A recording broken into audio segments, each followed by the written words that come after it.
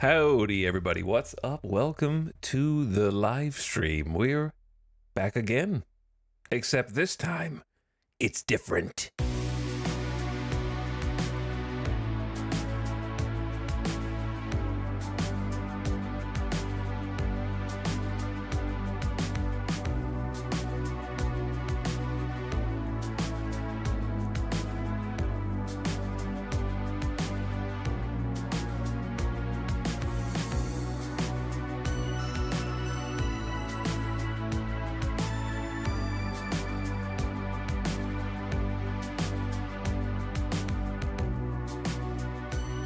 Hi, everybody. I got here as early as I can. I am a crumbling-brained man. My mind is crumbling like someone else you might know from a different game.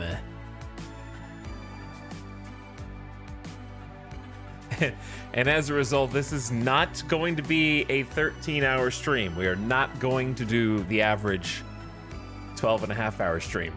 The only way that's going to happen is if this is the greatest, most surprising game of 2024. It would have to just blow me away. But just because it's not a 12 to 14-hour stream doesn't mean that I don't like it. I don't know if I like it because I haven't played it yet. I think I may have played it for like a few minutes on like a Steam Next Fest or something. That sounds familiar, but I've had access to the full game for a while, but I haven't actually checked it out because I've been spending all my time doing something else of late. So I'm going to bring in my hot takes today.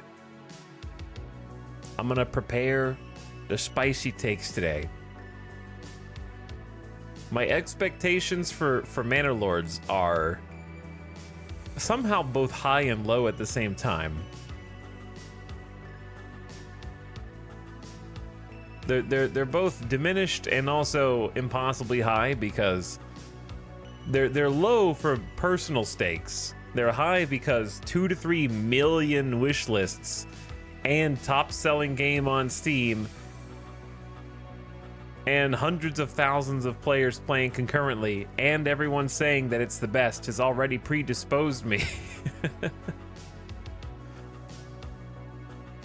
Also, can someone explain why I have an achievement in Manorlords for starting the game? The achievement is, you started the game. Which, first of all, shame on you, dev. And second of all, only 39.8% of players have this achievement? What?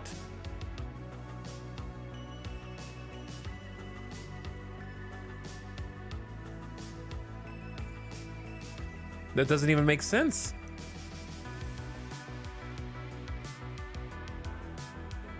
Congratulations. Thanks, guys. Thanks.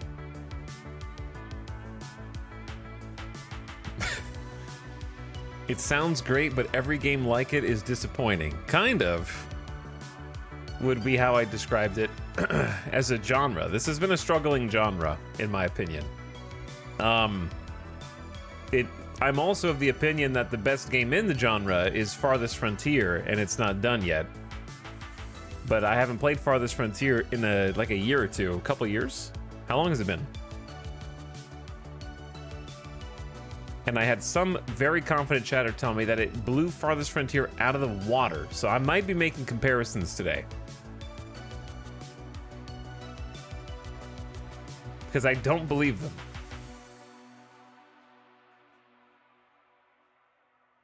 But yeah, we got the rare you started the game Achievo. And we'll hop in there in just a second, but first, chat's into it. Chat's already saying this is the best game ever. Best game of the year? What else has come out this year? My brain is utter mush after the last over 2 weeks. And I'm having trouble narrowing down specific thoughts. I open my mouth and words come out, and I don't know where they come from. I'm not really sure. There's like a separate section of my brain that is separated, like the cord is separated from the rest of it, and that's what talks to you. That's the part that you are familiar with. The rest of me is just like, huh? What? Where am I? How did I get here? What did we do yesterday? Is today tomorrow?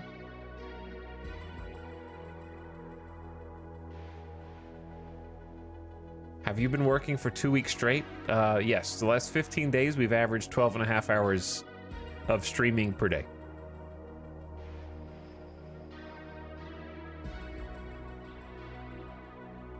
Which is basically Subathon 2 at this point. Because I think this is now longer than the Subathon in terms of consecutive days, but also probably not in total actual hours of presence being in front of the microphone, because we were there for like 16 hours, 17 hours some days on the Subathon. Finally, something to distract me from the tornadoes flying by my house. It's rainy today in Vegas. It's cold and rainy. I like the cold, but not the rain.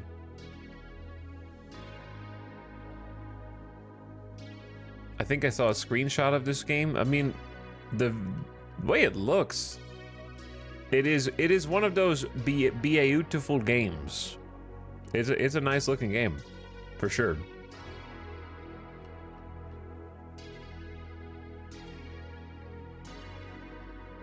I'm feeling like maybe 15 days of RimWorld streaming into Manorlords isn't. I feel like I'm already not going to give it a fair shake. Is that bad? Chat, why do I already feel negative? Am I just grumpy? Maybe I'm just grumpy. Am I grumpy? It's Friday. We made it. Oh yeah, it's Friday.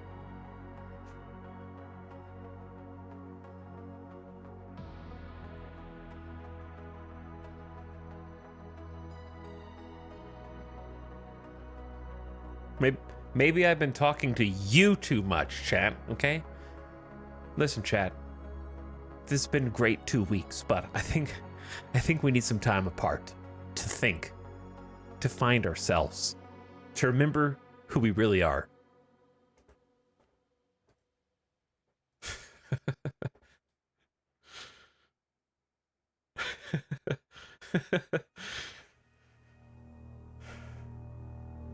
I knew this was coming. Oh yeah, you're definitely not going to see me tomorrow. I'm taking tomorrow off for sure. Unless I find a third wind today, you will not be seeing me tomorrow.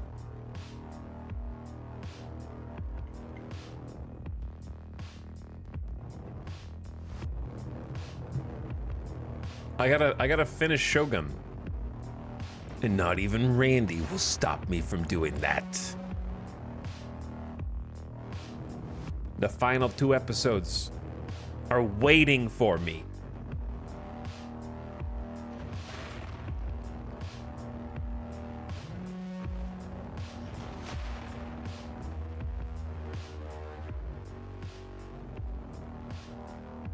Day 16 marathon spinning. Wait, what? Manorlords?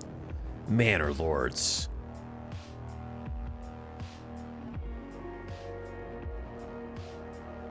Coming home from my job of streaming games for 13 hours to relax playing games for 13 hours. That would be great, actually. I can't emphasize enough how big of a difference there is between streaming any game, much less RimWorld, for 13 hours, and sitting on the couch completely silent, vibing in my own world with my own thoughts to finish God of War, because I'm like 70% of the way through God of War. It is a completely different experience. One of them is rejuvenating, and one of them requires a significant amount of energy.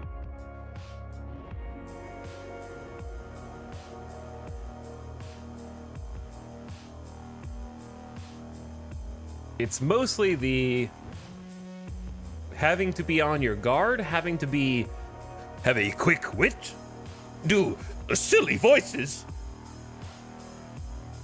and also talking about 5 times louder than you would actually speak to anyone who was in the room with you at that moment. Like if someone was in here and I was like, hey, what are you doing in here? Why are you in here? Like I'm yelling at them. You know what I mean? I yell at you for an entire stream, but that's normal. But if someone else was in here, I'd just be like, yeah, you wanna get dinner? Yeah, let's. What are we gonna eat tonight? But you can't talk like this the whole stream because like that's not. You gotta have energy. This is a stream, not a conversation. I'm the only one talking. I'm the only one talking. But I hear so many voices.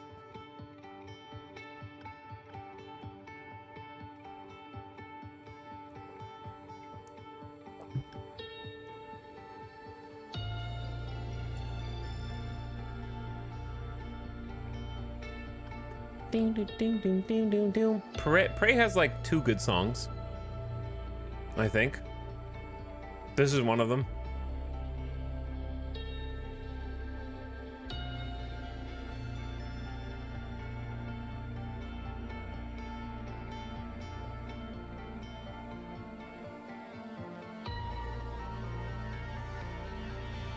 All this guy does is yap and talk. Where's the gameplay? By the way, chat, guess what? They announced today that Starbase is still in development. I have been stabbed through the heart.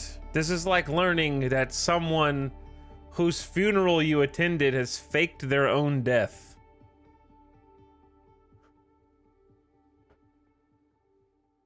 And they were watching you watch the funeral.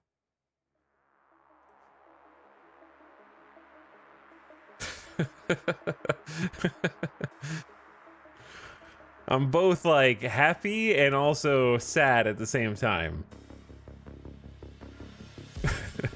The rumors of their demise were slightly exaggerated, yes. Oh yeah.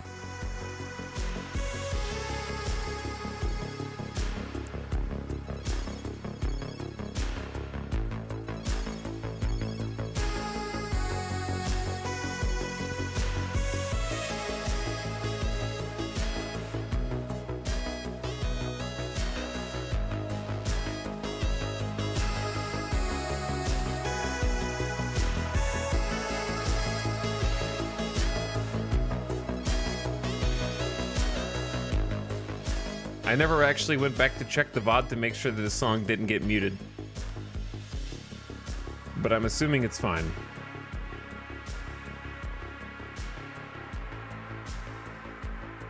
Anyway, they announced that Starbase is still in development, and they announced a series of updates today that they plan on doing.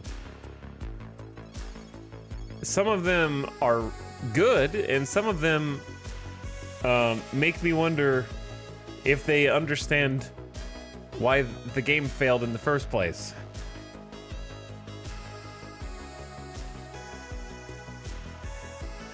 Because I think they have chosen some strange things. So they have a whole dev video on it, actually. Like, it's like a 10-minute video about what they're planning on doing. And I'm wondering if, like, I would like to do React content, but I genuinely think only 5% of the people who are here would even have context for how the game even played before. And so anything that's in the video would just be gibberish anyway, and therefore a waste of time to most of you. How long has it been since Starbase anyways? When did we stream it for like 200? We streamed it for like 250 hours. It was, I last even like turned it on in 2022. So I think it was like late 2021? Because it released in July 2021, and we played it after that, I think.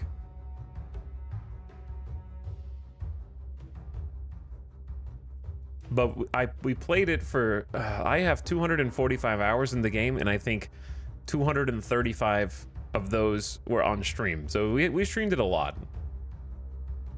Like a lot. Those were some 14-hour streams. So hearing that they've resumed development is interesting, but also, let me see if I can find They don't have like a text summary. It's just the video.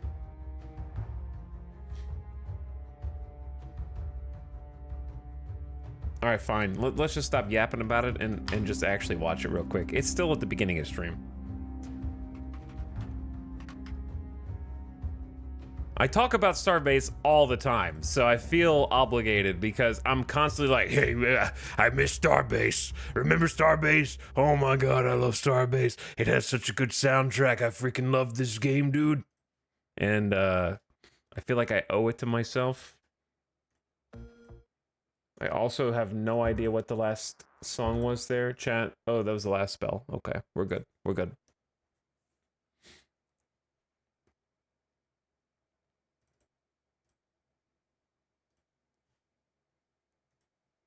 Okay.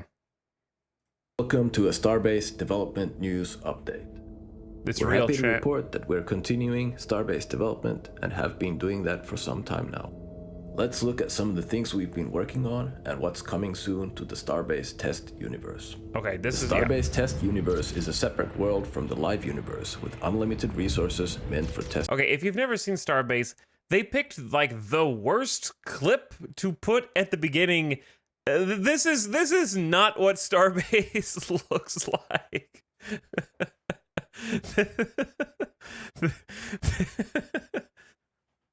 You don't even fly in third person. What do you mean cope? You literally don't play chase cam. That's not like you can't go out of body experience into third person camera. This is quite literally not what it looks like. It looks like Minecraft in space right now. Purposes. In the past, to access the Starbase public test universe, you had to swap builds and the download times sucked. Once the update... Okay, I don't care about the test server. Ship warp. Travel times have been quite long, so we've added warp capabilities for regular ships. You can access the warp menu on any ship by pressing X while in the pilot seat.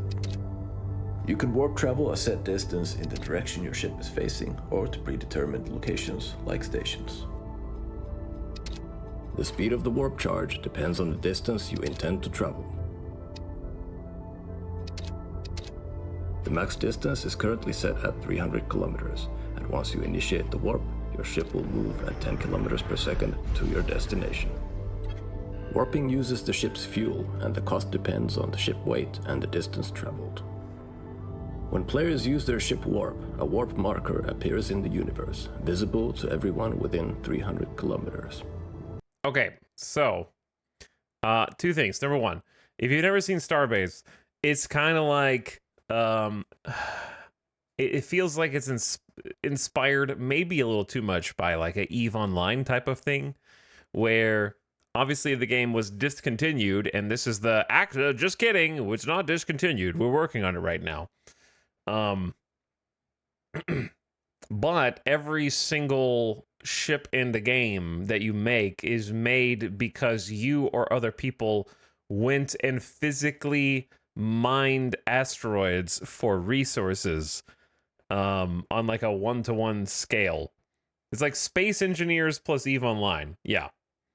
And it's like a multiplayer like MMO sandbox. And you had to physically build your ship from scratch with like every single... You could use an editor. They had an editor that I spent like 150 hours in. And you had to physically bolt every single like piece of armor to your ship. You had to get the exact correct location for where your thrusters were going to be. And you even could like code in the ship to make it do things with coding that you did. Will it ever be full release? Probably not.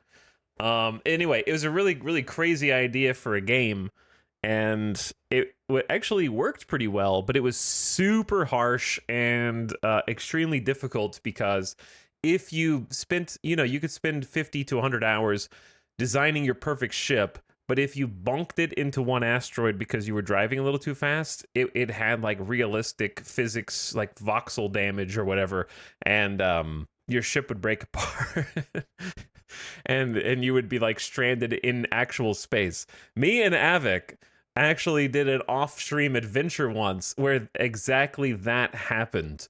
We each took our own ships that we had built ourselves by hand on stream, and then went on like a mining excursion, which, by the way, there's like space pirates and stuff, so getting stream sniped is possible, which is why we went to the dangerous regions off stream. But yeah, you could have somebody just come and like hunt you down because they know vaguely where you are, and then see your drive plume and then snipe you with like a kinetic projectile that would rupture your engines, and then you'd be literally stranded there. But anyway, we went out and we got like a full inventory of pretty valuable ore. And it took this was like a 3-hour trip, by the way, just to go find a spot that had this crazy ore, actually physically mine it ourselves, put it in the ship's cargo hold with the Beeble, and take it back. But because the ships were actually, they don't have is it, I guess, Newtonian physics, like they don't just travel indefinitely with momentum. They do kind of come to a gradual stop on their own. But you do have the issue of like empty cargo, your ship is more maneuverable, but with more significantly more mass, you become a heavy piece of shit basically that can't move.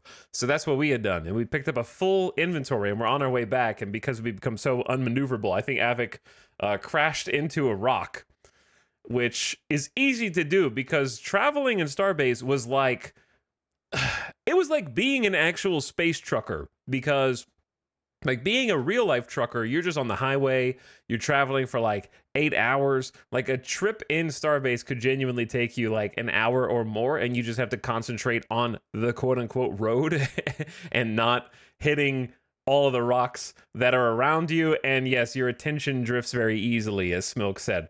So, or things sneak up on you because you want to go fast, but if you go too fast, you can't slow down unless you built a significant number of reverse thrusters on your ship to help you slow down, and this and that. So he bonked an asteroid, and then we were stranded trying to repair that for like an extra hour and a half to 2 hours.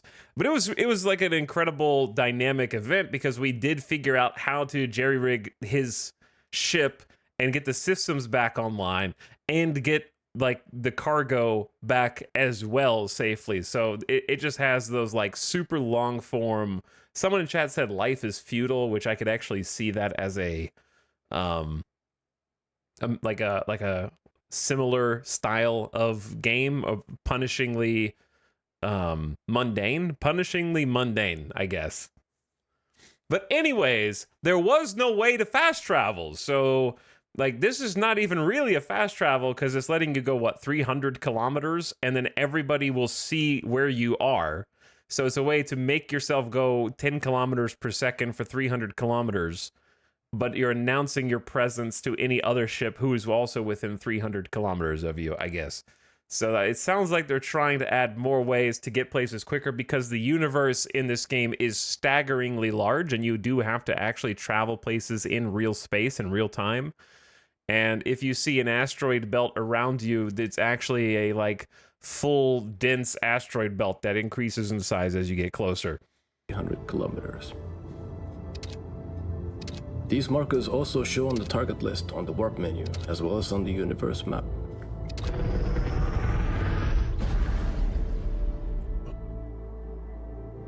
There's a universe map now. Navigation in Starbase has been tough, so we made a universe map. Stations, capital ships, and cities show on the map, and it updates automatically based on discovery. Players can also trade map locations with each other, and you can create custom markers to easily revisit places. Ship warp signatures will also be visible on the map. Okay, so this is still boggling. I like the idea of a universe map because for those of you who've played Starbase, this will give you a sense of scale. This is Origin 10. This little circle are the starting stations that you could spawn at. And I remember spawning at this and looking at how far away the other Origin stations were and thinking that it was a lifetime of distance away. And then seeing these in this little pocket in this ring around the planet and then watching as it like gets zoomed in on, and this is all space that you could technically fly in even though it is completely empty. I respected Starbase for having the universe scale, and also guess what, most of space is boring. And figuring out how to traverse it is a marathon, not a sprint. I'm sorry, but No Man's Sky space travel is really, really boring. It's really boring. Just point at the thing, fast travel, and then you get it's more like an inconvenience of it shouldn't even be in the game. And you can create custom markers to easily revisit places. But yeah, when it zooms in, and this is, you can go anywhere through there, and this would take like 30 minutes of real time just to fly from here to here or more. Ship warp signatures will also be visible on the map.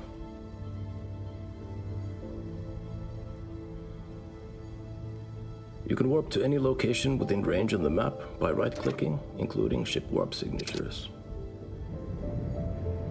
The map's use will expand from this early version in various ways. For example, events and sieges will become visible.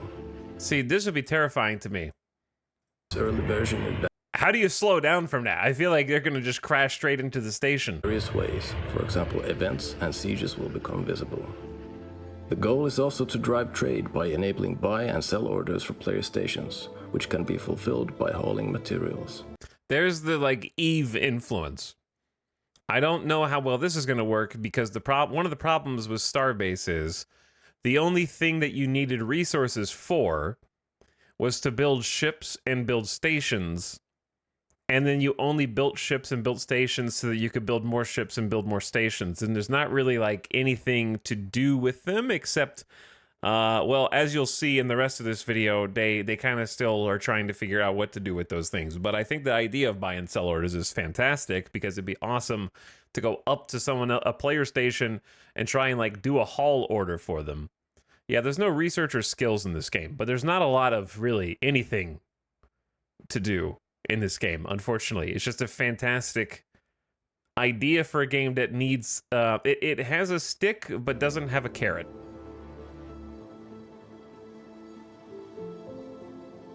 In the future, companies can establish a nation with their stations and expand it by adding more stations.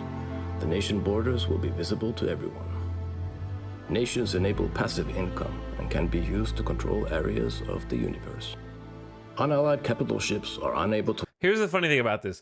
Controlling areas of the universe, the universe in the Starbase is realistically big, and it's so big that there is no way anybody could actually like meaningfully control a section of space, I feel like. There's so much empty space in real space. The distance between these 2 points is probably like, if you were just flying without their like warp system, it's probably like 45 minutes or more to get like from here to here. It's probably like an hour just to travel between these 2 points. warp through nations, except when sieging border stations. Regular ships can warp inside nations, but they will be seen by nation owners as soon as they pass the borders. Nations may grow into military and economical powerhouses, driving conflicts between rivals. We have plans for PvE content and have been testing, for example, these proof-of-concept automated turrets. Derelict stations and autonomous cargo ships armed with turrets and their variations are planned.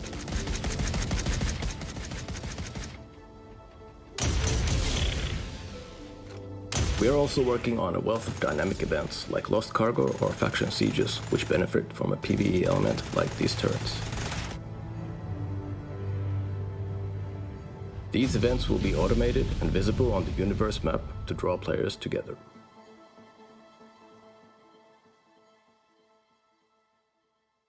Okay, so here's what game are we discussing here? Starbase, which was a discontinued game that they just announced is coming back from the dead. With it's a game we streamed for like 200 to 250 hours in 2020, late 2021. So they just announced it's coming back from the dead. That seems very ambitious. It gets even more ambitious than this. I think that let's watch the rest of the video, and then I want to come back to the thing that we just watched. It'll make more sense in context. Stations and capital ships have been optimized. More zones are fully loaded, and the switch between full and low LOD versions is faster. Basically, what happened was, in Starbase, it couldn't physically load what the ship looked like. So when you were flying near other ships, they would just be amorphous blobs of nothingness in order to maintain any semblance of performance without actually, like, rendering in. Their long-range rendering has also been fixed, so you'll be able to see stations and capital ships from several hundreds of kilometers away. Similarly, ship LOD tech has been improved, and you should now see some fully loaded ships in fights, instead of only low LOD blobs. The swap between full detail ships and LOD versions is also more optimized, so the ships should be warping considerably less than before.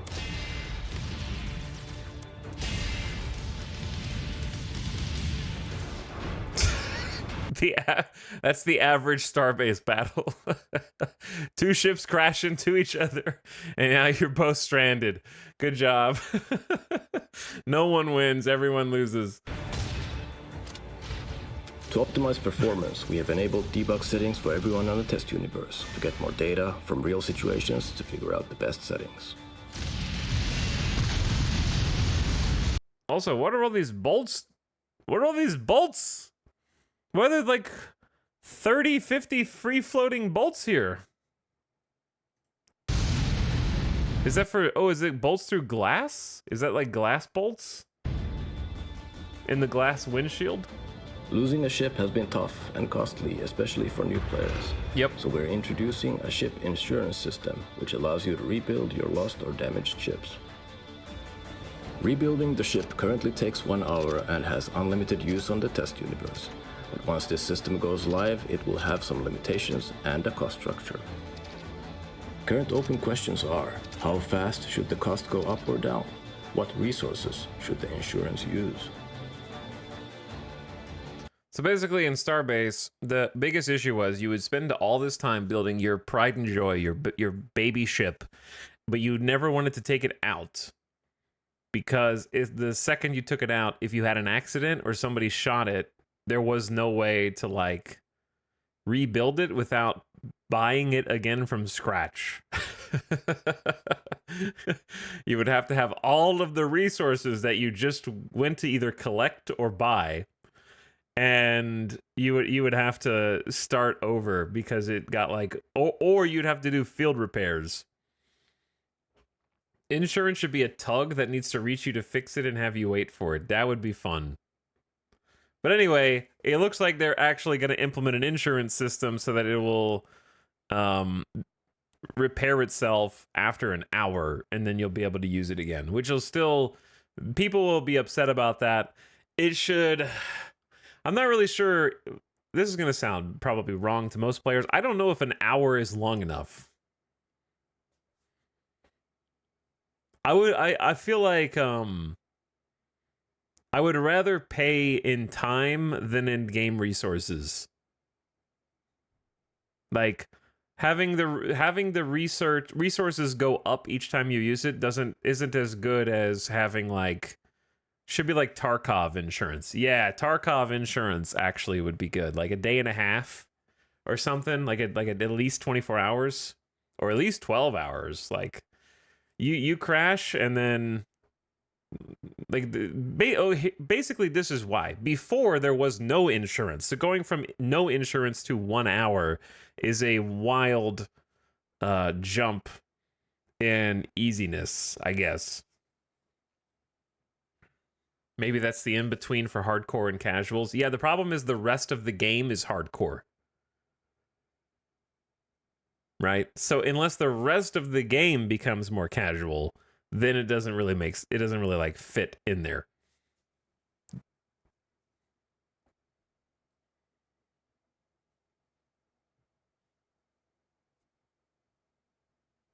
But yeah, like anyway, I like that there will be an insurance system because I never even wanted to take my ship out because what if it blew up?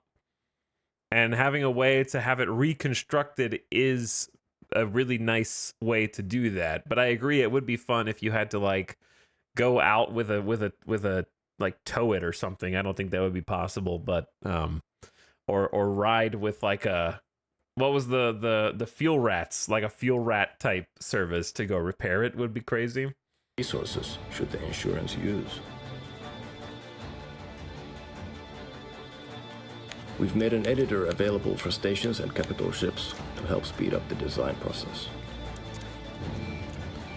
The editor allows you to create blueprints of your stations and capital ships, and you can work on the designs without having the materials available. For easier testing on the test universe, you can instantly rebuild your lost stations and capitals from blueprints. Once this feature hits the live server, you will of course need the materials. A lot of features are still needed, and we'd like to hear your feedback as soon as the editors hit the test server. My castle. Look at my castle. Sieges are an upcoming feature that allow players with capital ships to attack eligible stations that are built outside the protective safe zones of starting areas. Capital ships can initiate a siege on a station, nullifying the safe zones of both attacker and defender. Okay, so they're gonna do some kind of weird. Here's the thing: they're gonna do some kind of siege system, which will take a safe zone and make it an unsafe zone, which is an interesting idea. But my question is, what are capital ships for? During siege, both stations... To anyone who played Starbase, what are capital ships and player stations for, other than to build them just so that you can say you did? A genuine question. Capital ships become fully destructible, and hundreds of players now battle for control. In order to facilitate testing, all stations can now be sieged with only a 30-minute delay on the test universe. This adjustment, together with the ability to reprint stations and capital ships instantly, should help speed up testing on the Starbase test universe. Normally, players will be able to determine time slots when their stations can be sieged, so they're able to be there to defend. Sieges are not a finalized feature. I think that that's a really interesting thing. That is something that Rust never quite figured out, which is how do you make attacking and defending interesting when you have like someone has a base and someone wants to attack the base, right? In Rust, you just wait until 3 a.m. and they go to sleep and then you raid them offline. Or they leave their computer on 24 hours and they can hear the explosion and they wake up out of bed to come defend because they just leave the game on 24 hours a day.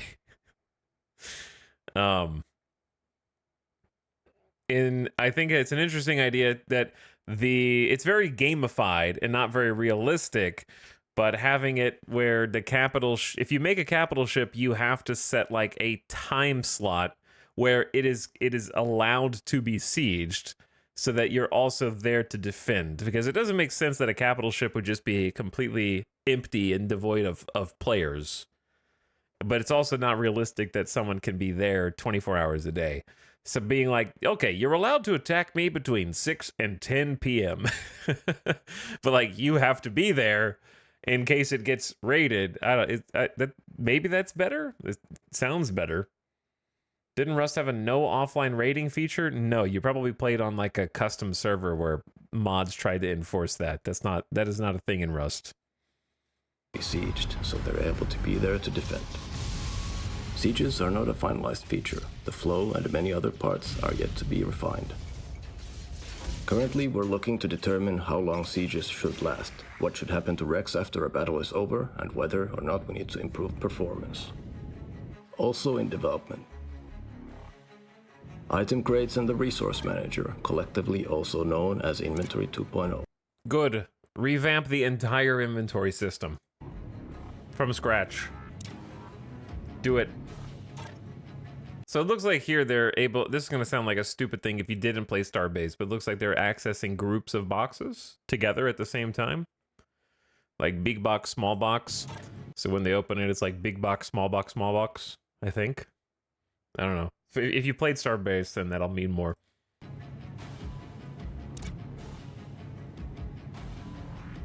Thumbs up. Ship blueprint selling with both limited and full access options. Basically, one of the dreams in Starbase, they kind of just glossed over it right here. I guess they're just looking into it, was becoming like, you know how in sci-fi media, there are always, whether you're talking about Starfield, whether you're talking about Eve, probably, I should know about Eve. If you're talking about Star Citizen, if you're talking about Star Wars, there are like ship manufacturers. And if you get a design by that manufacturer, it has a certain meaning and quality stamp that's put on it. There was a dream in Starbase that you could be that. And if you made a cool or good ship design, that you could then trade or sell that design to other players. So they're actually making it where your blueprints can be sold to other players in game, which is like, that's my dream. I just want to be a ship manufacturer and designer in a space game, and it's a very niche desire. So if they could make that somehow a reality, that would be very fun to me. So boring, but fun to me, yes. I think that that's just a really good idea, where different people have different brands and designs of ships. The problem is that necessitates a game that doesn't reward, like, the cheap, because basically Starbase had a problem where the shittiest designs were the most effective. Wait, what? Starbase is alive again? Yes, apparently the rumors of Starbase's demise have been greatly exaggerated.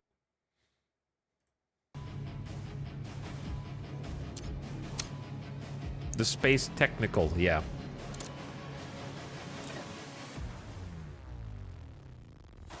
Buy those BPs, buy the blueprints. A cosmetic item shop that sells various types of armor sets, emotes. I'm not surprised by this, because the reason that they canceled Starbase is because they didn't have any money, which I actually understand. I get it. I get it. I do. You don't have money, game is canceled. And more. Okay, but but this dude though. Emotes and more.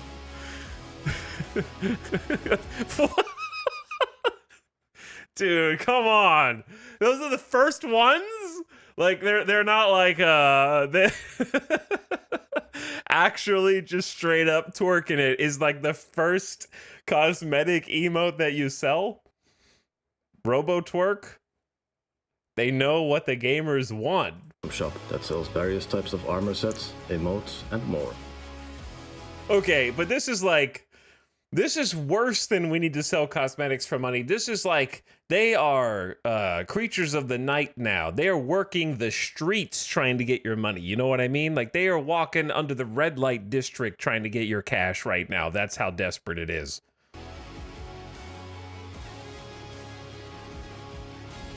Ship ownership rules will be simplified, creating more opportunities for salvaging and stealing. Okay, that's a big one too, because one of the huge complaints was if you found a salvage, you couldn't keep it. There were plenty of times where you would stumble upon the ship wreckage and you're like, I can fix this and get it to work. And I remember people in the community were like, yeah, we stole a ship, but then it just teleported away. And if there's an insurance system where the person can like recover a ship or rebuild it, then there can also be simplified stealing and salvaging where you can use other people's stuff. Because if you find a derelict, you should be able to just keep it. There are also balance changes and bug fixes in the next update, which is coming first to the test universe. Not all features mentioned in this video will make the first update, but they will come in phases. While we don't have an exact date for the first update, many of the features are already being tested on our end. We're glad to be back. Okay, anyways, I think there's a lot of good stuff here. I think that the best stuff is the inventory changes and that quality of life. and that they're considering more PvE options, and I think the universe map. Players can also trade map locations with each other. This too, being able to like talk to other players and then trade locations with them and like share map locations, because everything on the map only appears on your map if you've discovered it, which is also very interesting. I like that a lot. The problem is, like, the warp is a fast travel that will never be used, because if you fast travel and people detect you, then are you going to use fast travel? I'm not. I understand why they have to balance it that way, and I think it makes the most sense to balance it that way, but also, I'm not going to like, hey, I'm here just to go a little faster when it's already so scary out there. But I think that the biggest problem is, after watching this, I'm happy that they're putting some more effort and time into it. But at the same time, I think that they kind of missed the point of why it failed in the first place. The fact that they have a 9-minute "we're coming back" video, and the only PvE content they have to show you is a proof of concept: we have created turrets that can shoot at you, and you can shoot at them, and that's it, is missing the entire point. Starbase should have embraced the Sea of Thieves style of gameplay development if they wanted to keep developing the game. And they should have just straight up dropped player station nations and player capital ships. Because I think that the devs, and you know what, they can make the game however they want. And if that's their vision, then by all means, pursue it. But I feel like they're more interested in smashing toys together with nothing to show for it. Like, they just want to have capital ships explode because it looks cool, than actually get people interested in repeatedly coming back to play the game. They seem much more interested in PvP than in PvE, and they're hoping that if they just allow you to create the toys, such as capital ships and stations, that you will just fight and bash the toys together and create the explosions, and somehow it'll emergent gameplay will appear. It's just like step 1 capital ship, step 2 player stations, step 3 question mark, step 4 profit. Like there's not really a gameplay loop to speak of there. Whereas if they had pursued a stronger sort of Sea of Thieves style of gameplay and creating reasons for you, I also think things are too grand scale. Like the joy of Starbase is in being just a cog, like being a guy with a pickaxe who hits a rock, and that means something. So I think that having like such a focus on like capital ships and sieges as an upcoming mechanic is all flash, no substance for me. Where that scales up so high that it sort of loses sight of what endeared me to Starbase in the first place, which was this small scale, being a little fish in a big pond.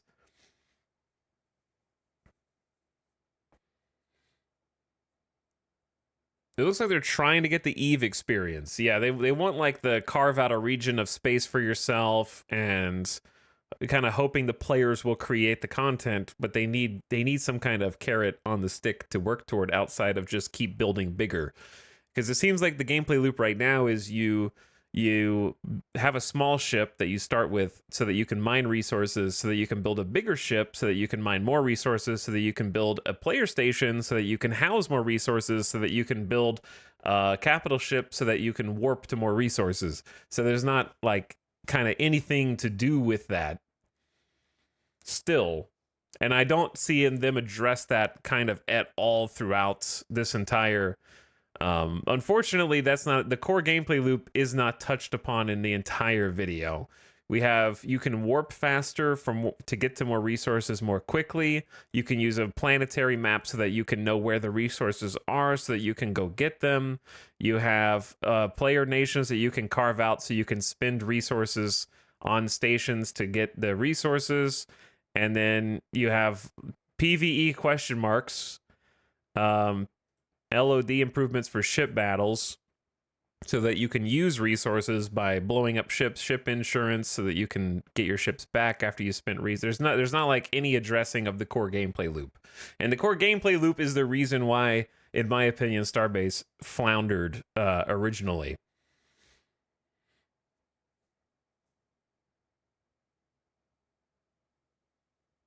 But yeah, let me read some chat. It's all really cool and it's all like good, but you gotta address the core gameplay loop before people kind of jump in and stay in. Because at the moment, people are gonna maybe jump in and then jump out for the exact same reasons that they originally jumped out for.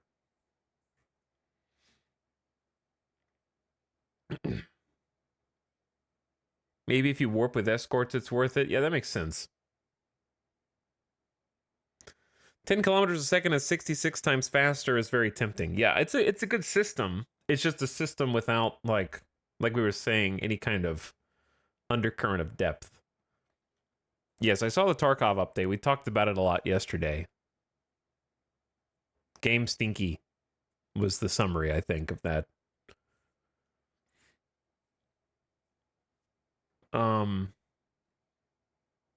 Right. What else is chat saying? Gameplay elements, but not a loop.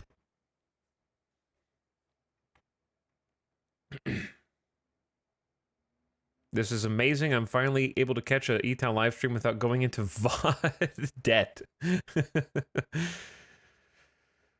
There needs to be a resource sink other than PvP and some sort of PvE goals. Yeah. And games like Elite Dangerous struggle with this as well. Like, what do you do in Elite Dangerous, right? But Elite Dangerous has at least a ship loop where you want to have cooler ships that you can buy. And it'll last you for a little while, but then you'll kind of get to the same end and realize that there's not really anything else that you want to do.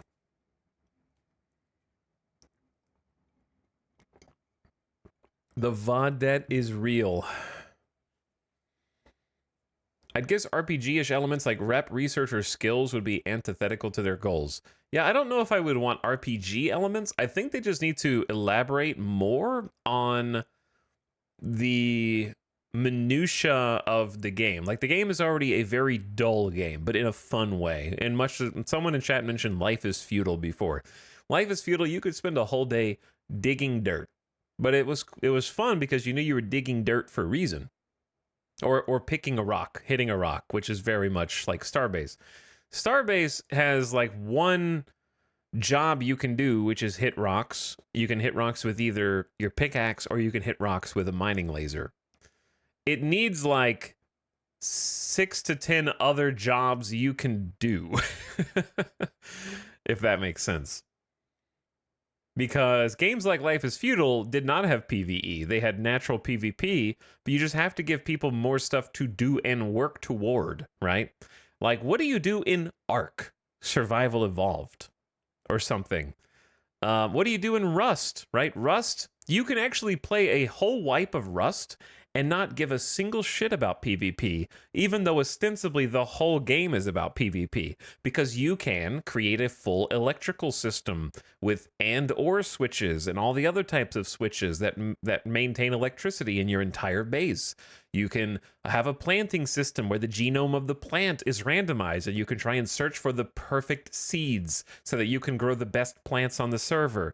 There's so many things that you can do, even though the game is wiped every year or something like that. I mean, not year. Why did I say year? Every, like 1 month. But there's, like, plenty of things for you to achieve.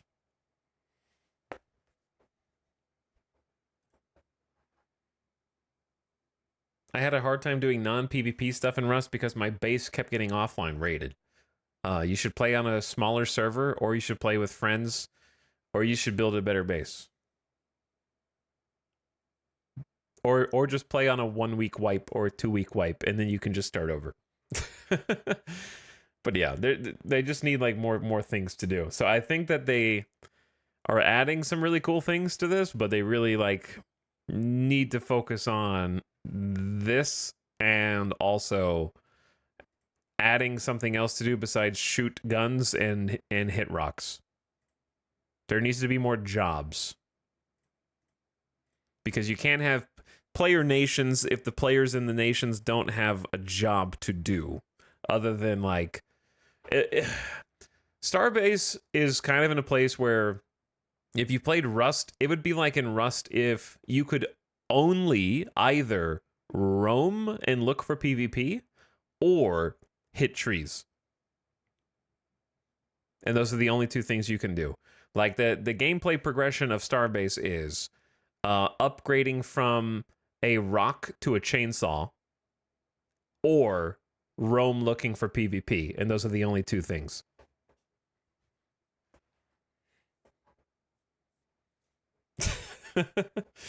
I would I think that's the best way to put it. Anyway, I'm glad they're not dead, but they need to like you can't just do this one update and then die again. You know what I mean? Like you have to be committed because it's going to take years for Starbase to get to that place that it needs to be at. It needs like commitment.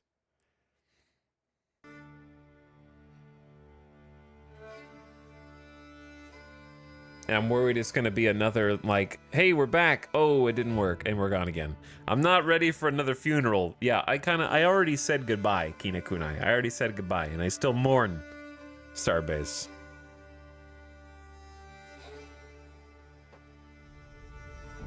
Anyway, welcome to Manorlords. The intro is over. I'm allowed exactly a 1 hour intro, which is what I have taken. Thanks for the beginning of stream subs, Azure Dragon. Welcome back for 9 months. How you doing? And then Crispy Games. Happy 13. What's up? Thanks for slubbing. Okay, can anyone tell me that they did not take the sound effects for the main menu from Crusader Kings 3? Listen.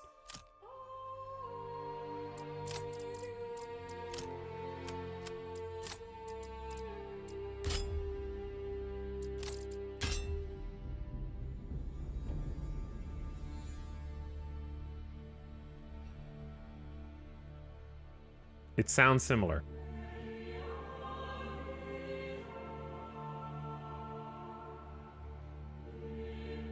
Hello, Shocker.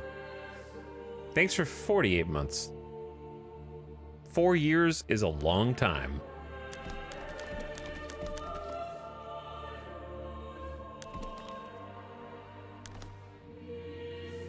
Thank you for starting year 5. That's just what UI sounded like in medieval times.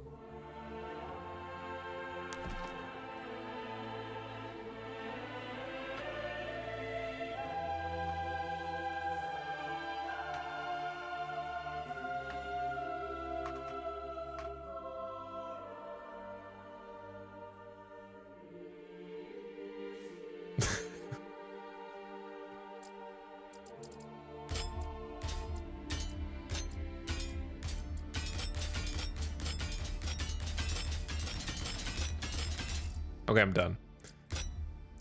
That's too many. That's also too many. 2 hour nobility creator. Oh, it's ugly. Oh, it's so ugly.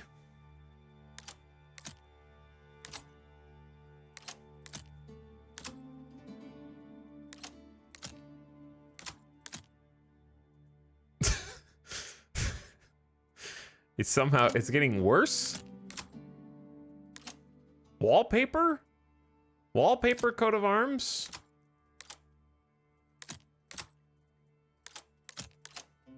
There we go. Okay, that's better. These are bad primary colors. I gotta find a better symbol though.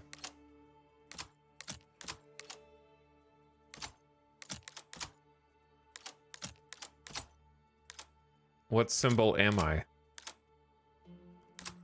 I'm gonna make the holy hand grenade. Am I gonna make the busiest coat of arms ever? We're just a keg, just a barrel.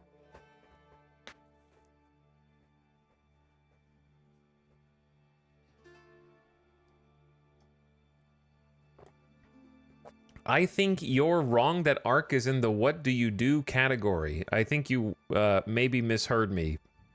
Because I was using Ark and Rust as an example of games that have a lot of things to do, not as examples of games that don't have things to do. But thank you for typing that well thought out response to a perceived argument that did not exist.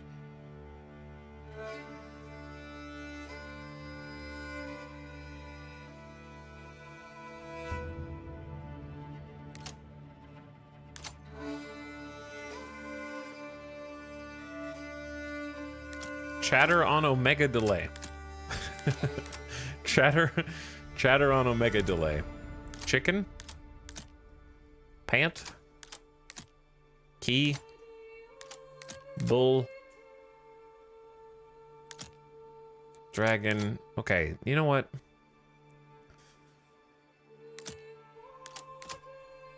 I kind of just like the rook. I'm a rook kind of guy.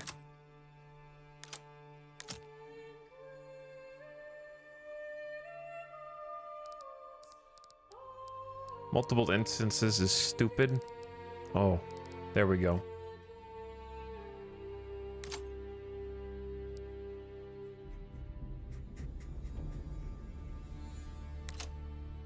It's very like modern aesthetic. Omega snail. Actually, you know what? I probably am the snail because I'm still in the character creator. All right, I'm gonna pick the snail.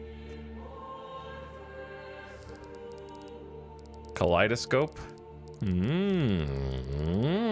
I liked it the way it was actually, right? Just right there.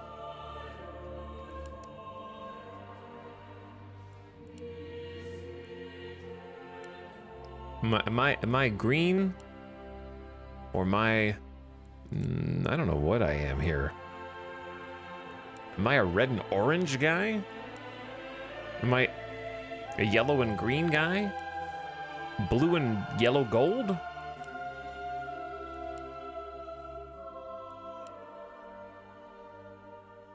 Black and gold? Can I not change? Can I change, oh god. What is dimidiation? An older form of marshalling by cutting the two coat of arms into the middle. Half dog, half horse, why not? Oh my god.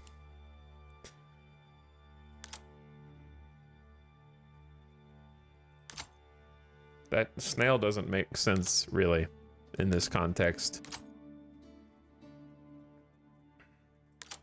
Snail chicken. Okay, where did the snail go? I lost him.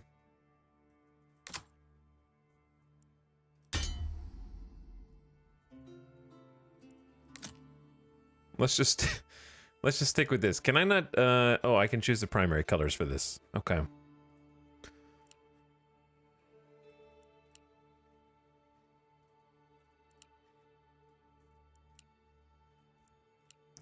Nothing really matches this.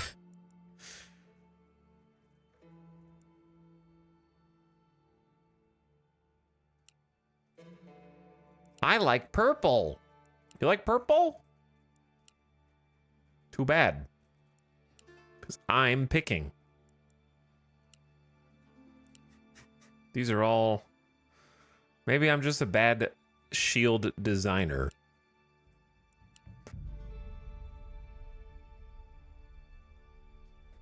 White and purple might look good, but it looks like somebody taped over the other symbol. Wait, no. All right, how do I go? Field A. There we go. Field A. Gray. White. Purple looks bad. Red looks bad.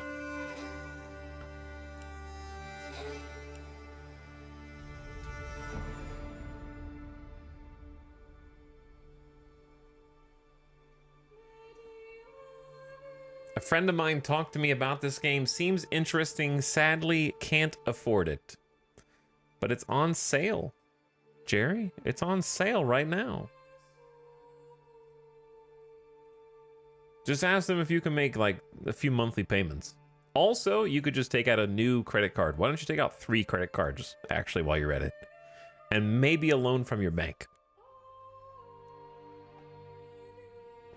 Chat, what do you think a bank would tell you if you went to them and asked for a loan for $30?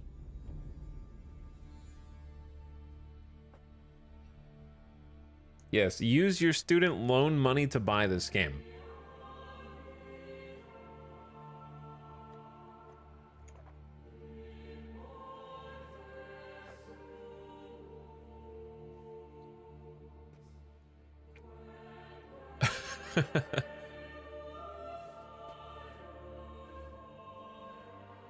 But anyway, you can live vicariously through streams and other content. And then maybe you'll find out whether you even want the game or not, you know? What if you don't like it?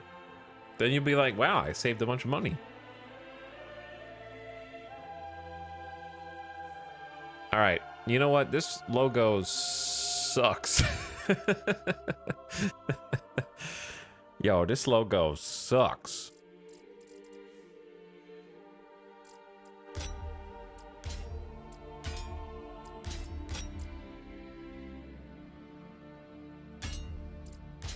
This is too many logos, man. There's more logos on this than in the beginning of the average movie when they're telling you all of the different production companies. But this does actually look like somebody's face. This looks like someone's face, like a eye, and like a. Oh?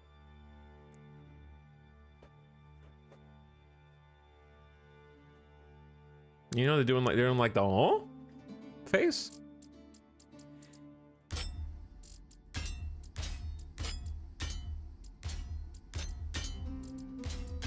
All right, what if I go back to this? No, that's not what I wanted to do.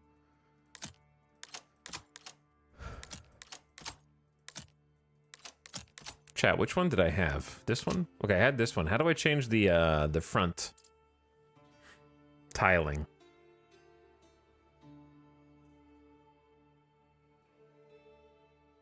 Field to B? Oh, okay.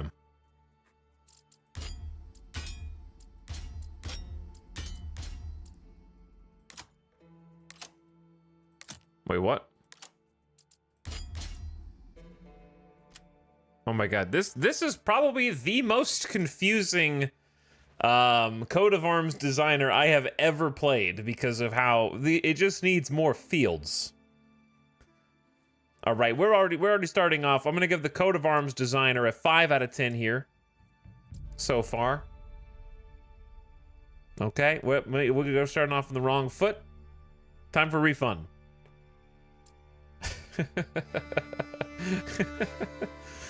Is there a random button? Field B, this one. It seems like it just kind of randomly switches between field A and field B. I'm gonna go with that. Lock it in. All right, game setup, scenario templates.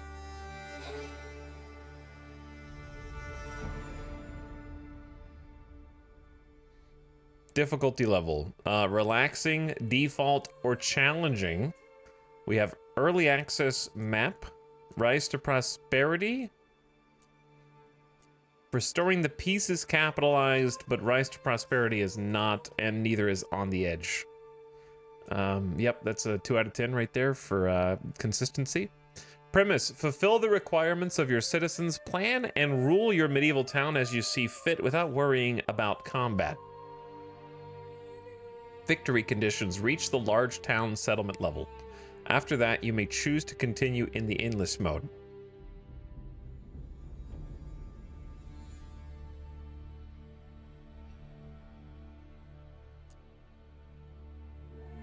Is this game true or Chad, why do people ask if this game a true early access game? It's a game that just came out today in early access from a single developer.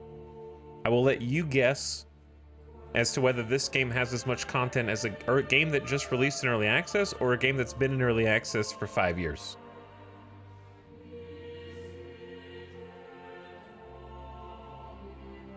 I made this. 2 territories in the north are claimed by the illegitimate baron, whose castle is located off the map. Bandit camps reside in the other unclaimed regions. Build and expand at your own pace. When ready, challenge the baron for the northern territories. On the edge, grow your city and raise forces as quickly as you can. The lands are pestered by raiders and undefended settlements will quickly perish. Yeah, I don't think I'm ready for that. So one of these two then. This seems like the one you're supposed to start with. Conquer every region or reach large town settlement level. These have different difficulty settings as well. This one has AI aggressiveness and this one does not. All right, let's just start with Rise to Prosperity. End goal, growth, conquest, none. And let's just keep it default then. Off map, adversary, present, absent. Well, this seems like, I guess there's no combat then, yeah. Chat is gonna want combat. They're gonna want combat. Okay, fine. We'll do restoring the peace to appease the blood gods in chat. They want to see war. You guys are explosion Andes. Fire burning Andes. Burning berries. AI lords may press a claim toward the player's regions after they run out of neutral ones to claim. Let's just keep it all there. Raider frequency. I'm not going to change any of this. I don't know what any of it means.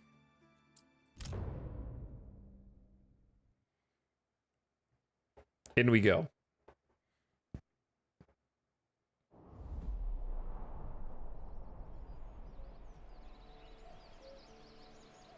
Pig. Is that a pig? That is not a pig. Build up your town, your manor, and when ready, press claims toward regions owned by your opponents. Once a claim's been pressed, be ready for battle. I will unite these lands under my rule. I can't believe the solo dev drew this. This is impressive. And made all the music themselves? They're incredibly talented. And designed all the graphics and the UI sound effects. In Manorlords, families need food. Actually, I would assume that... Chat, did they actually make the music? I don't know. I'm just making shit up. In Manorlords, families need food and fuel and roof above their heads to survive. Supplies in the region panel above shows how much you've got left.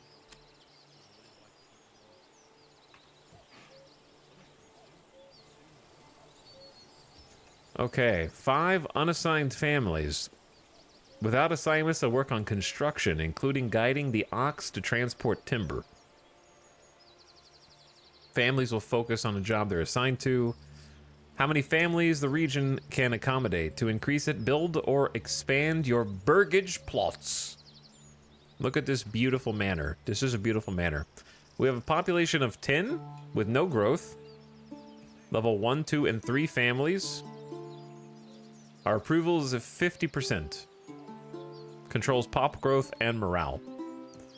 Public order. Govern the chance of crime occurring, as well as citizens turning to banditry. Regional. In almost all cases, resources in Manorlords have to be physically moved. It can take a moment. Feel free to change the game speed. Pause. It's a good idea. Am I crazy, or does the game get blurry and then unblurry? Oh my, when I move the camera. Well, for you, it's gonna look blurry because it's the stream. What graphic effect is causing my eyes to unfocus?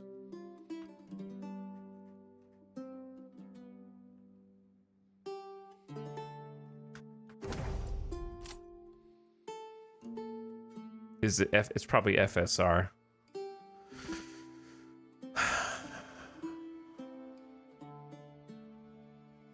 Cataracts.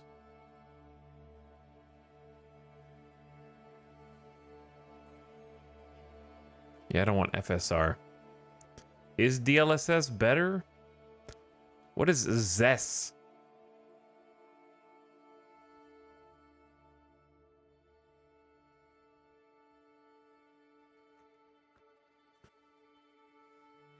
LOL 1080p? You're not even getting 1080p.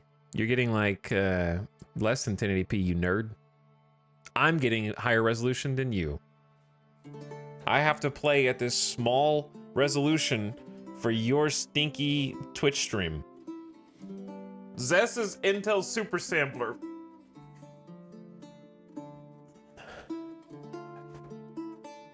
Anyways, if you're laughing at my game resolution, why don't you hit the PC command and look at those specs, okay? And then kiss the ring.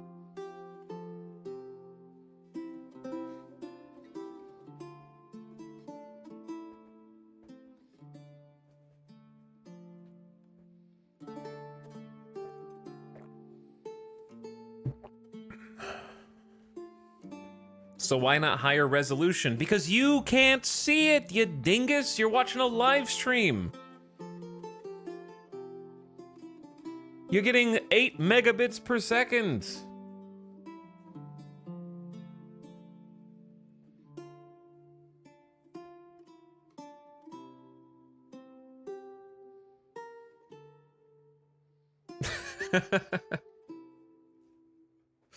Yeah, you're watching at 936 and 8 megabits per second.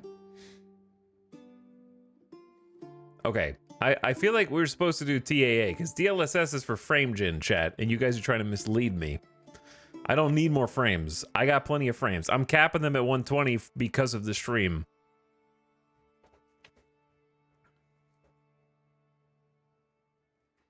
Chatters in chat be like, oh, 1080p gamer. I play games at 1440 and I get 60 FPS. Do you guys go into like Counter-Strike players and go, why are your graphics on low? I get like 500 frames per second. What do you get?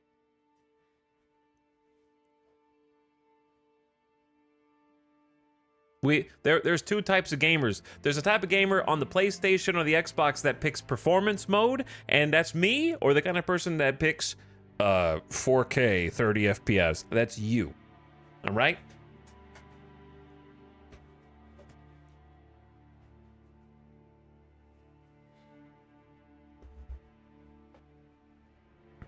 Do I have to apply these, or does it just work? No, it's still blurry. I'm just gonna have to get used to it. Maybe it's just, the only things that seem blurry are the people. They focus after the camera stops.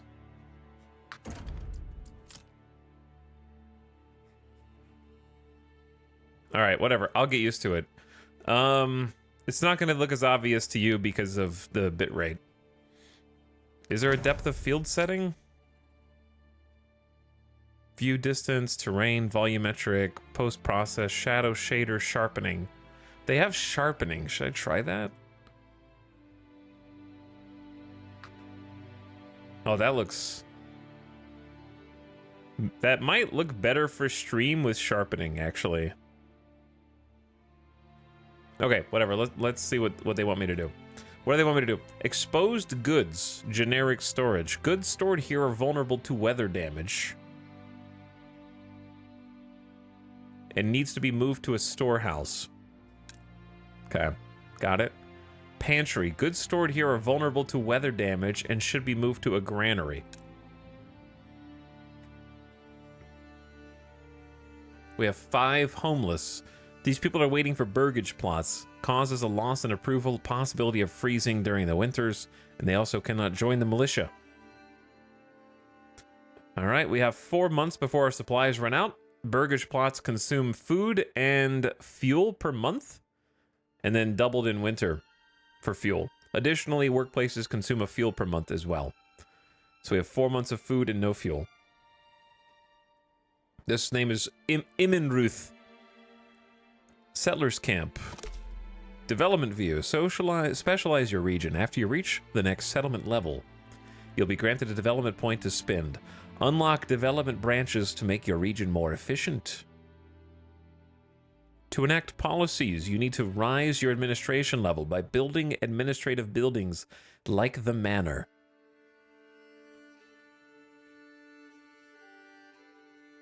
Okay, policies, development points. Probably not something we need to look at right now.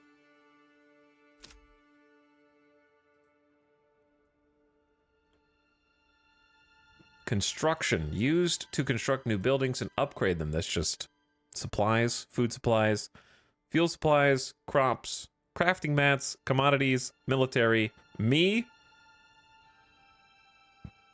The treasury. We got nothing. We're broke. No royal tax. 0 influence. And no favor. All right. It's March. Frequent rain. Seasonal deposits regrow. Summer, crops grow, possible droughts. Autumn, harvesting, plowing, and sowing. And then winter, seasonal resources are gone. Firewood consumption is doubled. Sheep shearing is forbidden. They'll die. They'll freaking die. Some workplaces allow villagers to use hand carts to transport up to 10 goods at once. However, this is extremely slow. Make sure you connect your buildings to roads.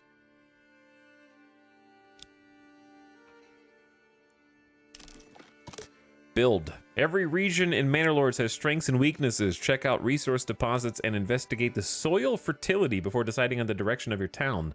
If your region has weak fertility, consider setting up trade early. Also, if your region has weak fertility, consider writing wills to transfer all of your inheritance to other family lines with stronger fertility.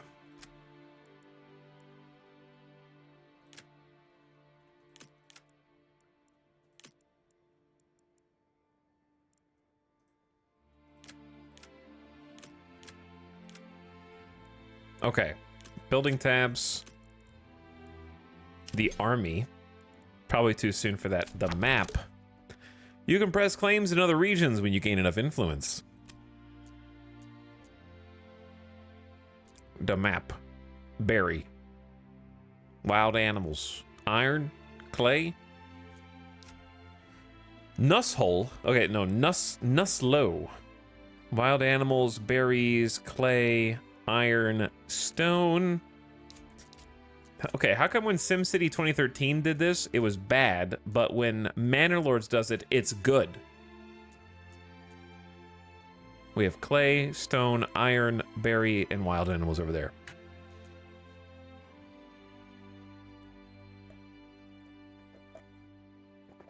Hey, Chad and Alex. Hi, what's up, Avic? We just started. I haven't done anything other than rant about Starbase.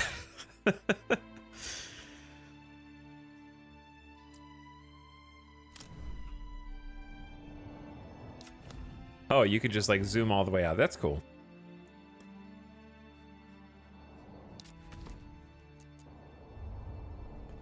We got our county lines. That's a nice feature. I enjoy that. Okay. Now I have to actually do something. No, I don't. I write to you with disdain and suspicion, for I have heard much about you and your crimes. What?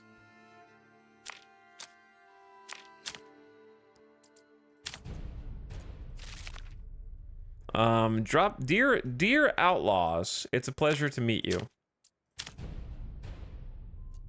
Okay. I had to check my emails first, chat. Sorry.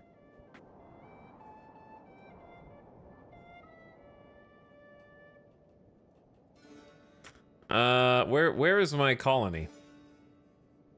Where do I live? Oh, this is it. It's so small I can't even see it.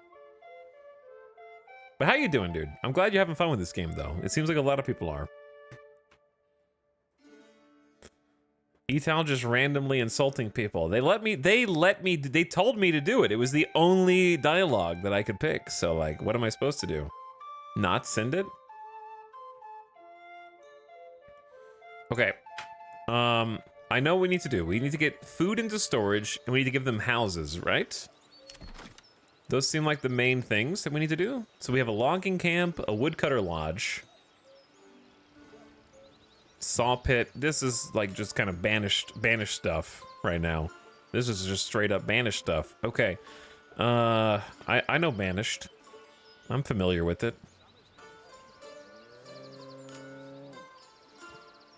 So we only have 8 timber. I gotta be a little careful here, because if I build the wrong things first, then we just don't have any resources, and then we die, I'm assuming. Because burgage plots cost wood, or lumber, and then to give them any semblance of storage, that's just a camp. Place it on an empty claim territory to settle. Grants base starting supplies and 5 families. A trading post. You're crafting. Okay. Farms, fields, pastures. A corpse pit. Probably need one of those right at the beginning. Everyone here's dead already and they don't even know it yet. Okay, logistics is going to be our granary. That's going to be 10 rock. 10 stone. Alright, so let's just get the defaults then. Let's get the basics. If we look at the map, animals that way, iron that way. Shadow the map, is the map the same every game, or is it randomized?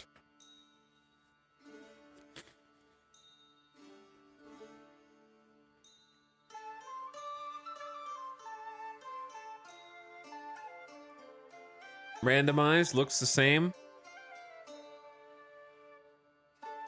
No one knows. Okay. The duality of chat. Resource locations are different, but the map is the same then. Same map, random start location. So you might be in a different corner or something. Sawing finished? What? I didn't even what? I didn't unpause. I started in the same corner this game.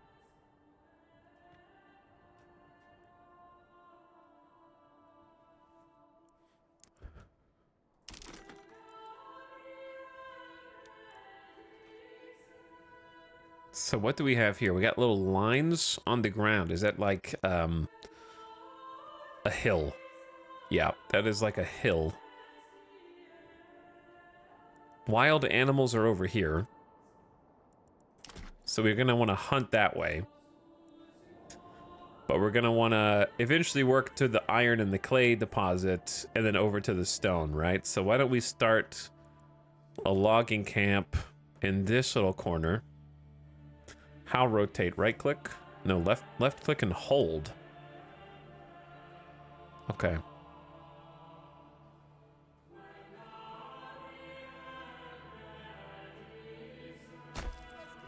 Let's start there.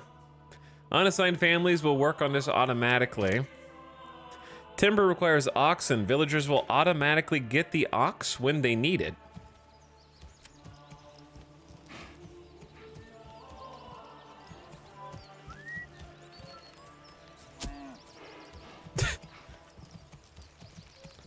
He's got a log. Get that log, ox.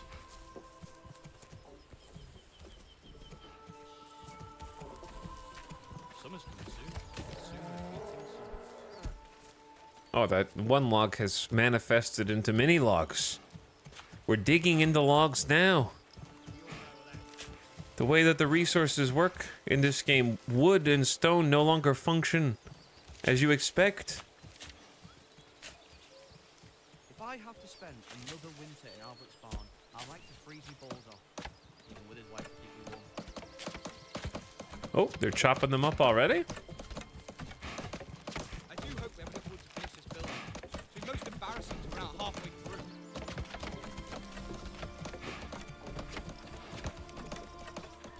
Good job with the building so far, guys. This is going up way faster than I expected. We have a lot of people working on this simultaneously.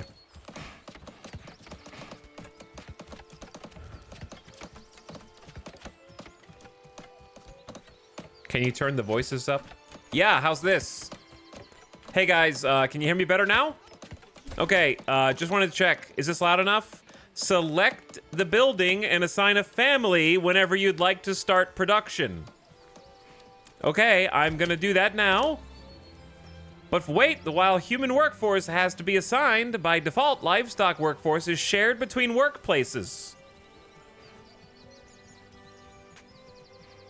You can bind it to a workplace permanently in the advanced tab. Just watch out so that you have unassigned oxen. Okay, basically don't want to assign all the oxen. Hold on, there's too much stuff on the screen. I have to assign the humans, but livestock will work for everybody. No, we have a non-compete clause with the oxen. You're not allowed to do that. You can't go work for our competitors. Oxen, you work for me.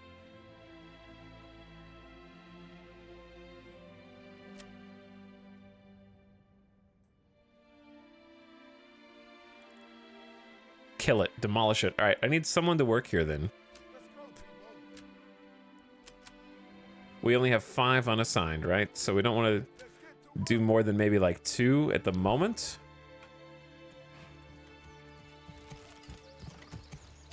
But they got their nice little fire going here. They got a little roof. I mean, the craftsmanship on this building, Fritz, is very good. You should be proud of yourself. So why is the ox is coming here with more wood?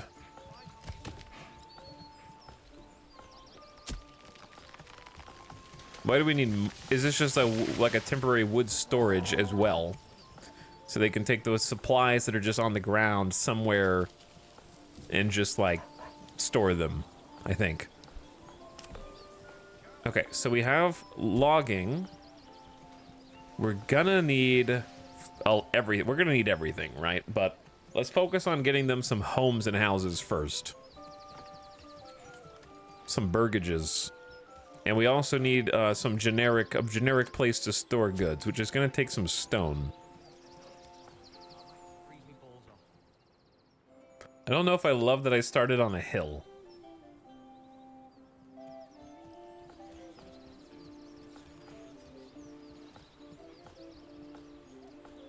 And I don't have any roads. And we also don't have a lot of, like, open space in which to build. We'd have to cut down trees, and it's difficult to imagine what that will look like. My first town is gonna be so ugly.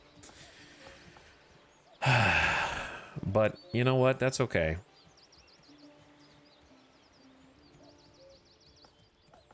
I assume we're gonna destroy the homeless people's tents. That sounded bad.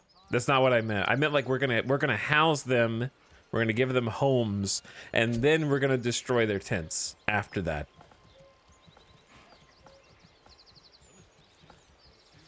That would be my expectation. So I have to imagine that this isn't here.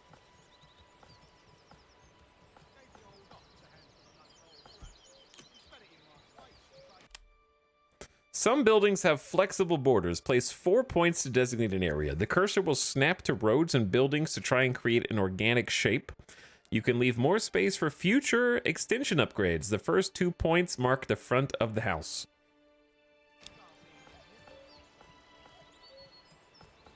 I feel like am I jumping into this too soon? I also don't have any roads. Because I'm having trouble. I'm struggling to imagine what everything is going to look like, so it's hard to plan ahead. This is the opposite of a mega base.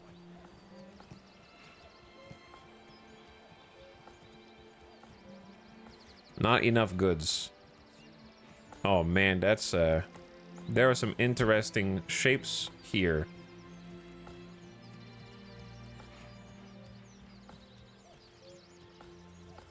I chose my village location by picking the spot with the worst fertility. I guess that's the question that I need to ask. Where are the, like, overlays?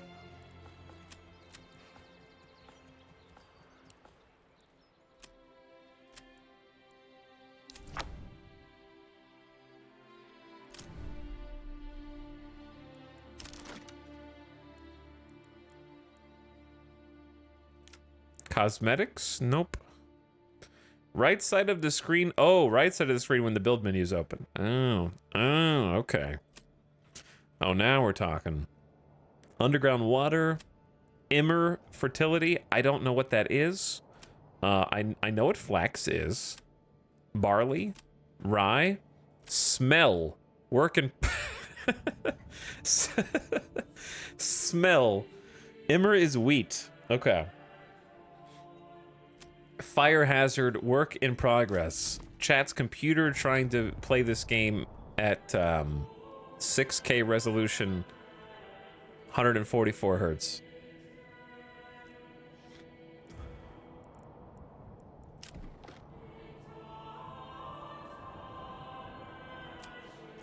Okay.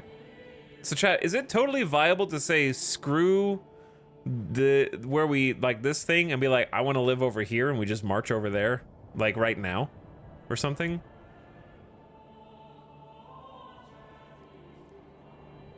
Or do I generally need to stay vaguely close to where we start? Because to me, this is the perfect place over here because it's in between iron, clay, stone, and berries. We might have to go out for wild animals, but one way to find out.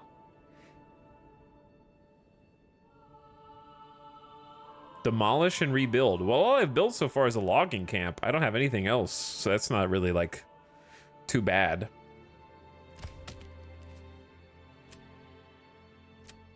The other thing about the logging camp is I'm not really sure how far broad they'll go to get wood or trees.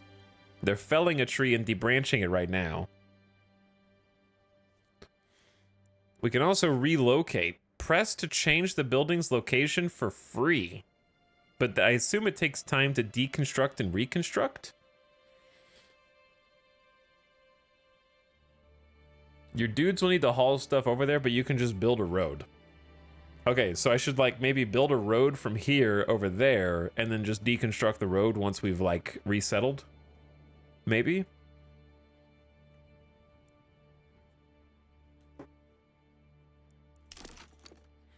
Because what I'm seeing here is that we have, like... Save. Okay, what I'm seeing here is that we have a significant crossroads of underground water right here. Well, I didn't mean to zoom out that far. I wish it didn't close the menu, but we have pretty fantastic wheat fertility everywhere. Flax fertility is spotty. But this area seems really good, but it's right on the border. This area seems good. There's some area there. This is like a road right here, which I don't know. Is this like Sim City where you can't do anything with these roads that cross through? You can also leave a camp for the woodcutters to live in while you focus on building the main village.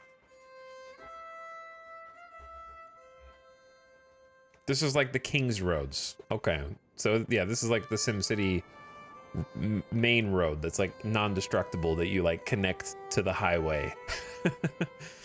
Barley fertility is really good here too.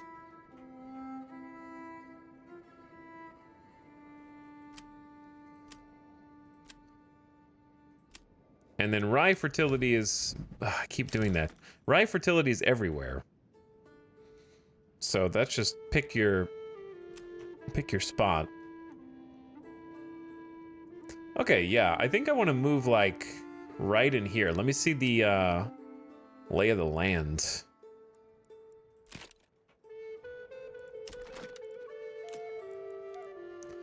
How did I get the hill curvature before?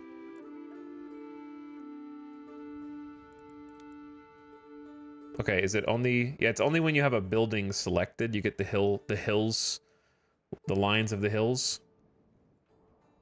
So this seems relatively level. I kind of like this little crossroads.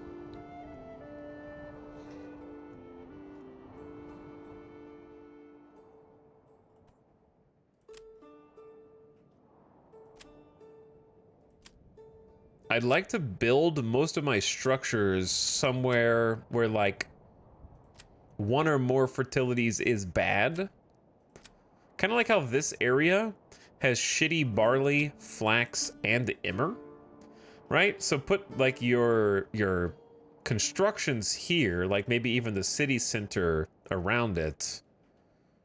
And then you have your fields surrounding it where it is like we have barley fertility here and here. We have flax fertility down there. We have emmer fertility all around it as well. And just kind of like find that overlap of where there's like 3 bad fertilities and then construct houses and stuff on that. I think that's a pretty good strat. Okay, and it's not too far away from the logging camp. So perhaps if let's look at this, the road creator. I don't want to build on top of the clay or the iron deposit, right? Like that's, I wish you could have the overlays up while building a road. That is the only thing.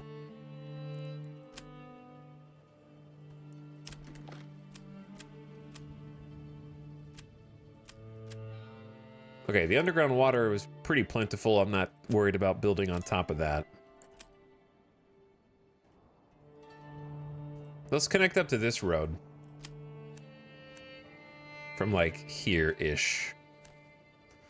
So control mouse wheel is road curvature.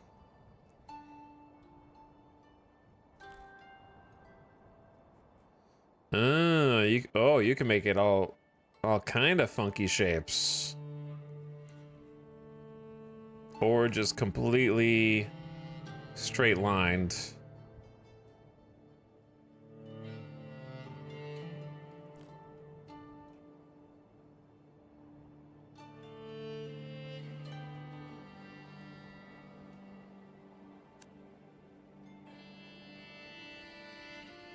I think some curvature is good here.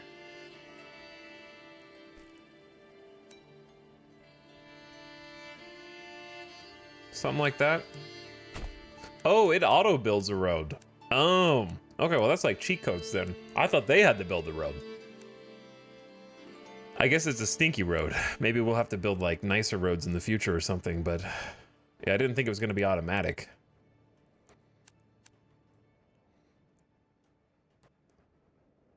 Okay, but yeah, let's build that.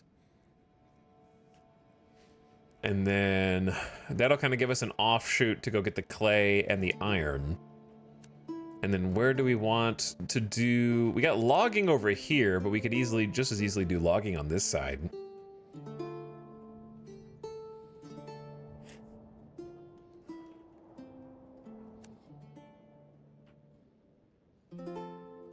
Okay, well, let's get a road connection up.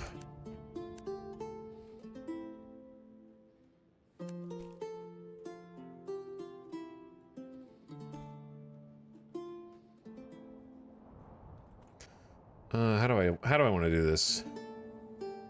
How do you delete road?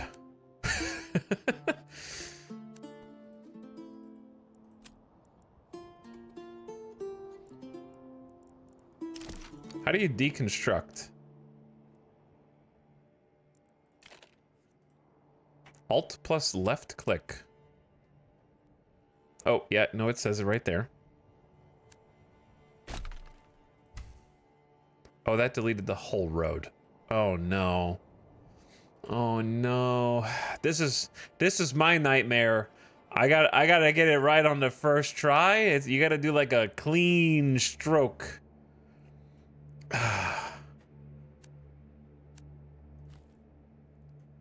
I'm the kind of person that builds and rebuilds roads a lot. Definitely shouldn't be all in, it shouldn't be all in one thing. But doing it piecemeal is not going to work because it's using the keyframes of where you put the road to give it curves retroactively.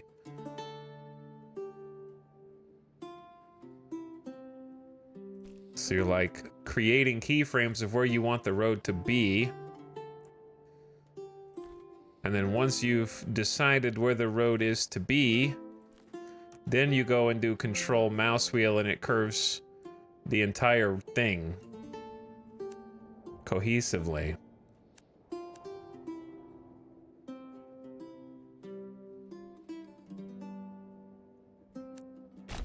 Something like that. He's still in the road creator. I am still in the road creator. Okay, how do I... What? What is that? Who did that?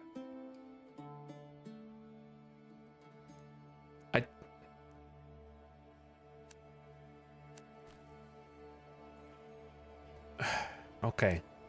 Alt. Entire road deleted. Oh no. Oh no.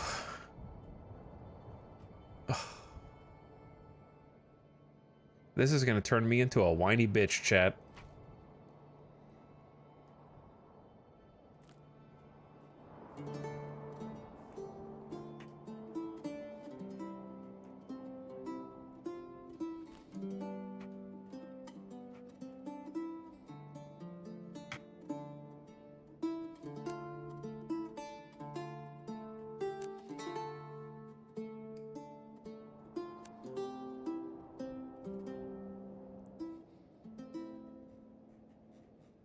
Octagon.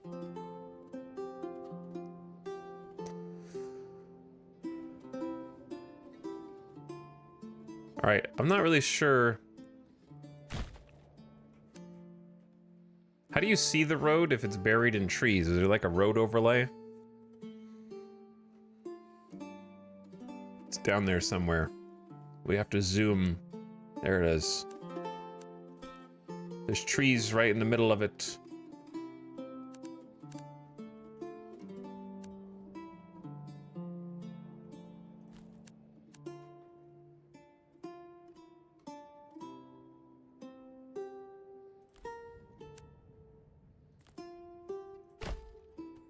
Okay, so M is the best. What? M is how you see roads? Oh, this is my road. Click on the eye. No, shut up. M for roads.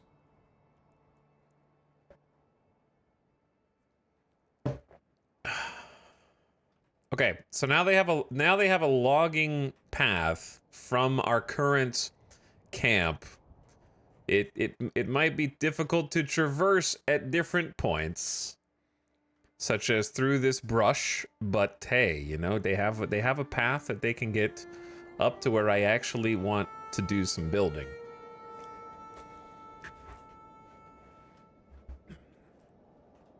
And we're cutting through iron and clay and all sorts of stuff. So let's get the basics set up.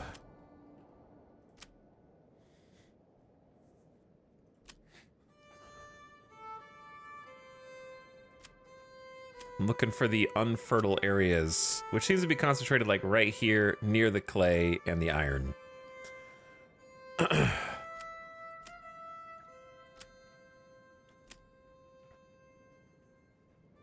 And we can have like emmer over here, flax over here,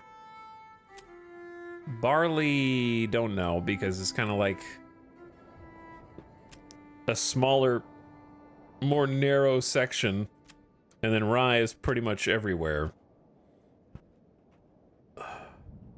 Barley's best, like almost back where we started, or it's split between the roads there. Okay, let's do... I'm gonna leave the logging camp where it is for now and suffer the consequences later. We need somewhere to store and distribute goods, like a granary or a pantry. What should be the first thing that I build, chat? Should I just build some burgage plots so they have some homes and they can move over here?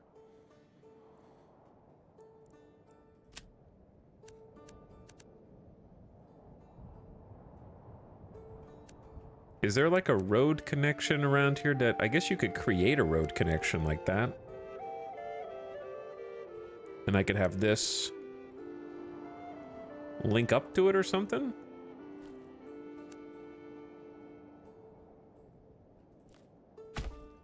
Because why not? Whichever way's faster for them to get where they want to go, we can kind of like carve out this section for ourselves.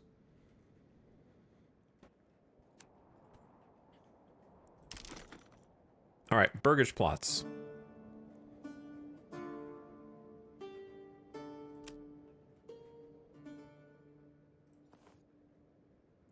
Okay, so the first 2 points dictate where the front is. I don't really know how big they need to be. Okay, that's too big. I am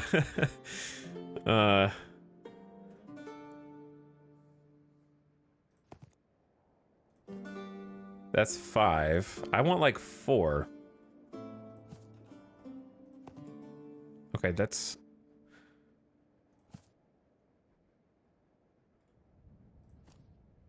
There we go. There's four points right there. Lock that in. Yes. That's the place.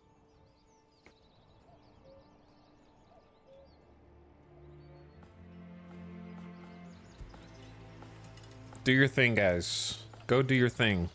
You got a long road to walk now.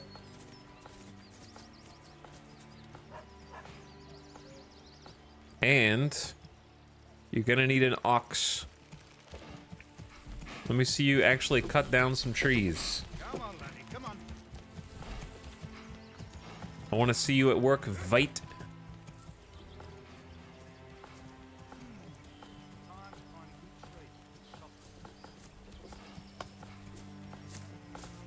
I'm watching you. Summer's coming soon. Soon. You're doing great.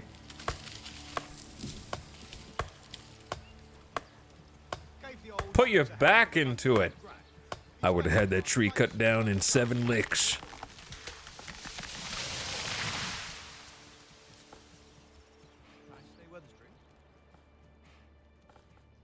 All right, where did the ox go? Do we only have 1 ox? Oh no, we only have like 1 ox. Soon the beating sun. Oh, here they are.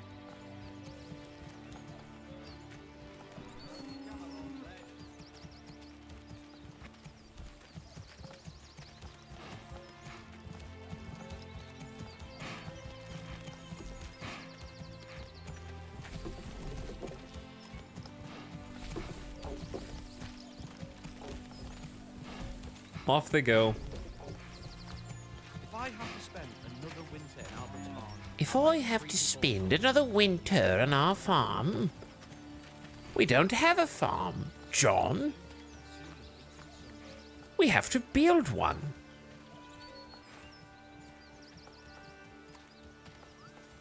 All right, well, you guys are walking the Why did our Manorlord have to make us build all the way over here? That's such a long walk. He could have built a straight line between the trees instead of this circuitous roundabout.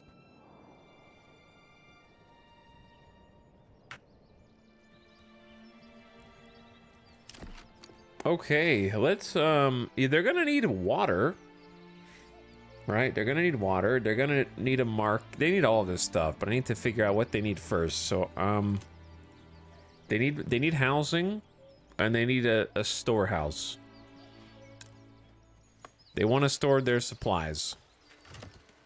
They got bread, firewood, stone, and tools.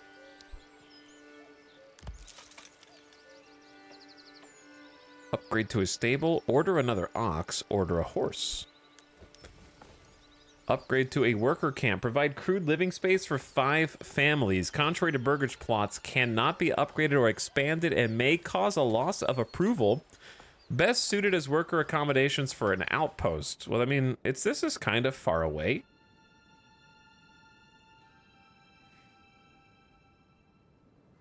From where we are, so I think I'm gonna do that.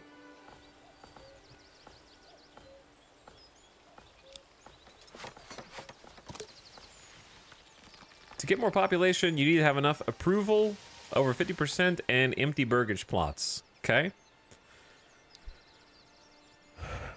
Sounds good. They've got 7 out of 28 log storage here. That's where the people are. Lawrence, Veit, Hans, and Anna. They're branching a tree and flattening the ground. Connected to the road. Unlimited work area. Oh, I can limit their work area. Oh, cool. Okay. And then assign them a perma livestock.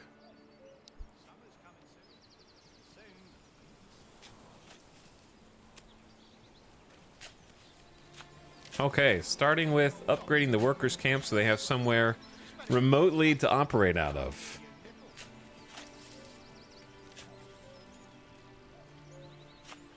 While we start our burgage plots, I also have like cosmetic day-night on because I thought that would look cool. Hopefully the night does look cool. Oh, there you are. Friedlin is, how do you say this? Is unassigned and waiting. Unassigned people should just build. They need a second timber. Okay, so the problem is we're just having to slowly transfer timber. I like logistics. I don't mind waiting for logistics.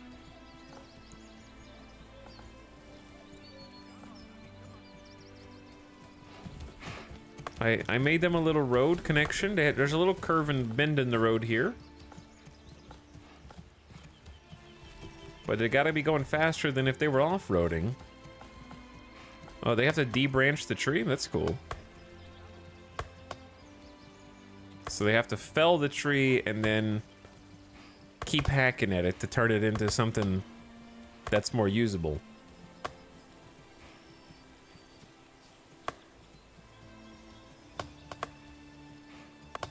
Okay.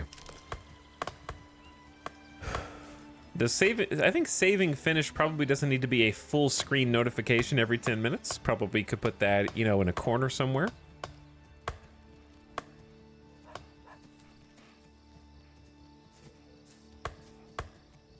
And then once they have the broken... Dude, this ox is in high demand right now.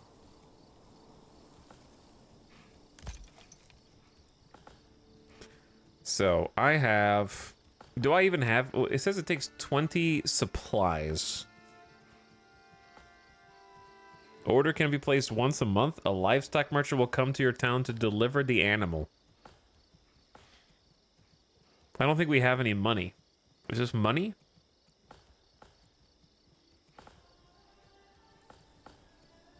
I don't know what symbol... The symbol's not on the screen, I don't think. Yes, it is. We have 50 regional wealth. Wait, no, it's not. Is that the same symbol? It's kind of... This one has more coins next to it. This one doesn't have any coins next to it.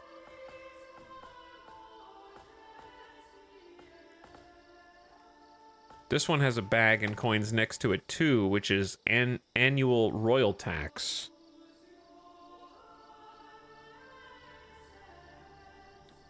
And then this is just the treasury of my personal money. All right, well, there's one way to find out. Livestock order placed. Okay, it was regional wealth, I guess. Because it went down by 20. Wait, stable space is only 1 of 1.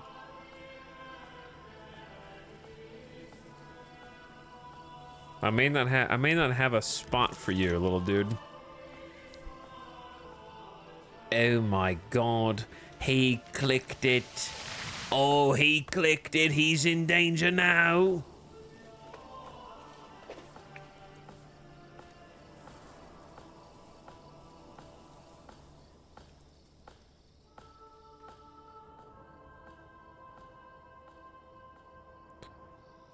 He's gonna be struggling now. The cow-based death spiral is upon us. All right, what else do I need to do? We have homelessness. They've got plenty of jobs.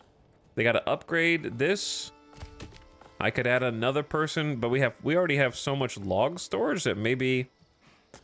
Let me see what everyone else is doing.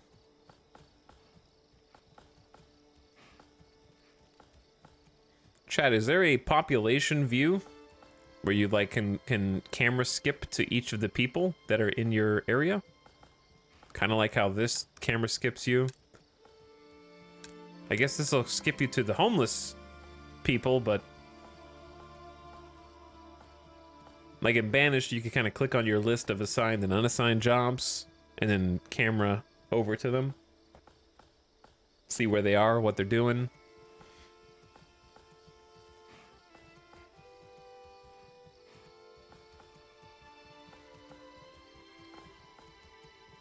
Well, I know that they're there in spirit, just not where they physically are.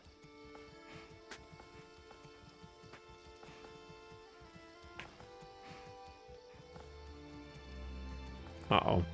Not enough stable space. Build more hitching posts or upgrade to a stable, or they're gonna freaking run away. They're gonna run away.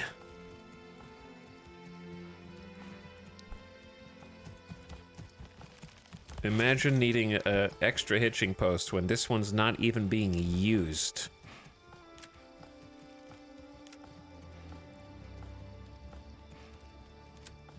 All right, well, if we have one hitching post over here, then it makes sense to have another hitching post over there.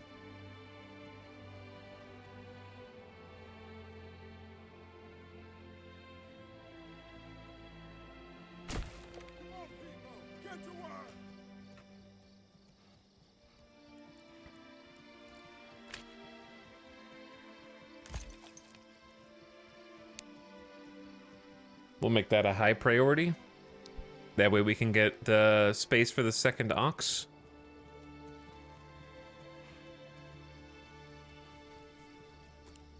All right. This is a 4x speed fast forward kind of game. Are they sleeping?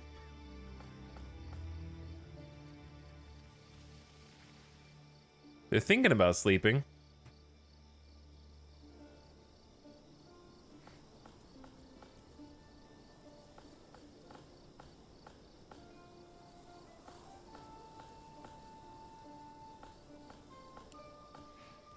One can only imagine how the first attempts to domesticate animals went about. I don't know if there was like a conscious effort, so much as a realization that times they were a-changing and animals were adapting. Like, I'm not convinced that people looked at wolves and were like, you know what? We can make smaller, friendlier versions of that. I feel like it was something that sort of just like started to happen as the relationship between man and beast developed over many years. I don't think anybody had like a bright idea to create a generational evolutionary difference in certain animals.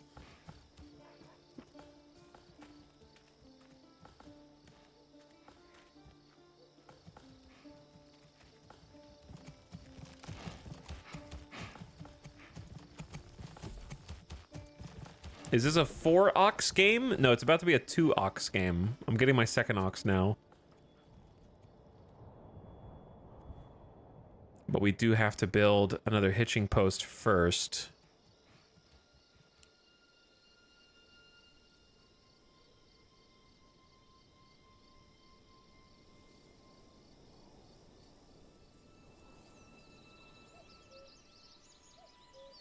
There's the ox. Construction upgrade complete. The worker camp. Ooh. Fancy. No longer just some basic tents. We have some... They're a little stronger than lean-tos, I would say.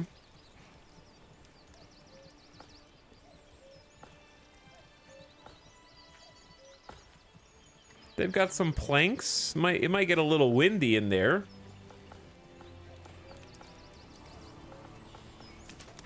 But it is some kind of shelter. Better than nothing.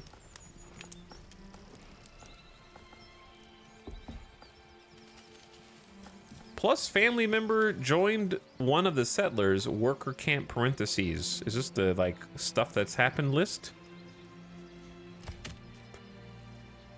Okay, we got 2 people assigned to logging camp, and we've had a pretty steady supply of 7 logs, from what I've seen. And then we should have an ox vendor coming to town at some point. Right now, I think they should be focusing on the hitching post.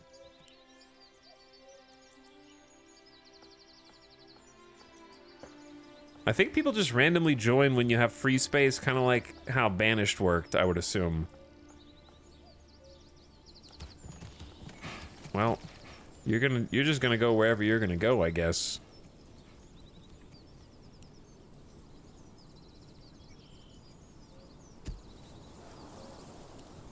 There's a road there. Did you? I made a road for you. Bye.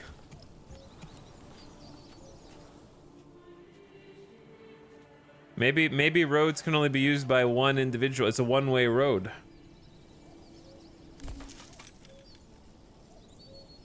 Construction of the hitching post is complete. Okay, we got them a second hitching post here with some hay. You gotta get street parking on those.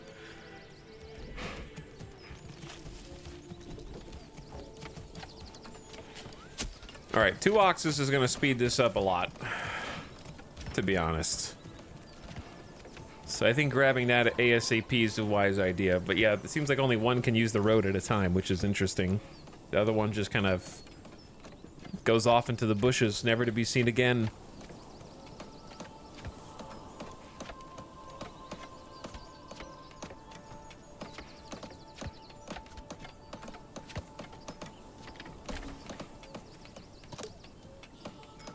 Homeless will move to the plot, and if approval's high enough, it might attract new families too. However, families need more than just space to be happy.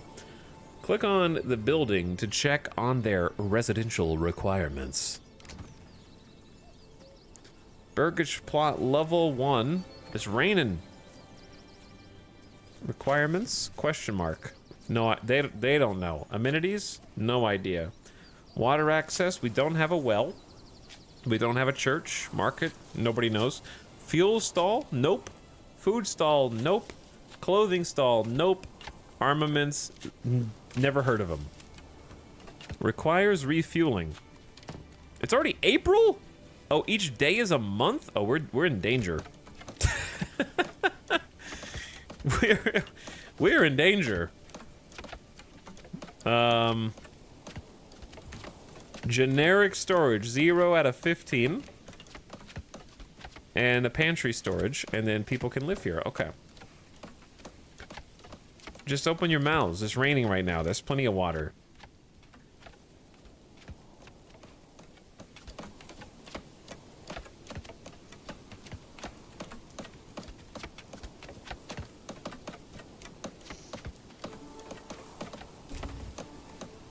We got some different looking houses. Nice. Looks good.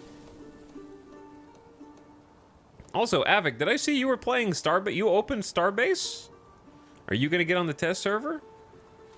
It just now dawned on me. But yeah, we watched the whole news thing earlier and kind of did some reactions on it. You are one of like 200 players, 150 players who have opened it right now. You're single-handedly keeping the game alive.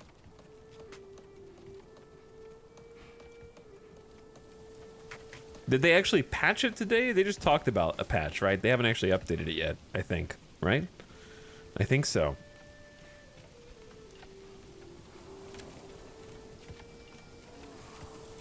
Okay, so they're gonna need wood cut for just everything.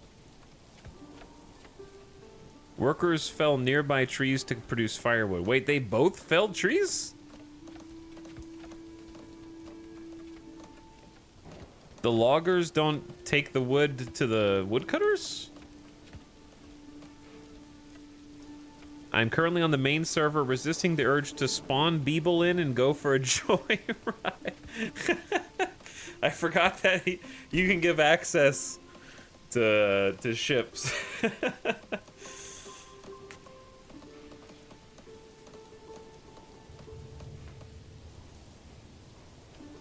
I forgot that was a thing. Beeble spinning. Workers plant new trees. Exposed stalks are getting soaked. Parentheses supplies.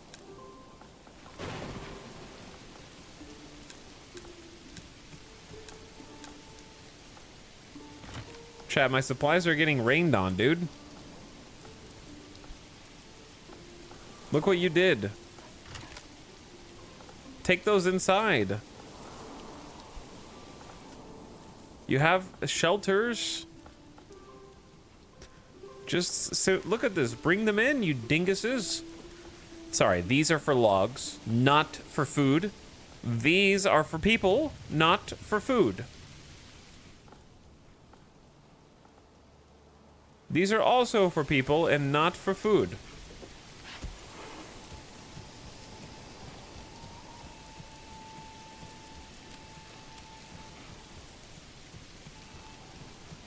Okay, well, we've already got 3 of these up. My question is, how long does it take them to decide to live in one? Because it still says they have 5 homelessness.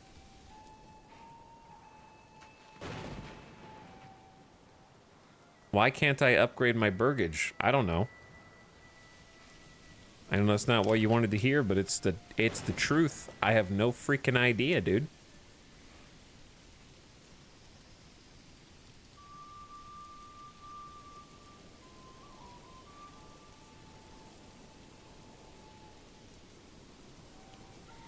You may need to remove the worker camp for them to move into the houses. No, I refuse. Because doesn't open houses indicate if your approval's high enough, we need to get above 50% approval. I think if we just give them amenities such as water,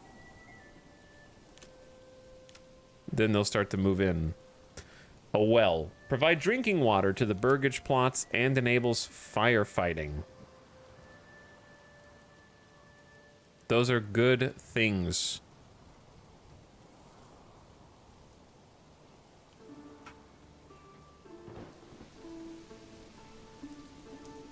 I don't like building all of my stuff just on one long street.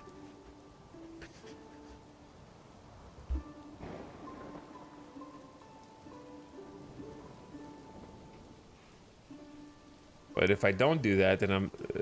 whatever. My first town is just gonna suck, and that's just the way it is.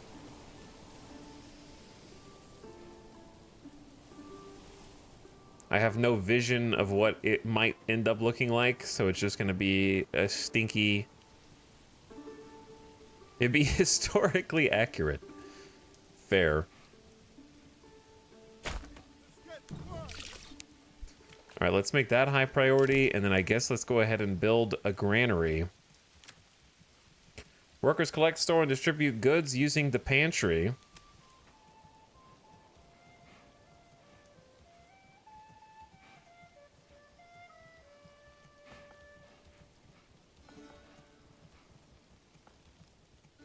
Three trees uprooted for construction, 2 logs, 10 stone. I guess this doesn't, the well can stay medium priority, and we'll get high priority on the granary then. Hear me out, one wide street. That was the best way to play City Skylines when it first came out, to be honest. City Skylines traffic was optimized by just having a single wide street with 2 lanes, because there would be no traffic lights. Traffic lights were the single source of the majority of traffic in City Skylines.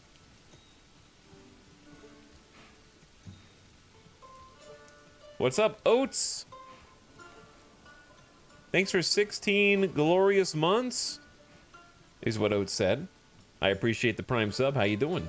Friendly Stan says, excuse me, streamer. I'm only seeing grain harvesting when I expected brain harvesting. The only brain that's being harvested is yours. Because you have turned it into mush by subscribing for over 37 months.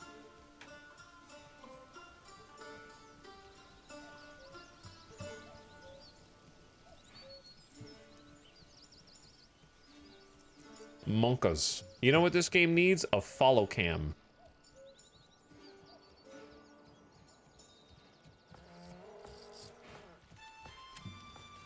Okay, yeah, there are 5 families working in my workers' camp. For now. I don't. This is not an optimal way to design a village. They also, I guess I could give them a road.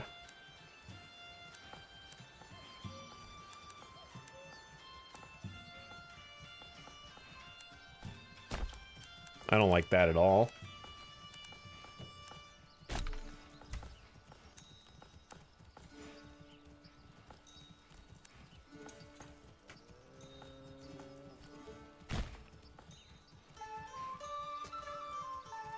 Better.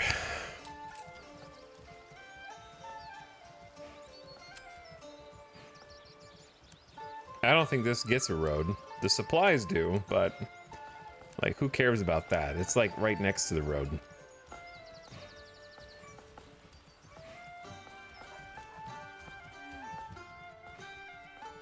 But yeah, we're trying to, we started like, we spawned over here, and I'm trying to build over here, is where we're like getting everything going, so it's gonna take a little while before they start actually.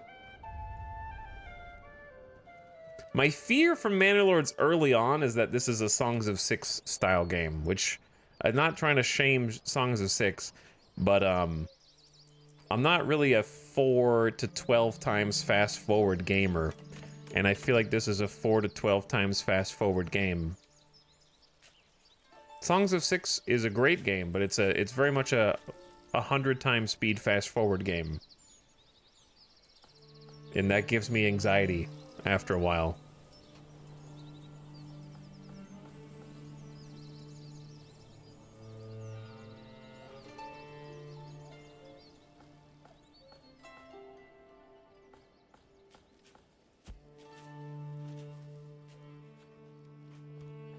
No lie, I spend more time in Songs of Six on the hidden 250 times speed than I do on anything else. Real-time only Songs of Six playthrough win.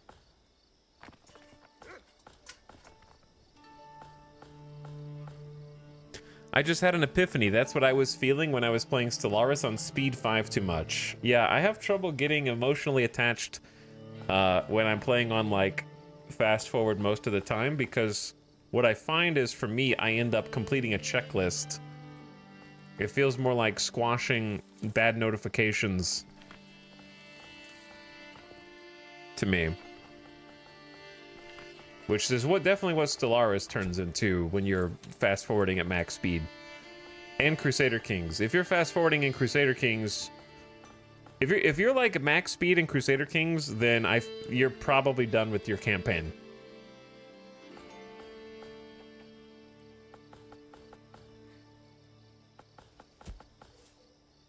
Have you seen Shogun? I have seen all but the final 2 episodes, which I'm probably going to watch tomorrow because it's fantastic. And now that the show is done, chat can finally have no excuse to go watch it. It's out there, chat. The whole show's out there. Now you know. I saw a bunch of people were like, I'm going to wait until it's all out to watch it. There you go. Now it is. You got to watch Shogun. Best show on TV. Easy. Running out of food.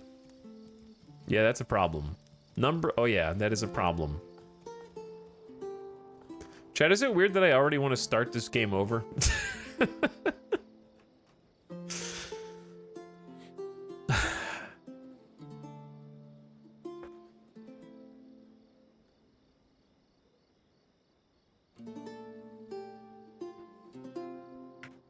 I fast forward CK3 because I want to see how my lineage ends up, but don't want to do any more work after 1 to 200 years. Yeah.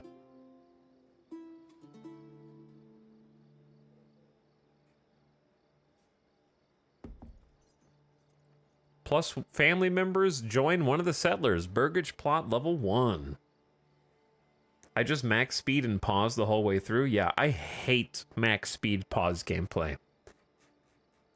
Where you just go max speed, but you pause until you do every single one of your things and then unpause. and then instantly pause the next time you need to do something. Yeah, that gives me massive anxiety.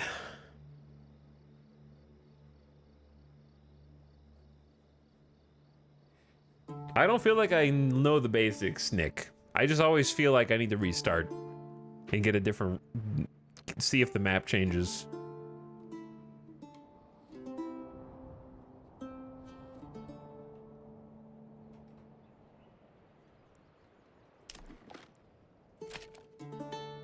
Okay, let's get them some food.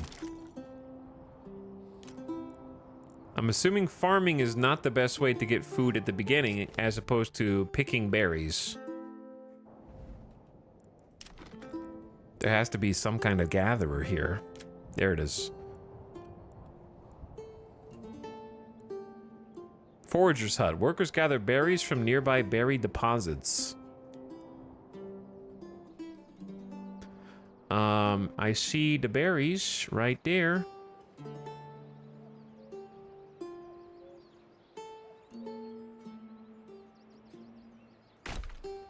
Don't want to accidentally blow the berries up.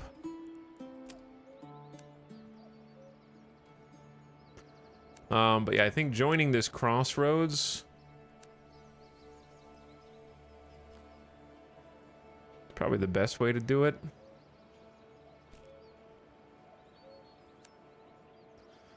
Do you guys usually do like a straight line, or do you like make it where it kind of can go in front so other buildings can get there?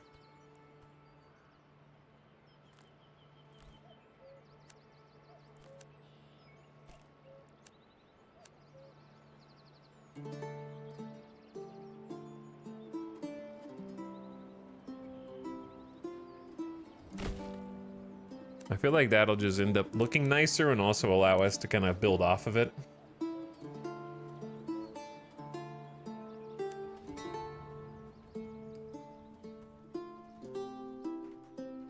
How's it going, lords and ladies? What's up, Flying Llama Beans? I'm gonna need to make this high priority building so we don't starve. Do I already have a high priority building? I think I made the granary high priority, and now I'm gonna make that medium priority. I'm confusing the heck out of these guys, dude. They're like, make up your mind, sir. Do you want me to build this? This? The well? No one knows.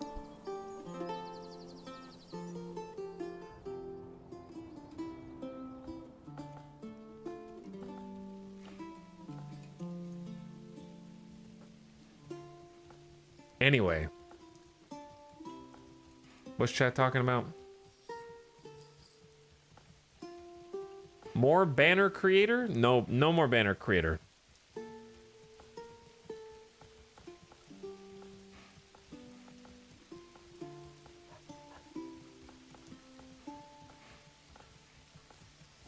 Interesting, I find slower without pausing anxiety inducing, if not boring. I've never heard the words anxiety-inducing and boring in the same sentence.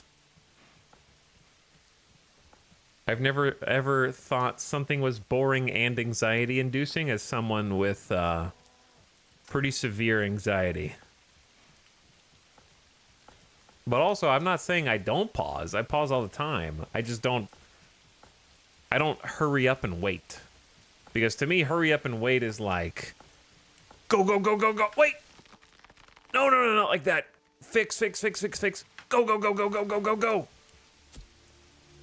No, not over there. And it's like, you gotta like keep finding the thing that's going wrong. Like 12 times isn't that fast, but like in Songs of Six, it goes like 250 times.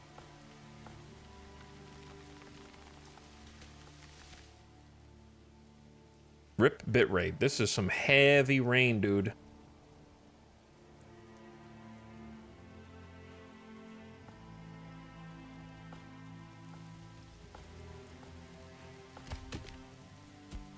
We got 21 out of 28 log storage in this camp. That's not good. I'm gonna take a person off of this, free them up. We have a total population of 18. How much did we start with?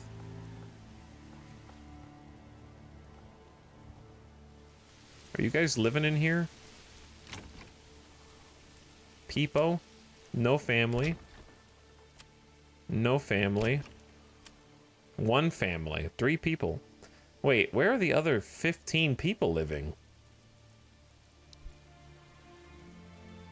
If this is the only house that has people in it.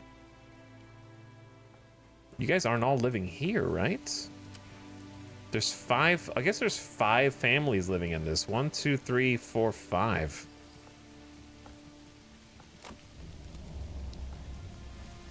Stocks damaged by the weather. Well, then maybe it should stop raining. Alright, how do you do this? Reassign, select a new workplace. You can't, okay, I was seeing if I could move them to houses. That's fine.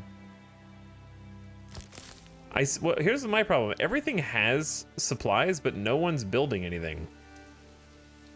Maybe they're walking along the road and I just don't see them?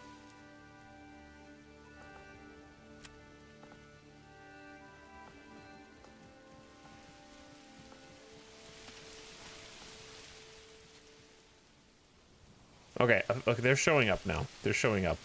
You don't need to, like, all commit to the same build spot. This is going to be done constructing before the rest of the dudes get here. You guys got to allocate your workforce a little bit better.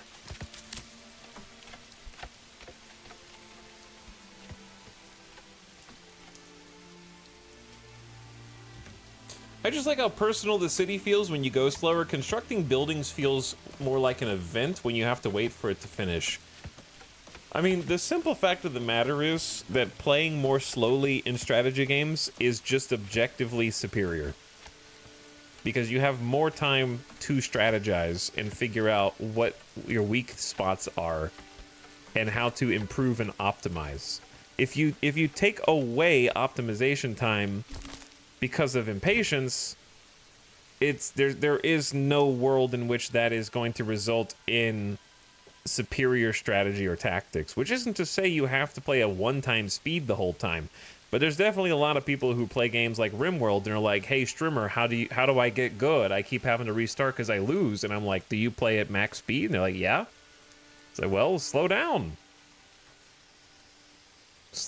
click on buttons, look at menus, observe your resources, look at your crafting bills. Like, there's so many things that you, not obviously in this game, I don't know what to look for. I'm just playing at one-time speed so I can talk to you at the moment.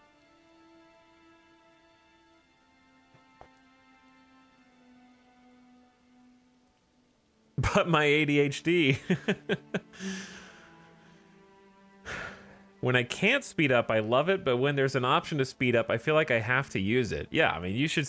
I'm not saying never fast forward. Fast forwarding is like, I'm going to be fast forwarding here because I need them to do stuff. But also like, oops, I just remembered I fast forwarded and we just built the forager hut and I haven't assigned anyone here. So let's get 2 people assigned. Maybe I should check and see where those people are and what they're doing. Maybe I should have a specific work area that I feel like the berries should appear without having to search for them on this.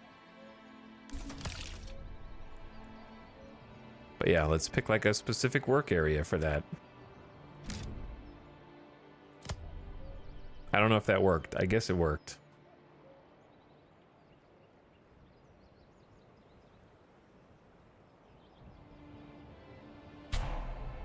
A family, chat, it's too late for these families.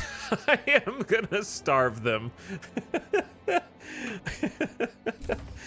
I did not expect the rate of the months passing. I was like, oh, we have 4 months worth of supplies? That's pretty good. I didn't know each day was a month. I thought I had some time.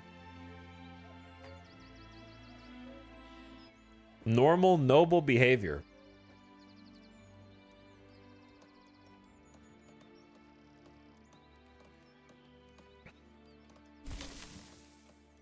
Granary construction is complete. Okay, also to the dev, when I mouse up here, this screen going crazy, I think you should just have only the last thing that appeared, so it doesn't reposition, like it shouldn't scroll every time this opens, so that you can click on the thing without like having to hunt for it, right? Because you can click on it, which is great.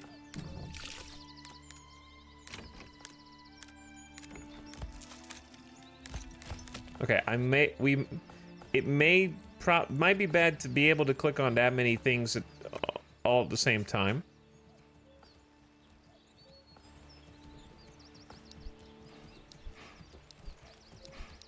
Likewise, probably if you don't pin a screen, it automatically closes when you click on a different one, maybe. That might mess up some other things, though.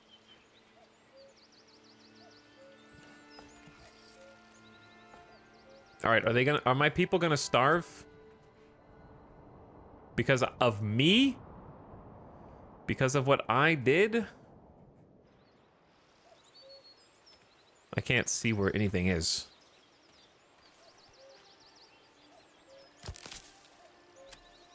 Okay, I've got the people. So I'm learning when you assign 2 people, you're not assigning 2 people, you're assigning 2 families? 2 groups of people?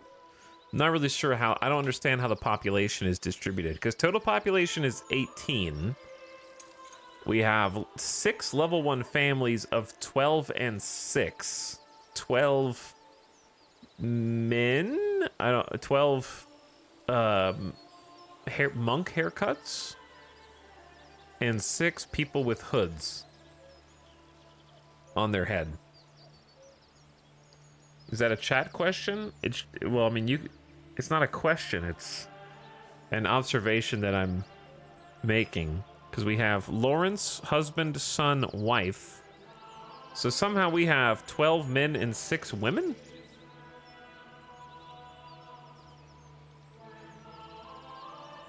Kind of a sausage fest in this village, if I'm honest. And then of those, when you assign 2 groups, it's actually 3 people.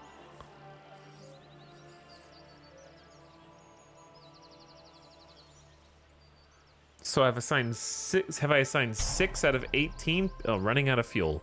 Maybe I'm assigning too many people, but it's difficult. It feels abstracted. I thought I was just assigning like 2 individuals. Husband, son, wife. Oh, there is a follow cam. Oh, cool.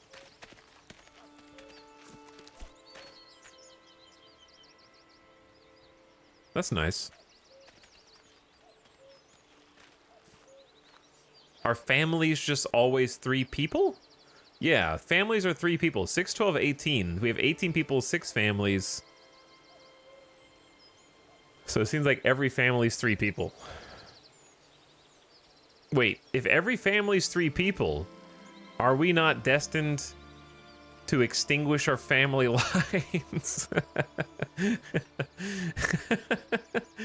Because it takes 2 people to make 1 people, and then those people die, and then only leave 1.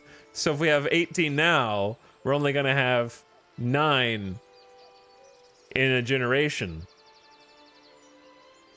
We're destined for extinction.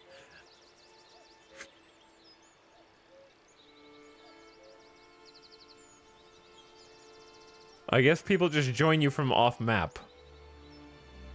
They just kind of like come in and join. But yeah, it seems like we're assigning families.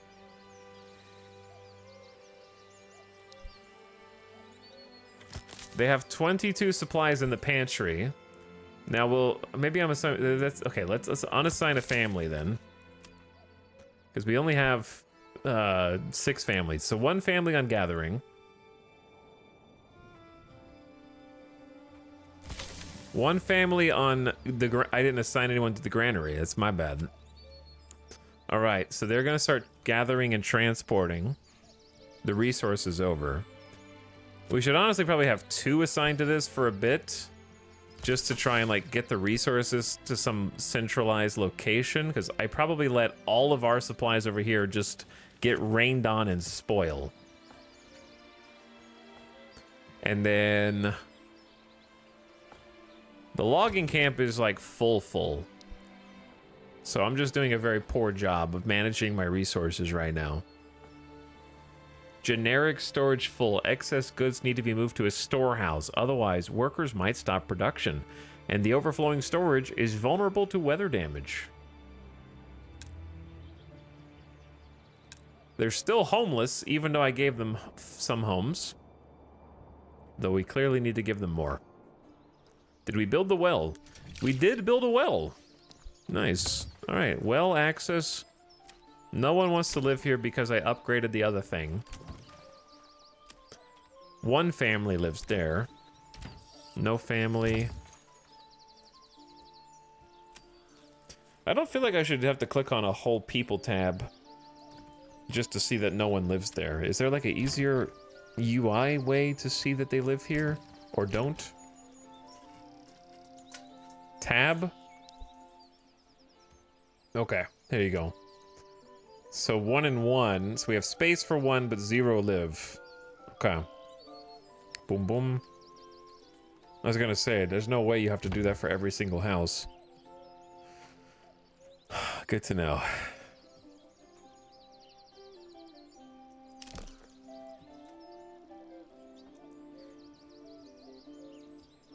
Okay, we have a lot of stuff we need to build. We need to build stuff that takes wood. We're gonna need to give them wood to cut. Do they have to cut down nearby trees for firewood, or can they take logs that the woodcutter already has? Because, like, we already have a ton of logs. Just turn those into firewood, right? But it says they fell nearby trees to produce firewood. But that seems silly. Whereas the saw pit says they transform timber into planks. Those are two very different descriptions. Plant trees. We could do a hunting camp also, but the hunting camp would have to be like over here. If you overlap the animals, the animals will migrate. Okay.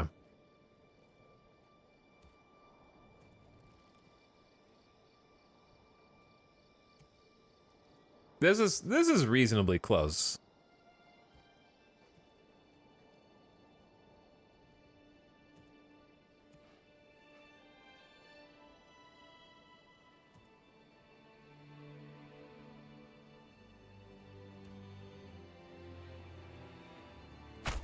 Okay, I want that there, and then this road.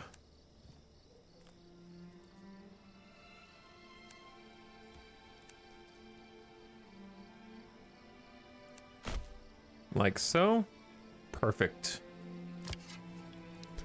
And it's pretty close to the logs. They should be able to get those over there pretty fast.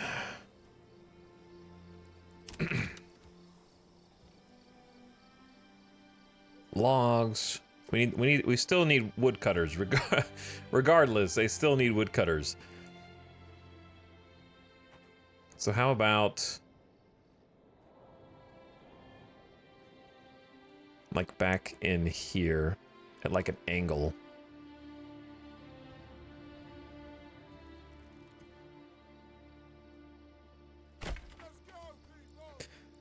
Look at my organic roads.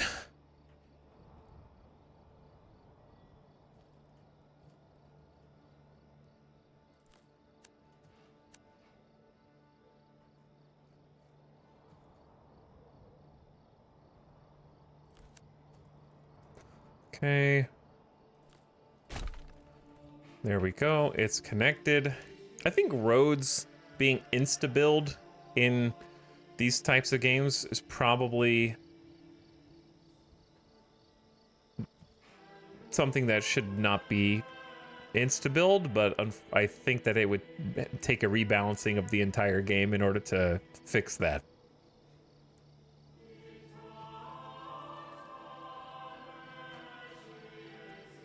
Basically, the reason is because it's the same reason why in City Skylines making plumbing is boring, because it's just like you kind of just checking a box and fulfilling a requirement, because it's basically free and instantaneous. It's a kind of a binary, do they have it or don't they? And there's never a benefit to not connect these things up to the road, so they're always going to be connected to a road.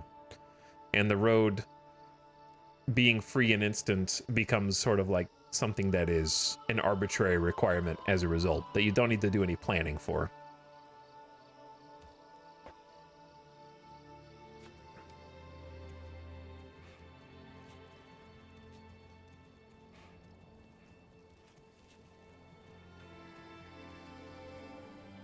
Now, there might be other roads that you do have to build that aren't just dirt, but that doesn't really change kind of what I'm talking about. Were roads insta-build and banished? I know that they're not in Farthest Frontier, I'm pretty sure. Which is what I'm thinking of. How are we doing on berries? 28 out of 50.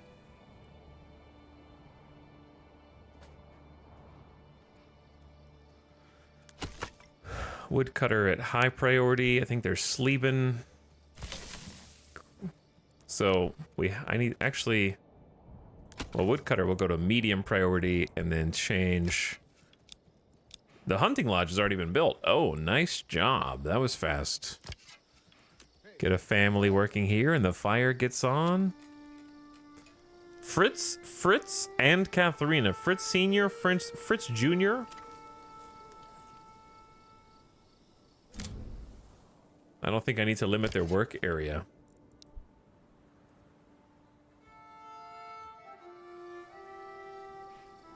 But yeah, they can start grabbing some food there.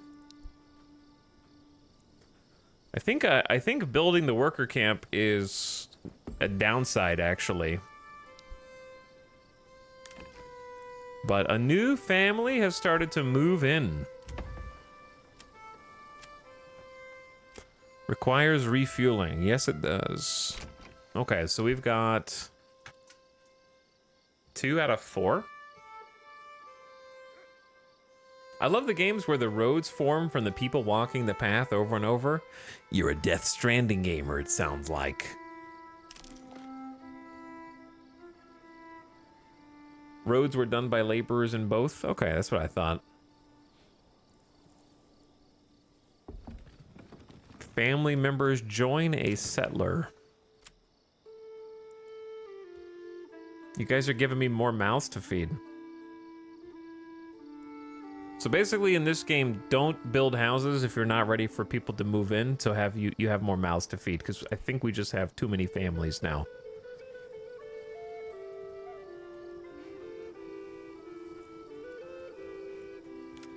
That's the moral of this story. Okay, do we, I have the woodcutters queued. Then we're gonna need a saw pit for planks eventually.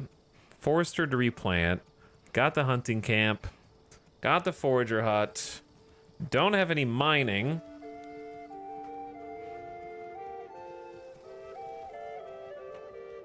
Yet.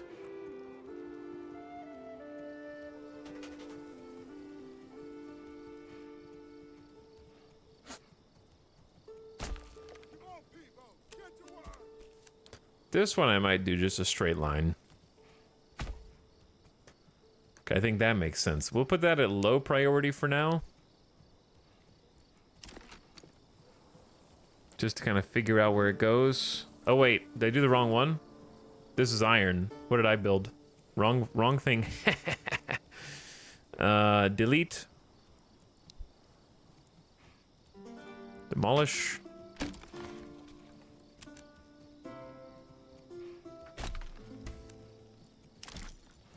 This is for ore, you silly goose.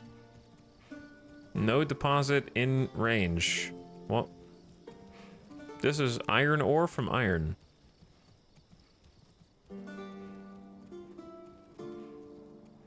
Oh, it just has to go on top of it. Okay, that makes sense.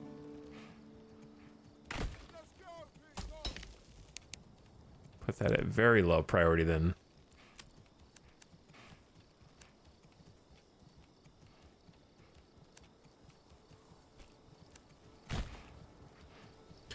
Hey, chat, somehow, it's already been almost 3 hours. And while they are going to be building up different things, I should take a gamer death break. Ooh, pack station, storehouse, workers... Okay, so the granary workers collect, store, and distribute goods using the pantry. If needed, they will automatically set up stalls on the marketplace to distribute the stored goods to the burgage plots. What is the pantry? Gamer what break? Gamer death break. Gamer death is when you game too hard, and because your knees are bent, blood clots in your knees, and then when you try and stand up, you die.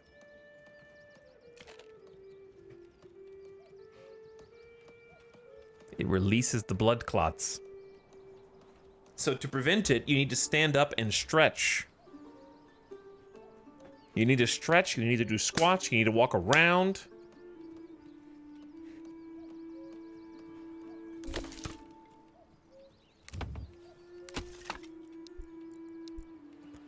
The woodcutter's lodge is complete. Well done. Let us assign a family to work here. Just crawl everywhere. Family requests more market area for their stall hunting camp. Okay, I'll work on it. I'll work on that. I haven't stood in 37 years, or the blood clots will get me.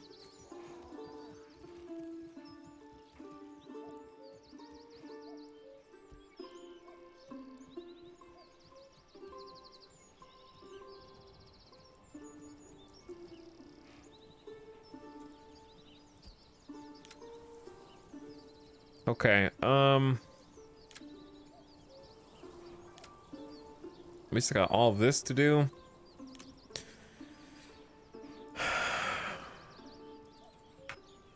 We kind of just need, like, every single building in the entire game, I guess.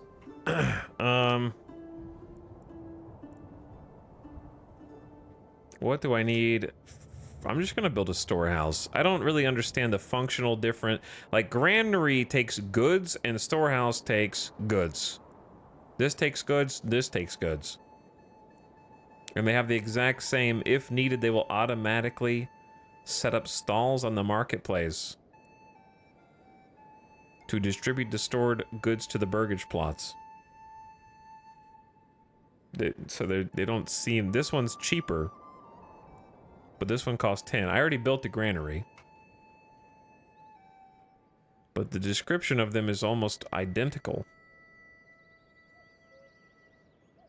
Except one uses something called a pantry and one uses something called generic storage. But they both say they store goods. What that mean? I don't know. I'm just gonna build both. And then just have some overlap, I guess. Maybe we can just build a storehouse over here by the wood and meat.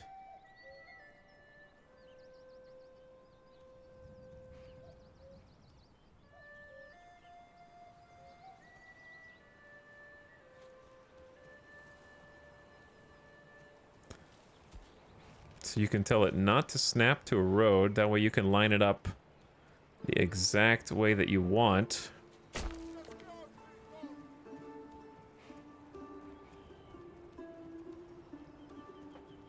Okay, there you go. Italics, your blood clots.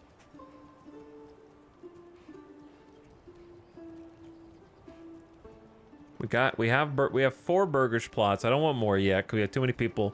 We have a well.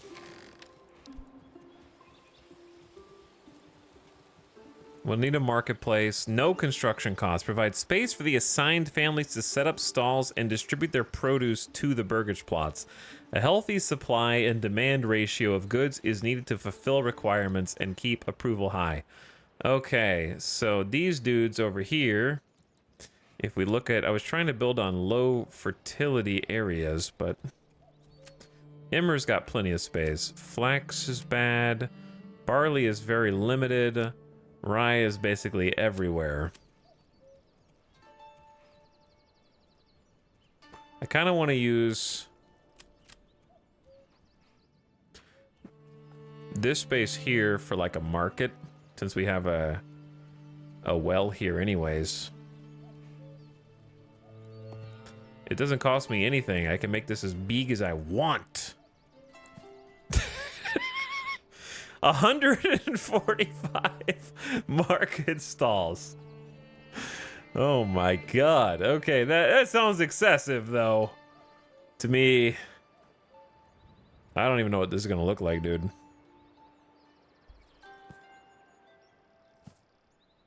$60? I mean, that sounds like a lot too, but I want to be able to build around it.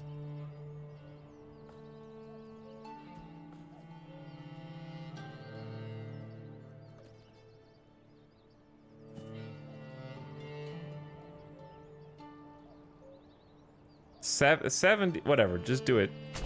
70 stall locations. A well-supplied marketplace is the lifeblood of your town. Business is booming. Assigned families will set stalls up automatically if there's space.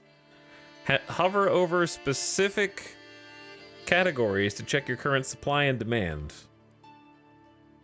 Burgage plots closest to the market get their requirements filled first. Okay, I like the way that they cram the market into these like street corners like this. That looks cool. My place sucks by comparison. It's just one long road.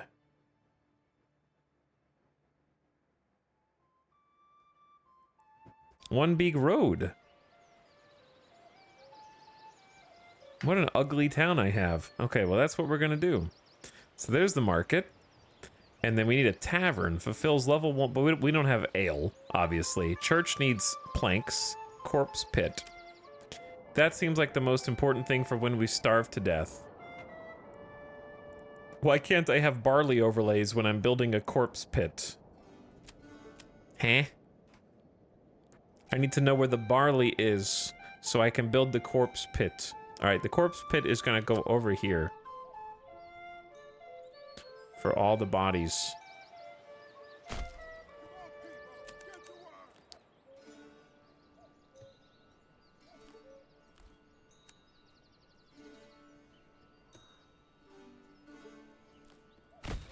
There you go. We'll make that very low priority.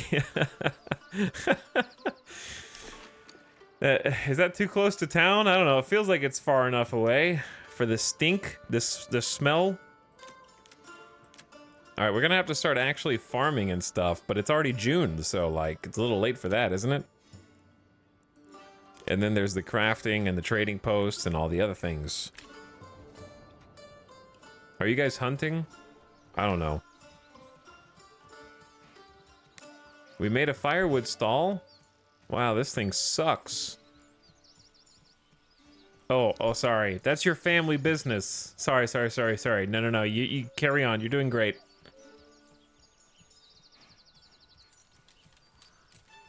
Is there a job list like in Banish somewhere? Or do I have to find do I have to memorize every building I've ever made? To make sure there's a family. Hold tab. You expect me to build massive city settlements and then eyeball every single job? Once I control the entire world?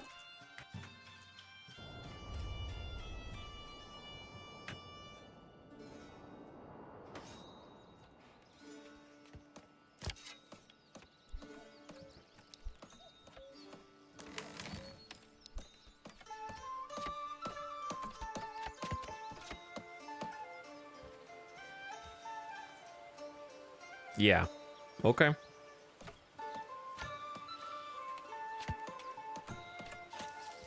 All right. I'll do it. I have no idea how many families do or don't have jobs. We have 7 assigned, 0 unassigned. Uh-oh. Uh-oh. Wait, where are they? 1, 2, 3. Oh, too many on the granary. There we go. Too many on the granary. We could take one off. And then we're gonna need to make... Are the houses even full yet? No. There's 2 empty houses.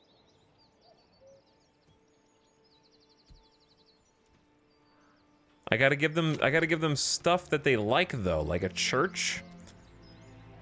We've made the place where they can create the stalls. Are they actually taking their stuff over there? Granary worker is transporting meat. Working at the meat granary.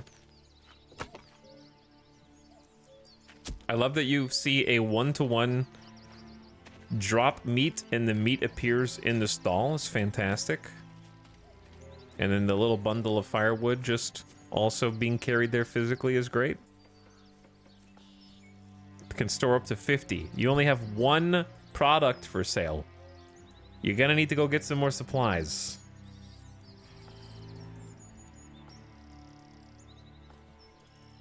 Also, you guys could have set up closer to the road. You picked the back corner. I don't know if that's best for business.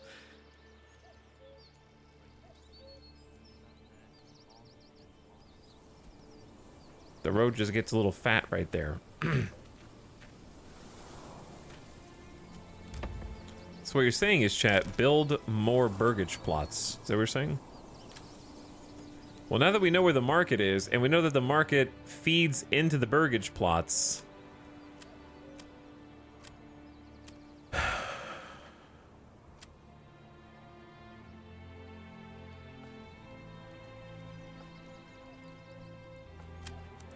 Well, I think it's most obvious...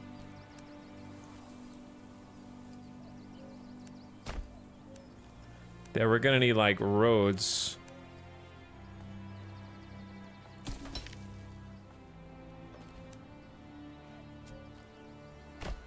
around this guy right here.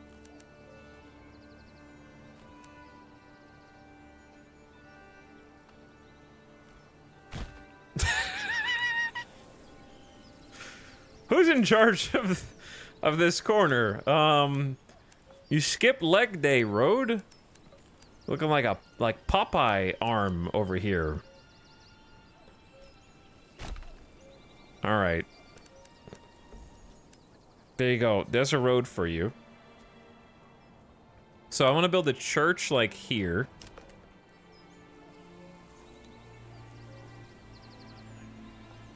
Not enough goods, and it's illegal to plan things out before you have enough goods for them. That's unfortunate. Temporal anti-aliasing has ghosting problems with this also, like in Satisfactory. Yeah, being able to like plan your city even if you don't have resources for stuff and the construction just doesn't build would be better. Because I want to like have an idea of where everything should go and then build around it.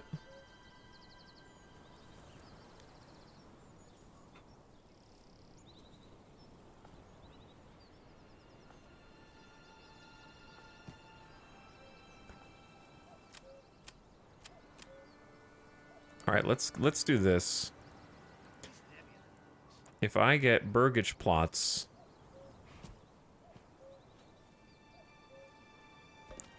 oh yeah, the point that you start at is where the houses. This is the houses are facing down. So I need to like make a road first.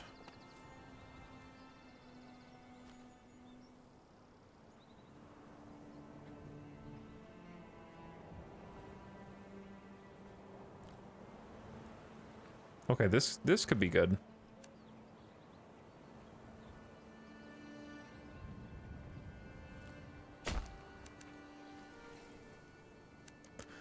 That could be good. Just have a second road. And then along that road.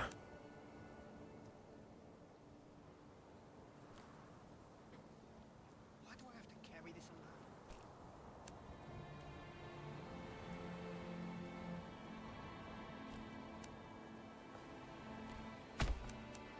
Something like that. So there's a crossroads there. Then we can get some more burgage plots.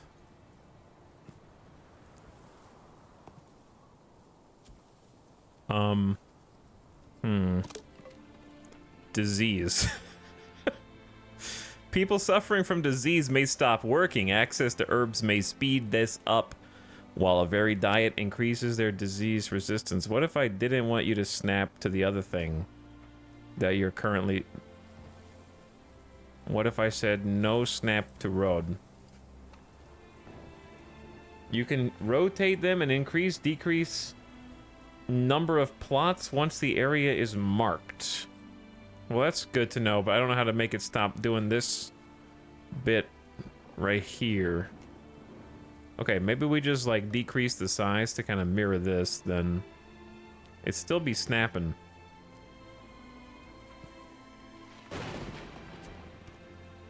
So then, okay. How do you, I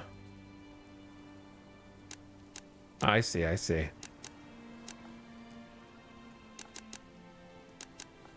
So 4 is the max, and this one's kind of stinky. Or we could do 3. There's no way to like drag an individual corner to make it larger. You kind of have to start all the way from the first one then. Okay. But it locks to certain points. So I'd have to rebuild the road to get the one on the side, or just say that one's screwed. Can you hold Control Shift or Alt to disable snapping? No. So I'd have to go here.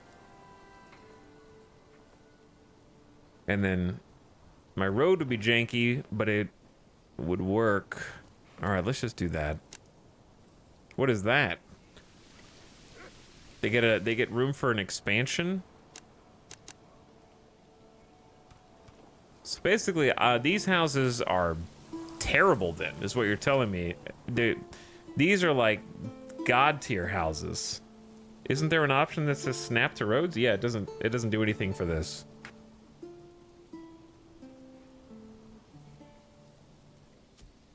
Is this the ideal house plot point then? The way that this one is?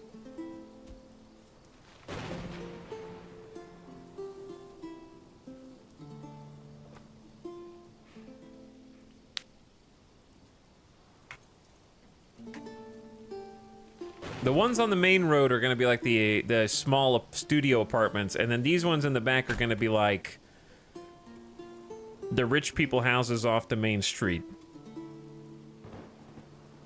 The easiest way to get answers is to do it wrong and then wait for chat to respond. Is this mega-based planning? Not really. I'm gonna make a save. Okay, I wanted to name it, but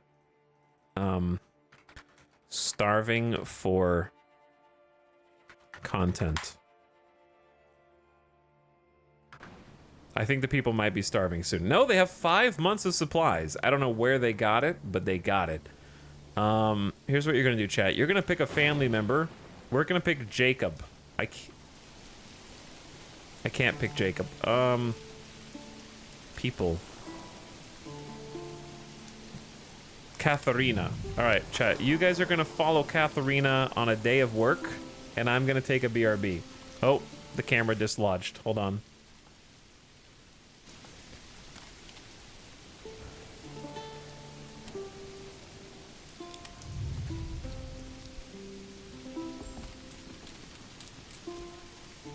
All right. Hopefully they don't die at 1 speed. I'll be right back.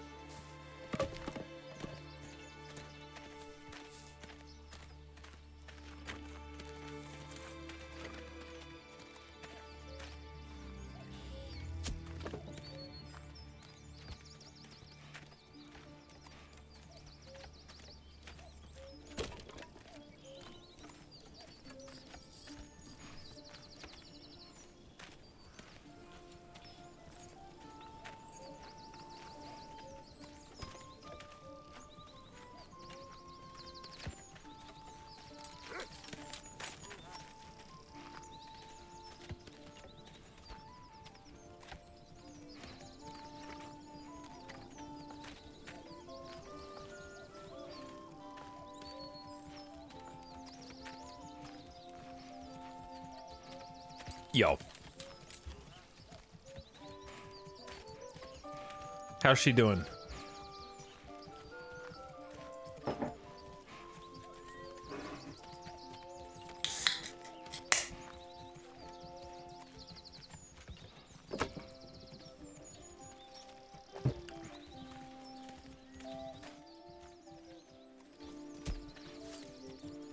How is she doing? We have 6 months of supplies, suddenly. I assume that's limited by how many berries are left. This is a rich deposit, though. And then there's only 11 animals left.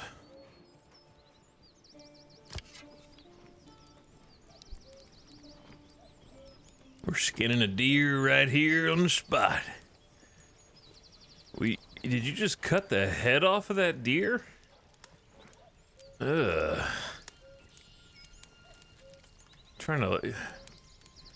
You trying to bleed it out by cutting its head off?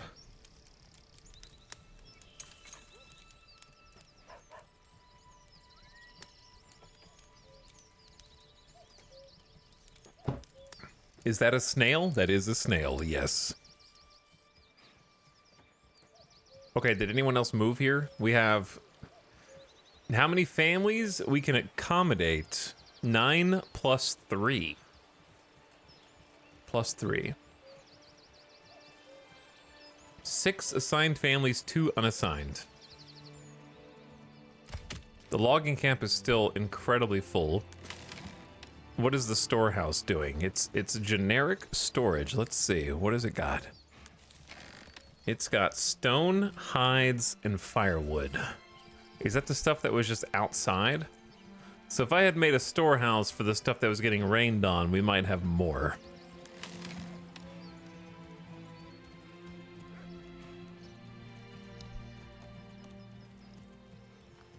Okay.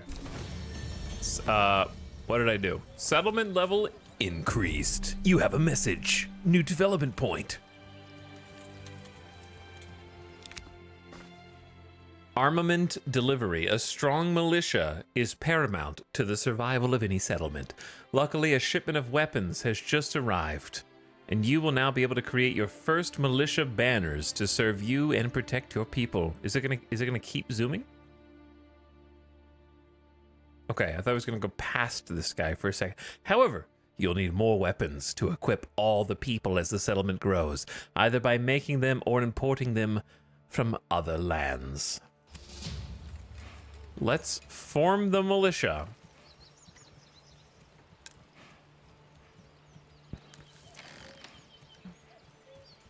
Okay, so we just got spears and shields.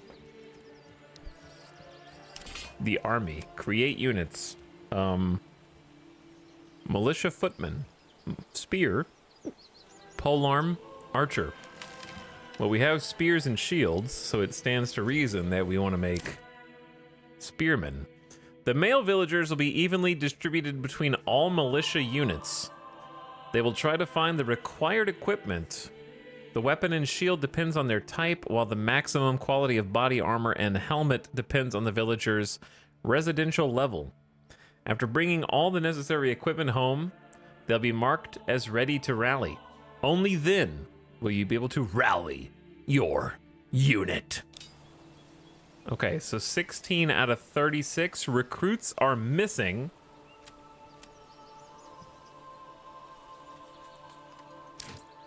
Oh. Okay, so I already have one, but once we have 36 people and spears and shields, then we'll be able to do it.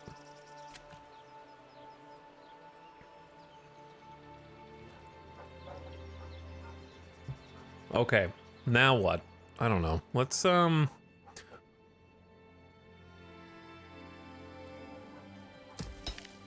I build this? I don't remember building this. I mean, I remember placing it, but I didn't think we had the resources for it. I guess, no, it only costs 1 wood. Okay, never mind, I'm dumb. Used to extract iron ore and clay. All right, let's start extracting it.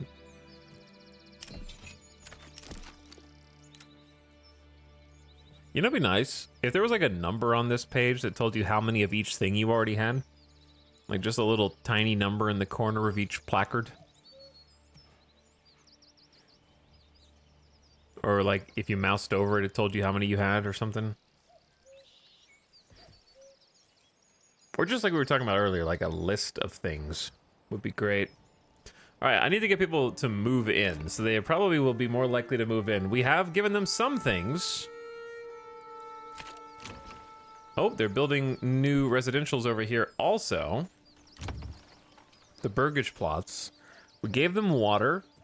We gave them food stall supply. Some of them have fuel stall supply, and some of them do not. Where am I cutting the firewood down again? That's the foragers. Here we go, woodcutter. They've only got 2 out of 50.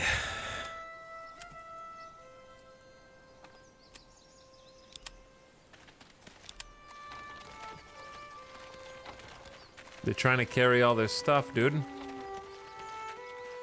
Oh, they're transporting a load of firewood right now.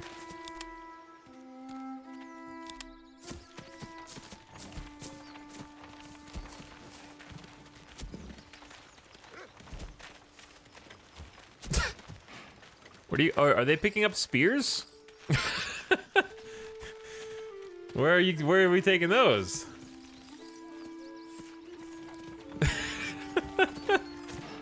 Off to war! We march! Oh, they're putting them inside their like little home area.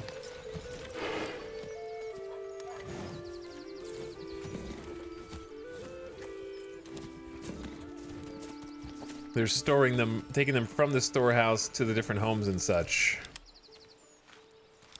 I definitely saw someone transporting firewood. It might have been... I don't know, the granary? I'm not sure where the firewood was going, to be honest.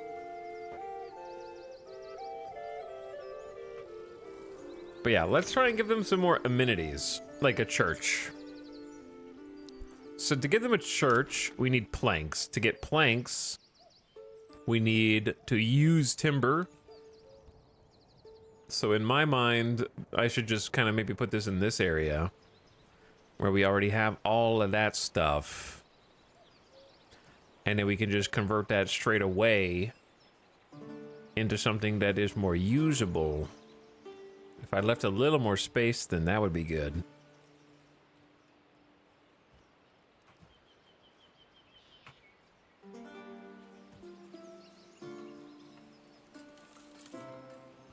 I'll just put it like across the road over here.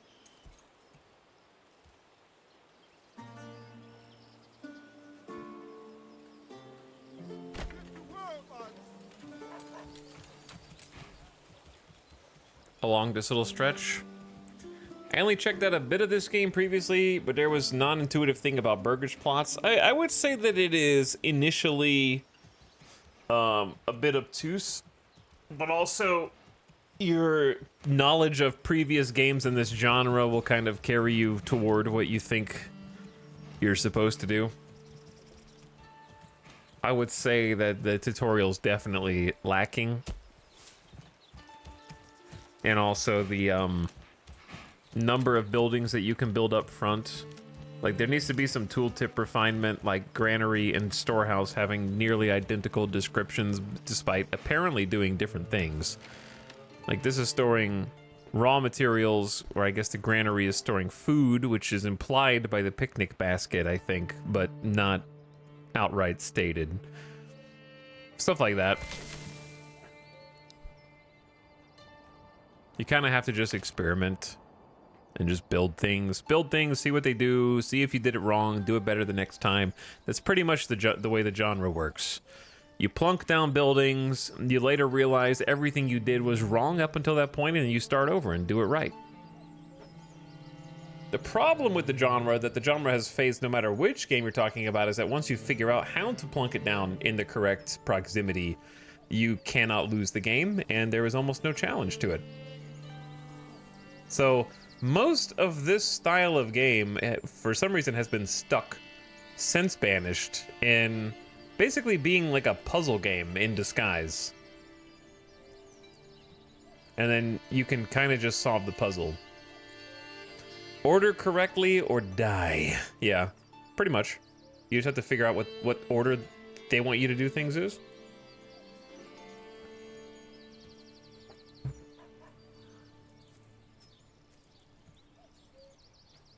So I would say the Banished-like genre has been stuck kind of in the confines of being really fun the first few times and then offering almost no replayability after that. But sometimes the first few times is enough, you know? I don't need to have fun forever. I just need to have fun for a while. But the challenge usually comes in moving the resources around and putting berries over here instead of over there, and not having animals on this side. And this place you can't grow barley, but you can grow flax or something.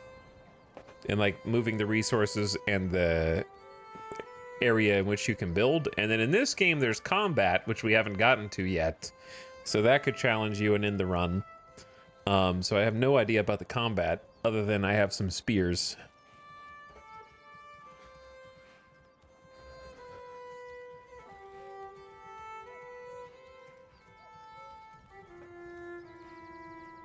I feel like Against the Storm did a decent job. Against the Storm is a roguelike, not a city builder, in my opinion. This is a city builder.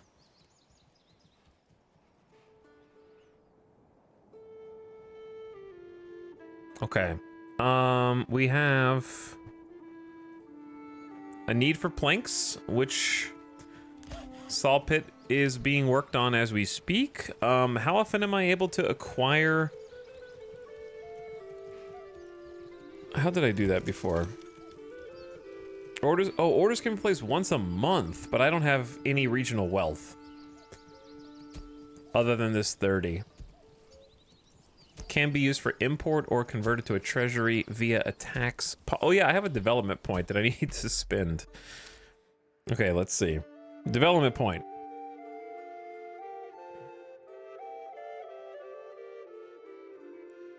Beekeeping. Workers collect honey. Every region can sustain up to 2 apiaries. Placing more will not increase the yields. Also unlocks wax, and then doesn't exist. Okay, so these don't exist yet. But they want them to exist. Double the amount of meat harvested by hunters. Advanced skinning.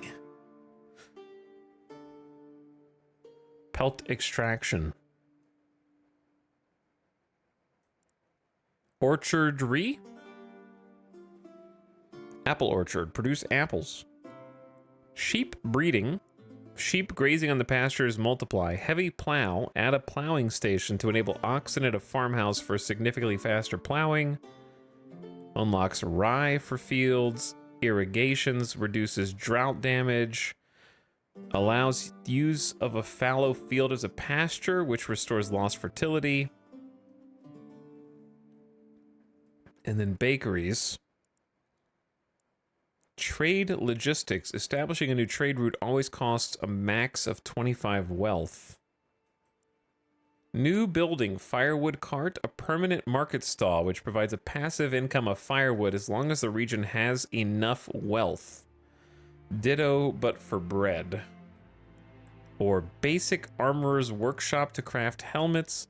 Or a charcoal kiln to convert 1 firewood into 2 charcoal, making refueling twice as efficient. Well, out of all these,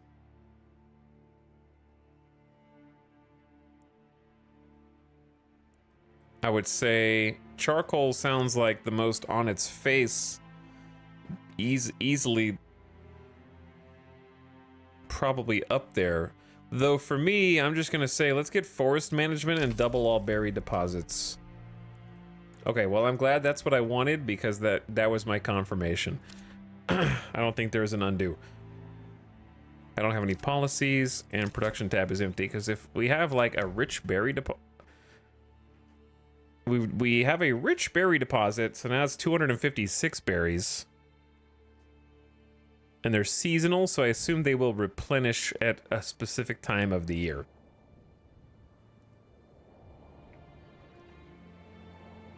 A very good idea. Thank you, Adamala.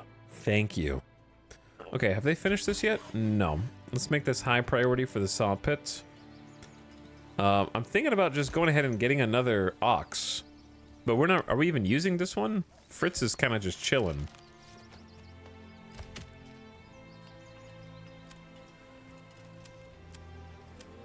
Should I assign a livestock to them? They are petting the ox. Winter is coming. Yes, winter is coming, but I apparently have 6 months before supplies run out. We have 6 months of fuel and 13 months of food. Wow, those berries are gonna last a really long time. Okay, so that we went from no food to well over a year of food in a very short amount of time. But then again, we're gonna be expanding, hopefully, and getting some more people. They just need church and also fuel. Okay, chat, anybody want to help me out with how do I get... Maybe I need to click on this and read it more. So, if we have 50% fuel, this is supply and demand. This view doesn't show physical location of goods, but their availability. Burgage plots nearest have the best availability and therefore are upgraded faster. This creates a cascading effect. Houses on the outskirts always have a worse time upgrading.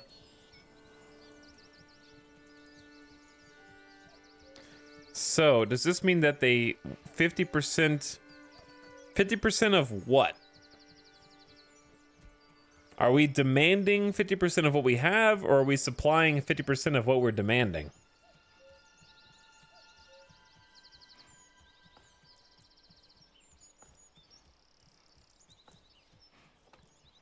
Food variety, 58%. Berries, meat, they don't have breads, eggs, veggies, apples, or honey.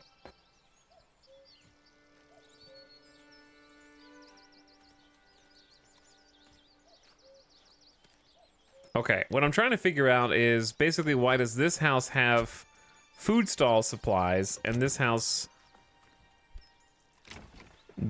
only has one of two.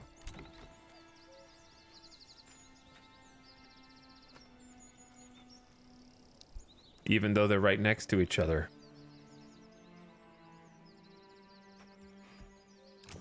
This one doesn't have any. So how do I get more people to make stalls? Do I just have to have more general supplies? We have 7 meat and 39 berries in the granary.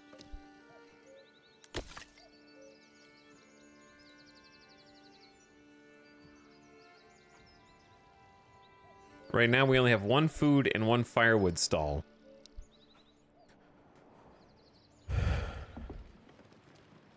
Family member joins a settler. Burgage plot level 1. Alright, so we have 2 that we can assign.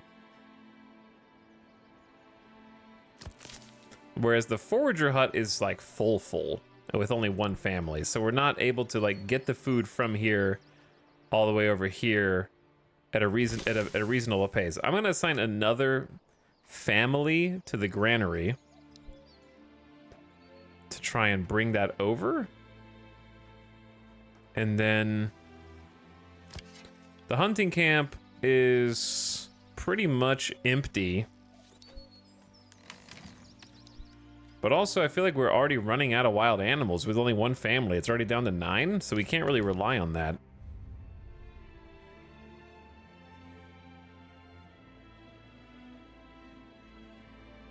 Chat just, certain chatters just rewriting things we already know. Thank you. But yeah, the stall will be built automatically when you have enough supply. I'm aware of that.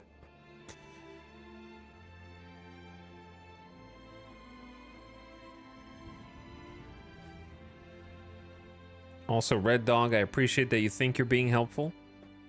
It's endearing. ZZ Smooth, thank you for 10 months. What's up? I appreciate the sub. That's being helpful. Welcome back. The Dark for 38 months. I'm a little late. Have we gotten to the obsessive road and path creator? The road creator in this game I've had to just let go. Because the road creator is... it's doing its best. It's doing its best.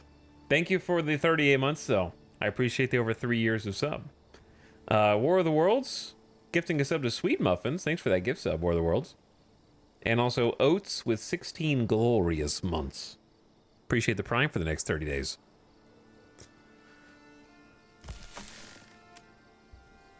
Okay, so now that we have 2 families, they are transporting. I can see 2 toward the berries. 1 over there. That's probably going to be better for us. So I would say, let me actually watch what the stonecutters do. Yes, they do chop down the trees. They do not bring the lumber in from the lumber mill. They get their own trees cut down. So having a woodcutter's lodge and a logging camp are like having 2 different places that both cut down trees. Whereas the saw pit, which was just completed, it is an actual pit. We only have 1 free family. That's going to be a problem. I don't think I need people on the mine, to be honest. Not yet, anyway. Whereas I do need people there.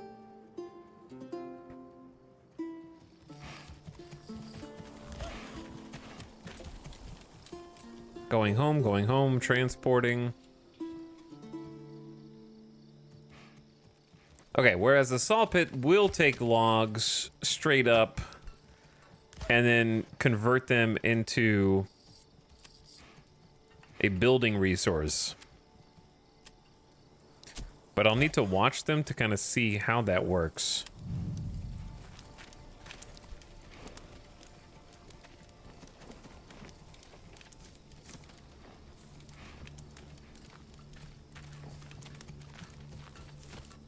People run.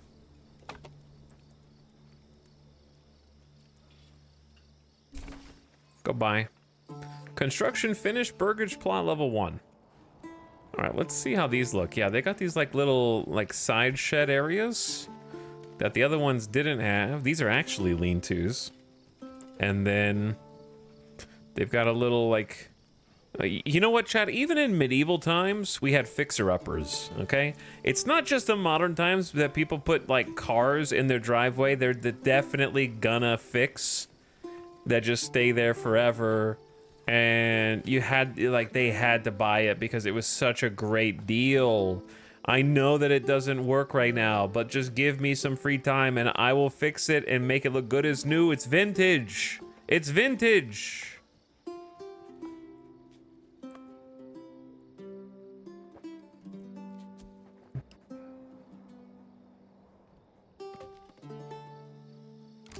Okay, so let's hit tab and see. We've got 2 completely free plots. And then we got another one on the way here.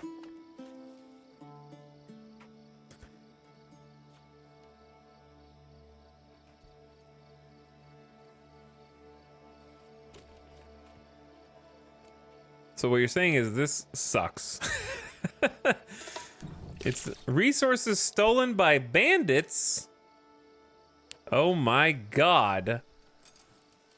There are so many people out here. There are outlaw brigands. How did you steal my stuff from all the way over here? Did you psychically, they did a ritual, chat. They did a ritual.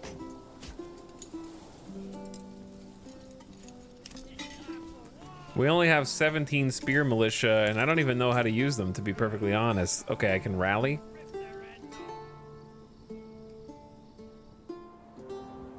We don't have that many people.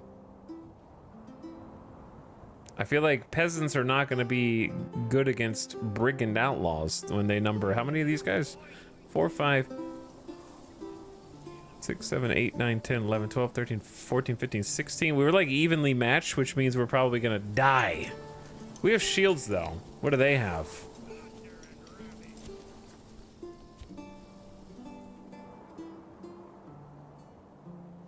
We still have 12 months of food.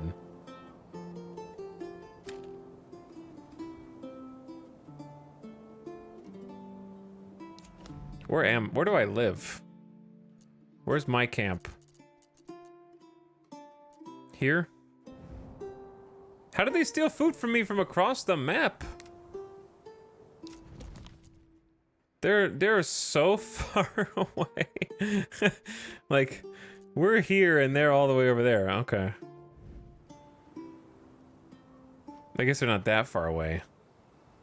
They're in a different border.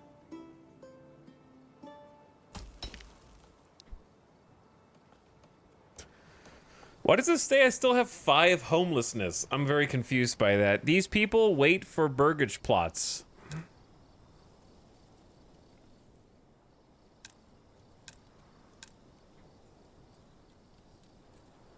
Is it because they have jobs out here and then they don't want to live over here?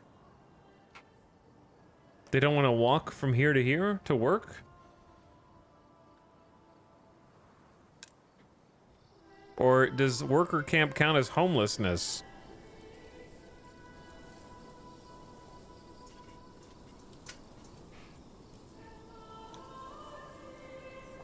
You need 51% approval before people will move into empty houses. Cliché. Please look at the screen. What does that say?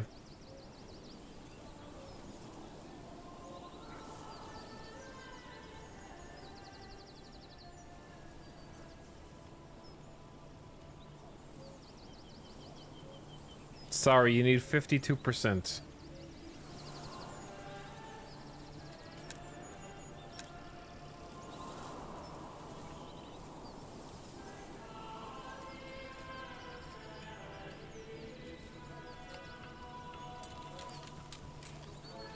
The early medieval period is famous for peasants not walking more than 5 minutes.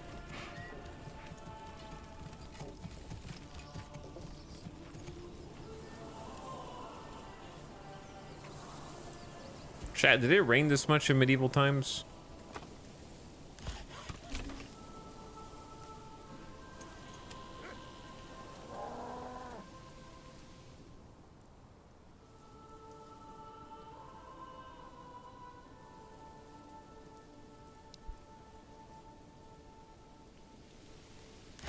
Okay, well the saw pit is working, I think.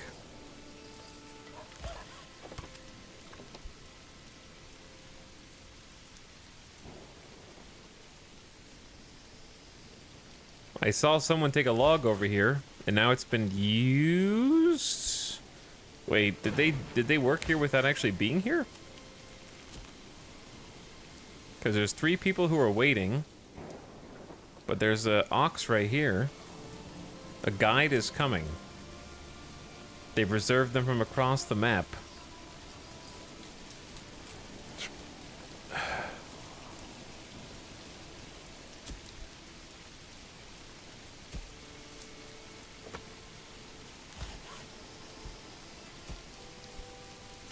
Okay, for me right now, the biggest thing I'm not clear on is when I have enough or not enough ox. I don't know how to tell whether I have enough, too much, we need another ox, we don't need an ox. When does a building need a dedicated ox? Would a dedicated ox help the saw pit, or is the fact that it's really close fine?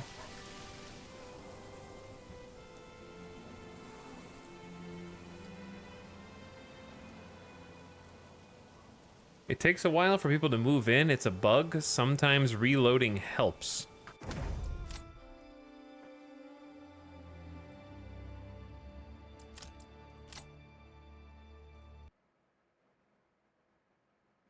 My eyes.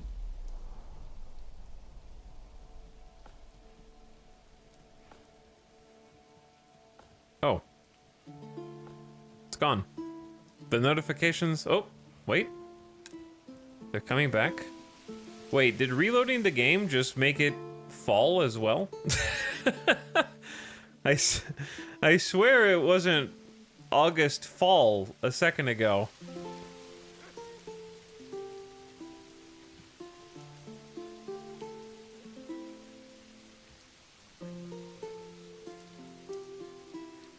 Saw pits are also currently kind of buggy. A dedicated ox is good when you can afford it. So if I have a dedicated ox here, do I need a third hitching post? Or will it free up a hitching post? You can. What does assigning a family to the hitching post do? That seems like a big investment. Does it just always have someone to move the ox around? It does not? Okay, well then I'm not gonna do it. UI question. Why do you assign a livestock on the advanced screen and not the livestock screen?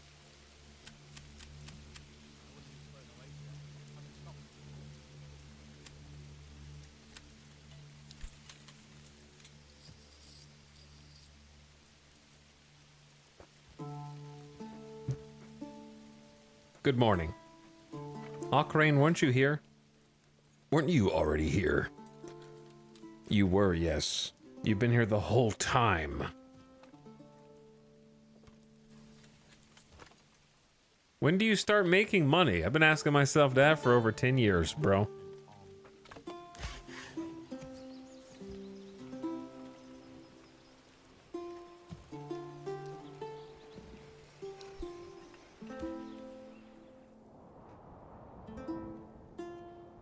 Okay, these boys should have planks, and if they have planks, then we should be able to queue up a church.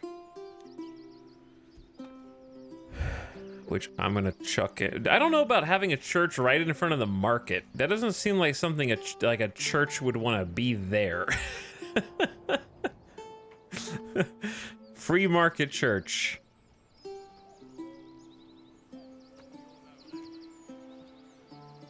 We want to get away from the coin.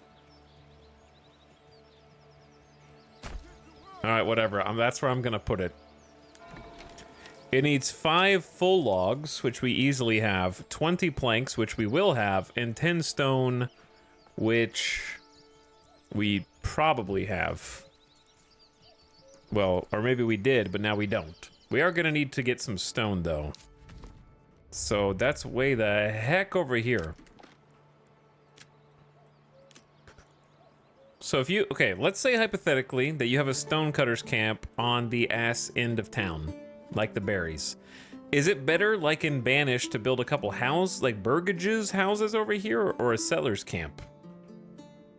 I feel like that's what the settler's camp is for, right?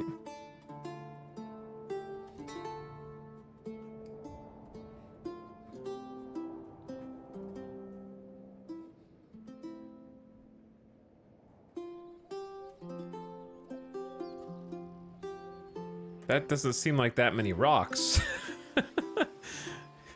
That only seems like a couple rocks, dude.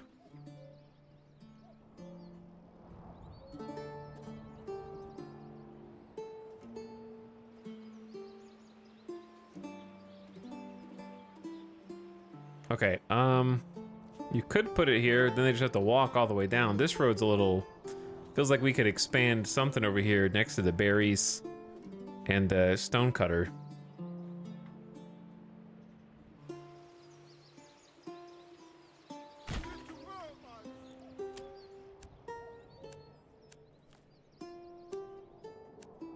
All right, we're like over there. Can I delete this road? Nope.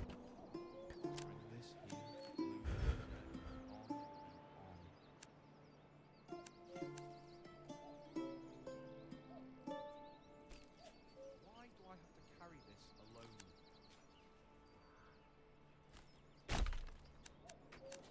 Okay, we'll just do a straight line road for that one.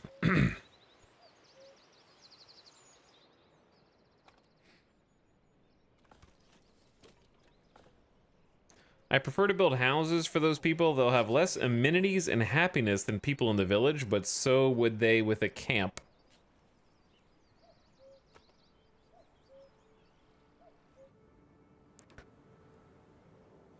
These are not huge walking distances, just keep the housing centralized. Yeah, I mean, right now they've got open houses here, and the houses are mostly in the middle. Animals, berries, stone, clay, mining. We're gonna be a mining town. A mining city. Okay, what if we just... Well, let's go rogue and just destroy the workers' camp. I took the chair you were sitting on.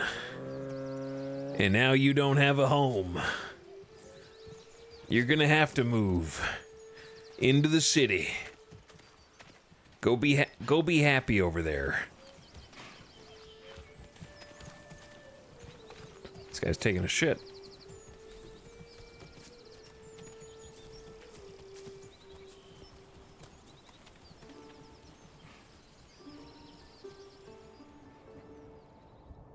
Cause yeah, they got two ways to get in and out of town. We have a really direct path here that'll run up to these houses and the market through the forest, and then they have another roundabout over here to access the corpse pit, which it looks like we have actually built, and the mining pit, and we can probably like fill this area in more.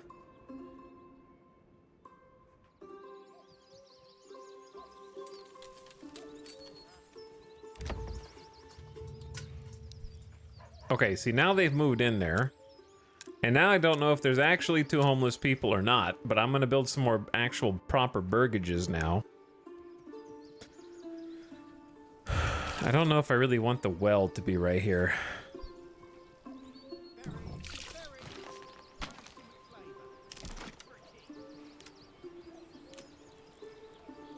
Water? Water? Oh yeah, it does need to be...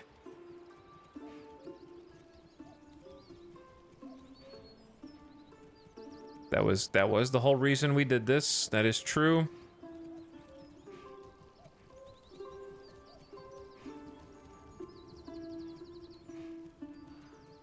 I can't do it there because of the market. Can I just... you can't edit the market, can you? You have to, like, demolish it.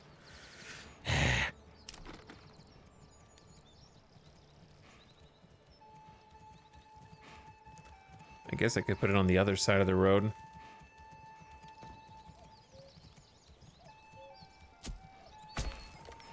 I want to move it. 1 log of supplies refunded. After rainy days, we convert the corpse pit into a swimming hole. Oh wow, look at all this stuff. A bandit camp was sighted.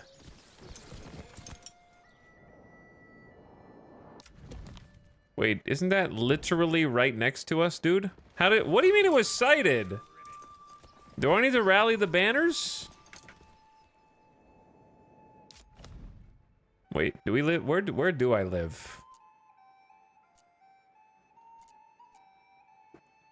Where the hell, chat, where's my base? I don't know where I live. This map UI is confusing the hell out of me. I live in the red? Oh yeah, I live in the red. Red? Why would you color the area you live in red and not the lighter? Okay, whatever. So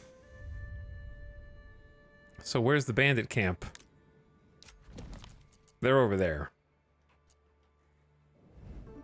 We're over here.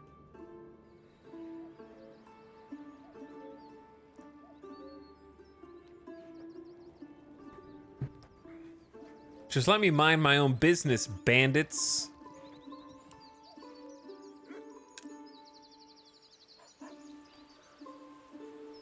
I'm the menace? Why would you say such a thing, huh?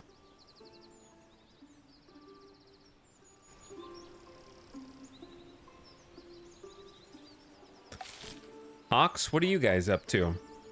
Hauling logs around? Let's follow a day in the life of the ox. Come on, laddie. Oh, you picked up a log. Okay, where are you taking that thing?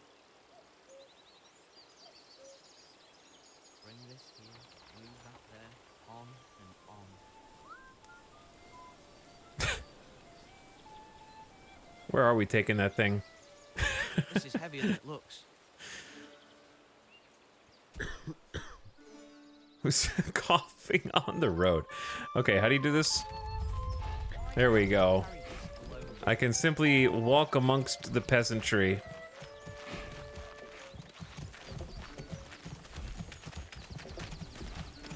And we can see where our ox is wont to go.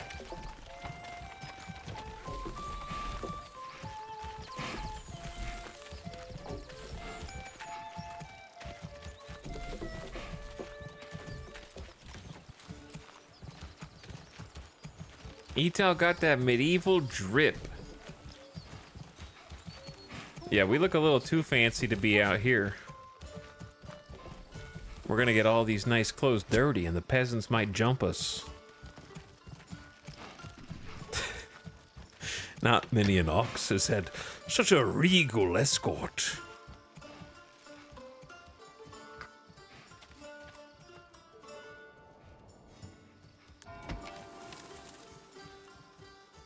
Alright, so that's gonna take a while.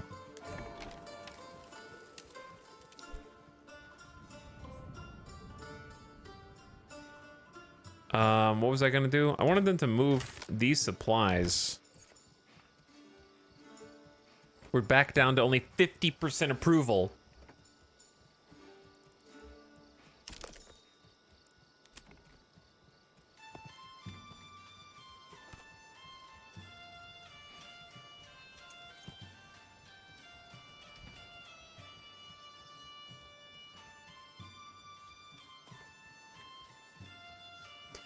This is just gonna be like one big housing plot, I think.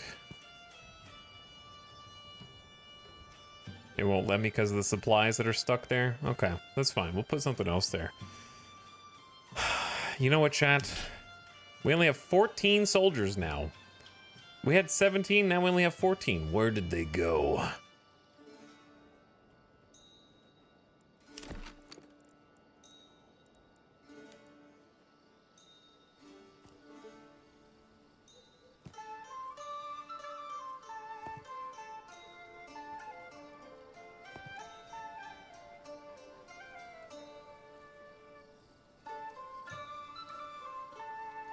You know what, this would be easier if I build a road.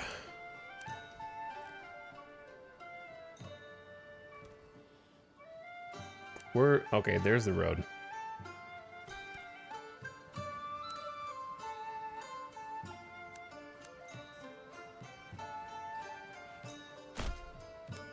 That road doesn't go anywhere right now.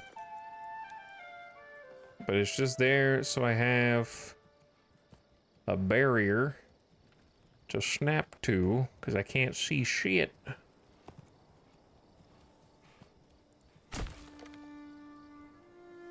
More houses!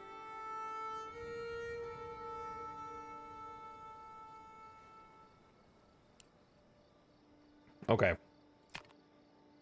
That should keep them busy for a minute. They got a lot of jobs to do, to be honest. We'll make one of the burgages high priority, just so that can start getting up there and have... We want to have some space to expand, and we got some homelessness, apparently. Resting at the hunting camp. My log is exposed.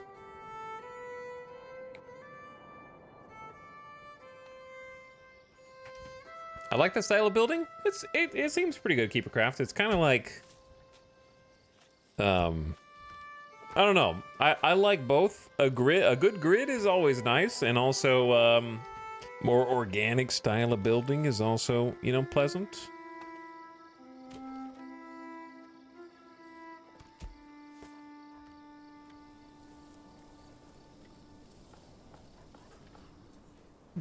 I do enjoy a little bit of symmetry,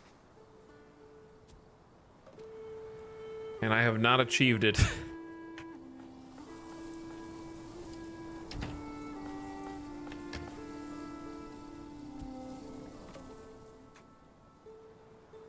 Building houses on wonky roads is satisfying. I mean...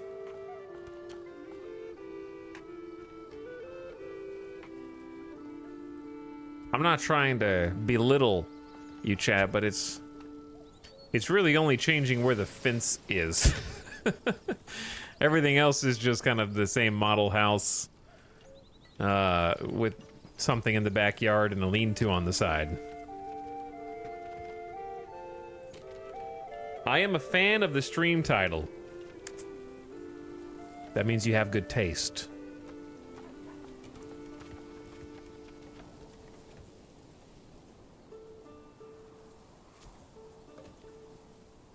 I'm back with a freshly made cheese and onion omelet. How's the Lord and his manor doing? I'm trying to figure things out, Avic. I'm trying to figure some things out. There are a lot of abstract slash unexplained things that I'm just relying on other games' knowledge to achieve. But also, there are some bugs that I've already encountered. I had to reload the save once to clear some UI bugs.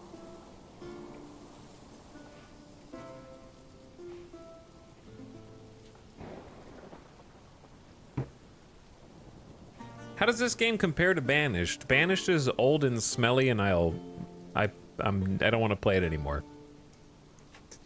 This game is new, and it might be smelly, but it's not smelly yet. Smell is a work in progress, so.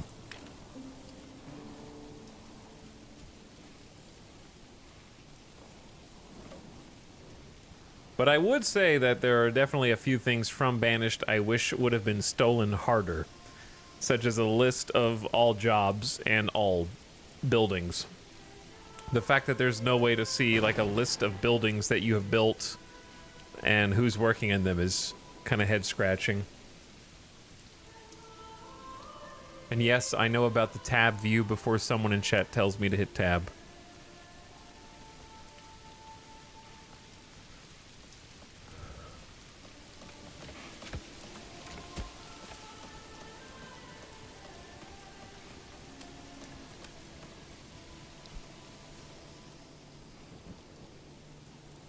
There were a lot of quirky things that happened when I played earlier. Soft locked myself twice from no tutorial explaining how important stuff was to... Which aspect soft locked you? Out of curiosity.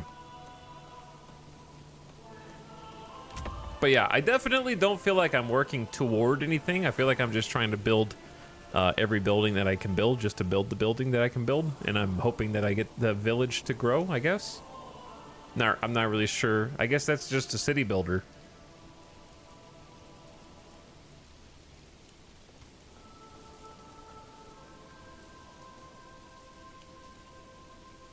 But it looks very pretty when it's not raining and ruining the bitrate.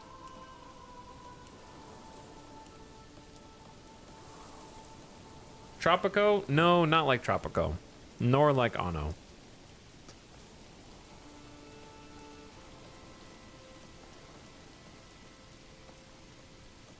This style of game does not feel anything like Anno or Tropico.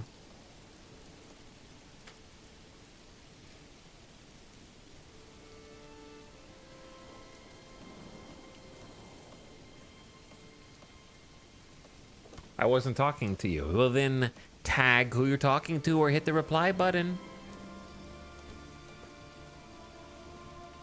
We have ways to handle that on Twitch. And because you guys, your account was created in 2009, Trendaris, you should already know this. Little Frog since 2014, you guys have had 10 years to figure out how to talk to people in Twitch chats.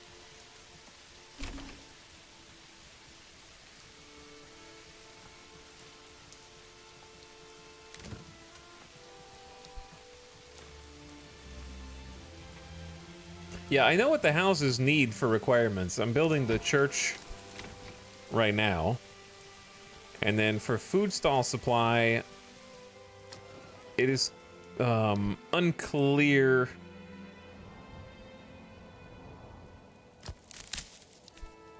how to get them to make more. Because, like, my granary has 115 berries, but only 7 of those are in a food stall, I guess.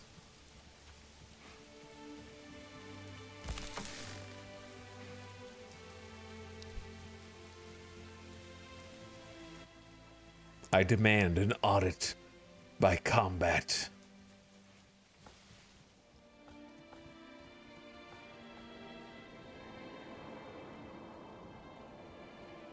can see the rain. I am the cloud.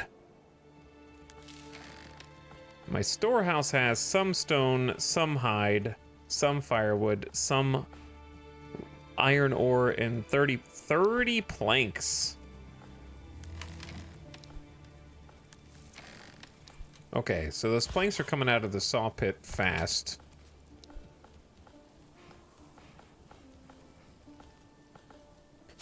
So what we probably want...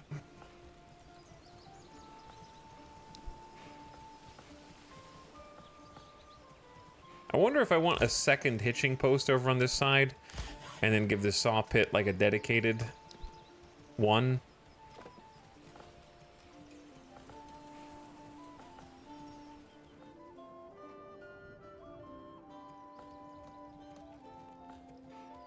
Okay, well, we definitely have... Or we will have room to expand shortly. Because we got 2 more plots being built.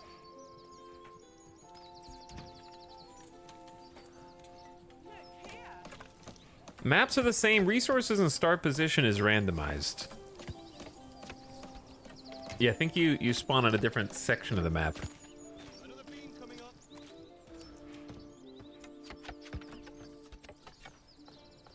In different corners.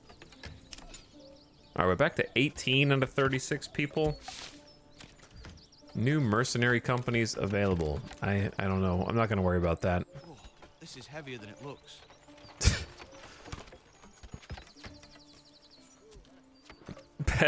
Peasants walking by and complaining. Okay, we have 6 months of fuel. So fuel seems to be... I mean, that's a lot of fuel in my opinion. But there's 5... over there, and then we have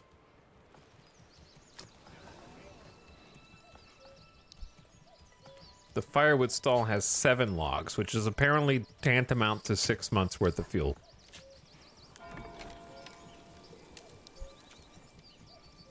All right, do we have 10 stone? Yes, we have exactly 10. That should be enough to build the church then. I think they're just there's only one family building, and they're a little stretched. Hey, bring that piece over here. So I think we just kind of fast forward and chill. Because there is now a home that is open for people to live in. And another one that is being built. Mega Village. Mega Village.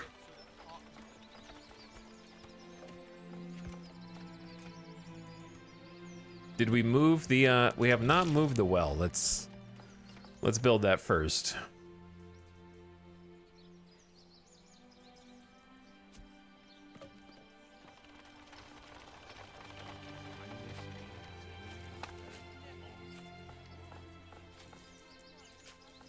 What's up, Wild Omelet? People arrived. Thanks. 15-year anniversary on Twitch/Justin TV 2 weeks away. What were we watching on Justin TV 15 years ago? Something in like 480 to 720p, probably. Okay, the well's back. That'll give them water access.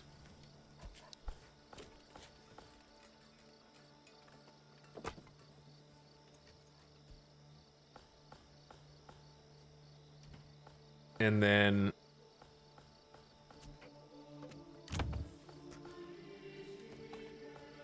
they need more types of food on the market. Resources stolen by bandits. I will destroy you.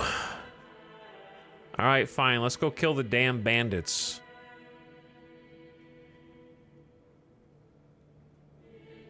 World of Warcraft was pretty big back then.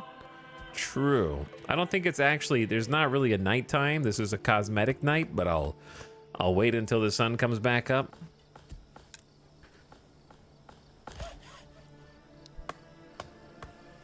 That way you can see things a little bit better.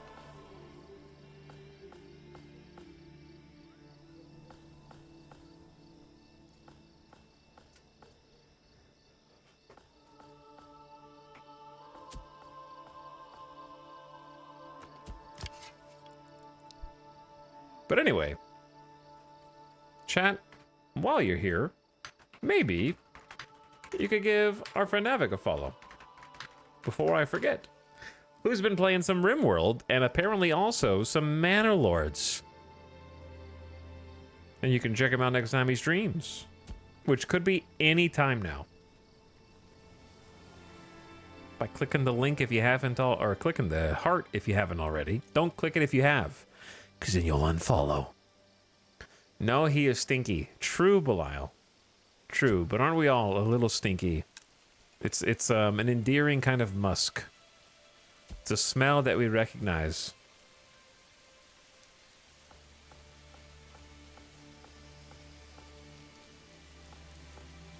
All right, let us rally the banners, maybe, to here. Select units with the left mouse button. Hold and drag for multiple. Command them with the right mouse. Make a line. Hold Alt to keep the formations when multiple units are commanded, and then Control to draw waypoints.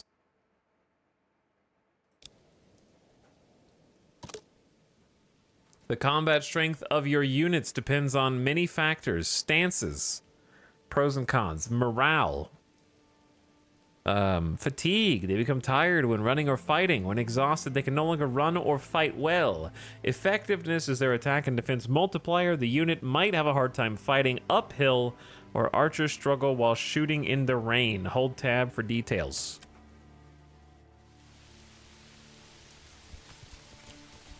Warriors, guardians of the peasants, arise. Your lord has need of you.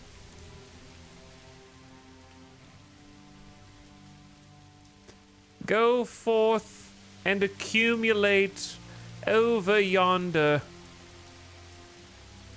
Gather yourselves in this open field. They're already down to 72% combat, 65, and rapidly draining combat effect, 56% combat effectiveness, and still dropping further. Oh, back to 59. 53, they're fading fast. 46, dear God, what are you guys doing? What's wrong with you all? You're the worst trained units I've ever seen. I'm winded, my lord.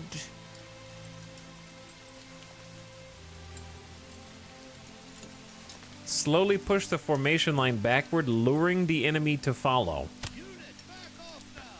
Soldiers watch for enemy missiles. Chance to avoid or block is doubled, but melee defense is halved.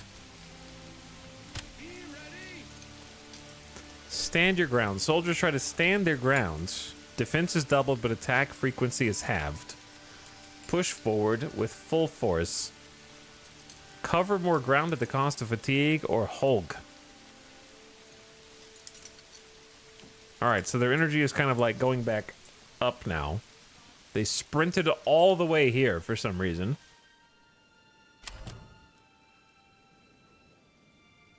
Chat, I think we're gonna get slaughtered, to be honest with you. Alright, let me practice some commands, right? So we have just like a single line. Okay, we have Alts. I already forgot. It's like...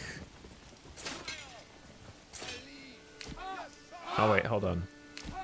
Oh, okay, I see. It's control, and you can create attack lines. Okay, and then Alt, like, just remembers your formation when you have multiple selected. Are you guys good? All right, let's start.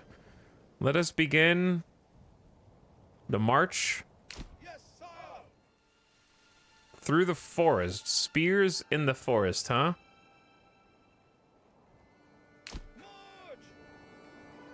Oh my God, you guys are so far away, dude.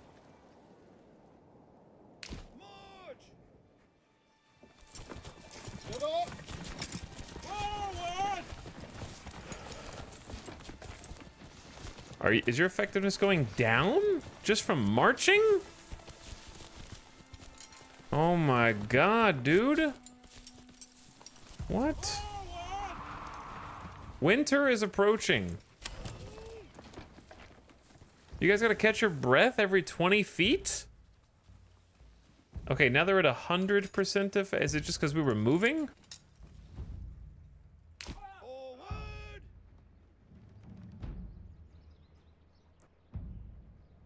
Do they know? Oh, they know? You guys have spies? How do you know I'm approaching you through the damn forest?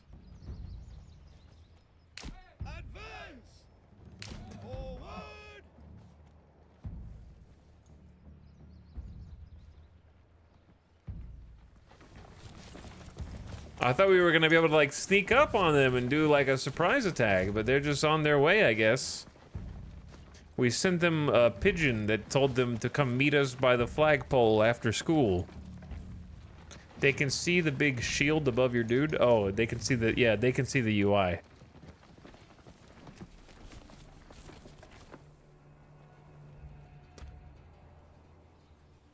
So if we,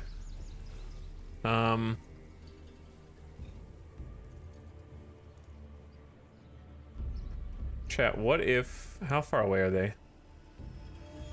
They're kind of close. Too close for me to reposition.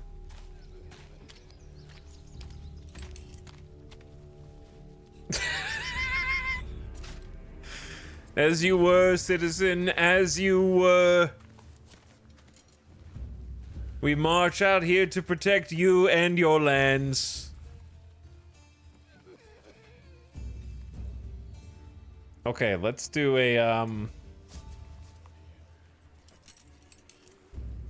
I mean, we're spearmen. I don't know if we want to, like, just charge, right?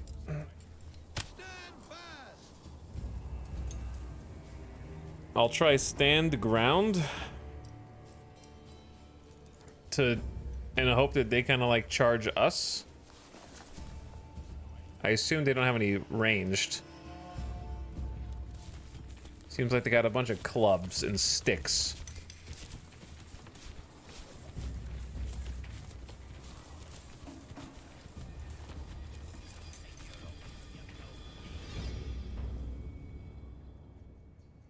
We meet by the side of the road.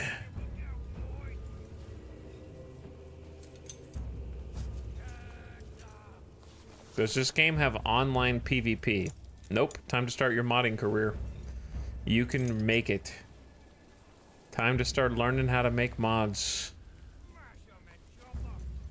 Alright, our effectiveness has gone up to 116%. We're bracing. Oh, they're fist pumping. Yeah! Yeah! Rally, men! We're ready to die for our small, quaint village.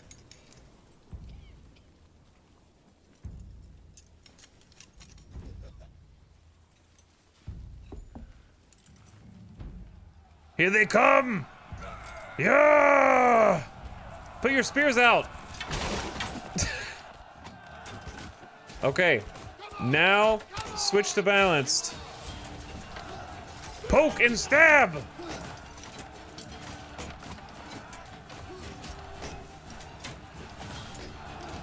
Use your superior shields and your spears to get those guys.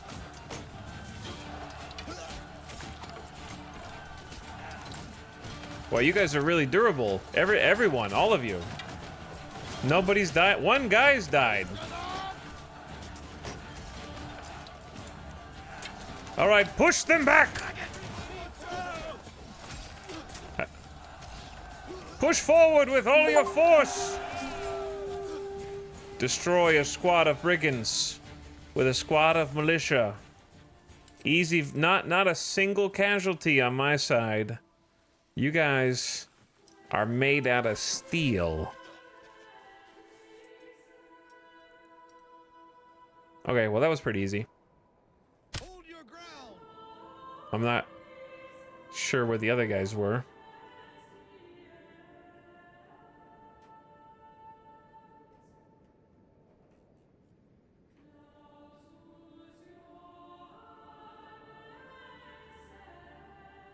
They were like here? Oh, they have a camp still.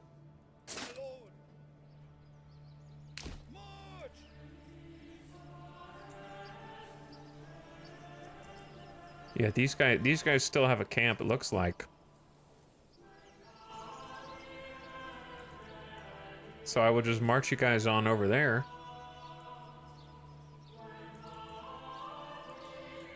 And go mind my business. Back in the town. Alright, we have one open house, and that's it.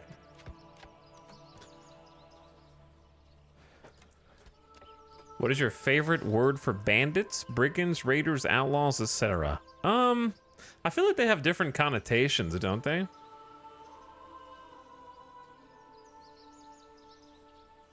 I feel like bandits are less organized. Bandits are like people who are acting in groups of 1, 2, or 3 or something.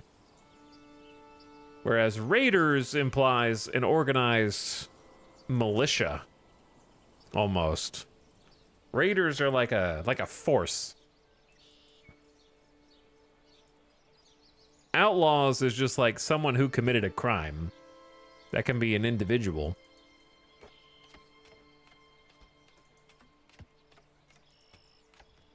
Brigands might be like a small group, but raiders seems like the biggest group.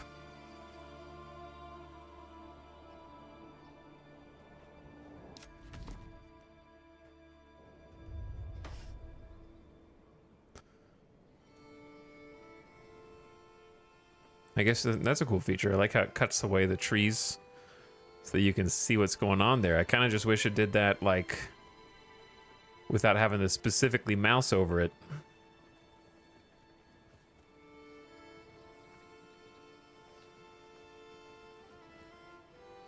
Is this the Bannerlord we were promised? No. Yes.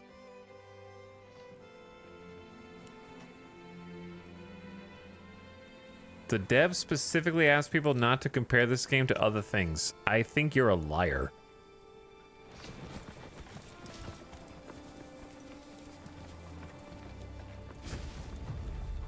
A new message. When searching through the enemy belongings, you find a stash of goods. They could be sent to your people who surely need them, though it is your right to keep it. I don't know. That one. Okay. Regional underscore wealth underscore 145. OP, I can just buy like so many oxen now.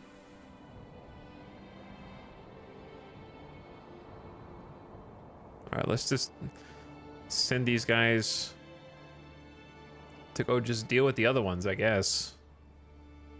Yes, sire. March. He's not lying, but the dev doesn't get to dictate people's opinions on the game. There was some doofus in the Steam discussion saying that Songs of Six is better and this game is trash, but the devs responded to him saying that they are actually friends with the Song of Six devs and told people to go buy it too. Well, these are multiple different stories.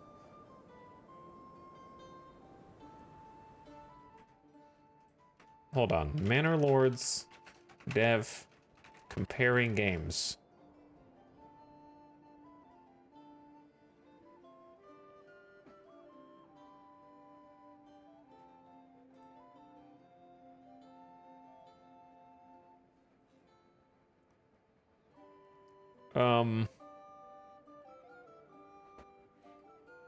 Okay, by the way, for the record, yes, it is a solo dev, but there was outsourced work enabled by his Patreon and an epic mega grant.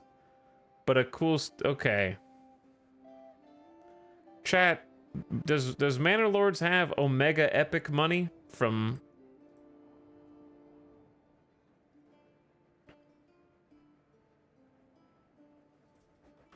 Epic Mega Grant Manorlords?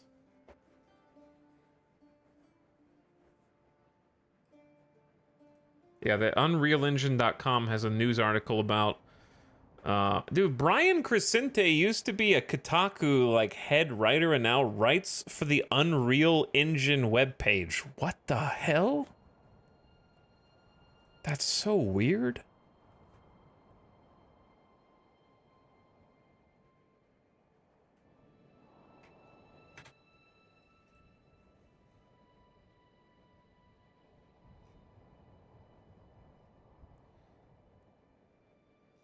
Okay, what is an Epic Mega Grant?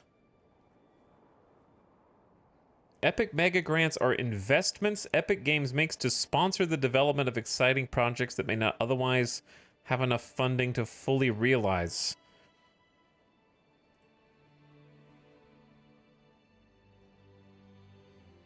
Okay. Epic Grants range from $5,000 to $500,000. A total of $42 million has been awarded in funding. To all games.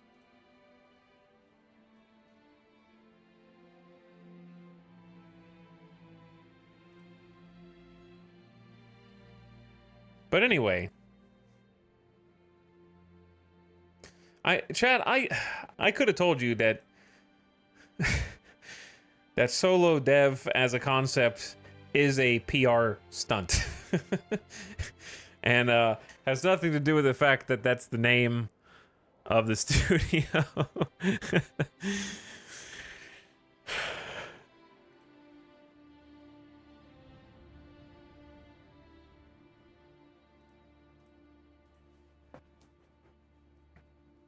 Okay, anyway. I was reading something else and I got distracted. I'm trying to find where they were just instructed not to compare games to other games.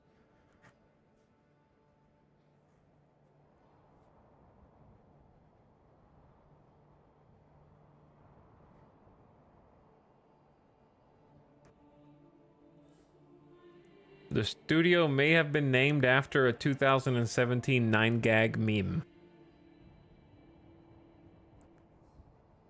about Witcher 3.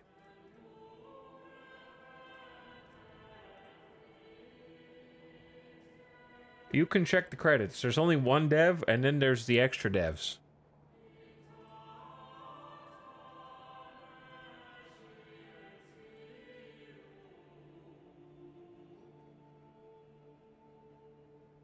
Should be in the latest news post on Steam?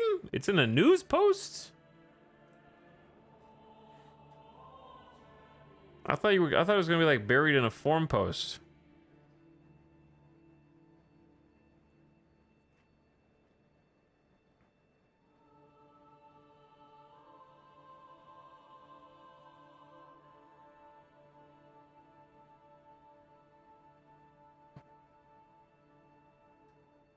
Okay, what are you talking about? This is the latest forum post. The city builder has started by a solo developer, and okay, well, now it's just been started by us. Every developer is started by one person, and then they add another person, and then they add another person. Anyway, and taking it to 3.2 million player wish lists, your support of developer Greg and his game. Oh, this is like Hooded Horses writing this then, I guess. Has been huge, and so I want to say, please don't feel any pressure to buy the what? That are publishers. Chat, this I'm gonna tell you right now. This is bait. What was the last game? What was the last game that got? It was it Helldivers? God, Helldivers already pulled this PR. You don't have to buy this game if you don't have money for like easy brownie points. Like, no shit, if you don't have money, you're not going to be buying the game.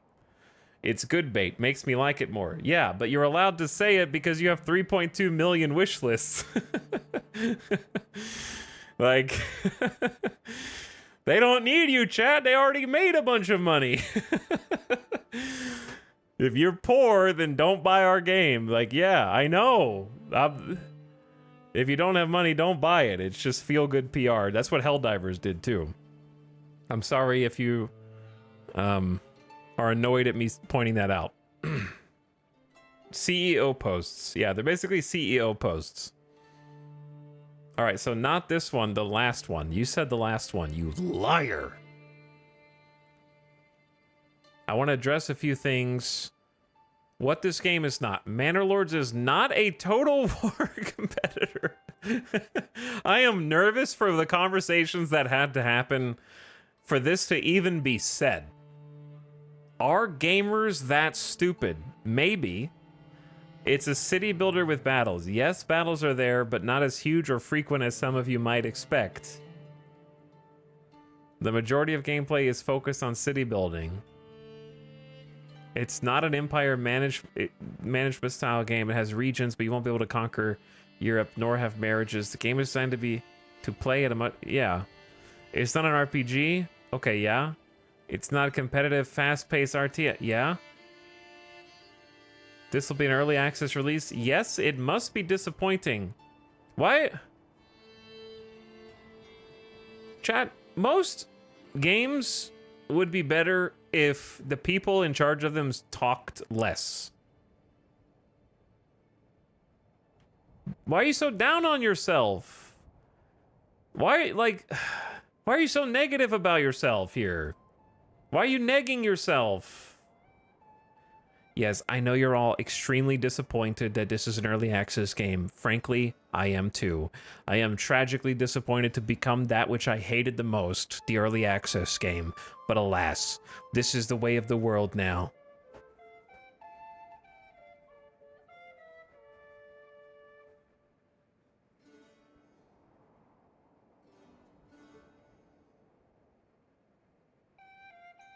I want to pursue an open development strategy of a back and forth between me and you. No, separation of dev and state. Okay, we need a separation of dev and state. Keep the developers away from the gamer masses. We remember some of you were here when we read the paradox, post.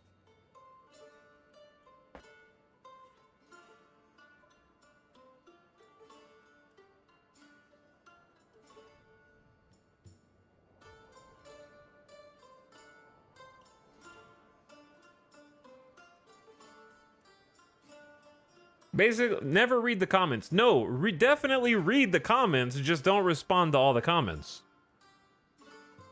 You should absolutely read the comments, you just can't respond to them because it'll always end badly. Like we saw with the Paradox Hearts of Iron DLC.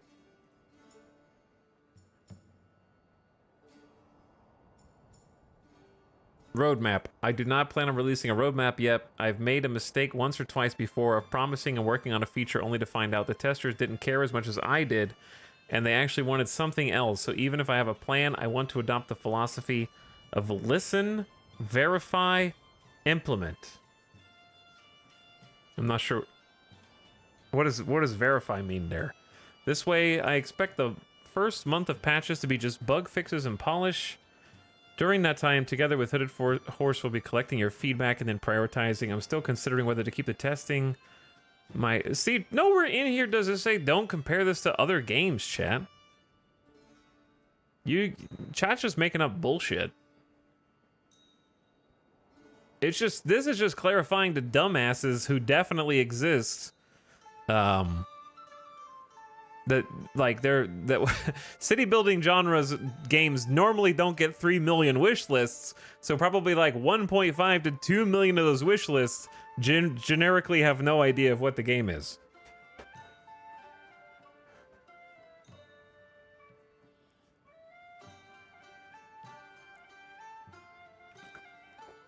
But I do think that if I were writing this, I would have written what you can do, not what you can't do, right? It's kind of like, as someone who has had success on the dating apps and is now with my partner for over 2 years, I can tell you that the same rules apply there and here. Because when you write this, you're trying to get eyeballs on your profile. And the #1 rule is Don't speak in negatives, speak in positives. That doesn't mean that you have to oversell or lie about things or embellish things. Quite the opposite. Just post what you are, not what you're not, basically. Like it's speaking in negatives. What if you don't have positives?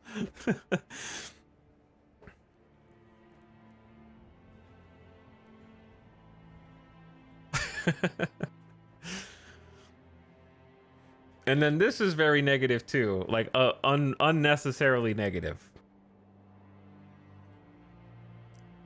Super regretful of it being an early access game. Every game's an early access game. It's just normal now. If chat still blindly hates early access games, then they're stupid and you don't need them as customers anyways. Because they're just gonna make your life harder. It's year 2024, dude. But yeah, I don't see anywhere that says you can't compare this game to other games. I see nothing of the sort.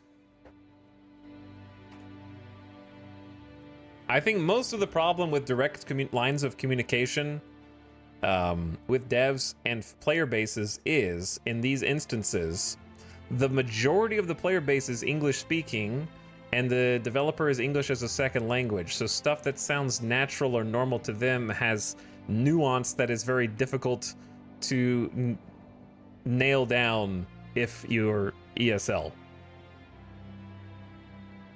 And it comes off different.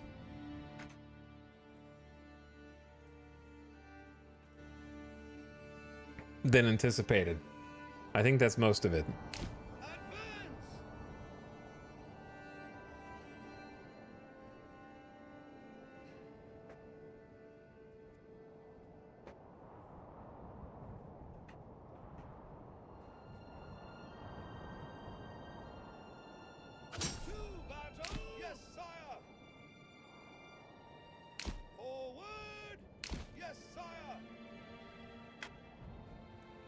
But some people will eat some of that up, dude. Maybe it works on some people with the whole publisher going, don't buy my game if you're literally broke ass.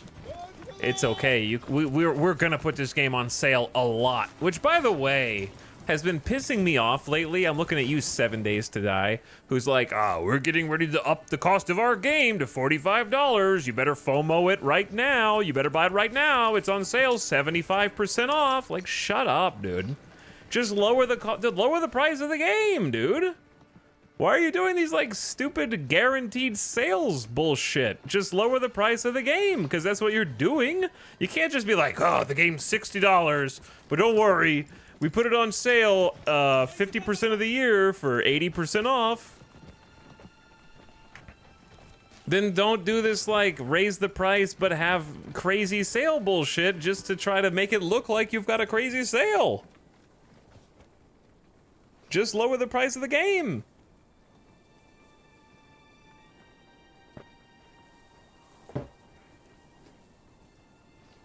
Market manipulation. 7 Days to Die is definitely doing that.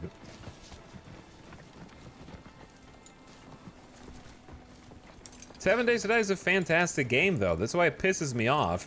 It's like, you have a great game, really fun. You've put a lot of work and effort into making it even better year over year. And then you're just like, you're trying to artificially drive sales via forced FOMO.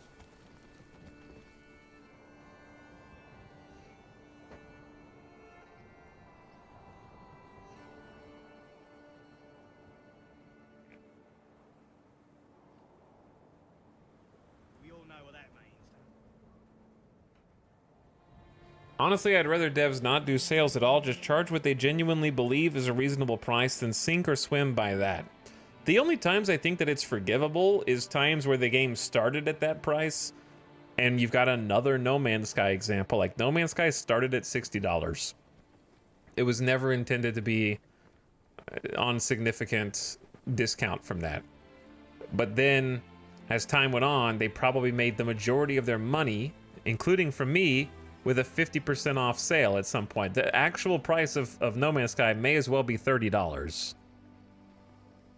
But it's different when you're planning on jacking up the price and then saying, well, we're going to make the price more expensive, but that's why you should buy it while it's 75+% off now.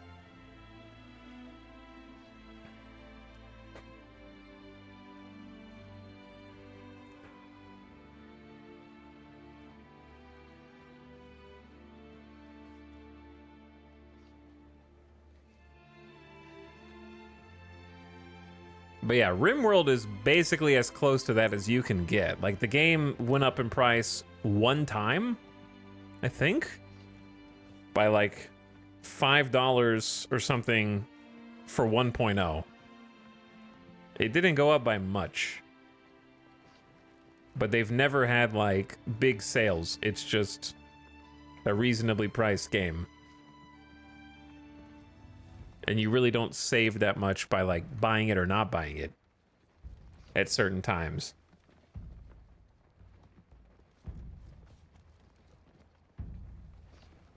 It goes on sale for like $6 off or like $7 off. All right, are they on their way? Yeah, they're on their way to us. My liege. Yes, sir.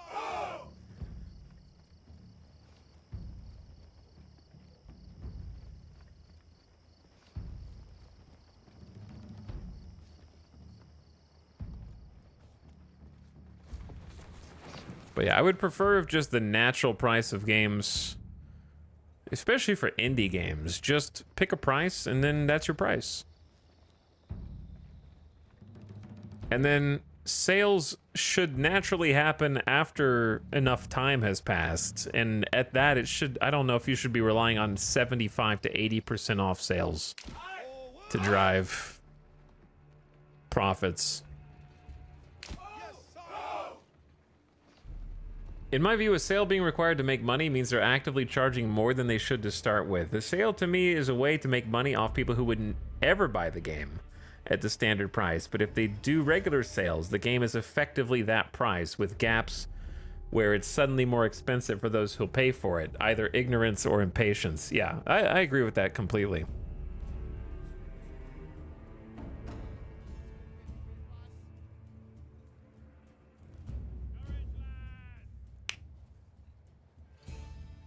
But don't you think RimWorld mismanaged that as well? I wanted to buy RimWorld since forever and never did. Oh, your loss. Or maybe your gain. Enjoy your free time.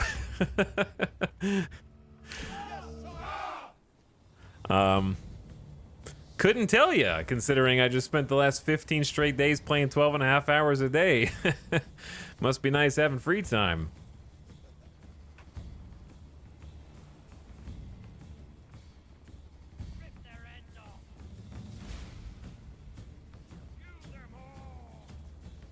All right, I'm pretty sure unless they have archers, which they don't, the superior strategy is wait for them to charge the last leg at, what is all?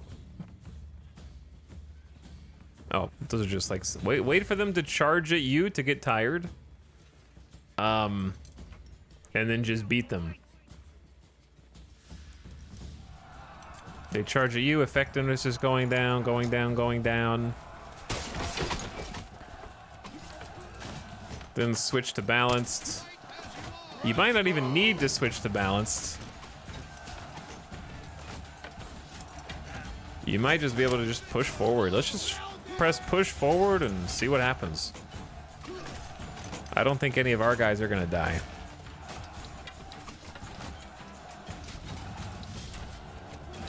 Soldiers have a ton of HP. These are some like Hollywood length fights.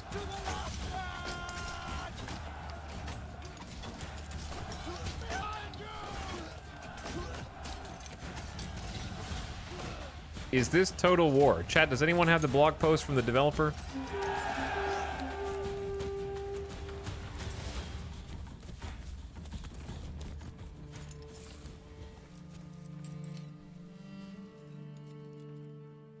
That you can help this person out? All right, go back to your homes. Wait, no, don't. Rally. Shit. People, war is coming.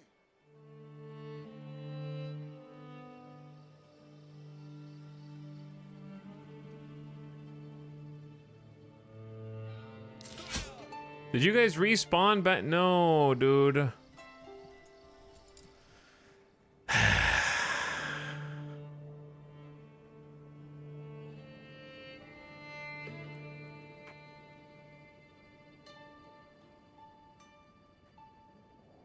I don't remember where the thing... Oh, it's right here. Wait. I guess it doesn't matter if they sprint all the way over there. Because we don't have to fight anymore.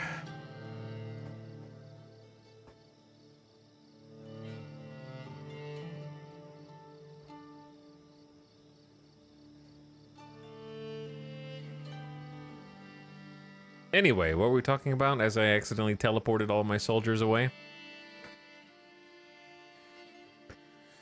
I personally think a lot of games are overpriced in general, especially with the fact that most games are digital only, so companies don't have to pay so much for distribution. If games were a little cheaper, more people would buy a game at full price rather than waiting for a sale, in my opinion. I could probably rant for like an hour straight, but I'm just going to summarize the rant by saying I don't think games are too expensive. I think games are cheaper than ever. I think games are 100 times more affordable and accessible than when I was a kid.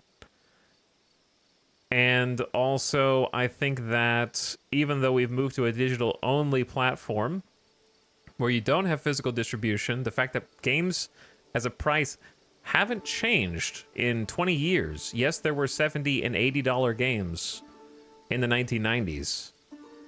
Is the best they could possibly do to keep up with 20 to 30 years of inflation. Especially with the rising cost of game development, the fact that we expect more from big name games. There's a reason why you haven't played a GTA since 2013. So I will summarize my hour-long rant with that.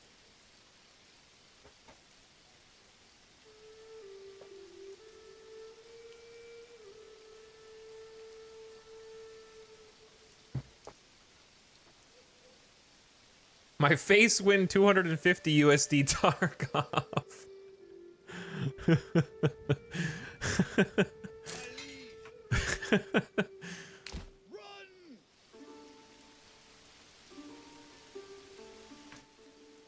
He's cheating us out of the rant that we paid for. What's the easiest way to get food and fuel early on? I don't know. I suck at this game, Rumley. Maybe Chuck can help you. I just started today. I have no gamer knowledge on this. I'm just doing my best.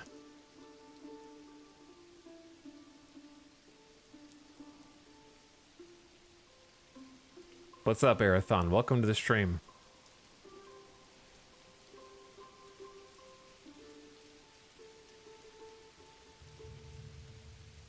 I played so many garbage games that were $60. Me too. When I was like 14. And I got $60 to $70 game for Christmas, and it was the only game that I would get for the next 3 to 6 months. And my parents didn't know which games were good and which games were not good, and there were plenty of shitty ones, and sometimes I got those ones, and then I had to play those ones. But I didn't even know they were shitty because I didn't have 1,000 other games in my Steam library to compare them to. When searching through the enemy belongings, you find a stash of goods. They could be sent to your people. Yes. No? This one's mine. Because I don't really know what my treasury does other than diplomacy, hiring retinue, mercs, and settling a new region. So let's split that in two. Okay, now you guys are allowed to go. Not you, Chad.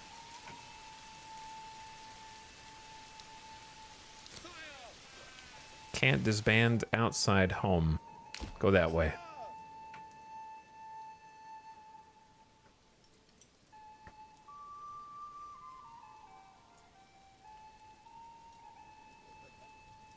My stupid destroyer blanketed a Ka'ak fighter group in flak. Oh no, are you going from Starbase to X4, Avik? You're in a space mood, I see.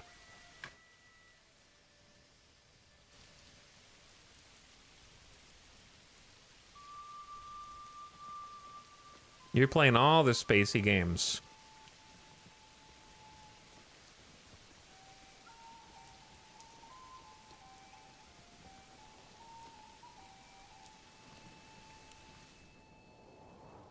I'm kind of in a space mood too, to be honest. Wait, am I not in my home region? Where's my home?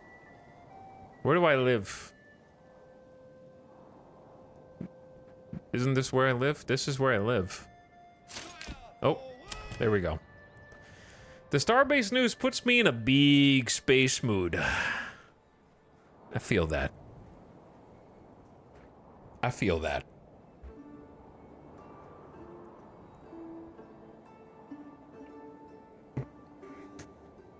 I'm always in a space mood. Okay, I've defeated 2 groups of bandits. Maybe the townspeople are safe. We have 51% approval rating. And some new market stalls have popped up that are mostly empty, but they're here. And still have not made the church yet, but they've hauled 18 planks and 0 stones so far.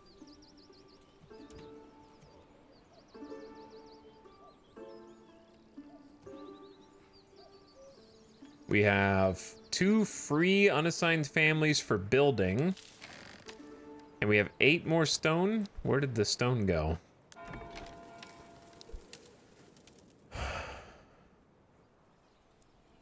Let's up the stone cutter camp to be used a little bit earlier. That regional wealth. Yeah, we got a bunch of regional wealth. I could probably get another ox, but I genuinely don't know if our ox network is stretched or not. Like, this dude just chilling here.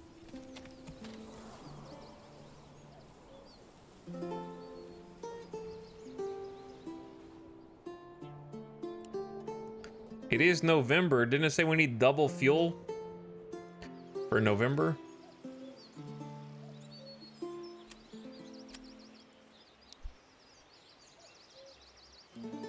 But yeah, let's see if anybody comes over here, because they've already got the wood. They just need to actually, like, build it. Work area is empty. Seasonal resources. Some resources disappear when it gets cold and reappear again in the spring. So I assume you just want to unassign a family. And a new family has just moved in. Okay, so the burgage plots are full, and we have 4 unassigned families then.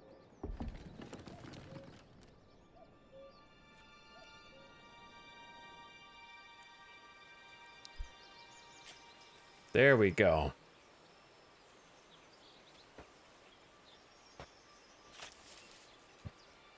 Are you playing on the new X4 beta branch, or is that actually out? Is the DLC for X4 out, or is it still coming out?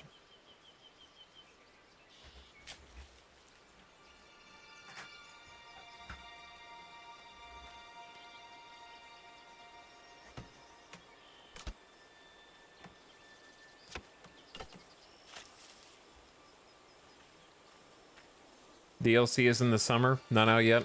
Patch is still testing. When are they gonna change the gameplay for Ka'ak spawning in, attacking your small, medium mining vessels, and then even if you assign like 3 escorts per mining vessel, they still can't defeat like 2 Ka'ak fighters and before your mining ship blows up? I actually just don't know if I'm gonna play the game again because of that. At the risk of sounding petty.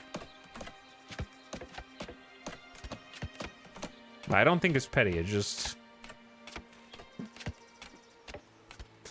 Oh yeah, no, I read the patch notes for the manual mining. They made manual mining legit now. I was to the point where I was wondering if someone was watching the last time I streamed. Because like all this stuff that I pointed out about manual mining was fixed in this patch. Including not resetting the resources when you reset the scanner, which was a huge one. That was a big one. And then, they had some other stuff for manual mining, too. When I saw it, I thought of you. Thank you. What game are you talking about? It's a game called X4, which confusingly is a 4X. It's a space game that is extremely fun, and I would highly recommend it. I just happen to have that enough hours in the game where like all it... Chat, you know how when you play a game so much, you get like a few hundred hours in or something, and then there's like one thing, and it's just one aspect of the game, but it pisses you off enough and you just don't play? Like, you get past that honeymoon phase, and you find the one thing that makes you dig your heel in the sand. And to somebody else, it probably seems like small and insignificant, but it's the one block stopping you.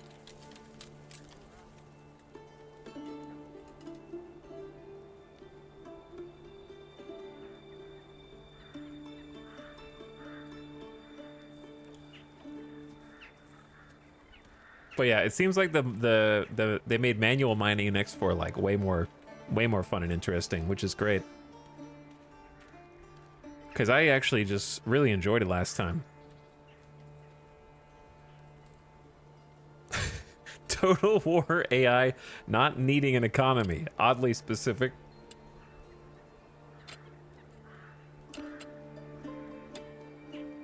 No, if I put 100 hours in a game, it's because I like it. Yeah, but we're talking about after that, Kaio.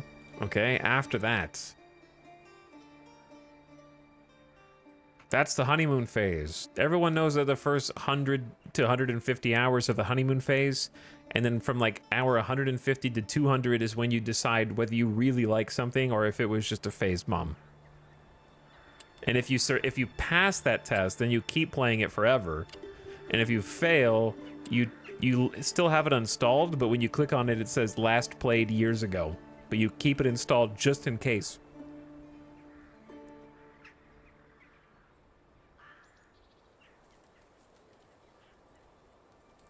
All right, we got stonecutters here.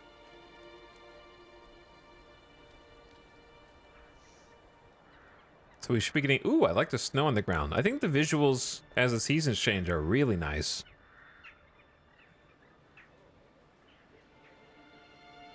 Me with Valheim. RimWorld threat system is bullshit. Shut up, Redditor. I saw that dumbass post on Reddit and all the stupid people typing in it, okay? Maybe you were one of them. RimWorld's not realistic enough because I'm being attacked by Yorkshire Terriers. Shut the fuck up, okay? Just shut up. Go play a different game. Go to a different subreddit. I don't give a shit. All right? The wealth system's stupid. Jesus Christ.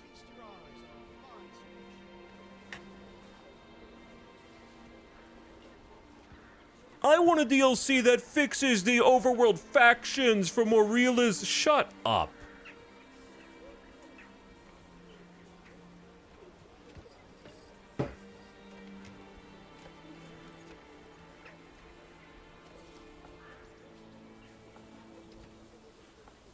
E-Town was personally attacked by that comment. No, it wasn't a comment. It was a top thread on the subreddit for RimWorld of people just bitching and complaining about the core gameplay loop of the entire game. With like 1,700 upvotes and hundreds of comments. It wasn't one comment.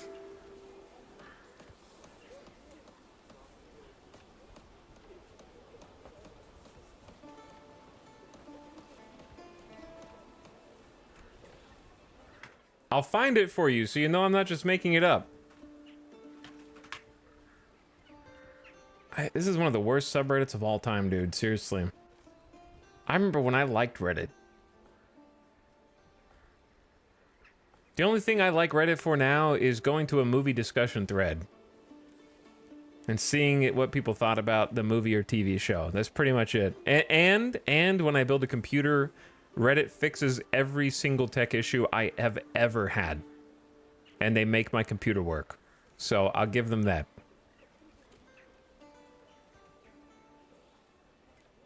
What's your favorite TV show? Right now it's Shogun.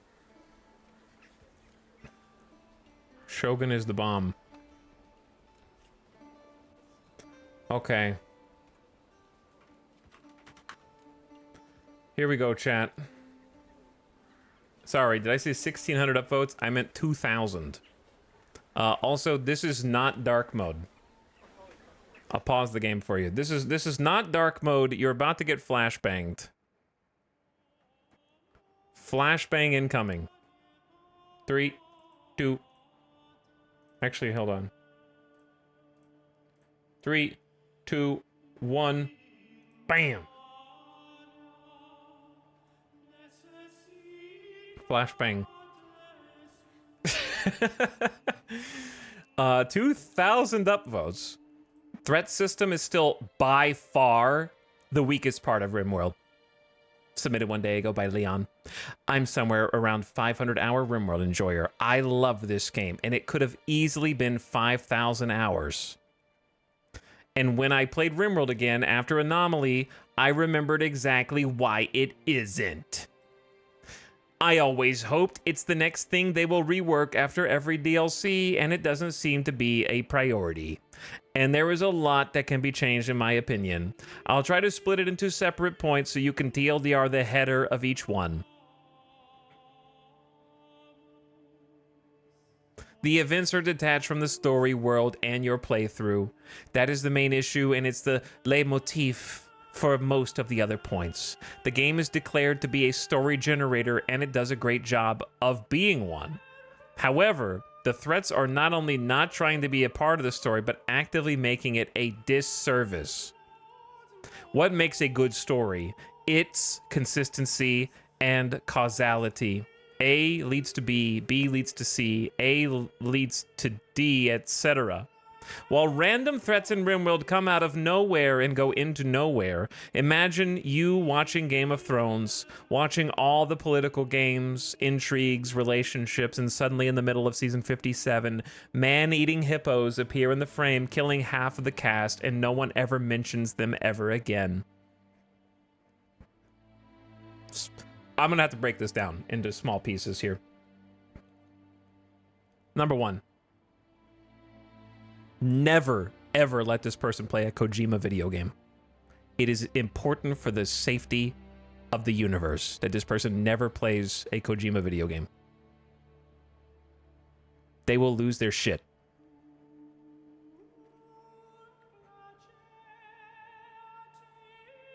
Second of all, okay, I don't have that much to say about this first paragraph, other than, as Kojima would say, why so serious?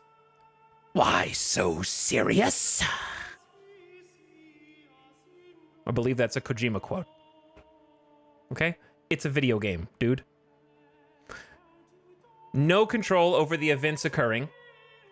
The game first checks if it wants to give a raid to you, then checks which one. For example, if you're living in an extreme environment, the game will still spawn a raid, but it will be mechanoids instead of humans. You don't have intuitive instruments to influence the amount of fights between you and the world. If you're going to befriend other factions, the overall amount of attacks will stay the same. I would have liked it in italics if every attack had a reason and enemy evaluation behind it, and if there is a reason for it not to happen, it doesn't happen, not just replaced with another attack type.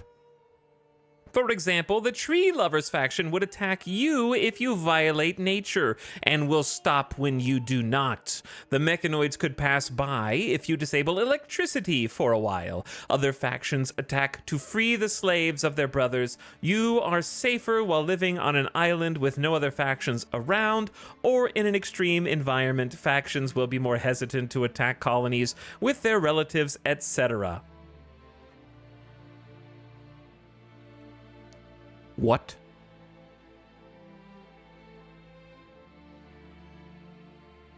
What?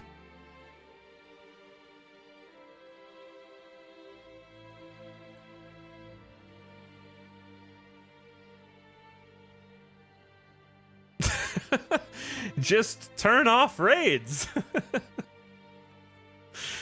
What are the... This person wants it, like, okay, this is a diametrically opposed viewpoint from its actual core than what Tynan wants a game to be. This person thinks that there should be world peace because you didn't do anything wrong. Guess what? The world doesn't work that way. And you could be the best, most genuinely valuable and good-hearted person on Earth, and bad shit can still happen to you. We don't have cause and effect in real life, nor do we have it in RimWorld. Just because you have good karma doesn't mean that you're going to get good karma in return. Your mere existence in a place where there are cannibals and raiders and evil mechanoids that are somehow, some reason, there to kill all human life, they just exist, and you happen to exist, and because both of you exist, you will encounter conflict.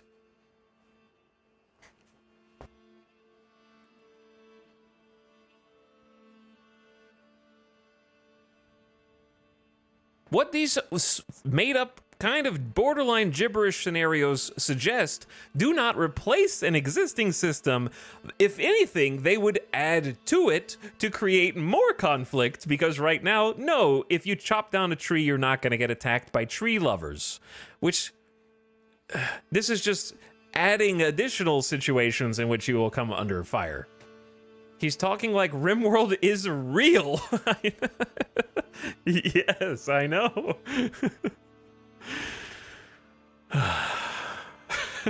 Events have no consequences on the world. The faction that attacked you will not weaken, even if you kill dozens of their members. Capturing their leader will not change anything.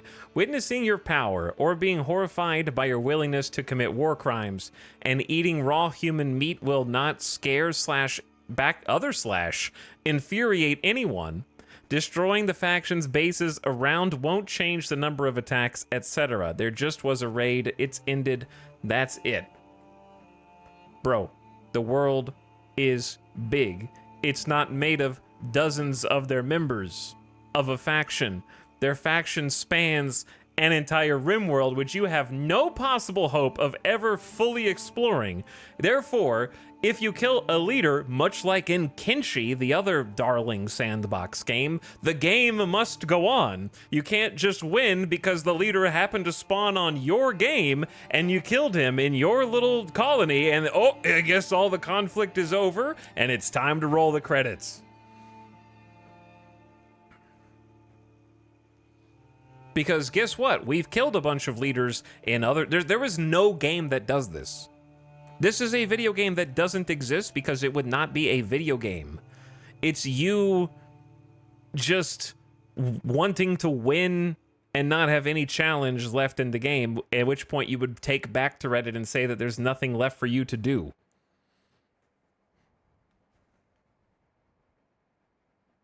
Yes, if you make this is all just one person who's pissed that they cannot make a colony on an island and not get attacked. This is what this entire post feels like it is born out of. The desire to not have any conflict because you spawned on an island. Because this goes straight into that. Like, I want to be able to just defeat everyone and win the game. RimWorld, at its basis level, chat, the only way to win is to escape. Think about that.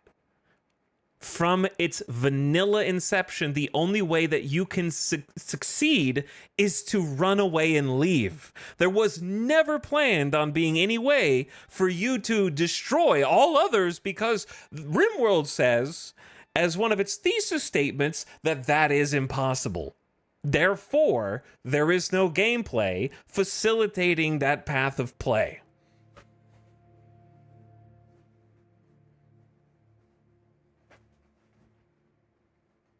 This guy wants RimWorld the 4X game. Yes. Output randomness over input randomness. To be short, output randomness is when the RNG decides the outcome. Input randomness is when the RNG decides the conditions. And the player's choice and skill decide the outcome. Input randomness is universally considered more fun, while the fight itself is always subject to the player's choice, and that's cool. And the game added some input RNG over time, mech clusters, quests, etc., the random events are almost always pure output RNG. The storyteller rolls the dice, and you get swarm, manhunters, mechs, etc., regardless of your prior decisions. I would like to... I mean, okay, well, you just said 2 paragraphs ago that if you spawn in specific biomes, it restricts and conditions the types of events you're more likely or guaranteed to see. And then here you're saying that it's completely random regardless of where you decided to, say, settle your colony, for example. I would like to see the foreshadowing for the upcoming events and the ability of the player to influence them. For example, after making a ground-penetrating scanner, you will be able to predict the next bug infestation and lure them to a specific place using pheromones, or make a logical decision to disable electricity after discovering nearby mech activity so they won't pay attention to you. Or learn about the upcoming raid on you from your allies and place traps on their course, or even attack it preemptively on the world map.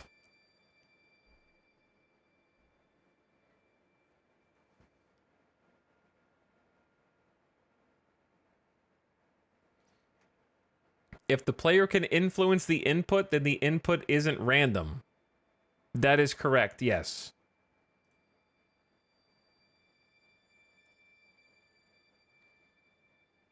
This is not... There's nothing in this that's about player's choice and skill to decide the outcome.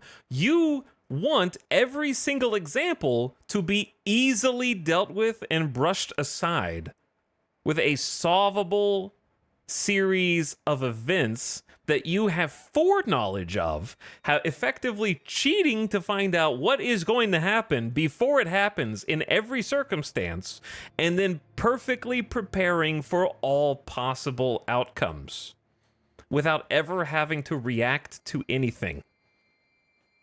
You can do that to some degree already. Yeah, you can do that to some degree, but there's obvious... I mean, I'm not going to sit here and say that that's like something you can do in the game for sure.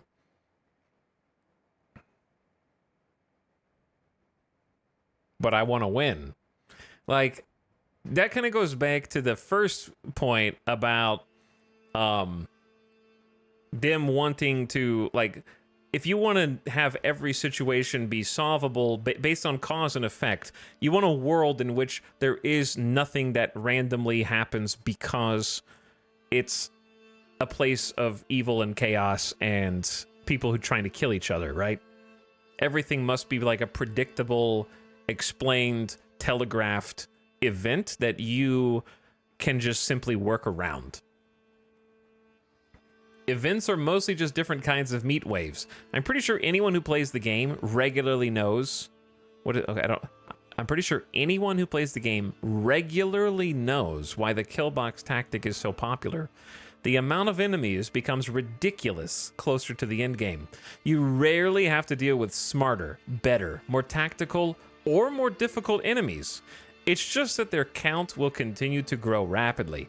Regardless of the faction, you will have to deal with a huge stupid meatball moving in your direction, and the main defense question for you to deal with is how to improve the speed of killing the approaching wave of dummies. Sometimes it's just unnecessary. A good example of this is the new Sight Stealer enemies in Anomaly. Even though they have their own gimmick of being invisible, attacking at unpredictable times, and you having a way to play around it with detectors, that's a good design, I think. They still, for some reason, are becoming huge meat wave with dozens of them closer to the end game. Just why? It's not even that difficult, it's just becoming another chore swarm to mow down.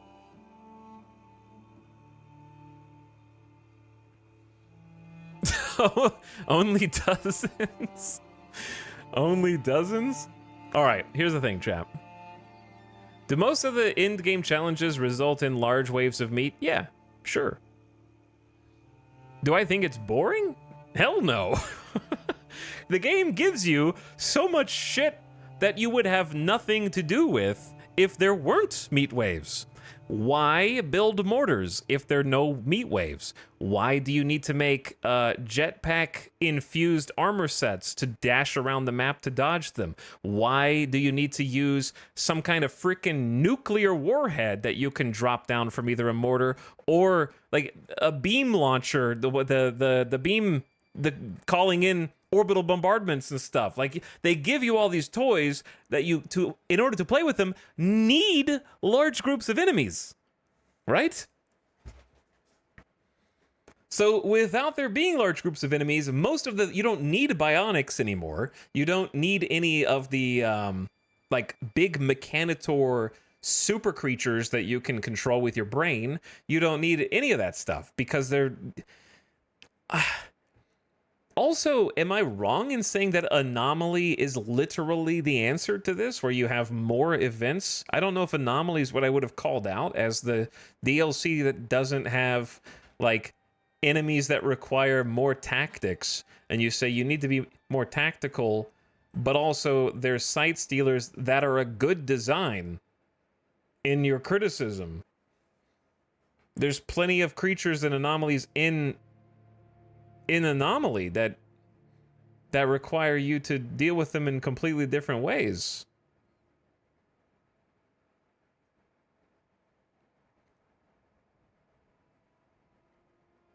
This all started because one chatter said Manorlord's dev. No, Natarik, you don't know. He doesn't know. Chat, he doesn't know. That was a completely different event. We stopped talking about that like 30 minutes ago. Difficulty scaling feels artificial. Probably the lesser complaint, but still. How does the mob of maddened Yorkshire Terriers... See? They hate Yorkshire Terriers. I told you. Have 190 heads? And why 5 to 10 more terriers will join them because you have 20 more fancy hats in your storehouse. And God forbid these hats are sewn good. Then the terriers will be outraged even more. You may not know the underlying logic, formula, and number, but you feel exactly why that is. Because it's revolving around RNG systems and not the world's internal logic. I'm not saying it should not revolve around them. I'm saying it will be better if they would be more smoothly integrated into the world and story. None of these points mean the game is bad. The qualifications. But in my personal opinion, they may be the only things that separate this game from being very good to being almost perfect in what it does. Feel free to disagree. I want to know what you guys think.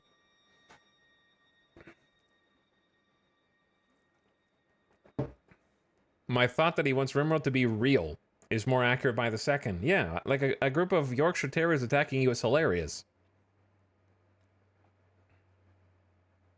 Game sucks, Madge, good game, people happy.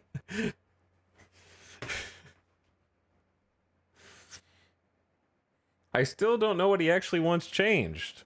Integrate, basically just wants it to be more realistic, but also not realistic because get rid of the RNG and make every possible negative event not only telegraphed, but completely preventable. Where if you do nothing wrong in your game, and I'm not paraphrasing, that's basically what they say. Like tree lovers would only attack you if you violate nature and stop when you do not. Mechanoids will not attack you if you simply turn off power for a while. And then if you're on an island, you'll be very safe because there's no other factions around.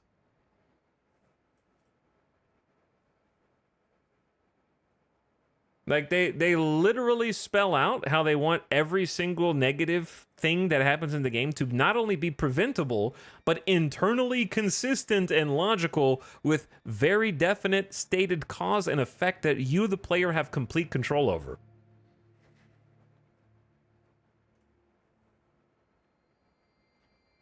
And also the ability of foreknowledge and foreshadowing in bold so that anything that would happen to you is predictable and we know exactly when and where the problems will occur.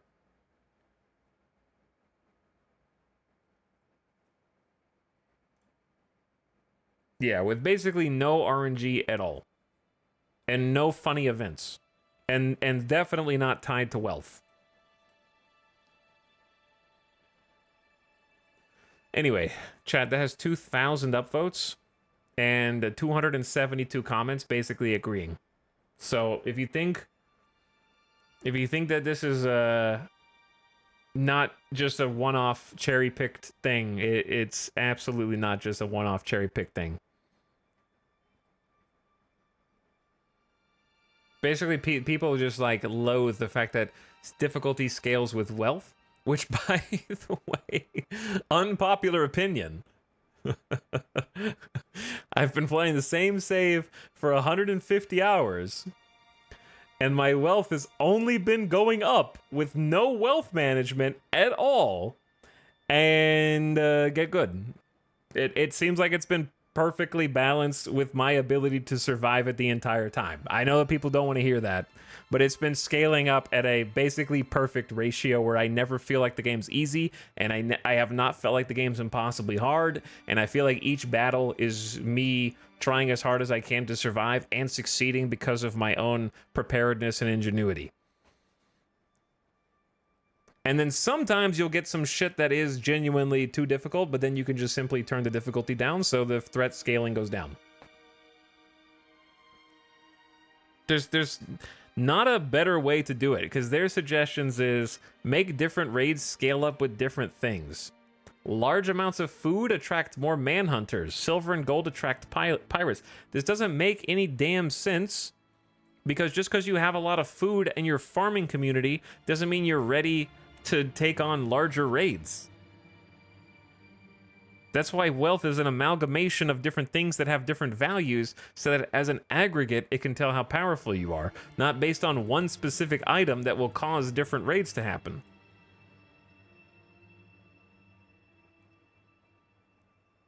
Oh, well, I have so much food. That doesn't mean I have any guns. Like, you know what I mean?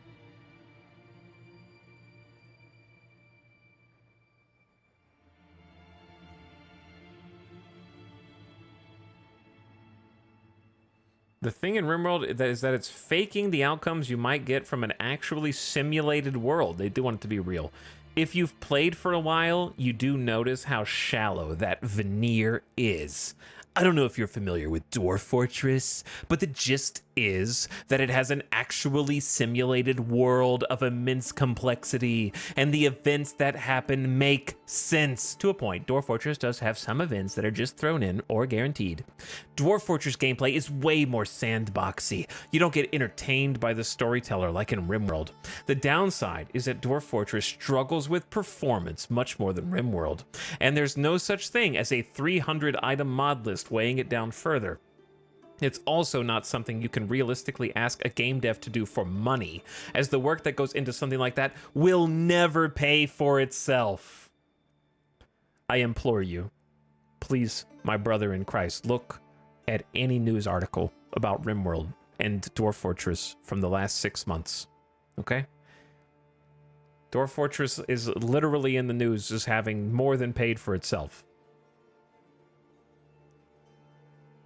It's literally in the news. They're millionaires. They are millionaires. I do hope that we'll eventually get an update DLC that expands on the world and faction interactions to make it feel more lived in, but it will never be a whole-ass simulation, which Dwarf Fortress is, and I'm fine with that. I don't think it's impossible to code that, and I don't think it has to be as complex as simulating everything in the world. Once you zoom out to the planet level, RimWorld could really use some inspiration from 4X games. Not in a sense of trying to become one, but in a sense of simulating a bigger picture that makes sense, where the factions and settlements act like rational entities with resources and motivations, just like a game like Civilization. You don't get raided by your neighbor with an arbitrarily popped into existence army based on how well you are doing for no reason at all other than it's time to get raided. It has so much potential to add to the story, too. Raids to free prisoners, avenge fallen family members, steal your stuff because you've been trading suspiciously too much. Why are mechs coming? Are they actually trying to wipe us specifically, or do we just happen to be in the way of something larger that is going on? I'd love something like that. RimWar comes close. Even a relatively simple system of needs and goals for the factions could produce a lot of interesting, emergent game. Okay, let me just skip some of these. So much this. I love RimWorld deeply, but everything that happens in the game is just so blatantly fake that hearing it called a storytelling simulator just pisses me off. Have you looked at the graphics and the little potato people walking around and you expect me to get immersed in their storyline? I made up the last part. If you were on audio only, I just made up the last part, but the first part was 1-to-1.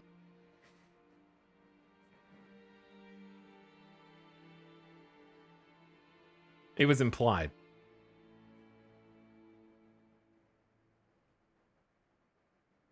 But yeah, this comment is insanity to me. And it has 13 upvotes, not a controversial tag in sight. Nobody's thumbs this down.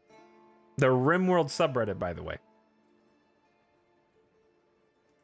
says that it's not a storyteller. Calling RimWorld a storytelling simulator pisses me off. 13 upvotes on the RimWorld subreddit with no controversial tag next to it, indicating no one's thumbed it down. Really well said. I get annoyed that I made some sculptures that no one in the outside world's ever seen, and yet because of that, the next raid had a bunch of machine guns and annihilated my whole colony. It just makes the game too one-dimensional because the only good play is to just focus on weaponry. Think how cool it would be if raiders sent out demands. Give me X thing or we will kill you. And then showed up a few weeks later and you could appease them. Maybe even have some sort of tribute protection scheme where you provide them X amount of rice each month. And if you get attacked, then we'll airdrop X number of soldiers to protect you. Or allow you to gain political or religious influence, which would make other factions want to defend or tribute to you. You host, dude, they just want Crusader Kings.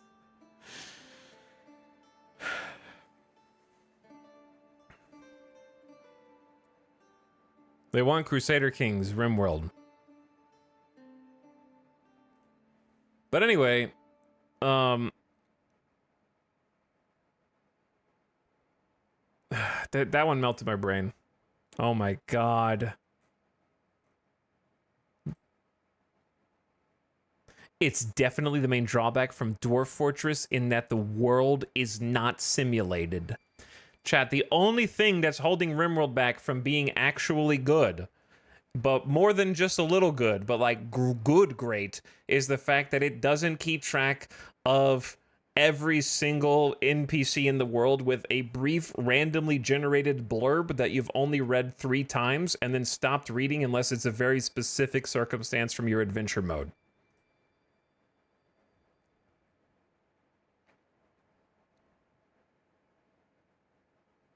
When was the last time you played Dwarf Fortress and actually read the description of like each of the dwarfs in your colonies and like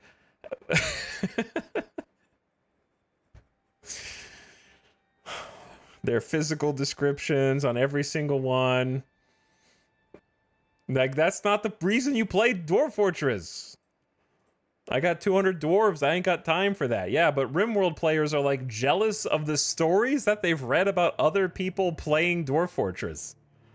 I think it feels like some kind of weird jealousy where RimWorld players are like, why do we have to play in the shitty one that's not simulated? We could be playing the cool one where everybody writes their cool stories. They make it sound so cool. Why is our game not like that? RimWorld pitches itself as a story simulator, but it seems like the only story the devs are interested in is telling how your colonists suffered and died horribly. I really love a lot of things about this game, but it often feels like playing Dungeons & Dragons with a DM who is actively trying for a TPK rather than building logical encounters to challenge the players. The devs seem to think preparation is a cheese strat, and balancing leans too heavily on taking away the player's options for defense. I think mech-related encounters are the most emblematic of this. Players come up with strategies to deal with mechs, and the devs come up with ways to circumvent those strategies. Players who heavily invested in EMP weaponry to the detriment of other, more immediate needs are able to stun-lock mechs. Better give them EMP resistance. Players are placing their bases against a beach, sacrificing building space nice and fertile land so they can't be attacked from one direction? Well, mechs can emerge from the ocean now. Killing these difficult enemies yields a decent amount of rare or useful resources that can be crafted with better weapons. Can't have that. Make them drop scrap instead. They don't want mechs to be a tough enemy the player has to experiment with fighting and strategize around. They want mechs to be a thing that shows up randomly and fucks you up. You also saw this with the Revenant. Players who invested heavily in incendiary weapons and were willing to set huge chunks of the map on fire were able to beat the Revenant without suffering too many losses, so they made it immune to fire. I think a good point of comparison here is the XCOM series. They're notoriously hard and unforgiving strategy games where new threats are constantly showing up and every death matters, but they don't feel like they're actively punishing the player for succeeding.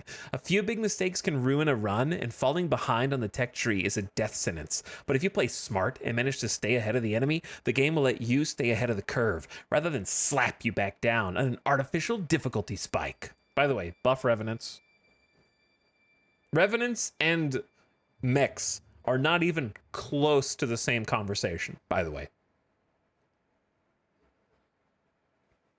I think it's weird they added the fire immunity but removed an EMP immunity for the Revenant. Because the EMP is like 25 seconds, but I think the fire was like a perma stun lock where players were burning their entire forest down to get to the Revenant or something. Revenants don't even kill your pawns, correct. Revenant is a thing that is hard at 4 or 5 or 6 colonists and not hard at... Anyway, Revenant is not even, shouldn't even be in this conversation. This person vastly overestimates how much work is required to get one Molotov cocktail or a single EMP weapon. Okay? You do not have to sacrifice anything to get one EMP weapon and one Molotov cocktail. Okay, that is just something that happens over the course of every single RimWorld campaign. And the funniest part is, the EMPs are still fantastic against mechs and is the best way to kill them. They don't get any kind of immunity for like 30 to 40 seconds while you shoot them, and they don't even shoot back at you.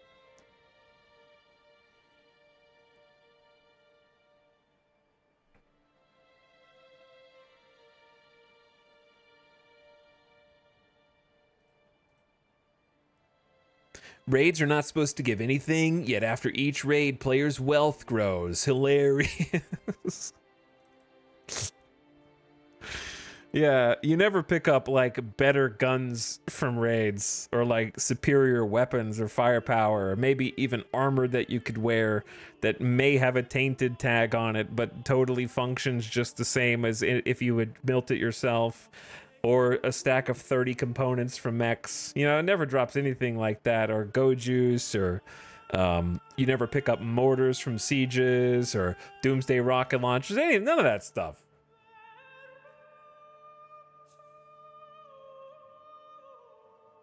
All right, I'm done.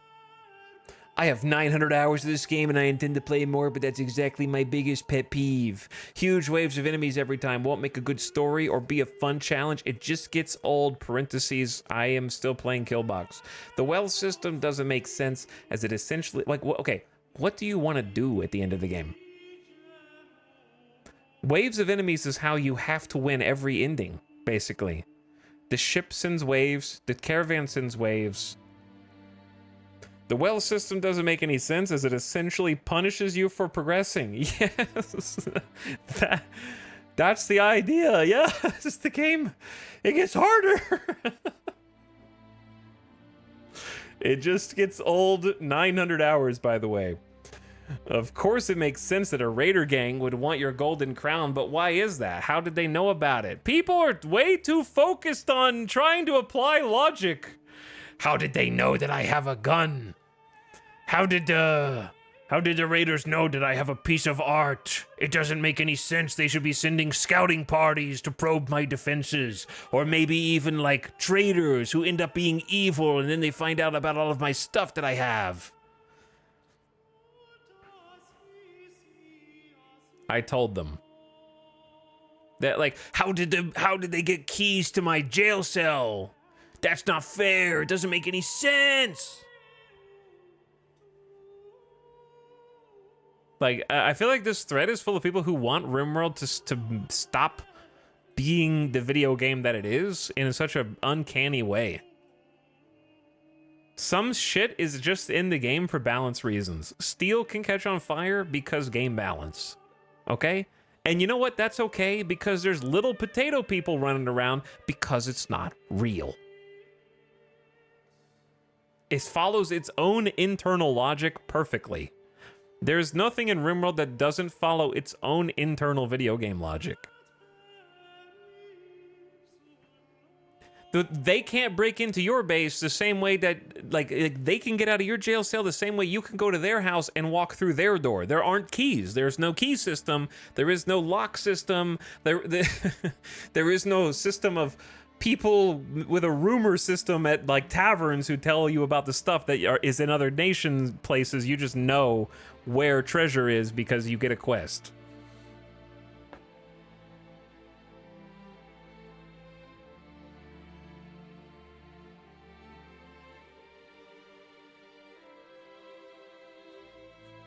This is why we didn't play RimWorld today, in a nutshell. These people have just been only playing RimWorld, and when they play for 2,000 hours, they find a couple things that they think are deal breakers and are frustrating.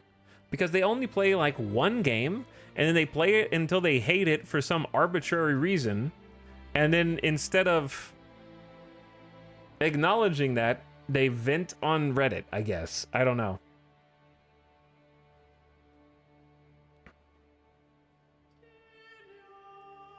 Like, for the OP, RimWorld is just not the game for them, and somehow they still put 500 hours in it. Like, clearly, based on this, RimWorld is just not for them. For some of these other people, it is for them. They just, like, are picky about something. Like, the people who are saying it's not a storytelling simulator are just brain dead, though.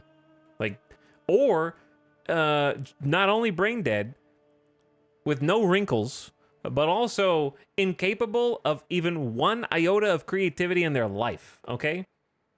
If they spend as much time as they did writing this paragraphed post with like 1, 2, 3, here are my points, like, if you know how to make things bold negative on Reddit, and you still think that this is not a storytelling simulation game, okay? You have applied your creative energies incorrectly.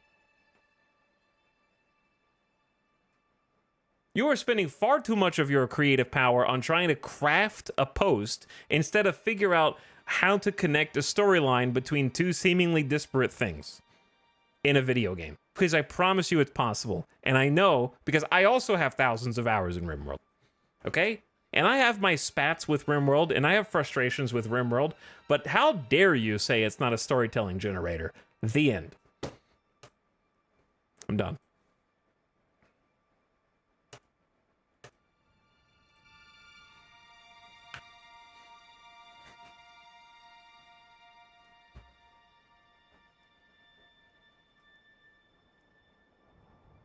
Everyone who says that should have RimWorld uninstalled from their computer by Tynan personally.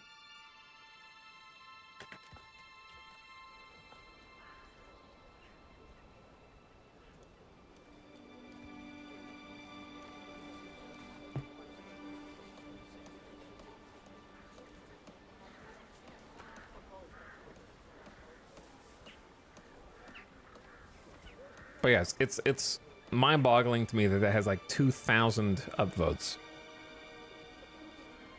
2,000 upvotes. Like, you guys just like hate. I like it better when gamers are angry about stuff and there's at least some noticeably worthy reason to be upset. Which, by the way, our church is being built now.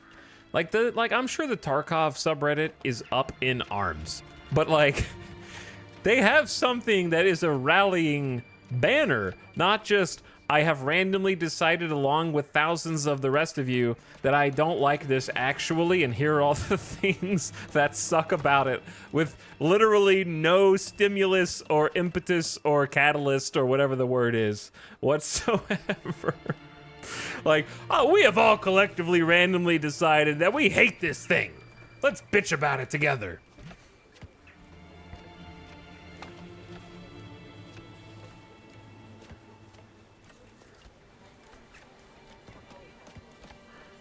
Did you test the Norland demo? I haven't played Norland. I have not played Norland. I'll probably check it out when it comes out. I mean, RimWorld raids I do find pretty boring after the 300th identical one. Then play something else. I took a year and a half off of RimWorld and I came back and the raids was the most fun thing I ever played. Go, like, just go do something else.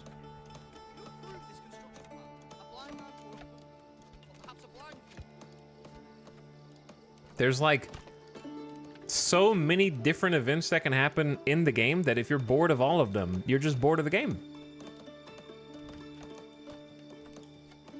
Or you're playing in a boring way. One of the two.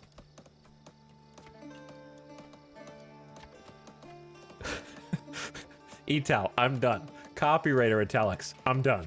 Copywriter italics, look at these breathless fools.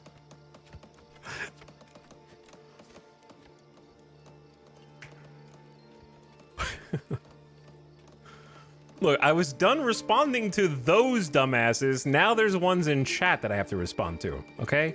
It's different. There's new content in here because different people are typing now.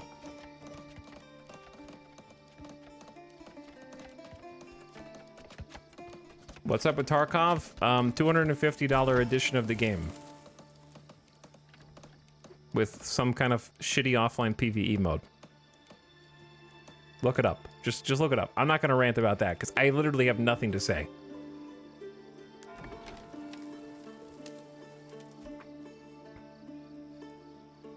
It'd be easier if you Googled it. The wooden church.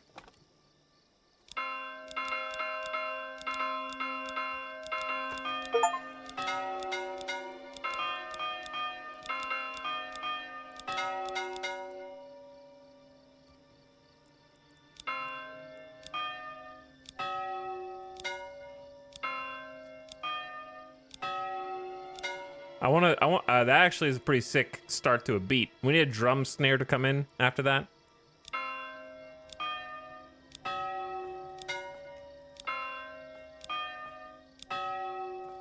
Yeah, get the snare in after that.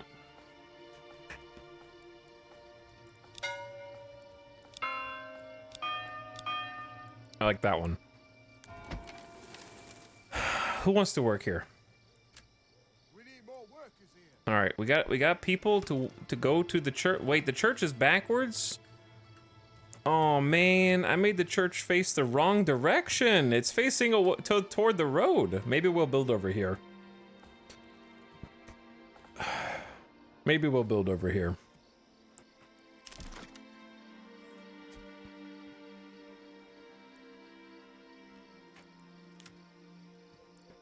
Okay, we have a logging camp, we have a wood cutting lodge, we have 7 months of supplies, which seems like excessive amount.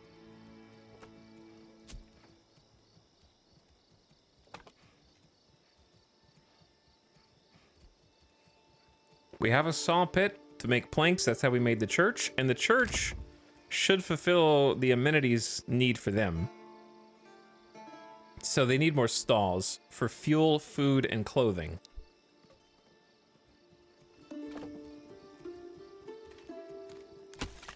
So, like, if we have a woodcutter's lodge here, should I assign a second family to work here to make more wood? And in doing so, would that in turn create more wood stalls? We're gonna have to come up with some actual, like, food solutions. Now that it's December, we don't want to do it now, but we need to start, like, actually farming. Probably, right? Because we got enough food to last us through the winter. There's 0 berries because of the winter, but there's like wild animals, yeah? Yeah, the small church uses the planks, or they used the planks. Now we're just gonna have planks for other stuff.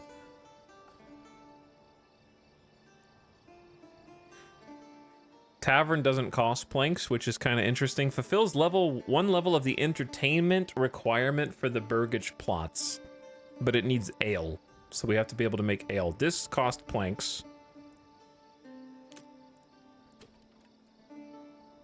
Use this to set up a barter connection, allowing you to send and receive goods between this and another region in your command. I don't have another region yet. We can afford another hitching post, though. But I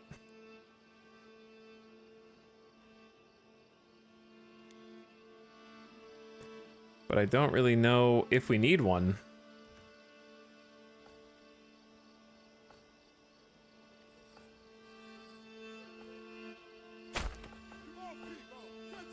But I have a lot of money. And we can go ahead and find a hitching post that already exists. And acquire an ox. We can also, oh, we can use wood to upgrade these to stables. Oh. I guess I could have done that instead of just build a little hitching post.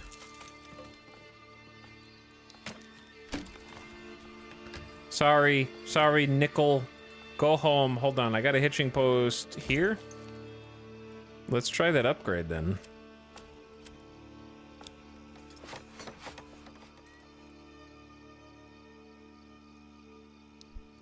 All right, and since we're upgrading that, hang on. While it's being upgraded, I wonder if it doesn't. We need to like increase the construction priority, because it said that if you don't have a space for your ox, they can run away or something.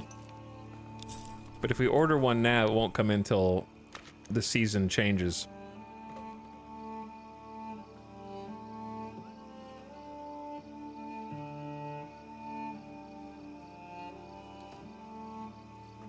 Trying to get like a camera angle in here.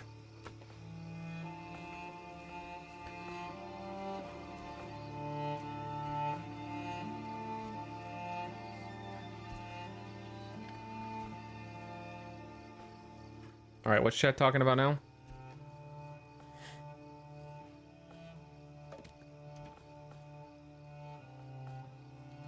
Does a church really need a fence?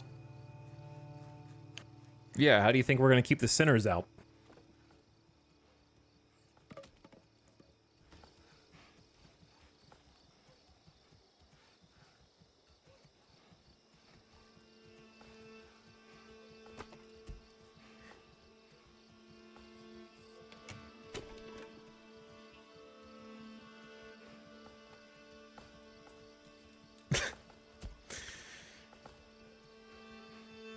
Chat's still talking about RimWorld, dude. I can't believe that RimWorld gamers hate RimWorld, bro. And they wish they were Dwarf Fortress instead.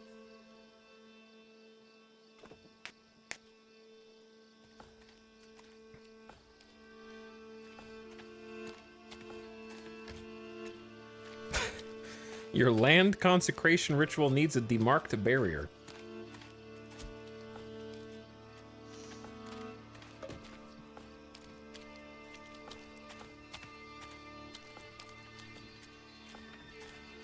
Guys, I started a game. Should I be able to see other AI empires? I'm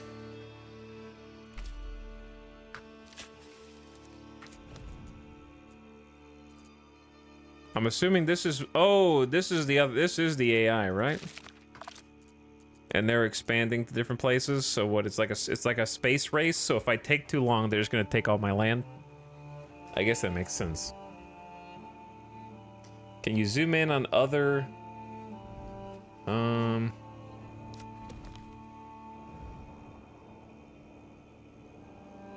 don't think you have field of view because it's probably not discovered. You probably don't have line of sight.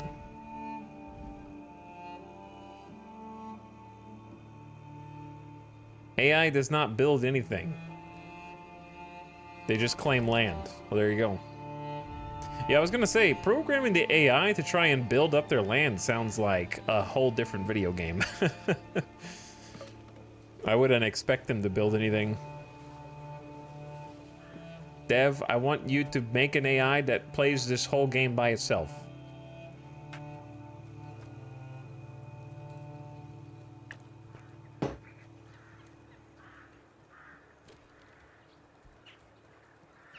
It's easy.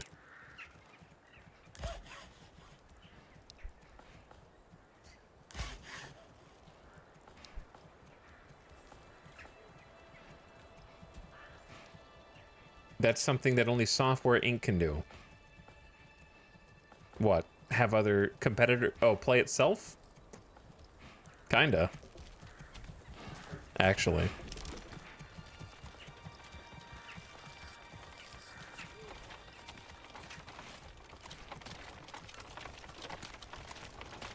Alright, we have probably more need for burgage plots. They are all full. But then we're going to have more food to compensate for that. So where should we put more people? Probably like on the other side of the marketplace and like this side over here. Chat, how do you stop this, like your villages from just being a bunch of houses? City planners be like, Mayor, how do I stop our city from just being a bunch of apartment complexes?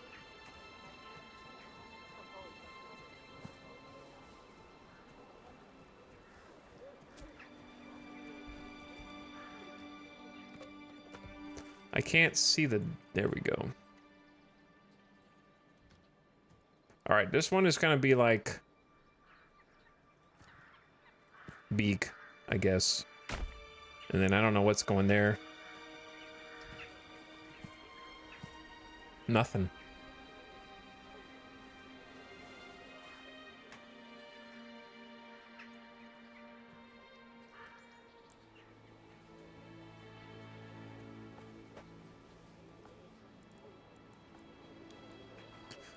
City skyline zoning be like...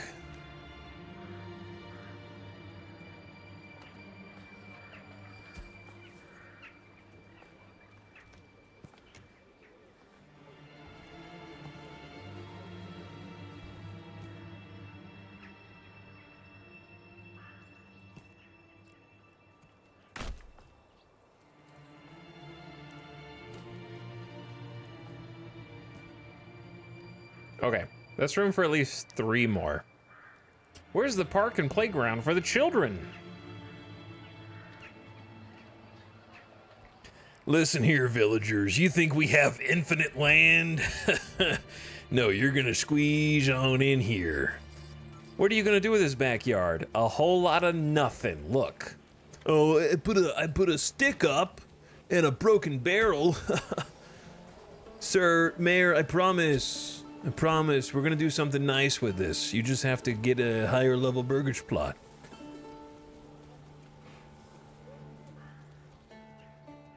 Where's the casino going? Now you're talking. I need a casino. We'll need a tavern, but I don't have any booze, so why bother with that, right? We need farming, but it's December. I should wait a little bit. And then... yeah, that's field for crops. A farmhouse. Plow the field as soon as the winter passes, but no later than November.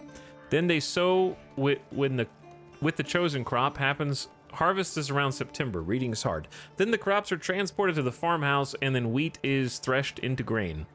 Pasture for livestock, a sheep farm, a windmill, and a communal oven. Chat.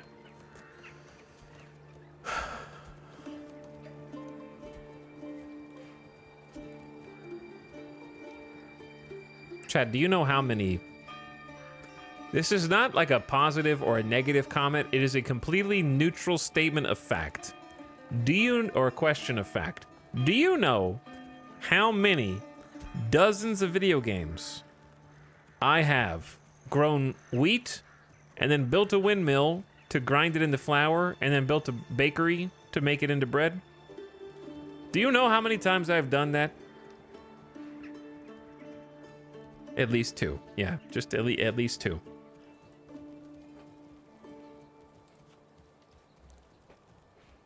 At least 1 more. We're gonna do it at least 1 more. Alright, well, let's start with wheat. Fields and Manorlords need to be very large to be effective, but also take long to plow by hand. For a starting village, try a field size of about 1 Morgan. Later, if you want the region to focus on farming, you can consider spending a development point for a heavy plow, which allows plowing much bigger fields, more effectively utilizing oxen. Remember to check the ground fertility. Some crop types are picky. All right, Emmer is... we've already learned that Immer is wheat.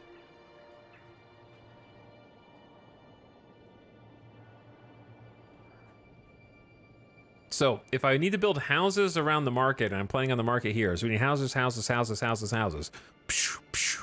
Then that means that the field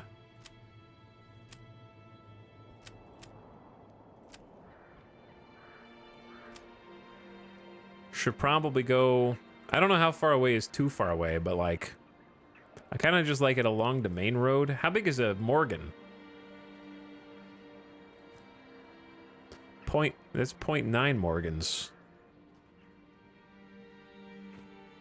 I can't really see the lines. Maybe it'd be better. Okay, how many Morgans was that, chat?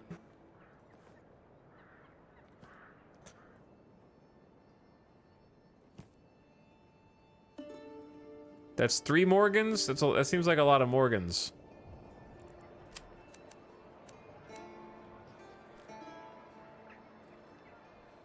All right, but hypothetically, what if we did boom, boom, boom, boom, boom, and then gave it a little wiggle? Okay. Give it a little curvature. Oops. And then go ba-bam.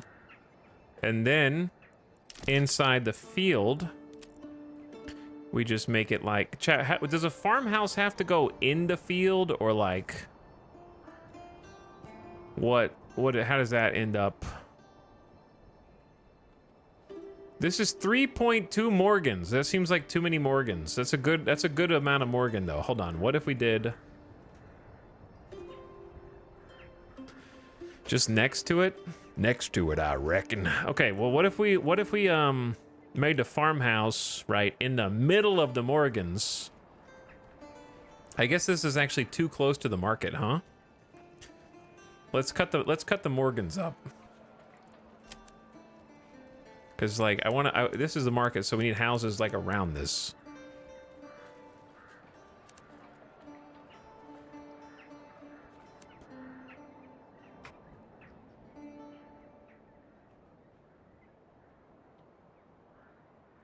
Huh.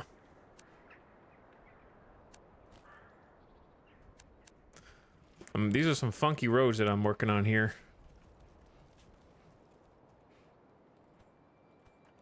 Yeah, I don't know what to do with this. I reckon. I reckon you don't.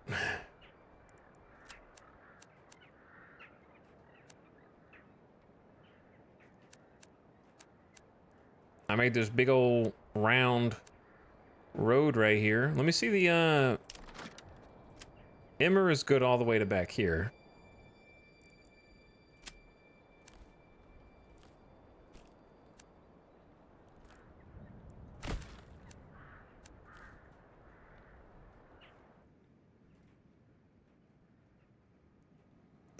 Okay, what if the snow is blinding me? I have snow blindness.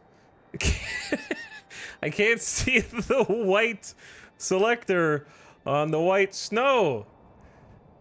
Flashbang.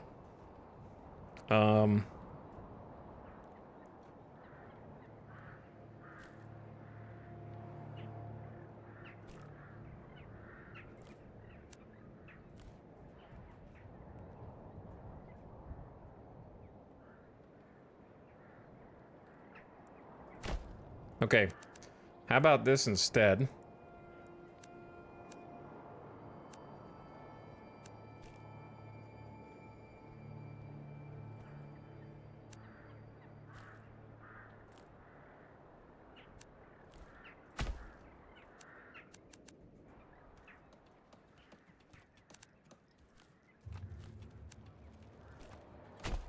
We kind of like carve this up a little bit.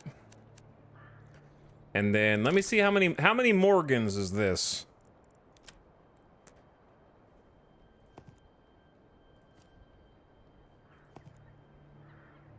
That's 3.1 Morgans.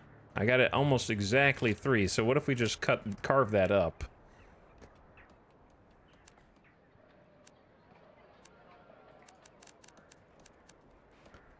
Okay, step 1. I think it would look cool if the farmhouse was like... Fresh meat.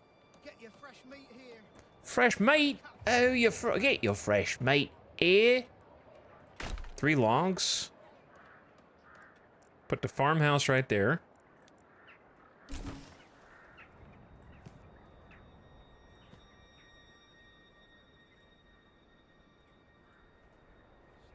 And then...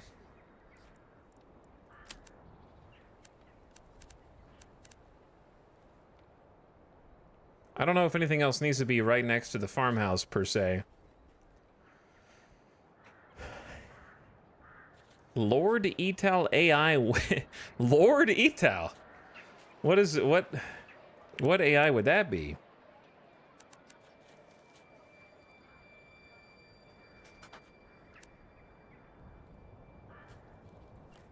Peasant AI. No, we already have a chat AI. No, we don't. We don't.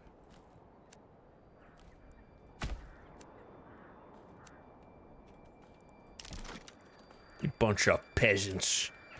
You bunch of peasants. How many Morgans is this one? Chat, if the farmhouse is inside the field, what do you think happens?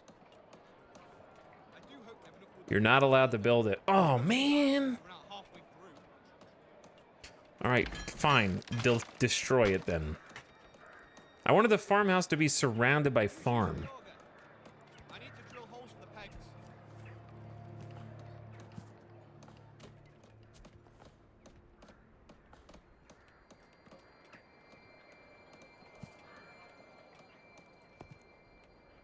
That's 1.7 Morgans. My trees! Farmhouse employs families who work on the fields. This is distributed proportionally in accordance with the field's set priority level. When crops are growing, they absorb certain nutrients from the soil, temporarily lowering fertility. You could change crop types or leave it fallow for a whole year. I will leave you fallow for an entire year. Let's see how you like it.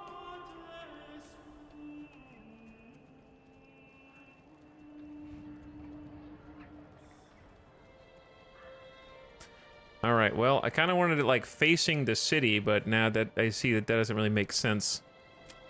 We have good barley fertility here too. Like over on this side at least.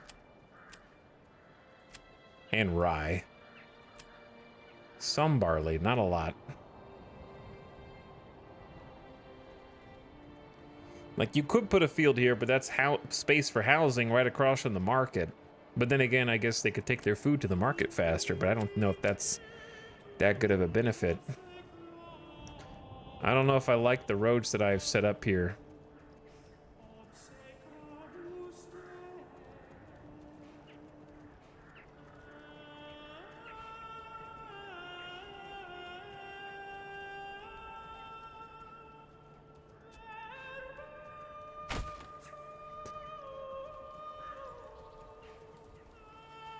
Does that connect on its own or no?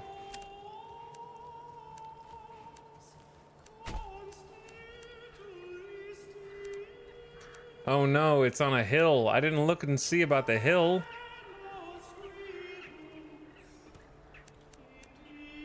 You can't build a farmhouse on a downslope, I think. Maybe? I mean, I guess you can. I feel like it should be on this side of the road, but...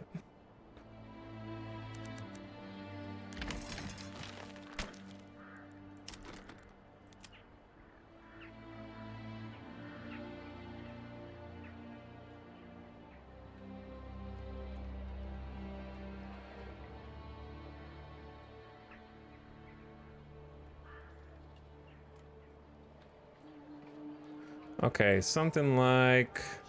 this? That'll be better. Do I need to go back and destroy the tiny little road that I made? Yes.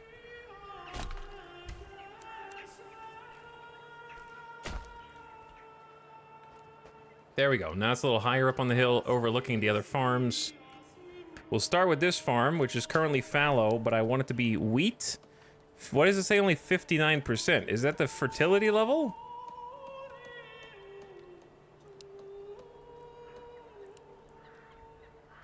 That's not very good, is it?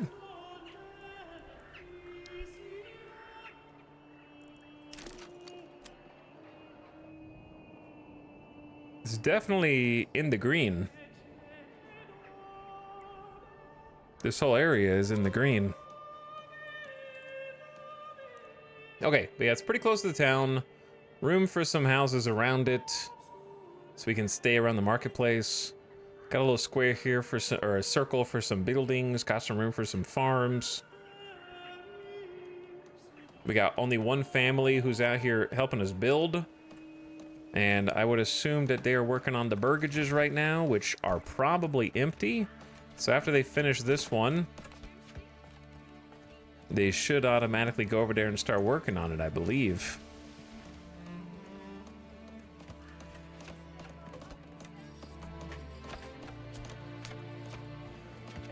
I was just about to ask if you need to consider crop rotation, and you do. By the way, thanks for some subs that I missed, including Fronald for 35 months. Thanks for almost 3 years, Fronald. Dierks also pumping it for 4 months. Hi, Dierks.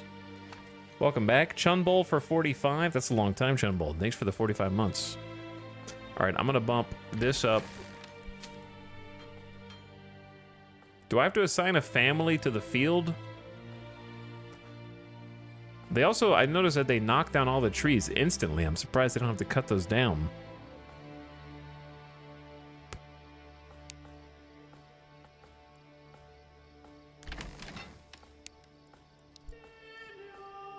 I mean, obviously it's still January. I just wanted to get the field and maybe the farmhouse set up. They need 3 logs. We have 24.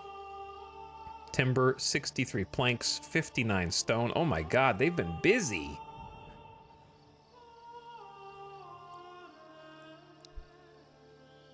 They've been over here just... I feel like we're getting resources like crazy fast, but maybe not. Maybe just for the pace that I'm playing at right now. All right, speaking of the pace that I'm playing at right now, chat, you guys watch the farmhouse get built. It's been 6 hours. I need to take a game or death break. Oh, they're flattening the ground. I think maybe they're working on the field also? And they're flattening this ground. Okay, check the fields and the farmhouse, and I will be right back. Thanks for hanging out tonight. Hope you're having fun, and hope you're having a fantastic Friday. Donnie Dorito, thanks for gifting a sub to Zynol. I appreciate that gift sub, Donnie Dorito. And then welcome Classy Doge with the gift sub. Hello, Smile for Fun. Thanks for dropping the Prime. Sarion, also with Prime. Hey, guys. And then again, Sly Fox gifting a sub to Fenor. Thanks for the gift sub, dude. And then I think I saw ZZ Smooth, but welcome back, ZZ Smooth. Watch these peasants make them work. You can see the church in the background, too. BRB?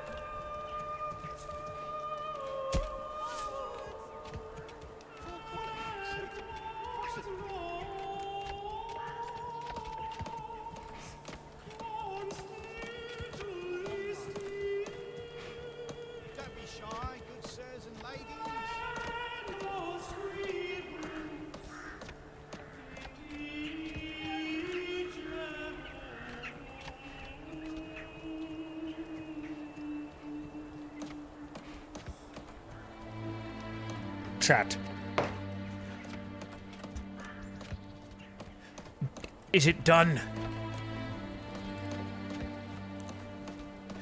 Is it done? Almost. You watched it get built in real time? It is February. February. My farmhouse. Why is the roof so tall? Are we gonna have giraffes in there?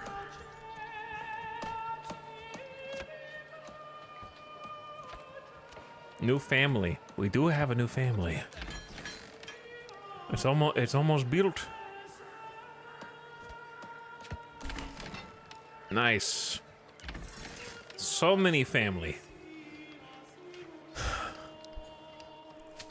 Okay, so do I make the family work the farmhouse so that that farmhouse will work the field? Is that the... Farm workers plow the fields as the winter passes. But no later than November. Wait, am I screwed out of an entire year of crops now? Because it's February.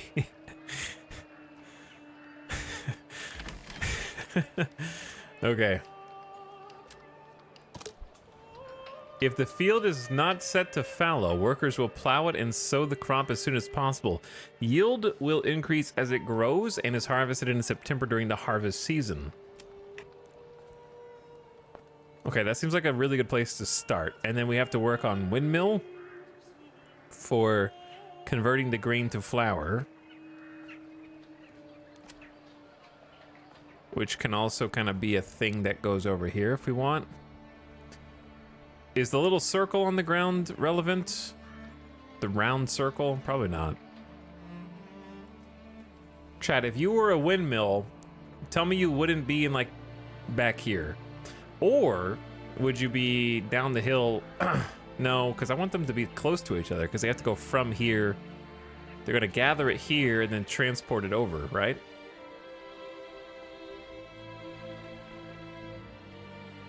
Could go off to the side, or we could use this space for even more farm.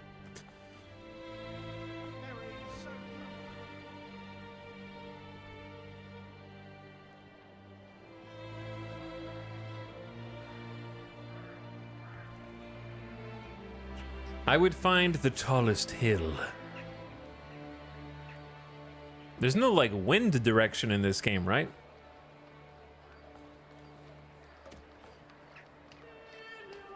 Look your finger, hold it up in the air to see where it's blowing.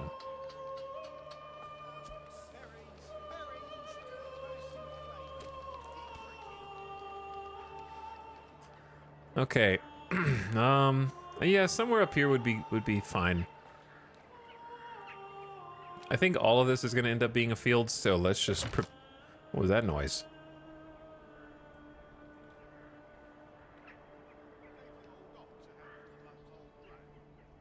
Windmill efficiency? Oh, there is a windmill efficiency. So it's good as long as it's not surrounded by trees. Wow, okay, so it knows when there's trees around it. All right, well that sort of changes. There won't be any trees in the future. But this is not the future. All right, look, I'm putting it over here.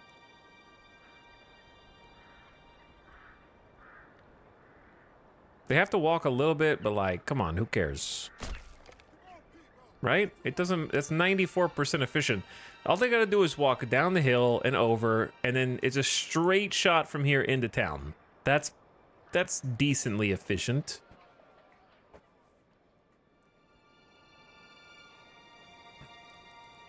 Okay, and then after a windmill, you would need a communal oven.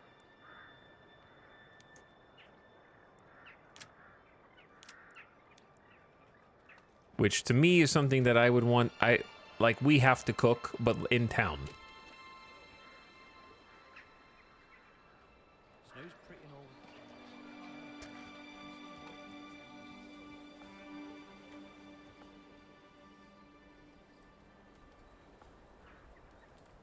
We have to cook, but not here.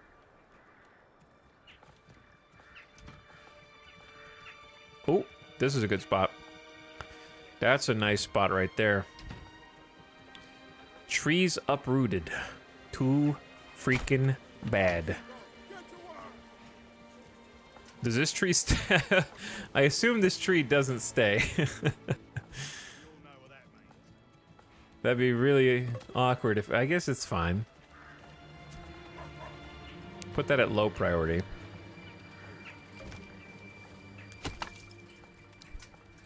We have 12 months of food? Chat, am I missing something, or is food like super easy? Or am I just not growing very fast?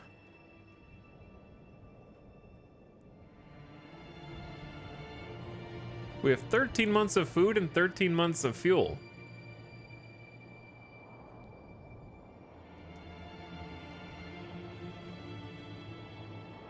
I'm not even trying to make more food. Because I only have one family on hunting, and I have one family on berry picking. Yes, but food attracts manhunters. 120 manhunting terriers incoming. Nice, we can all take next year off.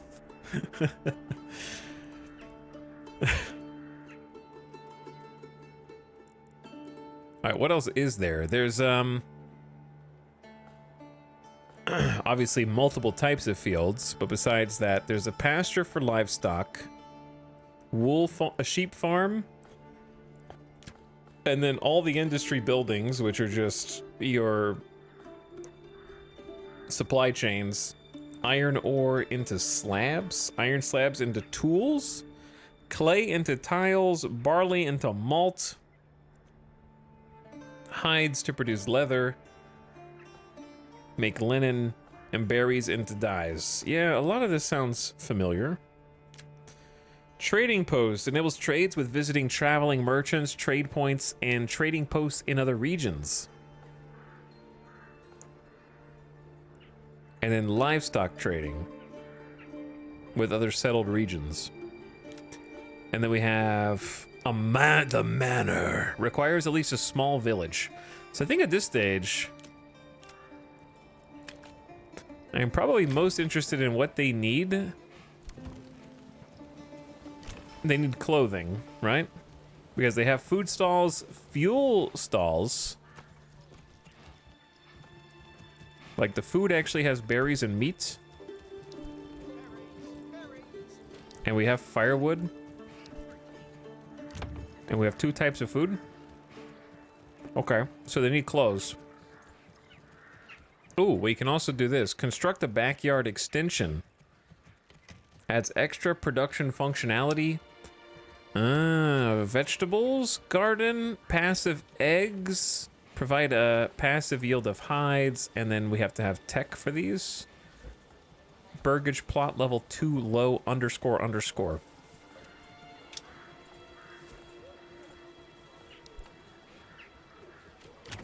So like at this one,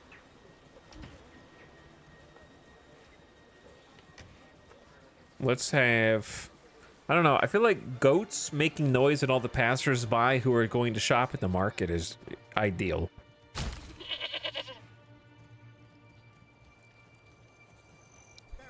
We may as well reinvest our money into our burgage plots, right? Upgrade to level 2. Level 2 burgage generates regional wealth per family per month. Requirements not met. So once we have clothing stalls, we'll have the requirements for level 2, right?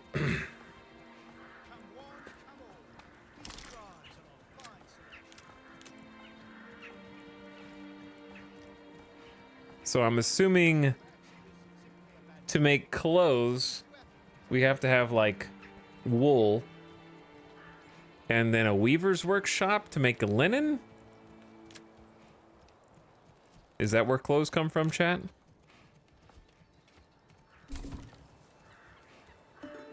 I'm not sure how to upgrade the houses. The game says the requirements are not met. These are the requirements. It says requirements. These, and these.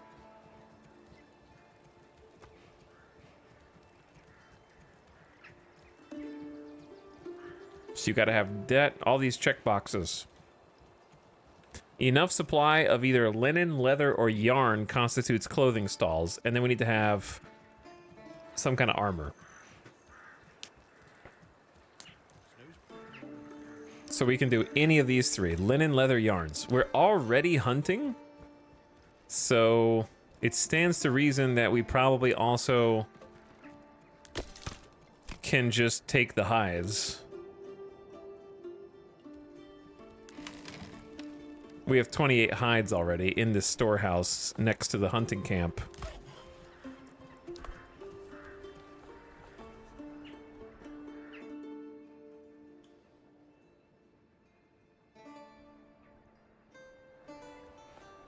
Hunting wasn't great on my run, but I don't know. I mean, I'm going to start there because they are the animals are declining. We only have one family hunting. So we can make leather with a tannery.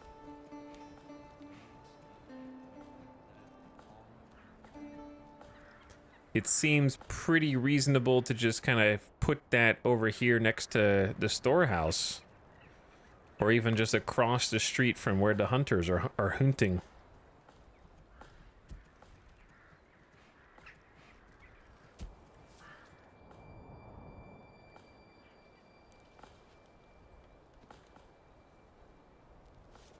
Come on, people!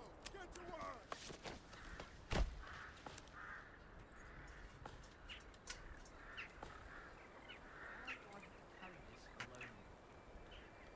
I only have hunting in my starting area, no berries nearby. Food is more scarce, but the leather is good.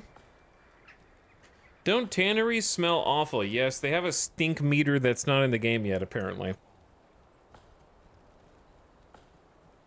It seems everyone across the board is having problems with food. Maybe I'm just not fast-forwarding enough because I have too much food. Alright, leave that at a medium priority. And then go check out the windmill. I say the windmill is like not as high priority because we don't even need it until the farming season, so we'll put that at low.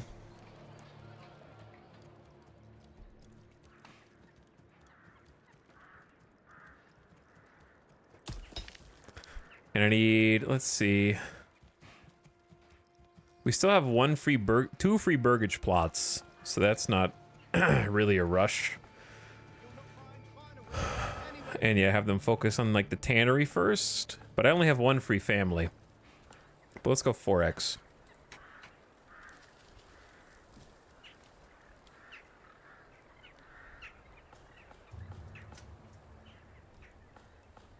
What do you think so far about the game? Is it noticeable it's in early access?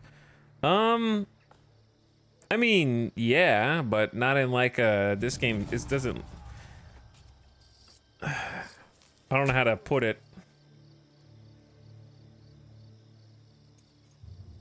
It feels like a pretty smooth experience, but it's also like obtuse from a new player perspective, because the way I would describe it is I'm basically sort of trying to figure out how I know what the hoops I have to jump through are because I've played a lot of games where you do almost this exact same gameplay loop, but I'm not really I'm still figuring out how this game wants me to progress through it, kind of. Another ruler's army was sighted. We received reports of a band of raiders roaming the nearby lands. Should we track their steps? I mean, yes. Like, I don't know what the difference is between these two things.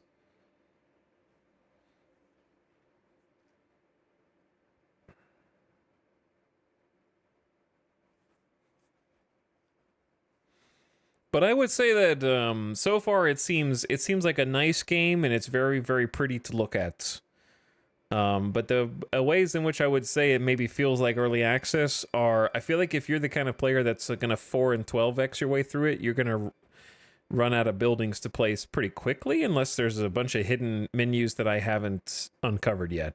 The city builder genre always struggles because they all start from the same place, and they have the same initial offerings of making wheat, turning that into flour, turning the flour into bread and so on, and then making dyes or leathers.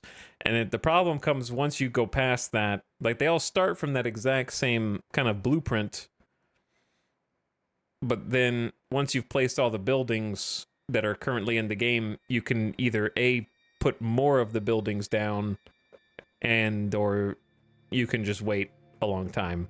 Because the issue is the city building genre struggles with adding more depth and content without becoming Anno.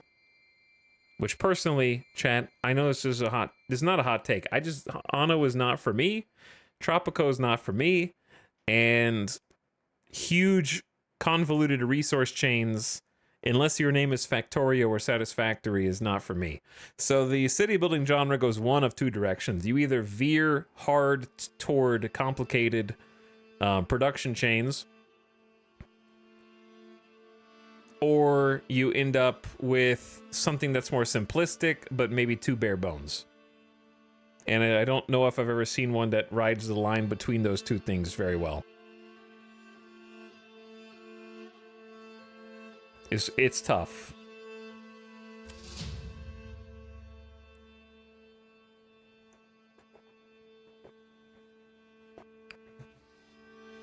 But I haven't played this game enough to see, like, I'm assuming that this is all the buildings that are currently in the game. So in that sense, I would say it does feel like early access, because I have been playing extremely slowly. I would say we really only have like 4 gameplay hours, and I've been playing 1x speed and sometimes 4x speed. And there's really only 1, 2, 3, 4, 5, 6, 7, 8, 9, like 11. Maybe I've already built half the buildings in the game, give or take.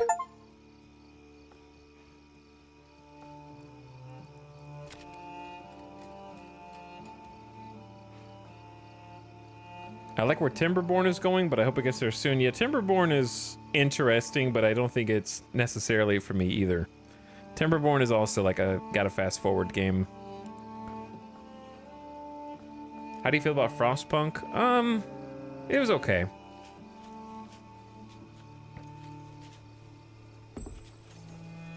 I've said this before. I don't know. You have to take my opinions on city building genre with a grain of salt, because over the years I've concluded that I don't think city building genre is my favorite genre. I like colony builders, which is different.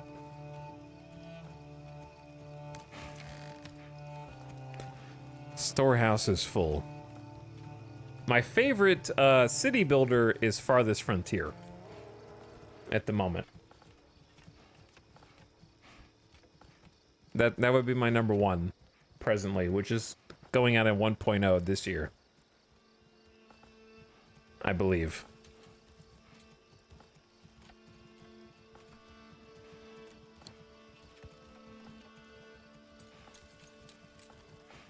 Can you limit what is in your generic storehouse storage? Or is the idea that I just need to make more?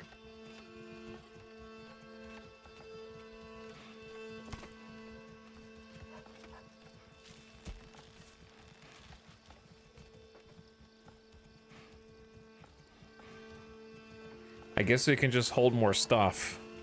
Oh wow, 10 X's? Oh my god. Increase generic storage to 20 to 2500. Oh, the advanced tab will let you choose what goes in there. I mean, I got 30 timber and 78 planks. This is kind of a no-brainer for me.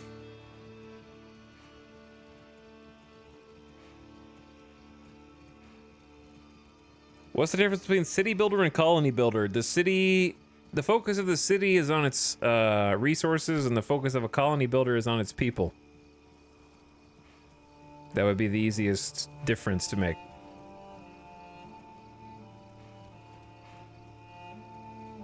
The main character of a city builder is a city, and the main character of the colony builder is one of the colonists.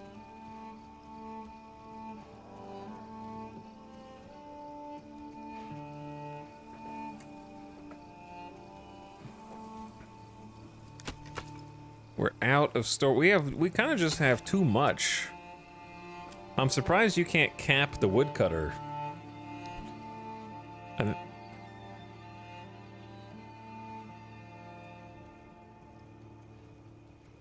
But yeah, like the obvious one is a certain colony builder that I have played for the last 15 days, which is RimWorld, but it's a very different genre. Colony builders are usually more stressful. City builders are usually more relaxing. Different vibe, depending on what you're in the mood for, you know?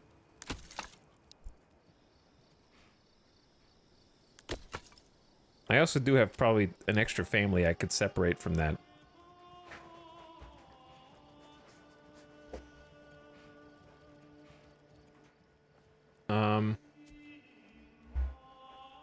I was looking at... I can't Alt-Tab. There we go. How's the fighting? Does it happen often or very rarely? I've only gotten into 2 fights, which thanks for reminding me. Where was the one that they spotted? Is up here? What? Dude, is that... That is an actual army.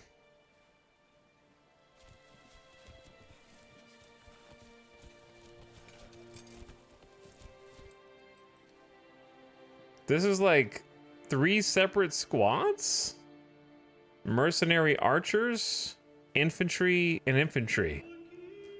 What am I supposed to do? Are these friendly? It says raiders are near. Are these? Is this them? Raiders are near.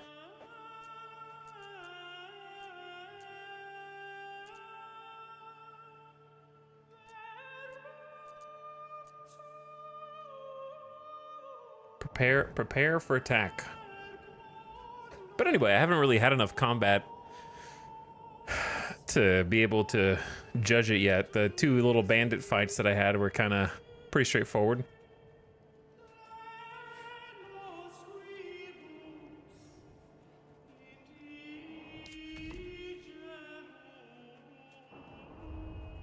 But I would say the fighting is infrequent and not the focus of the game, is the way I would describe it.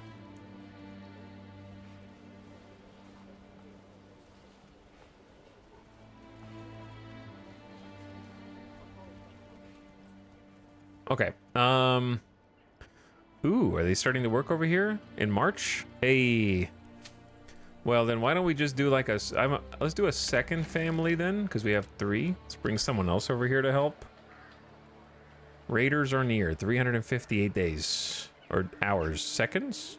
358.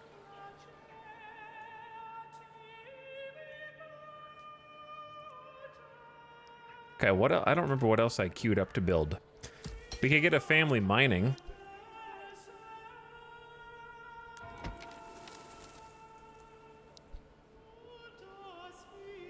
The snow is melting.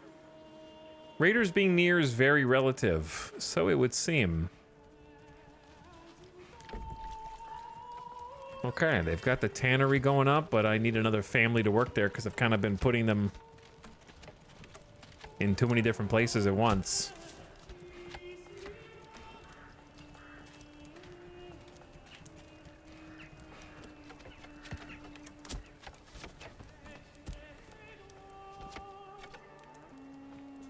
Wait, didn't we get like a big,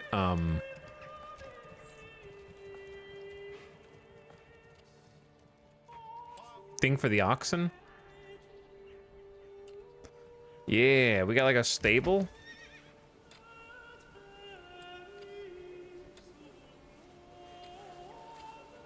We're at 58% approval, church level +4. The tannery is complete. Okay, but who's gonna work there? We only got 1 family left. And they're making the large storehouse right now.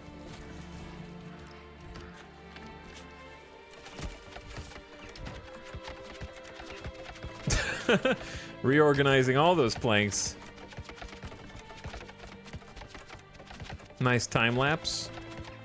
Huge. Thing is big, dude. All right, well, now we're only using 1/10 the amount of space that we were using before. The problem is we're getting firewood from like inside the city to all the way back here. I don't know if the storehouse should be localized or if it should be more into the town, but I guess they can take stuff from it and put it into the market. I bought Rimble, by the way, since you made it look pretty fun. Hey, good luck. Good luck. Stonecutter is full. I'm assuming the people that work there have to haul it across the map, potentially. So maybe making a local storehouse would be beneficial for the stone. Or does a stone deposit only have 52 stone left and then that's it? Okay, so maybe never mind. It might only have 52 left. Let them walk.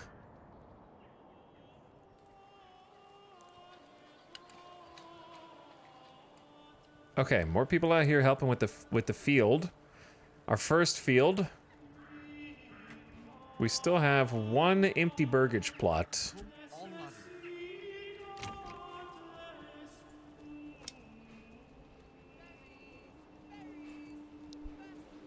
Maybe I should give some of these guys some chickens.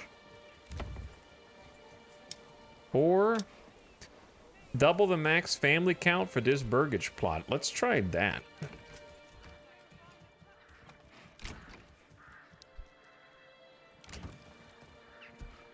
Requirements have to be met. I don't know which ones, but that's okay.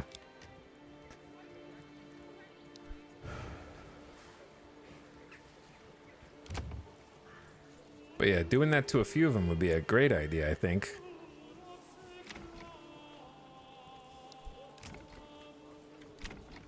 So it's not a level 2, it's expanding the living space because we gave them a larger plot to work with in the first place. Alright, you guys can have some chickens. We have a goat. Peter the goat. Walking, waiting.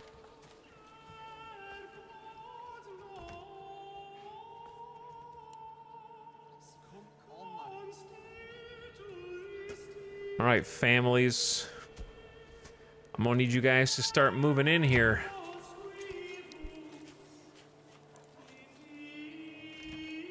We need some more people to work.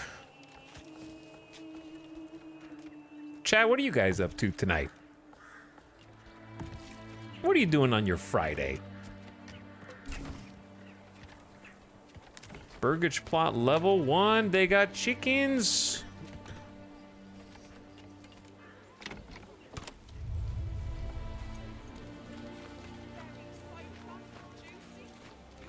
Roblox?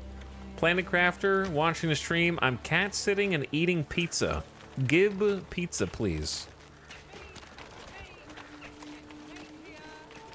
Playing Ram World. Workers and resources. New Game Plus of Horizon Forbidden West. Also playing Manorlords. Bought Manorlords and playing it. I am playing Manorlords. Mech Warrior gamers.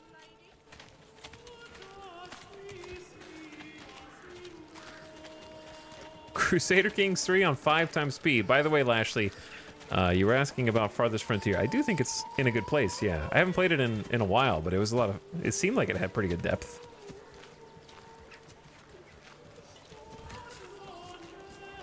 It's definitely been in the early access oven for a long time, comparatively.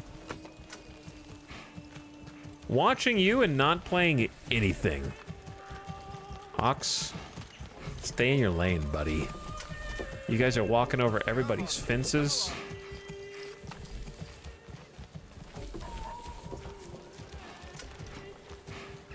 Watch the NFL draft.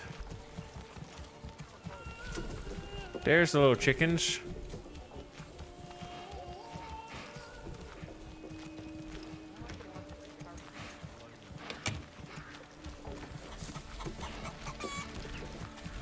Chad, who won the last NBA championship?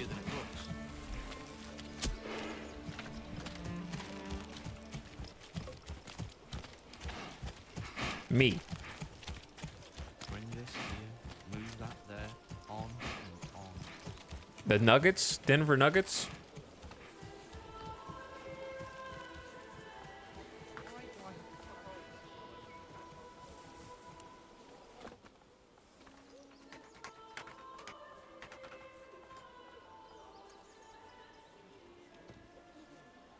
Good for them.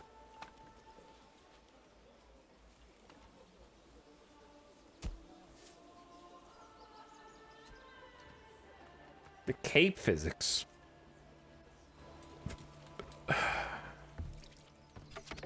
Oh. What is this, like a... Construction complete. Hold on. What is this?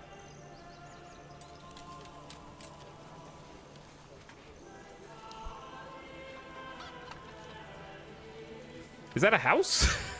Who lives in that shed? Is that the real name of the team? Nuggets? Yes. As in like nuggets of gemstones, like silver or gold.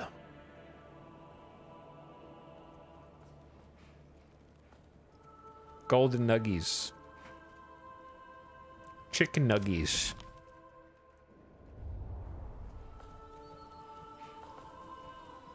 Now that I know there's a chicken nugget team, the NBA seems much cooler. Accurate, yes. But yeah, does someone like live here? Yeah, one of two families. Who lives in the little shack? That's so sad that somebody has to live in there. With the door stuck open. It's gotta be so uncomfortable. And you just have like a patio with like a garage, open awning garage. We're at 64% approval rating. The church level is going up. I don't know how the church level even works. I have no clue. I have a family here. One dude is a grave digger. They're going home.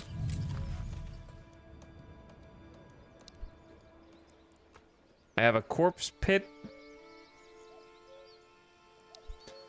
And I don't know if I should just fast forward to get more people to move in, because I have at least 2 open homes, I think, right? Should I just fast forward? How make Babby in game?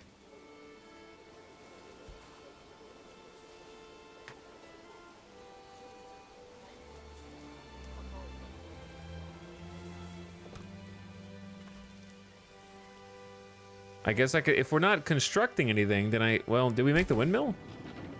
Okay, good timing. Literally just made the windmill.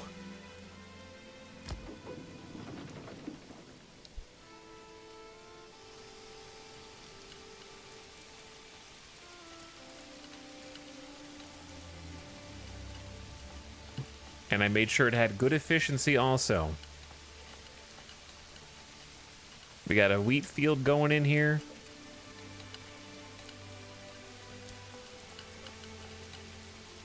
We got wheat into windmill, and then from there, I believe we already have a communal oven ready to bake the bread for the community, but nobody works there yet. It's just kind of an empty building.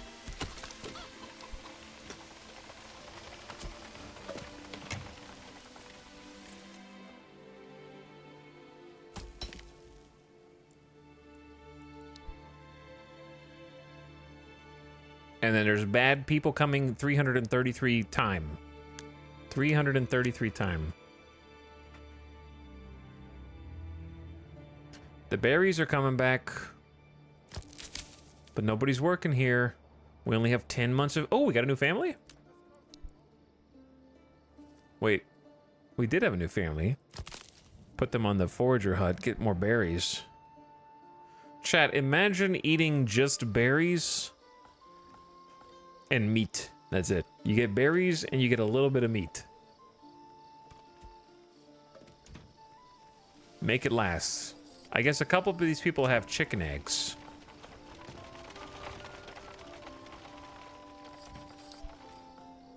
But I don't know how much it's actually going to end up being. All right, I'm going to make them some more burgage. The more burgage. The burgage level needs to go up.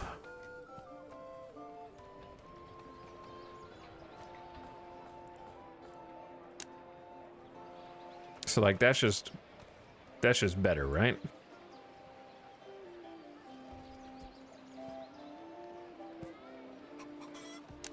Because it has a little side thing. I'm learning the optimization tactics on why my first houses were bad.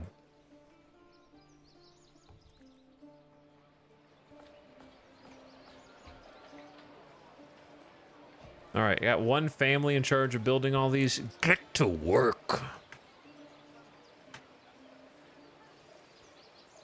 It's already April.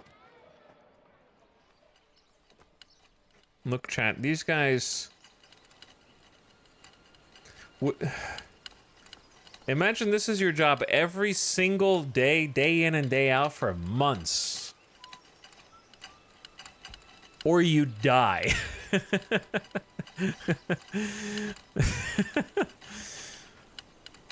Good luck. I hope you know how to grow wheat. And you picked a good spot, and I hope the ground is got nutrients in it.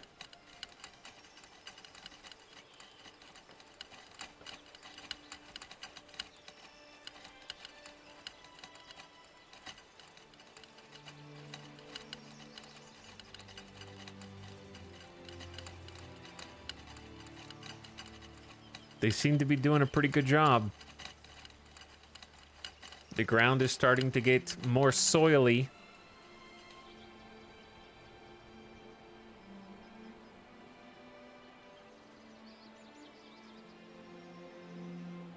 It's starting to look like it might be ready for seeds to be planted in it. Work the ground, work the soil.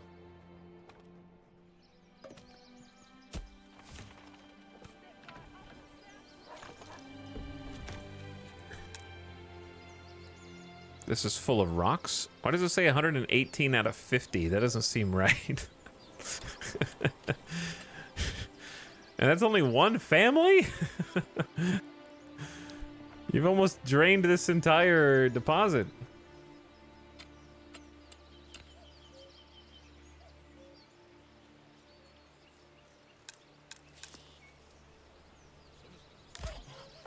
And the saw pit has got 50 planks. I feel like the resources are getting produced so fast, I can't imagine having like 4 families or 2 families in the same place sometimes.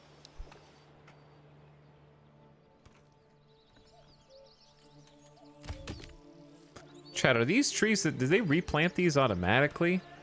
Or are these just trees that didn't get cut down? You can definitely see where they're going further abroad to like cut down trees and stuff. So what you're saying is, you might also want to plant them back. Where do I do that? Gathering? Workers plant trees in the specified zones.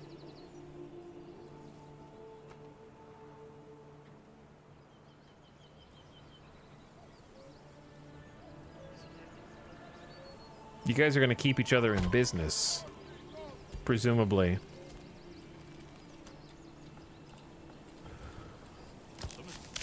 That's also 2 logs.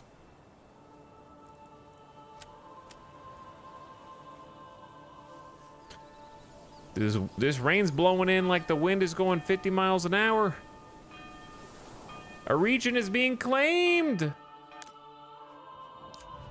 Chad, they're claiming my regions that are right next to me. Am I gonna have to go to war? Or am I supposed to have already claimed like all of this? I feel like there's still stuff to do in my region. The AI is cheating. They don't even have to build buildings, and they already got like 3 regions claimed.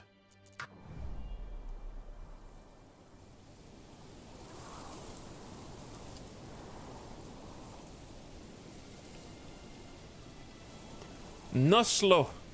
Resolve the claim on the battlefield. I can't fight them. I'm just gonna live here forever.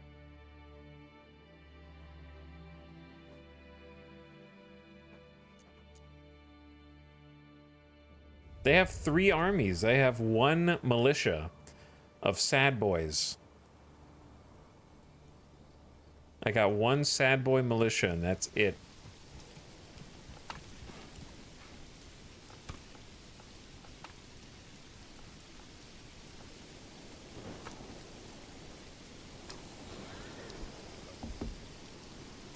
Another family. We got another family. Good. That's what I've been trying to build up. Make sure they got plenty of houses.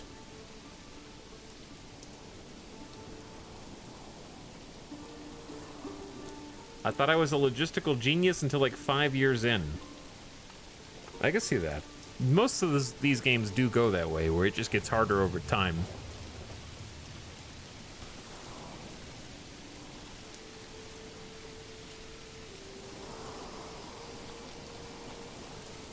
But yeah, I'm not really at the stage yet where I know how to get like a proper army. Like, how do I need to buy more weapons and shields? Because we have more people than we have gear, I think.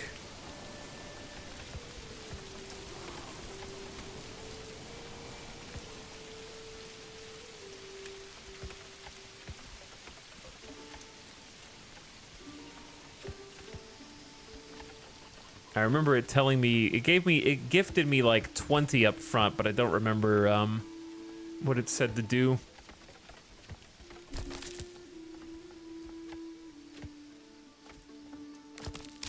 The Forester's Hut. I'm gonna leave that there. I think that there's still enough trees. You can see that we're definitely, oh my god, yeah, we're really like clearing toward the city, which I think is fine. Maybe we have the Forester's Hut. Wait, you can only make one? I thought you could like paint an area.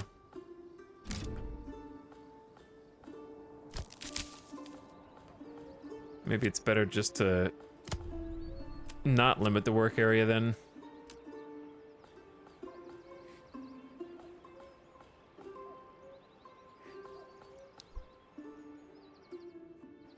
All right, I don't want anybody working there yet. Construction finished on a new food stall.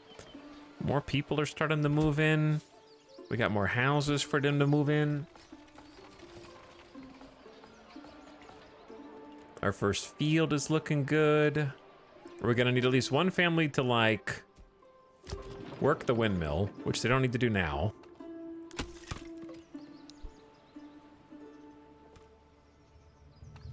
We got one working the mining pit, or what's left of it.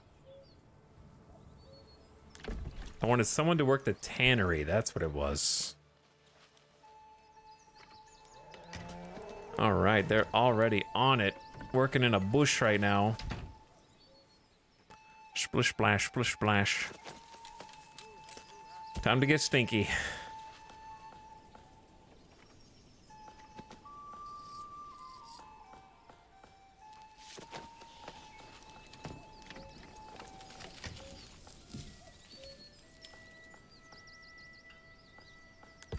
Alright, we've already got 3.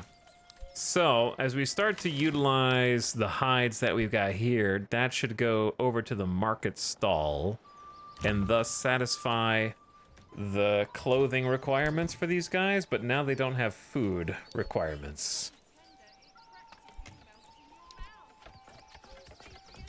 Even though we have meat and berries.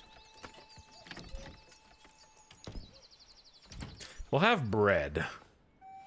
Oh, they just made a clothing stall.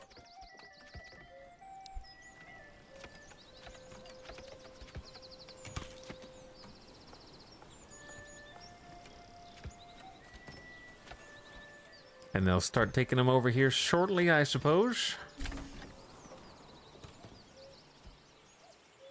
Maybe we'll actually see them do it.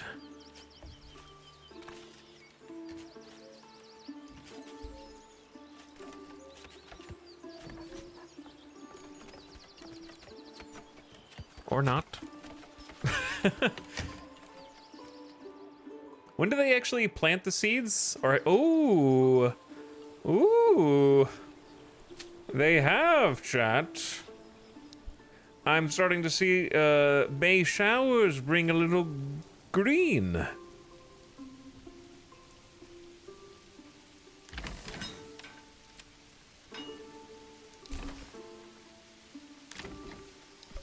Okay, and we got 3 more empty house plots across from the market. This is going to be prime real estate. We have logging, we have wood cutting, we have saw pits. We made a forester, we have hunters. A new family is moving in. Maybe if we just gathered more berries, to be honest. Get a second crew.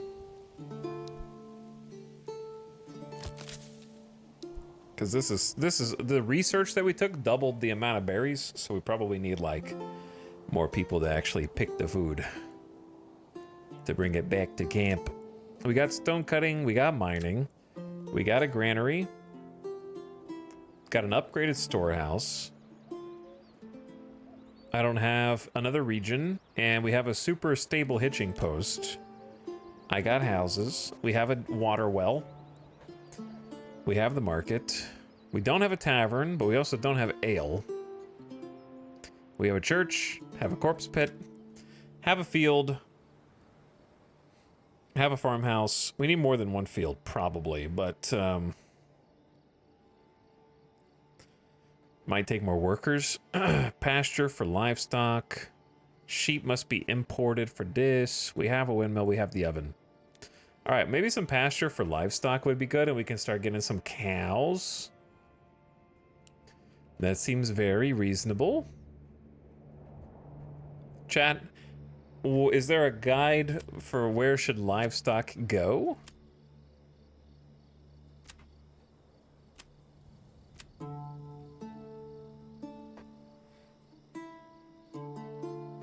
With the huge success and amount of players, I'm guessing the view count on Twitch is low because everyone's busy playing it, not watching it. I would say that city building genre is incredibly niche, especially on Twitch. As someone who's been on this platform and played almost all of the city builders, there is not a large Twitch audience for city building games.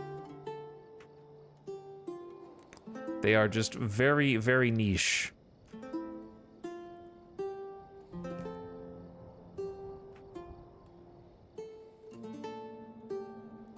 Kind of want to put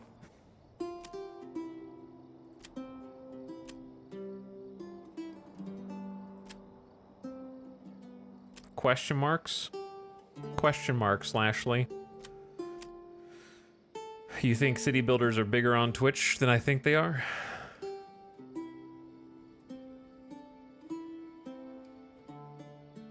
You like Manorlord so far? I'm still feeling it out. I think it's I like it, but I'm trying to give it a chance to show me what it does differently than the other ones I've played, I guess. I'm trying to give it a chance to show me its stuff, because it definitely is competently made.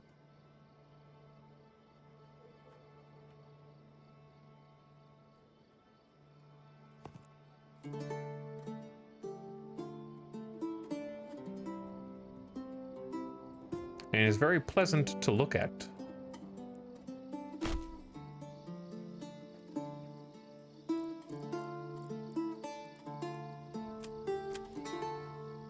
And it's got a nice aesthetic and a nice background soundtrack vibe. City Builder streams are chill AF. What's up, Palico? Appreciate the Prime sub. Thanks for coming back for 6 months. What are your other favorite games like this one? I mean, my favorite modern one is probably Farthest Frontier. Obviously, I played a lot of Banished, made YouTube videos on it back in probably 2013. Anything between Banished and Farthest Frontier was mostly forgettable, in my opinion, so I'd have to go look. Because I played them, but probably not for long if it was in between those two. I don't count. I mean, Frostpunk 2, I mean, not Frostpunk 2. Frostpunk 1 is, but I think about it as like an almost different game, even though it is a city builder. Obviously, yeah, like Frostpunk, City Skyline, Songs of Six. I tried Against the Storm and it wasn't for me. Which I know is an unpopular thing to say. Did you do Foundation? I played it for 6.7 hours, Lashley, which means I probably didn't like it very much in 2019. Because I genuinely don't remember playing it.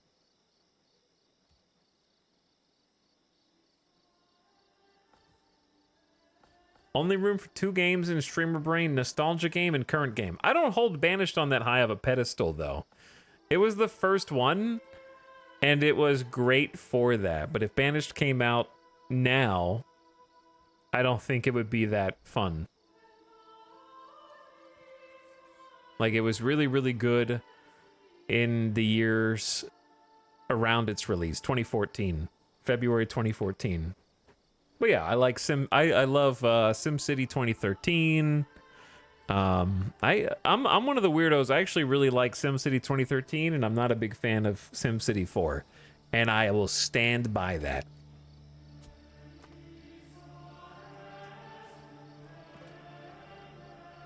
Not to say that you should have the same opinion as me. That's just how I felt.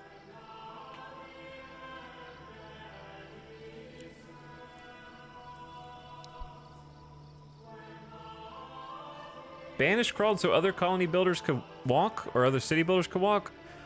I think this city builder genre is still trying to walk. After seeing City Skylines 2. I thought we had already learned how to walk.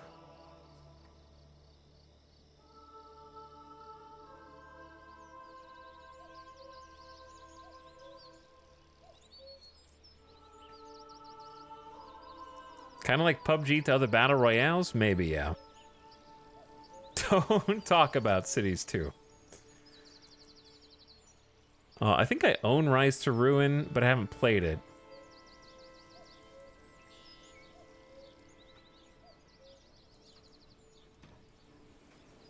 I think city builders just struggle with giving a concrete and replayable gameplay loop is hard.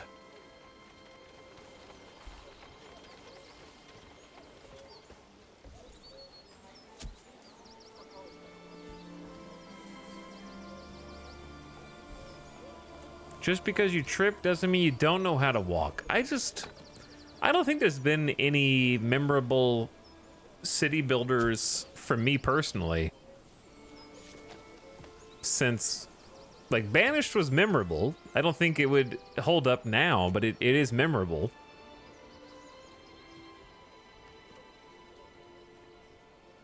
It was literally the only one I could remember. So I just don't think as a genre it's been very successful since.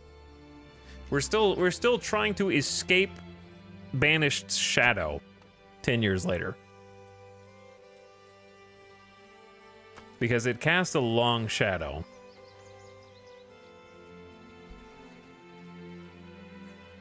And influenced basically all of the city building games that came after it that weren't strictly logistics games.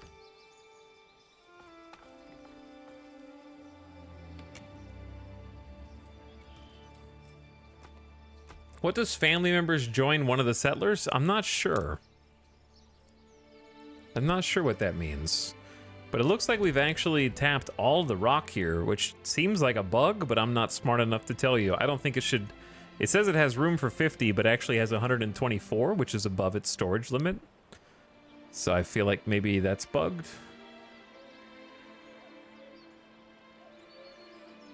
I mean, yeah, City Skylines was a memorable game, but it's also a very different game from Banished.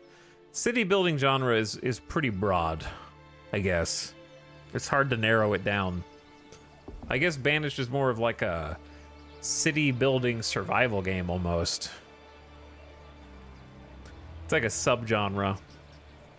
But yeah, City Skylines was definitely a memorable city builder. I'm not saying that there were none. I'm just saying that, like, all of the games that are like Banished are still trying to escape Banished Shadow. So that might be a better way to put it.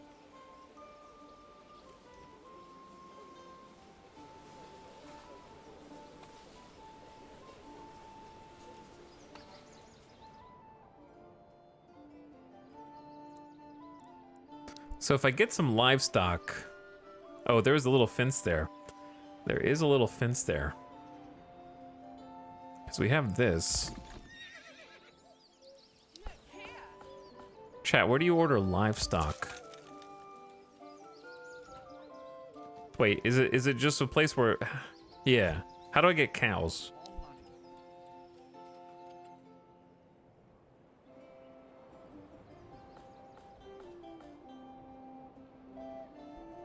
Do you approach the city building from the engineer or policy point of view? What does that question mean?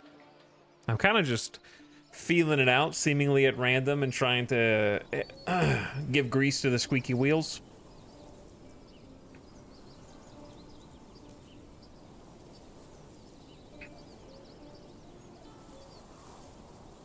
I think it's only sheep? I don't think so. Because there's specifically a sheep farm and a pasture for livestock. Two different things. Might have to trade for them or something.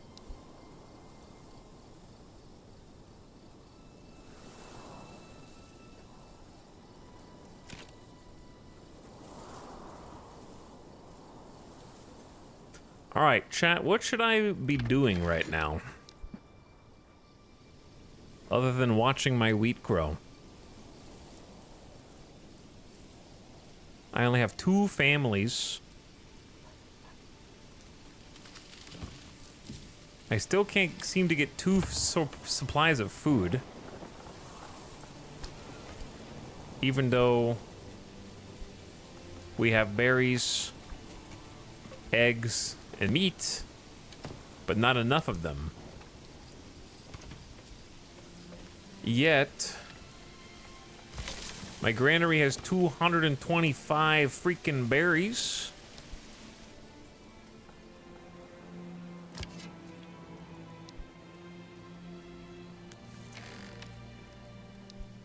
Maybe they're just eating all the meat too fast? If I add another hunting family, I think it's the hunting limit. The hunting limit is... I think we're just waiting on bread, to be honest.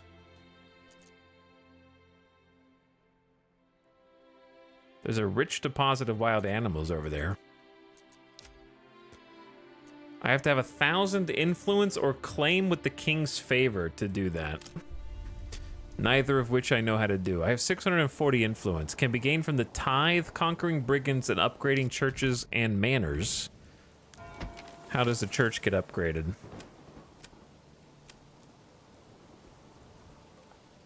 Don't know.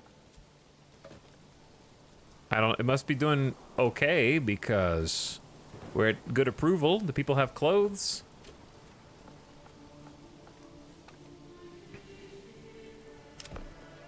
Yeah, I think there was a livestock trading post. Enables trading livestock with trade points in other settled regions.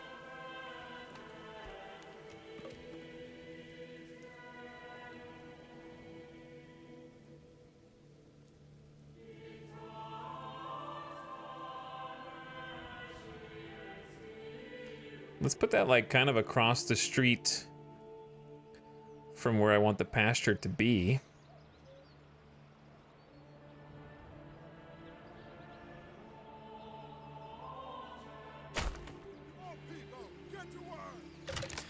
But you haven't settled another region.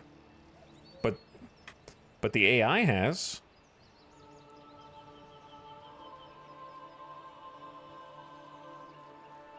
Enables trading with the visiting traveling merchants, trade points, and trading posts in other regions. This doesn't have to be my settled region.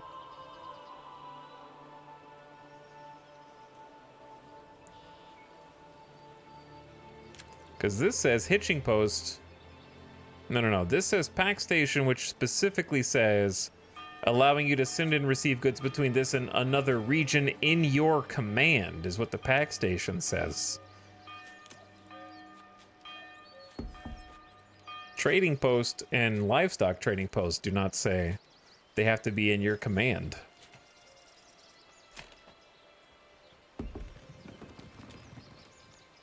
right, we got a third family now, so this should get built real fast.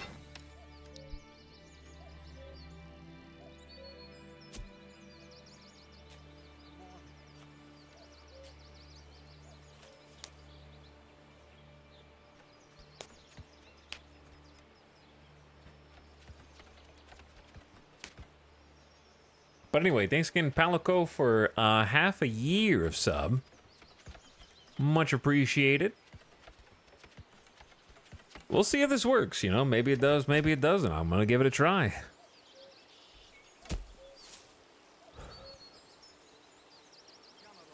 I gotta put these families to work somewhere. They've already got half the berries. When do the berries go bad? I would assume winter. So we should have a few months and we're already halfway depleted. So we should have a lot of berries. The stone cutting camp is done, so I can free that family up. Alright, livestock trading post exists.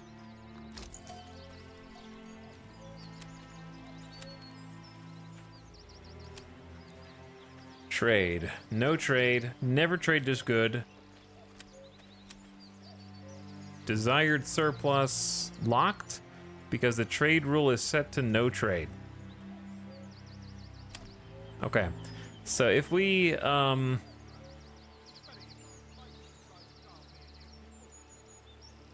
are mules, lambs, oxen, mules, horses, sheep, lambs. So how much is this game like RimWorld? 0. You stinky chatter.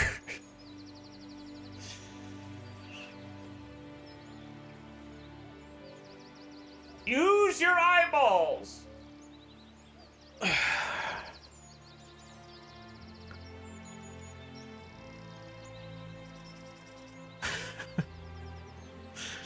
Alright, well... I don't know what any of these mean. Like, I don't know why I want any of them over any of the other ones. I have no idea. I'm gonna import mules, maybe? And we're gonna... I don't know how much space is enough space for pasture, but it's gotta be enough for, like... Let's start with 4 mules. I don't know.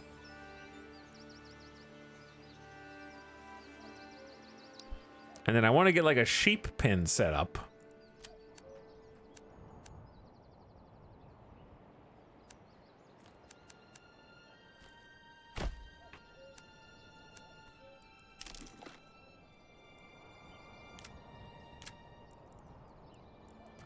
All right, sheep farm for wool.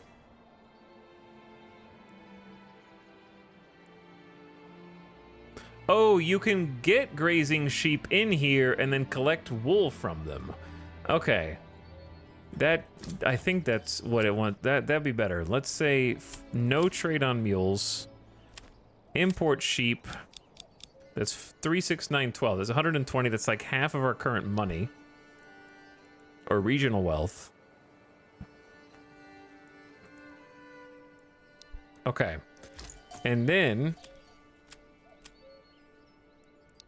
you set up a sheep farm near where the sheep are going to be grazing in the pasture. So, like, I could do that either across the road or, like, right here. And that would work. Perfect. Now we have 4 extra families.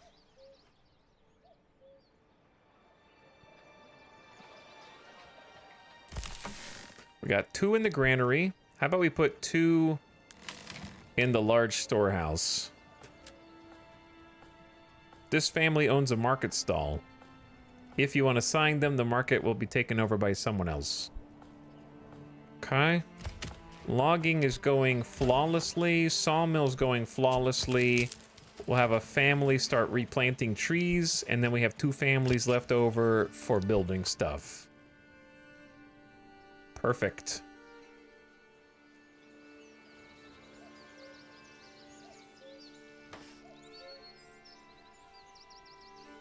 Okay, fast forward. Pew!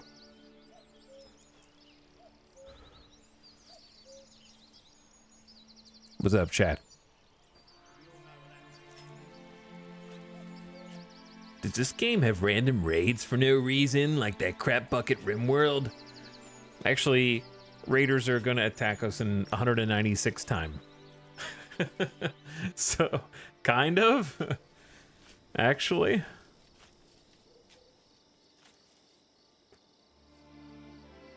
I will try building an actual trading post too.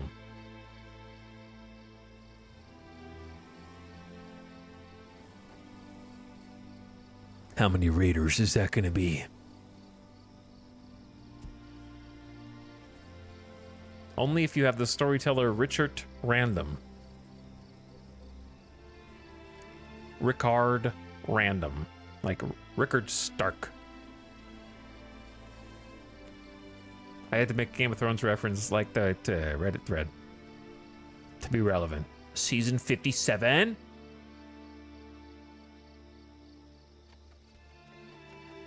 Are you guys gonna cut down this tree?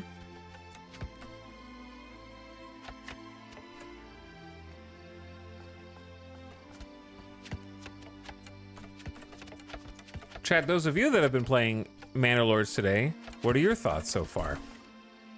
Sheep farm.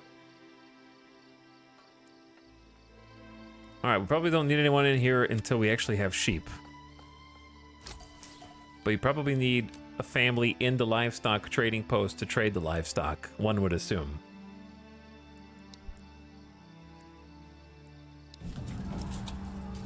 A bandit camp was sighted. Unacceptable, you filthy brigands. Wow, you guys are really far away. Should I even concern myself with that on the opposite side of the entire map, or no? My thoughts. I started 10 minutes ago, still stumbling. It's nice, but not very beginner friendly. Yeah, it's not. I would agree it's not very beginner friendly.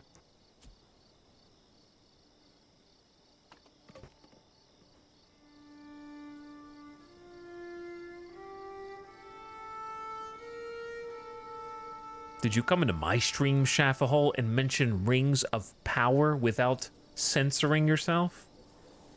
Get out. I feel like the raid's gonna be massive given how much time. Maybe. Somewhat mixed. It looks incredible, and the residence building mechanic is great. There's a lot locked behind not done, and a lot of mechanics appear unfinished. Want to come back when more is done, but it's cozy. I like the lack of required micromanaging.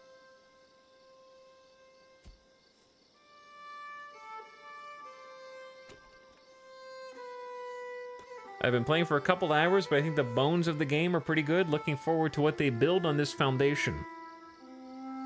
Needs more content before I can make heads or tails, but I like a lot of what's in the game currently. Combat is lackluster. How much is this game? It's like 30 bucks. I bought it today.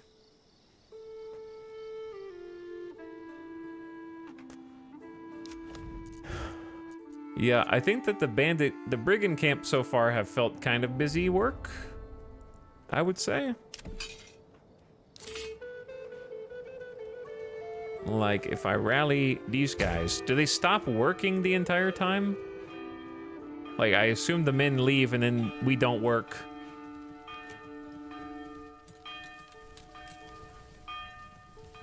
Free on Game Pass? Chat, I have Game Pass, dude. This just happens I'm happy to support the solo developer in their continued development of what will surely be a modern classic out of early access.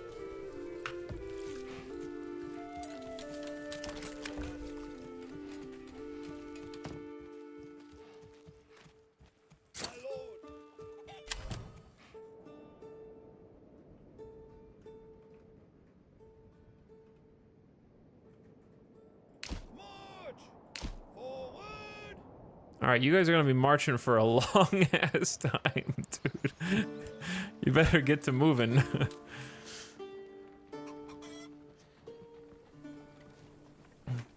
Yo, I have Game Pass, chat. Maybe, I think. Why don't I gotta use it? I didn't know this was on Game Pass. I should just unsubscribe. Who wants to download anything with Microsoft? Guess what I'm playing tonight? Can you play with friends? No. What's it about? It's a city builder. Have you ever played a city builder? You build a city,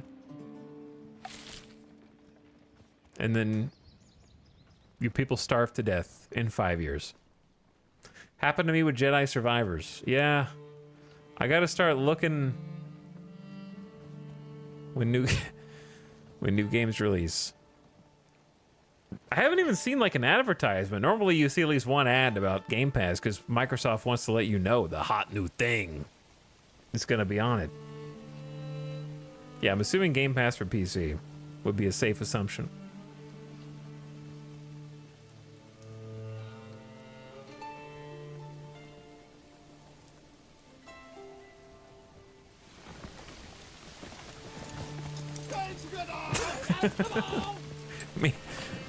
Me and the boys heading to my Game Pass login, forgot password screen.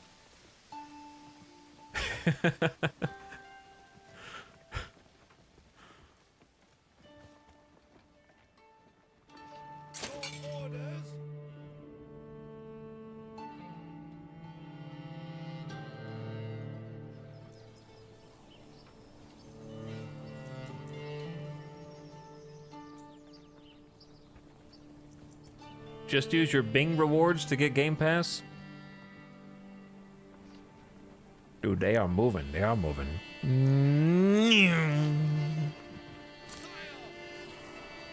All right, I'm gonna have them on stand your ground. It worked the last 2 times flawlessly. Oh no, chat, we gotta go. The AI is gonna get there first. No, they're gonna clear it before I get there. Oh, hang on, no. I just have to snipe the bandit camp. They fight the brigands, I get the camp. Yes. Yes, sprint all the way here, my dudes. Come on, let's go, let's go.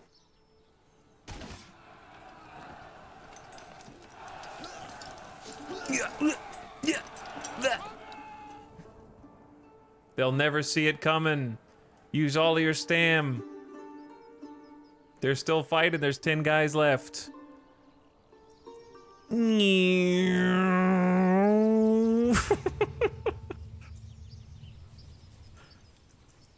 Hey. Mine now. Ha ha, you suckers. Did all my dirty work for me. When searching through the enemy belongings, you find a stash of goods. They could be sent to your people who surely need them, though it is your right to keep it. I don't know. You can either... I think I took it last time, then this time we'll do regional wealth. I don't know. All right, disband. Wait, you can't disband. You can only disband in friendly territory. Which makes sense, but it'll take a while to get there because we gotta walk all the way back. We've already mined all of the ore here, and we've hit all the stone, and there simply isn't more unless we go to a different region, but the AI has taken 3 regions, funneling us to the right. However, we should... Oh, that may not have counted for influence. I just got... What did I get? I may not have gotten influence for that.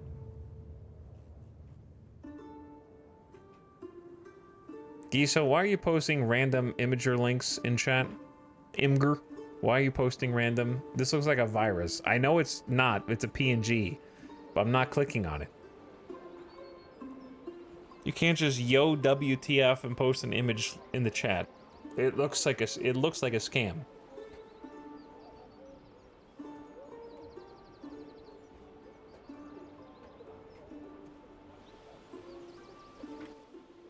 It's relevant.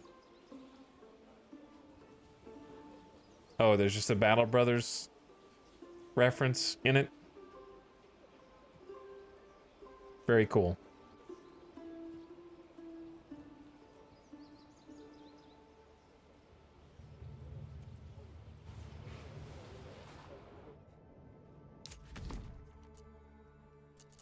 Where are my boys?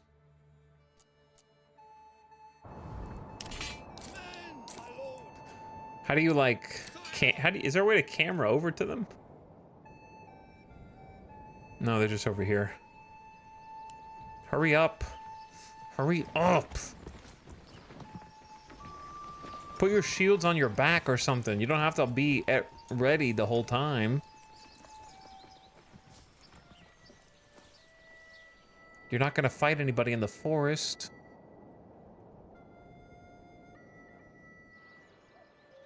Chat, it's September. Did we get a harvest? They're harvesting right now.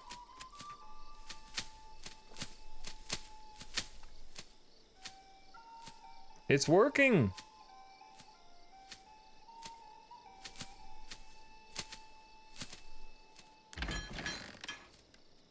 Man, I haven't watched you since you were playing RimWorld many years ago. Hope you've been well. I played RimWorld yesterday, Squid. Where were you?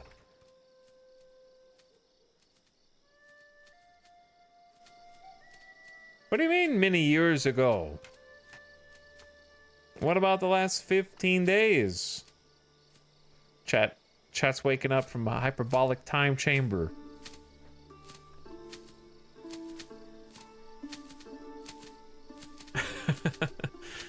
How did you get back here, Squid Vicious?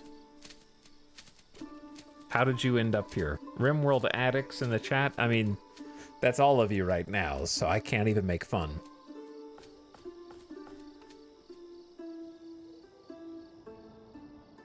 You're all addicts. He's been playing for weeks. I'm still stuck on day 3 VOD land of the streams.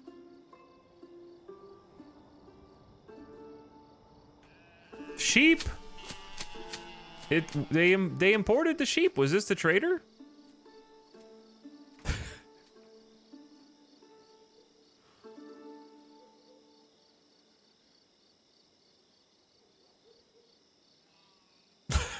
Wait, no, you're the trader. No, wait, no, you were a trader who imported livestock. We're getting sheeps. We have 82% approval, dude. I don't even know what I did. Church level plus 15. How does it... What does that mean?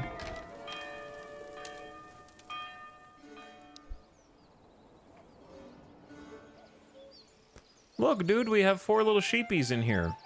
I don't know if that's enough wool for a whole village, but... It says we have pasture space, 0 of 4. Space for your sheep and lambs to graze. So we have 4? And 2 stable space for hardworking oxen and horses.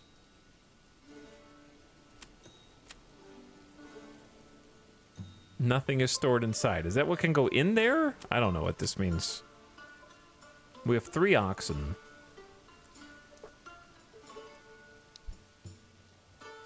But yeah, you guys got plenty of space to roam. Does that mean we need someone to work in the sheep farm? It does, but I'm running out of families. Exposed stocks are getting soaked.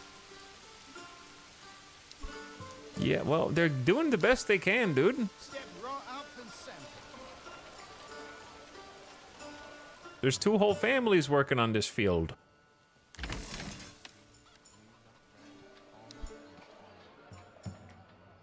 All right, so I know what we gotta do, chat.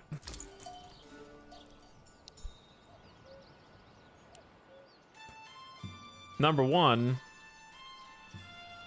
we finished the harvest. No, we didn't. We didn't finish the harvest. I need to figure out where I can take some families from. Because there's no resources in the mining pit. And there's no resources in the stonecutter camp. Okay. So someone needs to start working in the windmill. Why does this look like a cute little birdhouse? Why does this look like a building that's wearing like a dress?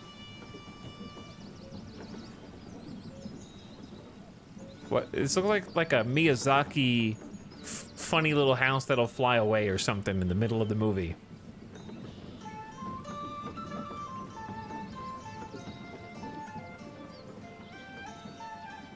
And it's up on cinder blocks.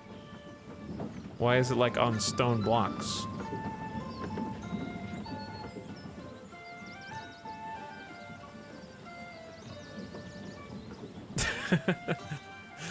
Okay, but yes, they can turn the wheat into flour, right? And then we need to cook it. We have to cook. But more importantly, we need somebody to work in the sheep farm to actually like do stuff with the sheep. Once you own the sheep and whatnot, do you need anybody working in here? I feel like no, right? Like in the trading house? Because we have the sheep, we gotta just do something with them. Who are you? Unassigned. Why do you have a sheep? Wait a second. Were you the trader? Did I bug you out? We all know what that means, don't we? Were you gonna take the sheep in here or something and I bugged the game?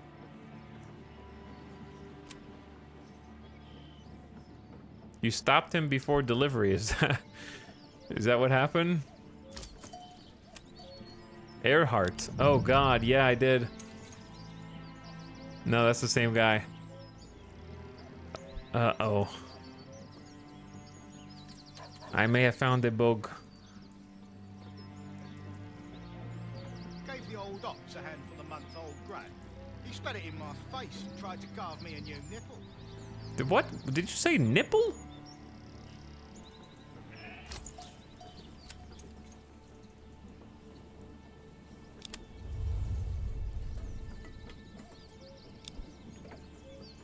Look, I'm gonna reassign you.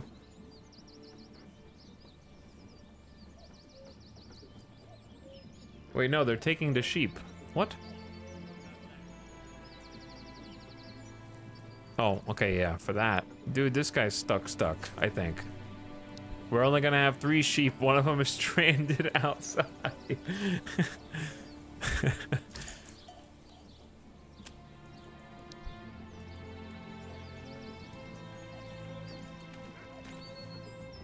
That's his NPC spot forever. I think it might be, yeah.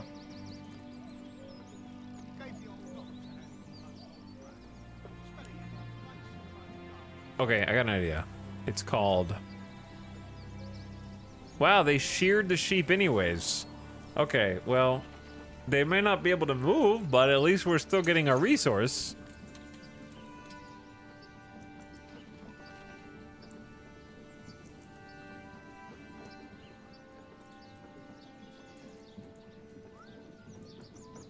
Possible that saving and reloading might fix it?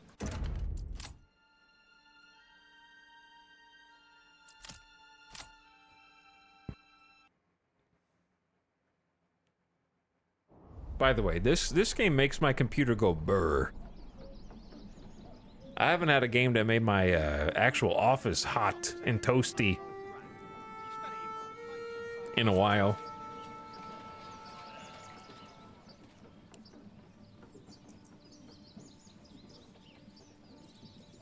Okay, they live here now, chat. Those guys just live here now. Good for them. But yeah, we're getting wool. We are getting wool. Here's my question. Are you guys getting what you need to upgrade? No, we're still only getting 1 type of food. Okay, because we have to make... Who's working here? Waiting. Spinning. Spinning. Spinning.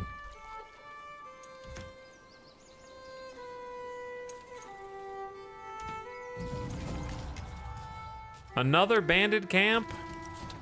Wait, what about my army? wait, where's my army? Oh, they're back. Oh no, I forgot about them. Disbanded. But we just defeated a bandit camp. Now there's another one that's even closer.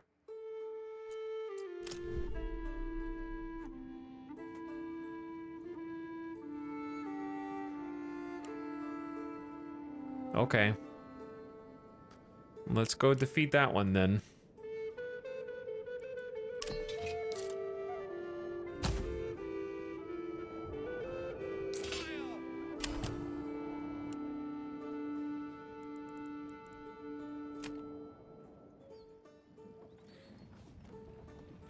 Squish the bandits, and then squish the bandits, and then march off to war.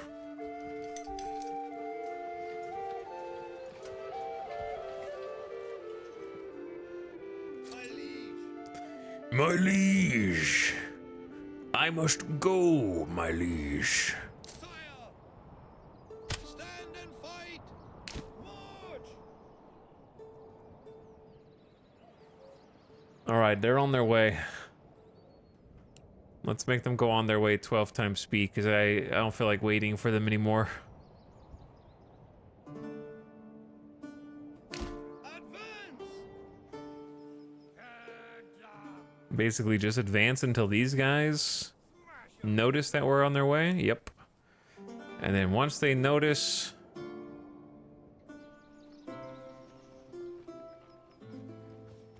March! we pick a spot. Ideally, we get there before them. Stand your ground. Defense is doubled, but attack frequency is halved. And then we hog.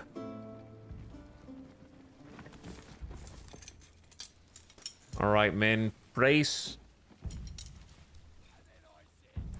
Here they come. Should be a walk in the park. There's 20 of you and only 16 of these little outlaws. Here we go, boys! They're walking menacingly toward us. Arrgh! And then they will break. Some of you are still fist pumping whilst we are trying to win. And then I'll switch to balance to start inflicting more damage.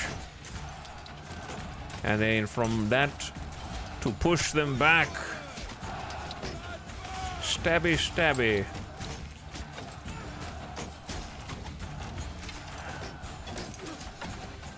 Pokey, pokey.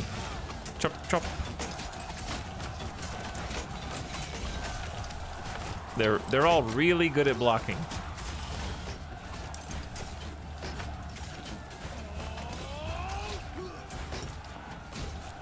You know what this game needs? More freaking blood. More gore. More stab through the chest. That's not gonna cut it, mate. We need gushing blood and chat. Can anyone explain why everyone's frozen in time, but the game is not paused?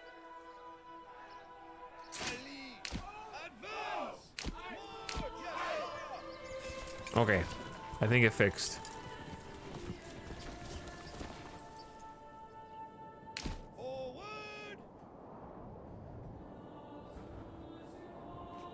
Cheap goods for import. Trade point.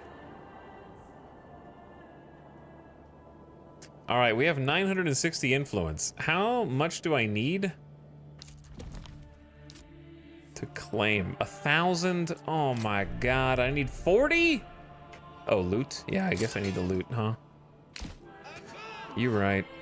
What do they even have?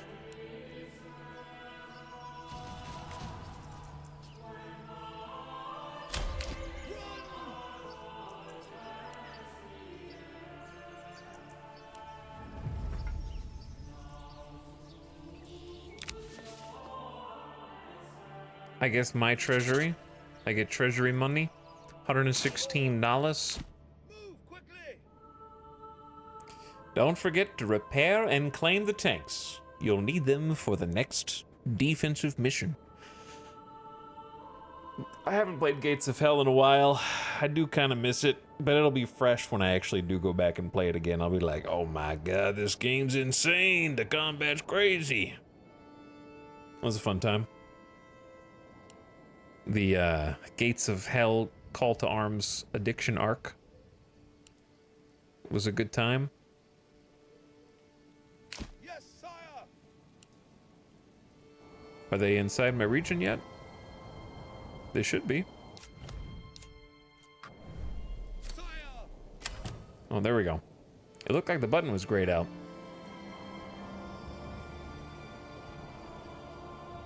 Chat, there is a square of rain following me wherever I go. Wherever I am, so too is the rain. I am the rain. I am the god of this world. And where I look, there is weather. And where I don't look, there is none. It is my fault whether they live or die of drought and famine or flood.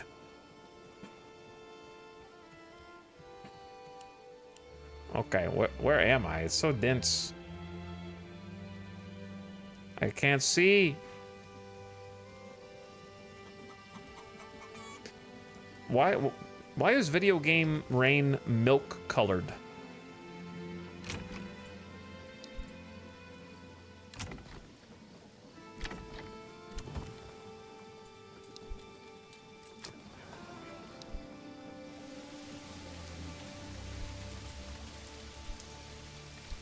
So the problem is still food. Okay, then have we started making grain? Nothing stored inside. I'm confused. Okay, the farmhouse has 123 pantry wheat. How do we get that to go over here to the windmill? Maybe they're just not done?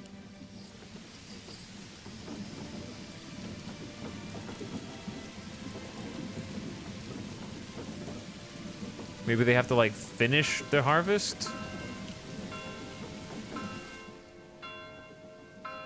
Are the houses already full? Okay, maybe we can upgrade some of them. Double the family count. And this one. And this one. And that one. That's room for 3.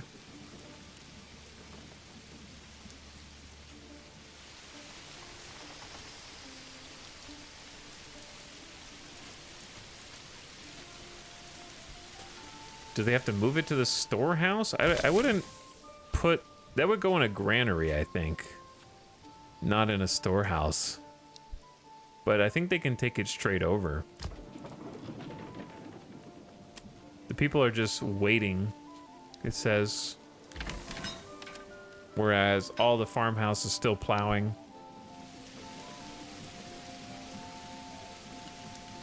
Harvesting, plowing, and sowing crops.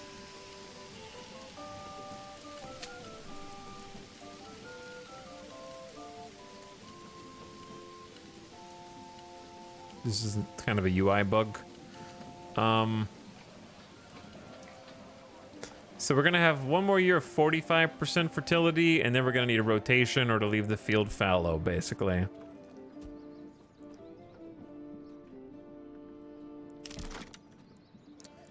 So it probably makes sense.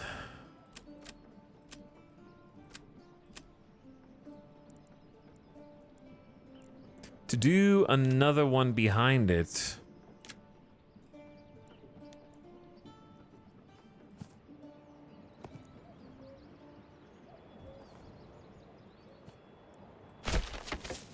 Goodbye, trees.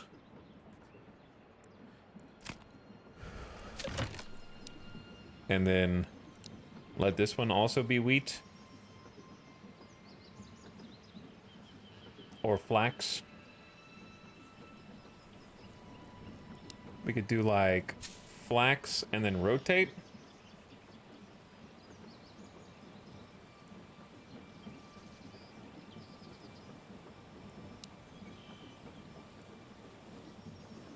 Flax, wheat, fallow or something.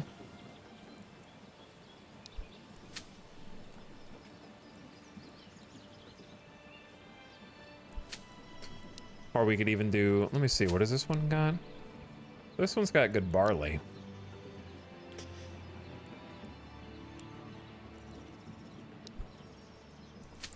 All right, how about wheat, flax, and then this one can be wheat, barley, fallow.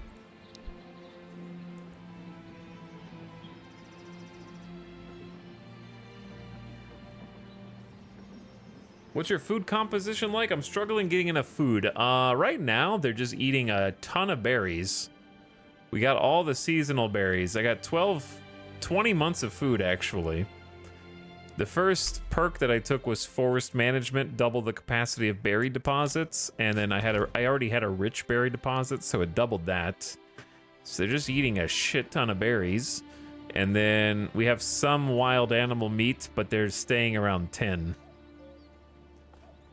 because of the hunting limit. So I don't think they're getting as much meat as they were. The animals don't replenish. And I swear that it was just like this in Banished as well. Where if you did hunting, you would hunt for a little bit and then the animals would stop appearing.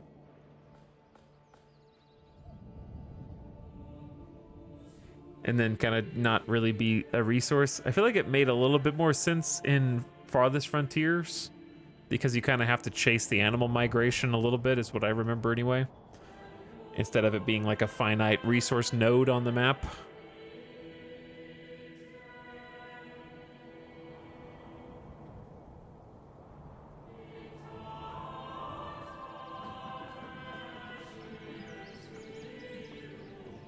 And then the farming is pretty similar with like the using up its nutrients and having to do a rotation to leave it fallow.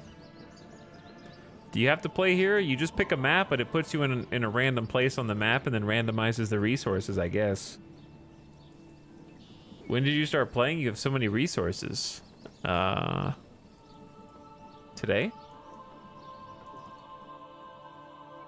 Probably like six gameplay hours.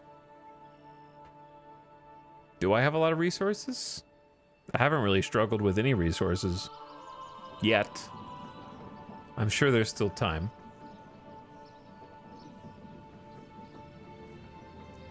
What's up, Slauterg? I've been playing for 7 hours and I have nothing. Yeah, I'm just kind of building each building and making them do their thing, dude. Make them do their thing. What was I gonna do with my other family?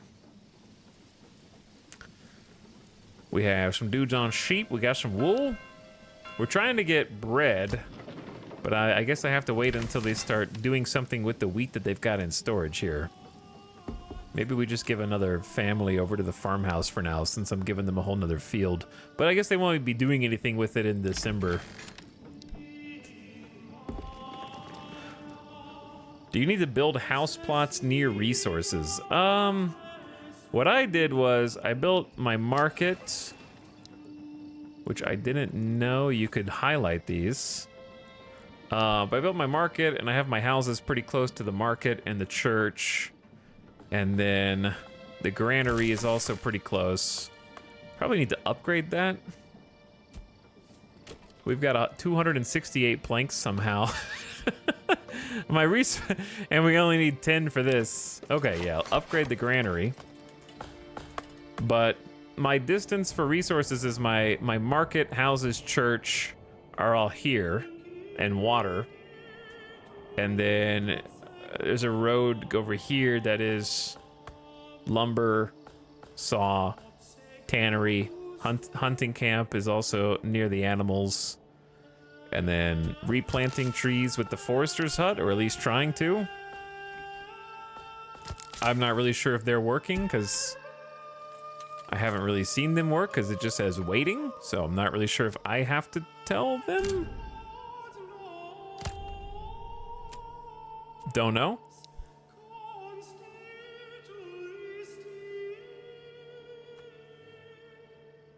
But yeah, I would say they're not super near. I would say, like, if they're in the same region, like my hub is, I know it's hard to see right now, but my main hub is right, oh my god, I can't highlight anything. They're over here. Resources are kind of just in a little circle for me. So, like, you can kind of see the roads a little bit bigger. So I have some farms. But I haven't really dealt with cross-region trading yet. I just joined. How's the game so far? I heard there were some bugs with Archer's combat. I haven't really done that much combat outside of just some bandits. We've got an actual attack in 76 days, supposedly. Oh, they're making grain now. Oh, wheat to grain. They're doing it right now. Sick.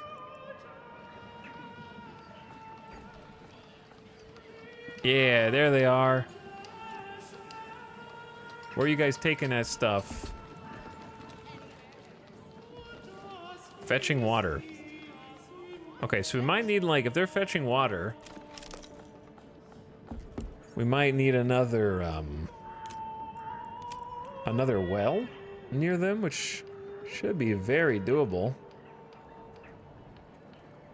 Well, we have a well right here. That's not too far. That well's pretty close. Anyway, I haven't really done much content outside of like some small groups of bandits, which kind of feels like busy work so far. But there is supposedly a big raid coming that I don't think we're ready for, even though we're supposed to have been getting ready. I'd like to build a trade post on the edge of town, like here.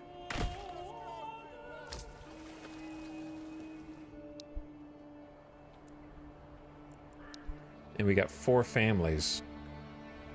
But yeah, I mean, the game seems nice. I would say that it's somehow simple and obtuse at the same time. This is kind of a rough new player experience, but it doesn't seem overly complicated at the moment.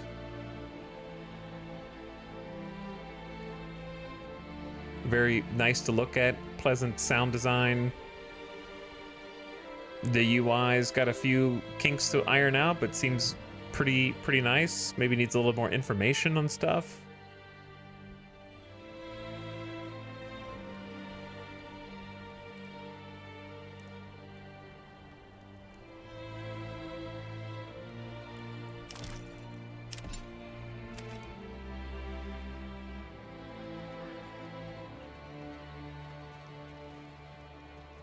I feel like I'm still early in the game, and I think that the game is also still early in the game, if that makes sense.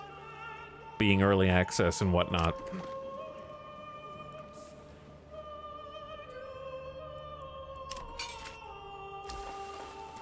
Okay, we got 4 families. There needs to be a list of all the buildings you have. The best way to do it right now is to zoom out and look for 0 out of 4s. Because we're going to need somebody to work in the bread. Because they have started making flour. Hell yeah. All right, windmill's making flour. So the oven can start making bread. And then I say the other 3 families should just be on building, because they're making a bee granary and also the trading post at the same time.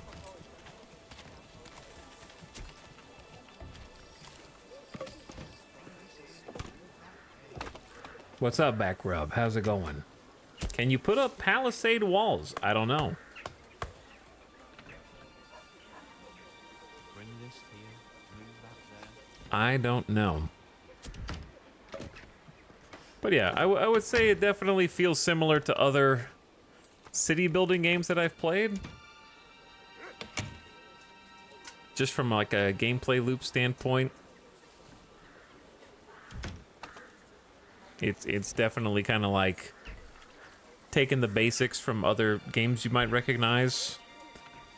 The classic grow wheat, churn it into flour, bake the bread to make the people happy, to give them a new food type so they're happy enough to upgrade their house.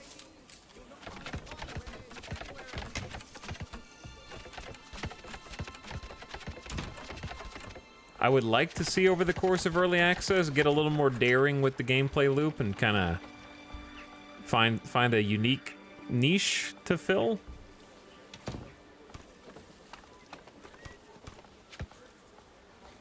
Is this a wilderness city building, or will it eventually progress to castle building? I don't know. I don't know. There's an administration tab that has a castle on it, but right now the only 2 buildings I can see is a manor. It says you'll join you in your palace for free, so I'm assuming there will be something like that.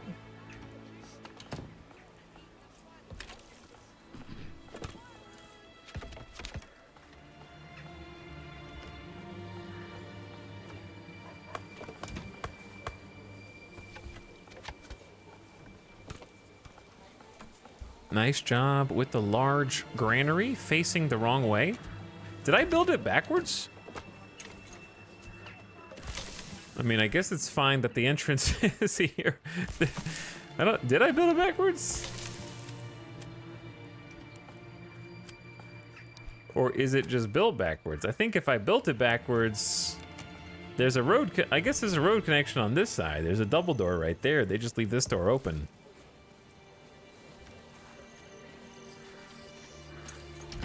Has he not built a manor yet?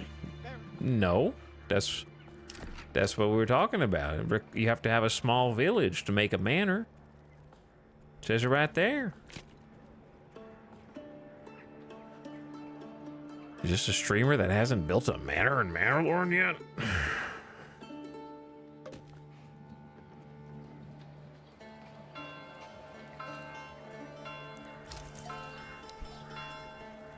All right, this one should be next.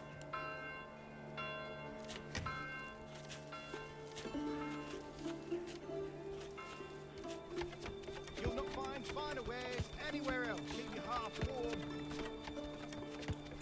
Step right up and sample. Nice. All right, one family, you go work here now.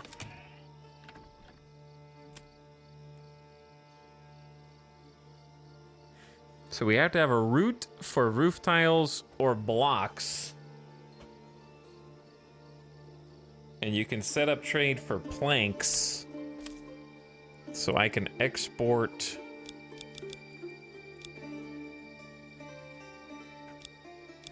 Okay, hold shift to make this go down faster. I mean, let's just keep 200. Oh, you can type it in too. Export price is $2. Establish a trade route. After paying to establish a trade route, a dedicated traveling merchant will regularly visit your region to trade only this specific good. Okay, well, I don't know if I... How much does it cost to pay? I don't know. What is it, 7? It doesn't seem like much.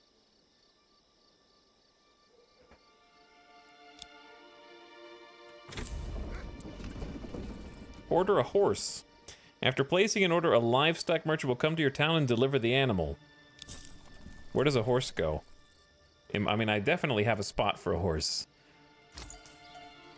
We have 2 stable space for hardworking oxen and horses. And then I also have a small stable here, but I don't know what happens if you assign a person to it.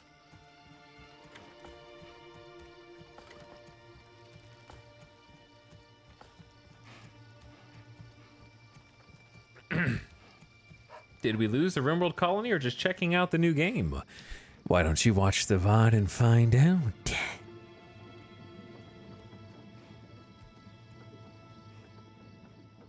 Monkers. Monkers. But yeah, I would say at the moment there's kind of a lot of guessing as to what everything does. Could definitely use a lot more tooltips. It's unclear what assigning a family to a number of places does until you click it and then kind of watch them do it for a while. Example, I will assign someone to this stable and we will see if they do anything.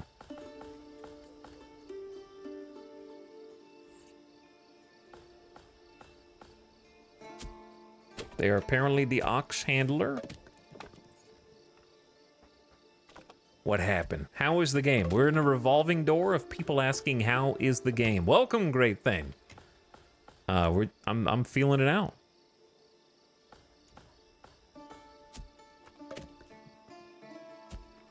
I think it's nice. I think it's neat. I don't know if I've seen anything else, anything that separates it in my mind from other games that I have played. But it seems like it's well made. But also it feels similar.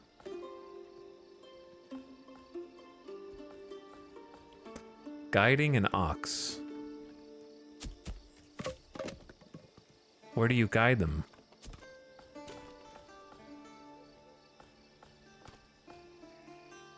Where do they go?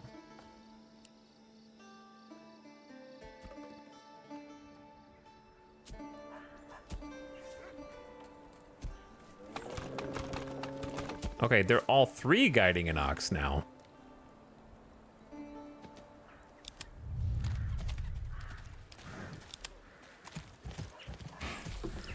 This is just the ox guiding family now? But they were already doing, people were doing that before, just not dedicatedly, right? Like, we didn't not have oxes doing their work. We just have people that work in a stable now.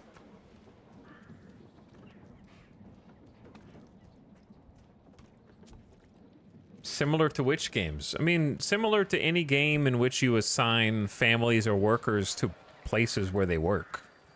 That is also in a vaguely medieval setting.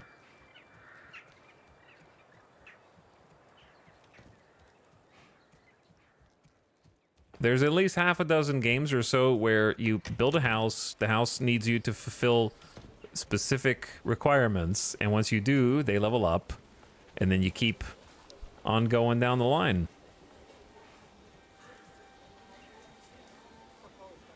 Until you've built all the structures that you can build.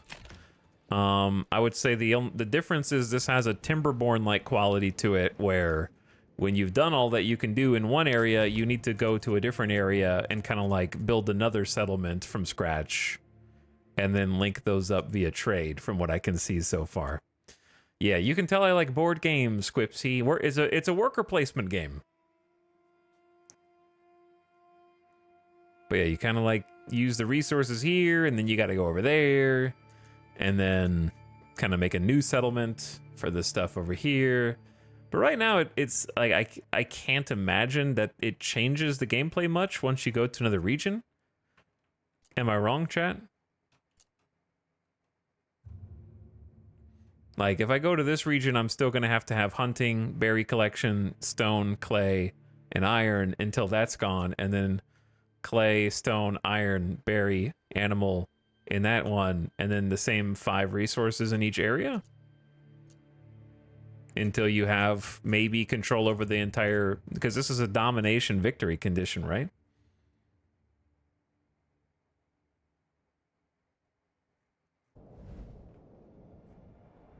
But yes, chat has been mentioning that apparently the UI is bugged and you can build a manor anyways. But I don't know that I need to build a manor yet. But I do get influence. I will try building a manor in the Manorlord. But we have 40 something until the attack. And I was expecting... Hold on, yeah. I was expecting this. I wanted to try buying stuff. Okay, yes, this is what I want. What do I need to do? Since it's a major trade, a route is required first. Okay, so we need, like, stuff for our army. Yeah. So we need at least 16... We have 36 out of 36 spear militia. And if we wanted to make an archer militia, what do I need? You can also just straight up hire mercenaries, but we need 16 spears, 16 shields, and 36 bows at a minimum. It might be too expensive for us, but let's try. Chat, how do you craft these things? You somehow already got a lot of influence and treasury without a manor. Yeah, because the like bandits just pop up on the map and I just kind of walk over, smite them, and then I get money.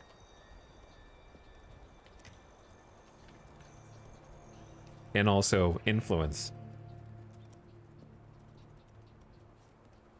Level 2 houses can be turned into artisans. Okay, so maybe we don't have enough time for that then. Unless they've started baking bread.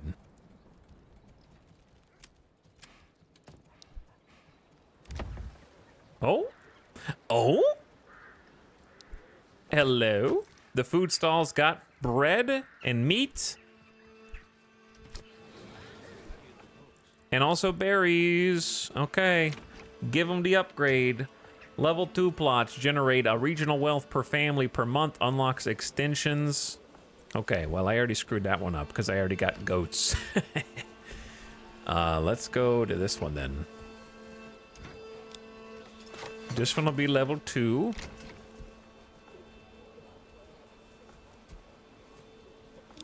That one will be level 2. Level 2. Requirements not met. Okay, well, there's 3 level 2s. What's up, Snoot? How's it going?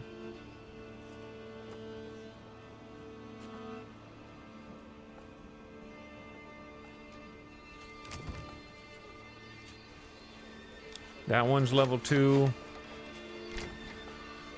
That one's level 2. We only have 1 family building.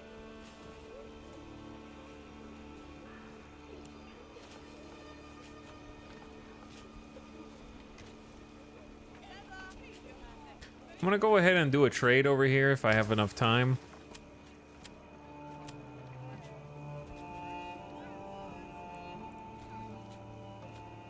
For warbows.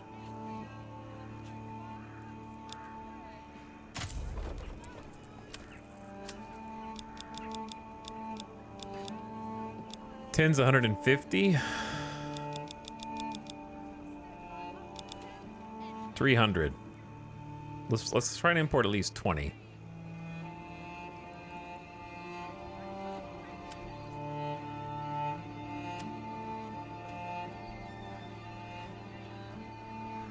Okay. We'll give that a try.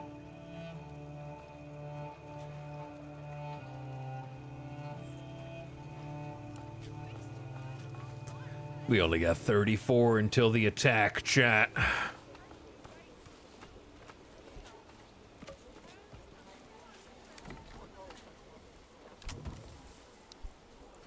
Which house are they building up first? All right, you've decided that this is the one then. Is Manorlord like Bannerlord? Nope, but it rhymes. Does this look like Bannerlord to you? Chad, do you guys open your eyeballs when you click on a stream? It just sounded cool.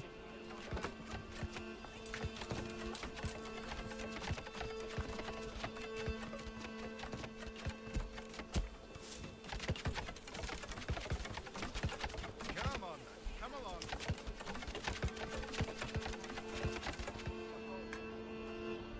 Are they actually like legit full? No. We got space for more people to move in, I think, right?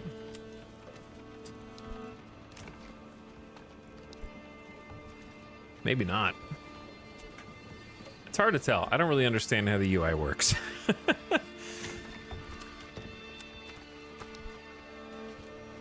Level 1, how many? Okay, so it's level 1, but 2 families.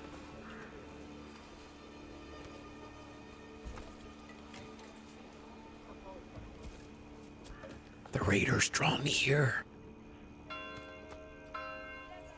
How do you buy mercenary companies? I just saw it a second ago. But now I don't remember. Army, new unit, hire mercs. The Brotherhood of the Forest. Arrive in Hofstetten.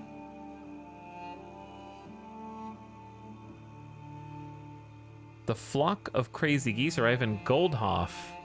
Where am I?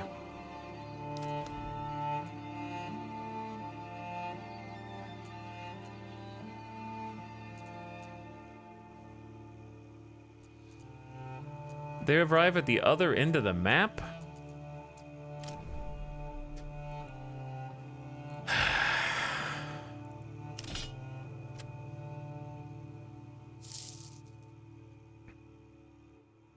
They arrive at literally the other end of the map. All right, you pay this out of the treasury, right? I have plenty of treasury money. So come on, Brotherhood of the Forest.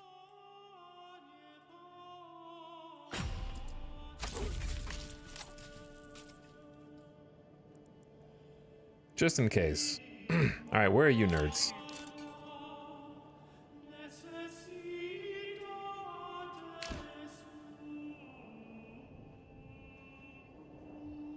Are you guys even gonna make it over there in 23 whatever days? I don't know. They're moving though.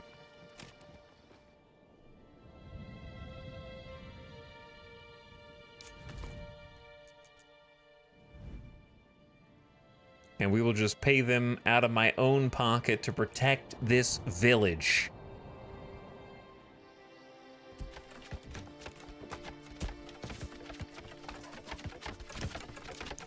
Level 2 cool guy houses coming up.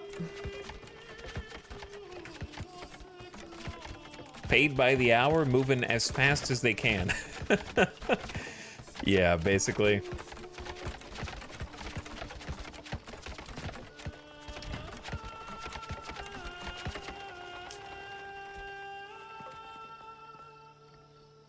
All right, well, at least one of these is up.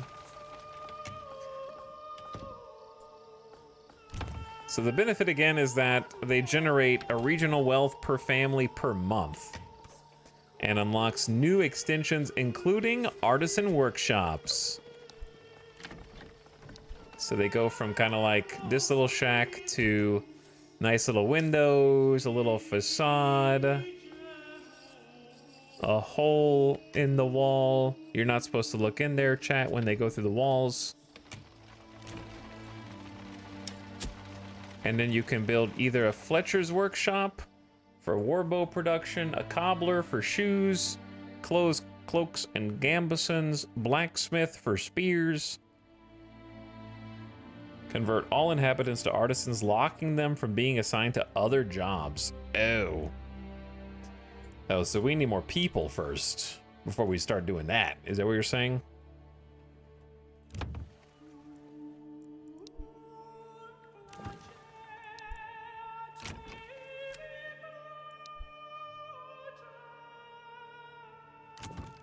Such as... Wait, did I not create room for the side house on these ones?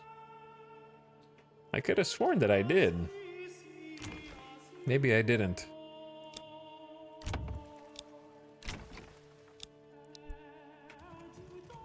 Are we out of timber? When did that happen? Requirements not met?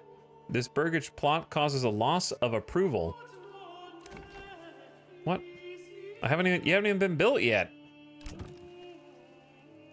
Fuel stall supply. Enough fuel in the marketplace stalls. It says we have a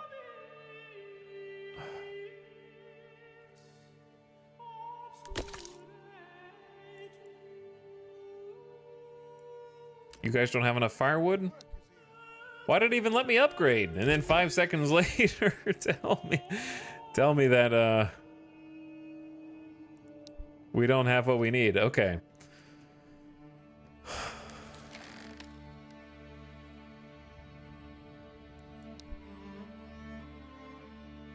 Who should I take out then? We have 259 planks. The saw pit, you guys are banned.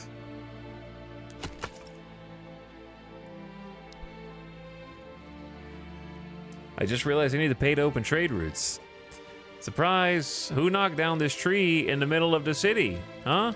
They're walking over this big old stump, dude. Pulled up all the ice around it with the roots.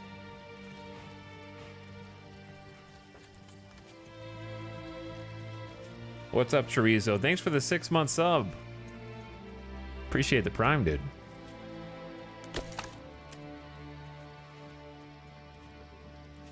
Welcome back for one more.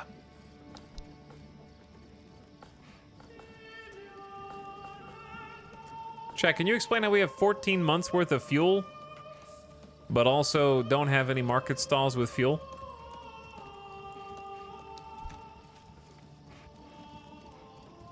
And then these people are giving me a thumbs down for apparently not having any fuel.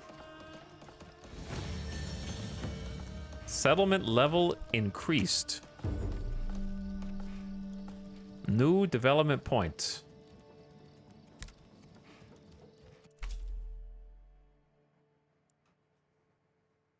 Sheep's grazing on the pasture multiply. Heavy plow. Lay traps in the forest, which give a passive income of meat. Enable blacksmiths to make helmets. Trade is cheaper. I have the same issue. I've been thinking of the multiplying sheep one. Yeah, I've been thinking about that, but trapping... Also, well, I clicked it, so that's the one I'm getting. Focusing on food. I don't know how much income is a passive income of meat, but I've noticed the meat has kind of dried up.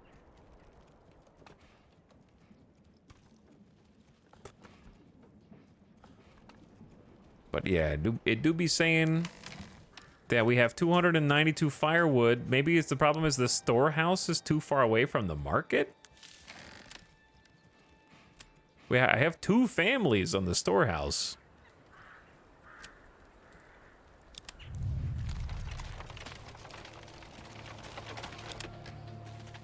Yeah, I'm thinking that my storehouse is not in a good spot.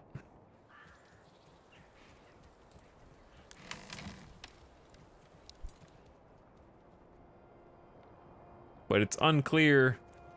This is not that far down the road to the marketplace.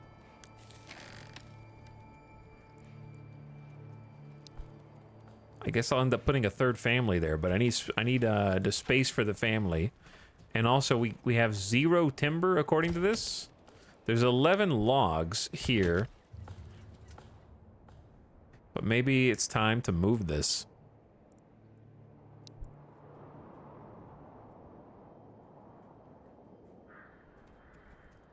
To like here.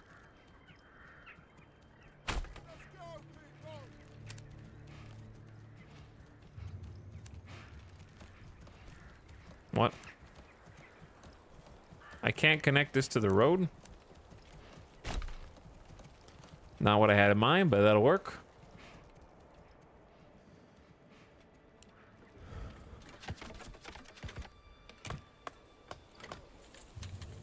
All right, we got 12 days, 12 something. Where are my mercenaries? What screen is this? They're like halfway there.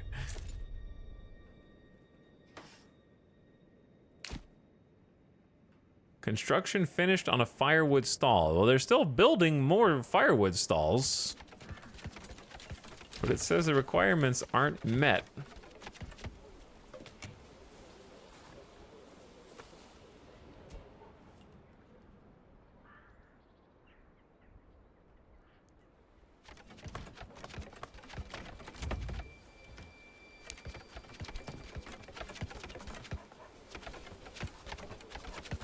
Okay, I was wondering how long it was. You know why we have no timber? Because they made like 300 planks. Oh, I swear every one of these games has a similar issue. Let me see. Can you set a cap on how much planks you make at the saw pit? Yes, you have to set a construction reserve where you don't. It's kind of the inverse of what it should be. It should be maximum amount of planks, not minimum amount of logs, in my opinion.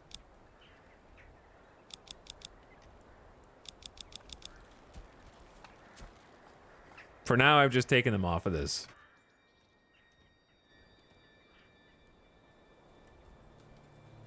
But yeah, at least 30, I would think. 30 timber seems like a reasonable amount. Max planks would still allow you to run out of logs. No, you set a cap on how many planks you want to make, and then it stops when you get that many. This should have both options, basically. You could set a minimum threshold and a maximum threshold and hit magic equilibrium. Uh-oh.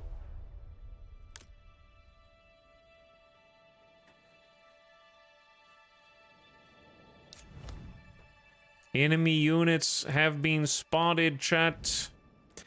They're here to take my manners. Joke's on them. My parents said I didn't have any. Guess what? We actually did successfully trade for bows, so that's kind of cool.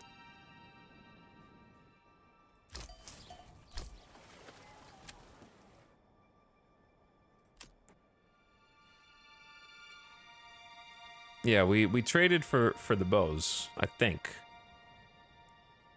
So I can make this like 0 now. Because we have 20 out of 36. Equipment missing, I know, but that's true of both of you. Okay, where do they spawn?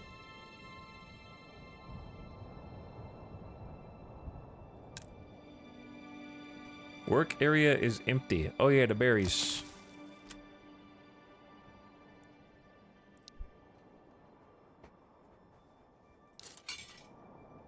I think they spawned over here, right? Let's just group up. Okay.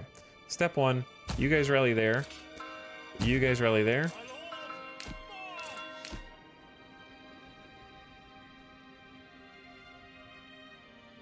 Resources added to inventory. A bunch of raiders were seen.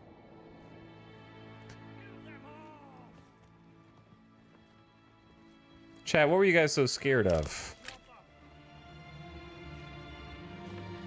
36 brigands, we got this.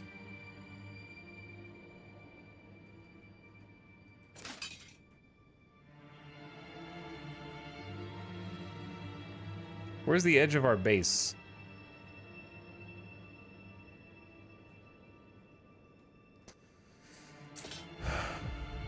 All right, let's get the reinforcements to kind of like sprint over here. Burn some energy just to make sure that the actual Brotherhood of the Forest is here.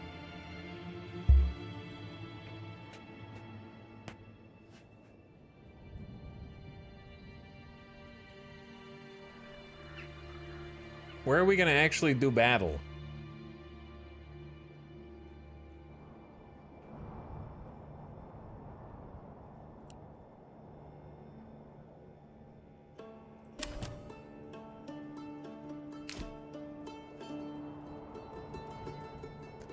That's my question. I really don't want to do battle in the forest.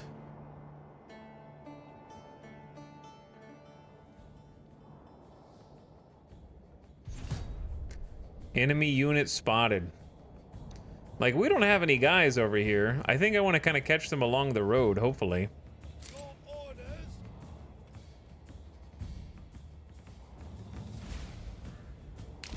Like, get the archers. And the spearmen over there.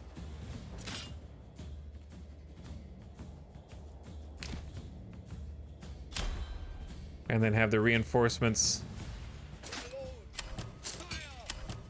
sprint to catch up a little bit. They're gonna get there. It's crazy how close the mercenaries were to like not getting there at all.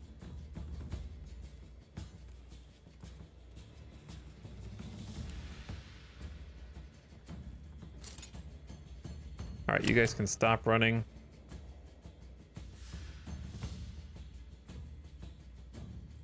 We don't, it's weird how we knew where they were for a long time, but now we don't know where they are, or do we? Oh, they're like right here.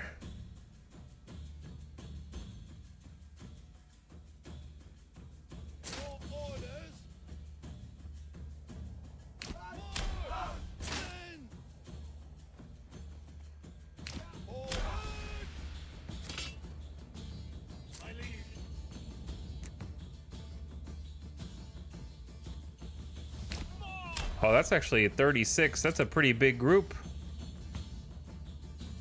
Wait, what are these guys? 18 of 18 what? They're just brigands? Okay, let's see what happens here.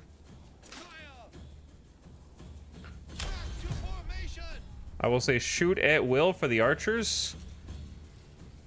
Hopefully they arc their shots a little bit.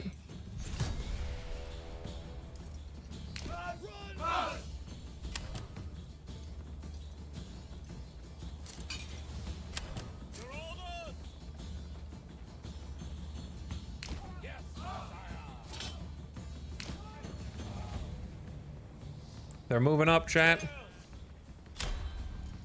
Shoot at will. Allow friendly fire. Disciplined troops can shoot at the enemy even if friendly units are engaged. Oh, I already see some arrows. Oh, God.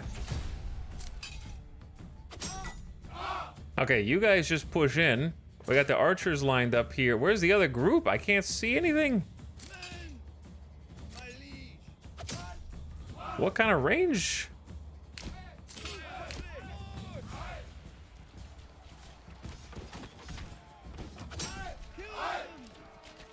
All right, I see arrows. Shoot those guys, boys.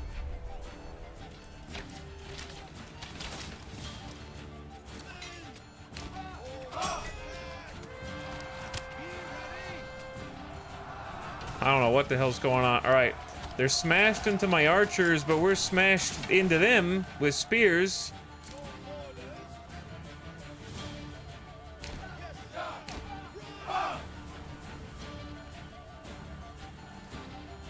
And I'm gonna let them. Don't fist pump.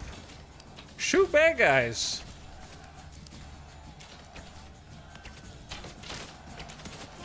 All right, my ally barbarians are kind of losing. I'm gonna have my spears do a little like push forward and try and be more aggressive. Uh-oh.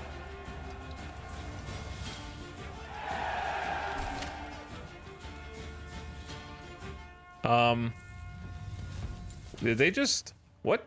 Did they just run through my spear militia to get to, what? Who, are they broke? Did they rout? Are they routing? Oh. Okay, I was confused.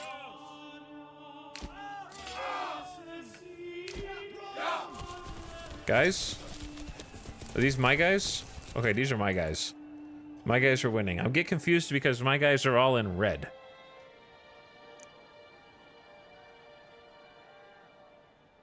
Did I win? I think I won. How do I let the mercenaries go? So I don't have to pay them anymore. Okay. Everyone, we did it. We freaking won. Red default player color. Yeah, I keep thinking red is bad, but it's actually me. So I was like, oh, they're attacking me, but no, they were leaving. Do you get your shields and spears back? Yeah, my warriors keep their shields and spears, but I did hire 2 other companies just to be certain that we were safe. So the ones that I did use, I get to keep, and I can make more. So we can get a larger group.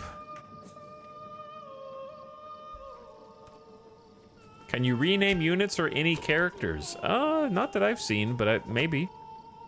I haven't seen that yet.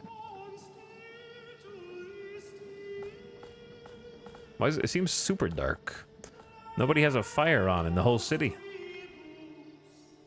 Only this one.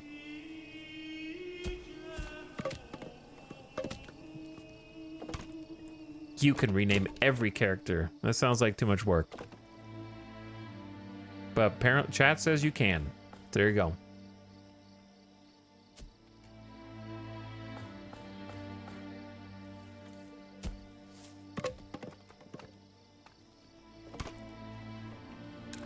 Curious about the requirements not met in the fuel stall supply.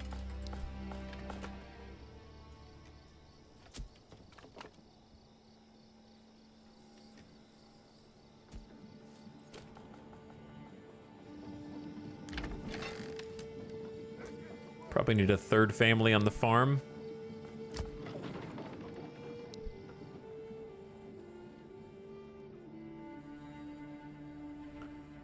It is March, so the berries are growing. The stonecutter is just dead, so probably just demolish that. Because there's no more stone left there. They took it all. And chat wants me to build a manor. Not enough goods! You're not wrong.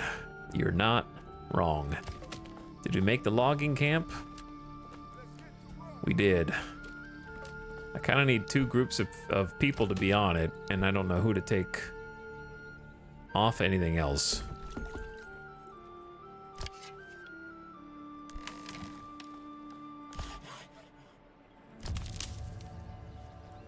Maybe take off the foresters. Well, there we go. Family members just joined.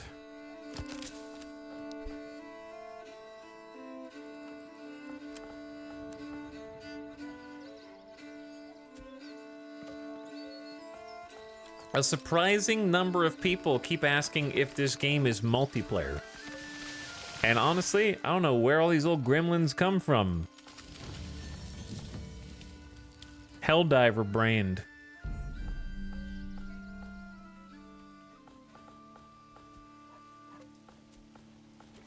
Is this game single player? Yes. Evanito?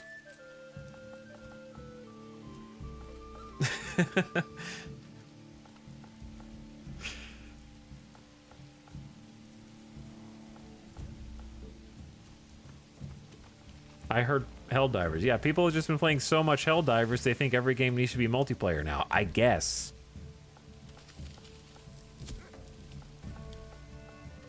What's wrong with multiplayer? Nothing. What's wrong is... dumb questions.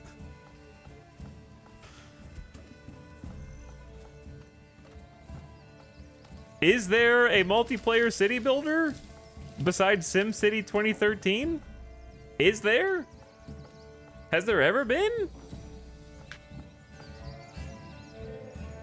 Tropico. Let me rephrase. Has there been a good multiplayer city builder? Chad, you're just playing Factorio in multiplayer. That doesn't count.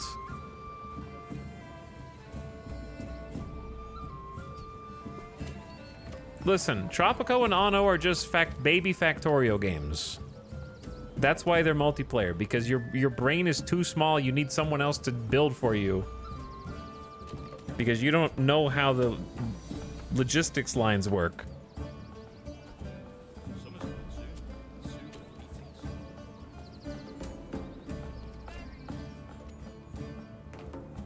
I would okay, joking aside, I would seriously put Anno and Tropico closer to Factorio than I would to this or Banished. Seriously. That's not, that there's no insult or anything in there. It's just, it feels like a completely different genre of game.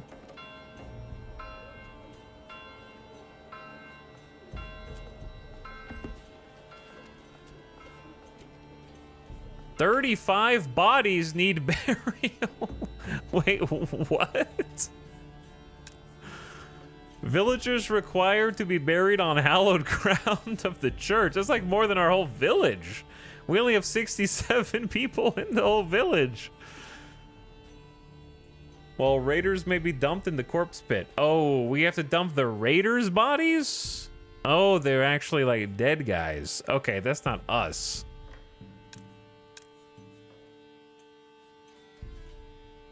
So I need to assign someone to actually work the corpse pit.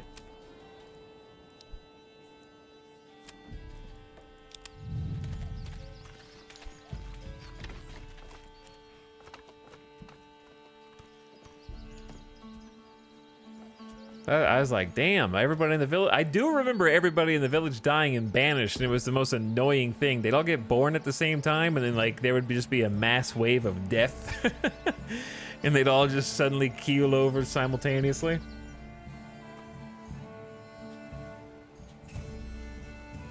Etel, have you played Factorio? Yes, slight inconvenience. You already know this.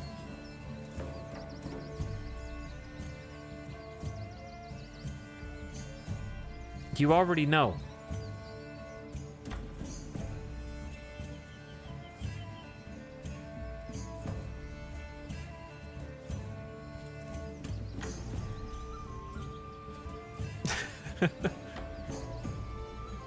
This lady is lost. I thought she's supposed to be hauling the bodies. Do they have a body? Anyway, everyone's played Factorio. You get to the second science juice and you unlock oil and then you stop playing. Everybody's done that. like probably 3 or 4 times. You just get to the same point and you stop playing at the same point every time.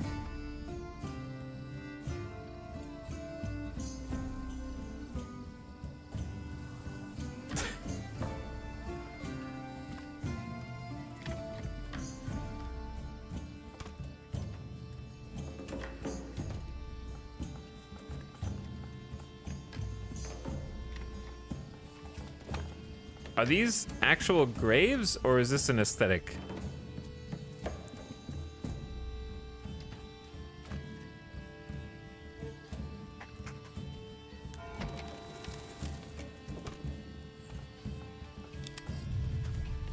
Why does the gravedigger have so much juice?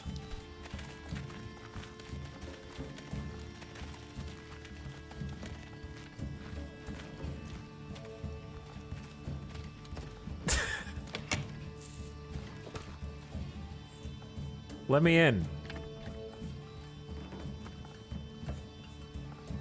Let me in. I want to see what you guys are doing in there. I'll look through the peephole over here.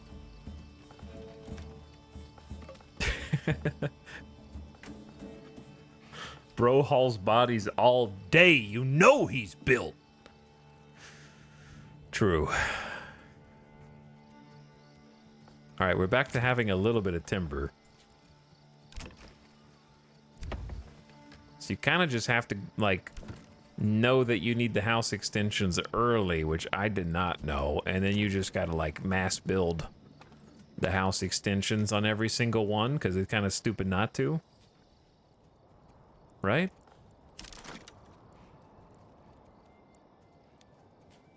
I can build my manor now. I want my manor to overlook all of these peasants somewhere.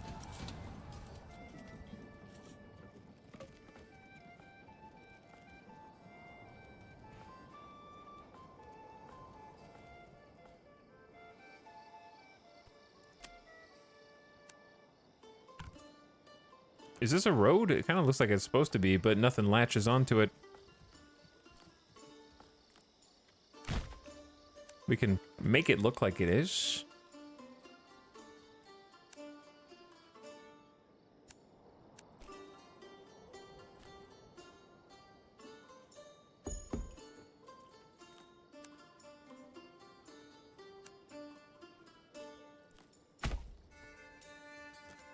Lots of intersecting roads here. Residents of you and your retinue with 250 influence and gives your administration level 1. After building your first manor, the starting retinue will join you in your palace for free. Chat, should I live across the street from the church? Just make sure everybody's going every week.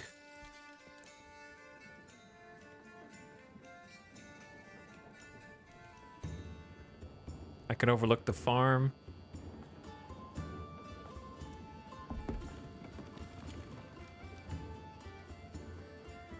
I don't know.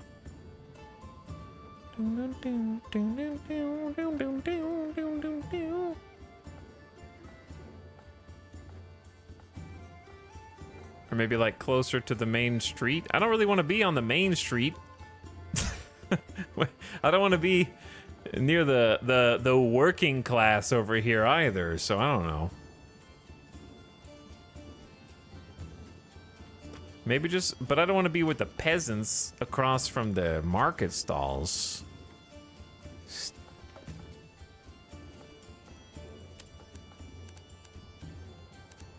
Disgusting. Awful peasants.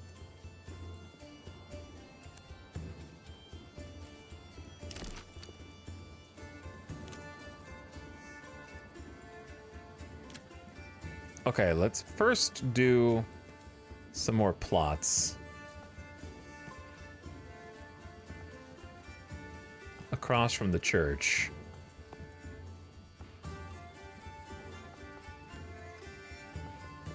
We're gonna give these boys, chat, this is gonna be the Omega plots. Okay, there's no way they need that much space, right?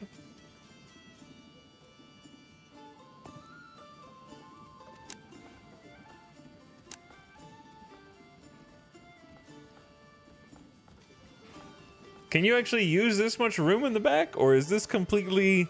Is this too much junk in the trunk?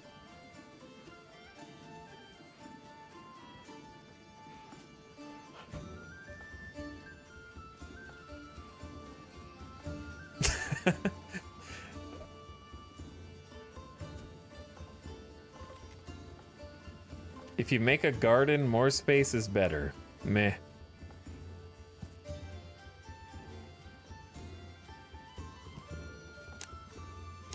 Cut it in half.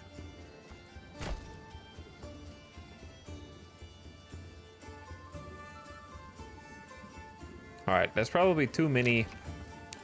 We'll make this very low, low, low, medium. And then the manor itself, we gotta work on that first.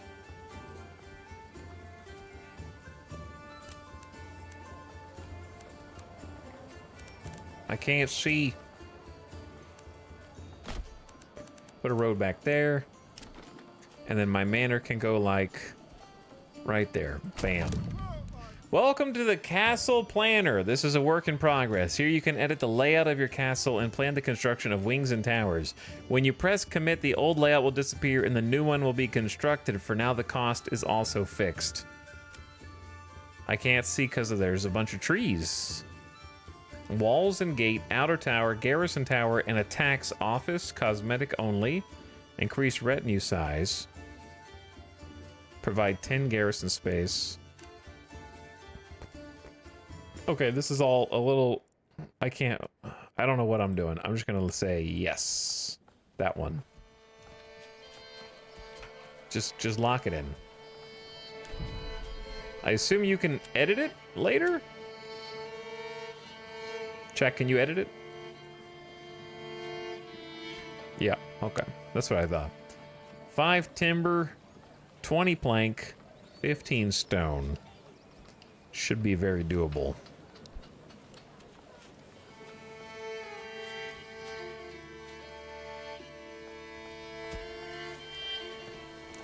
We're trying to tame this region.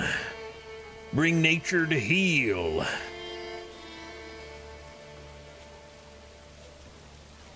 It's also April.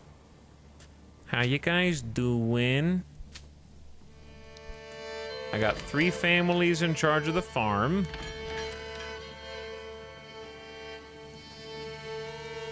Scattering seeds. I'm hoping that they're able to do this one. Wait, are you guys doing wheat or barley?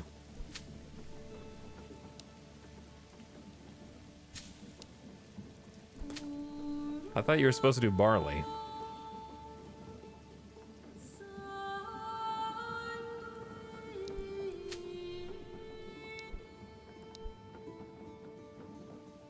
Yeah, it's a wheat field. Okay, I don't want it both wheat at the same time.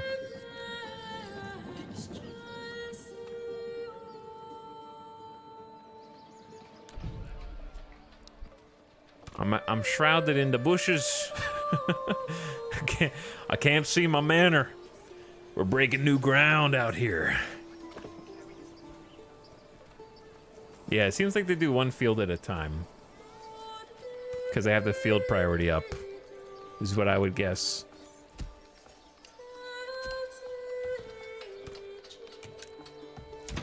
What is wrong with your Dude, we don't have fuel, food, or clothing stalls. I actually just don't understand. There's leather. There's food. There's a bunch of food. And there's firewood. I don't know what you want. We don't have enough. This thing here says we have 19 freaking months of fuel, dude. It's gotta be the warehouse being too far away. I think the large storehouse is screwing all this up, to be honest.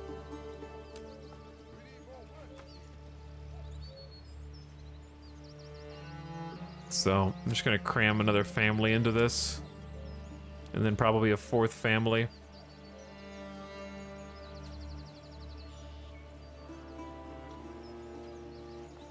But to me, it seems silly Logistically, to have to put, like, okay, stuff from these buildings goes into this building, and then this building goes to the marketplace. Like, effectively, the marketplace and the storehouse may as well be the same building, except the marketplace takes up more room.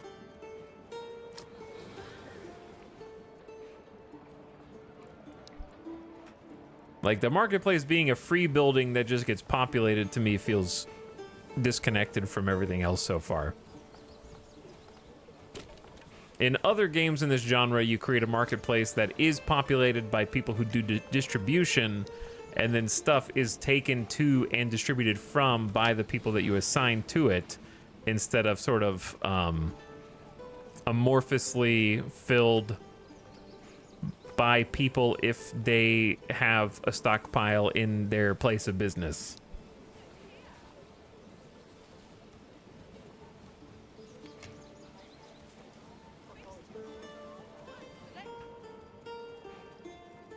Because, like, having a job that hauls and stocks, I think, makes more sense. Which is sort of de facto what my large storehouse has become by nature of it being full.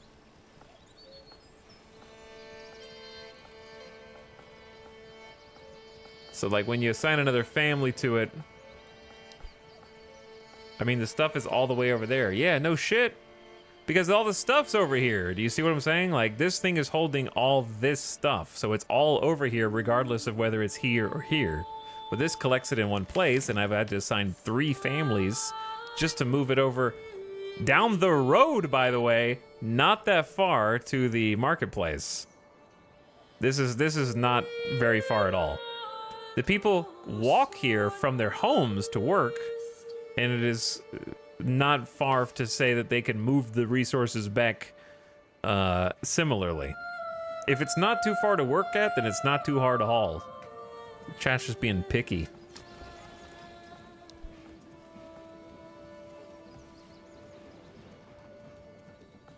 I think a better system would be that people are...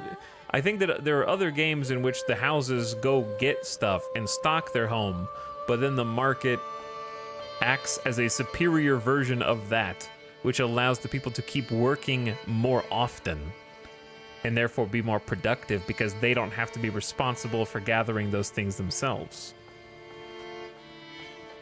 As opposed to being a strict requirement that they have to get those things from the market. And then the market can only be stocked by people who are sitting on stockpiles, who create a stall for themselves. Because, for example, like the tannery has a market stall if it has storage. But if they move all the tannery stuff over to here, because all the leather's here, now there has to be someone here who creates a storage for the leather, where the tannery person may not be able, even though they have a stall, to gather leather from the storehouse in their free time, since they're not doing anything right now, and move that over to the marketplace. That's where the issue arises.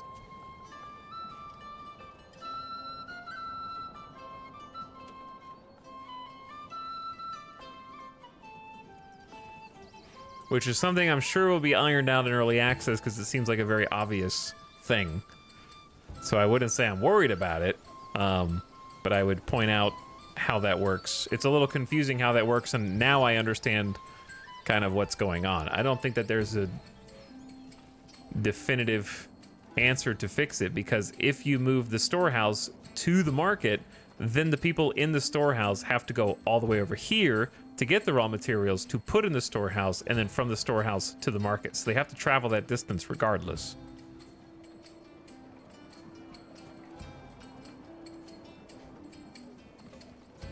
Gave the old ox a handful of month-old grass. He spat it in my face and tried to kill me. How's this little guy going? It's got like half the resources in it. How's the corpse pit doing? Are they getting the bodies?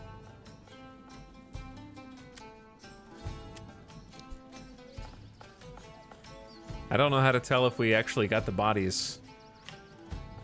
Because it said we had a bunch that needed to be buried and then kind of disappeared. Yeah, you got effectively 2 types of stalls. One from the industry building and one from the storage buildings. Yeah, and they overlap. from what I can tell.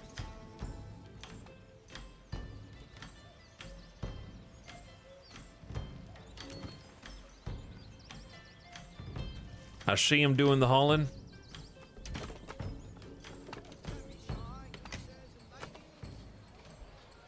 There are some quirks, but I'm so glad the game is finally out. Greg's been working on this for 7 years. It's a long time. It's nice that people can actually play it and submit feedback and watch the early access journey instead of just playing Steam Next Fest demos.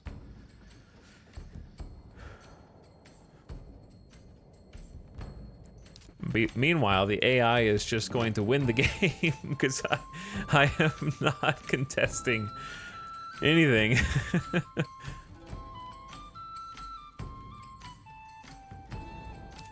It says Goldhoff being claimed. This one's flashing, but this is Eichenhau? Goldenhoff's up here, so I don't know why this one's flashing. I guess, oh, I have that selected and I can claim it, I say.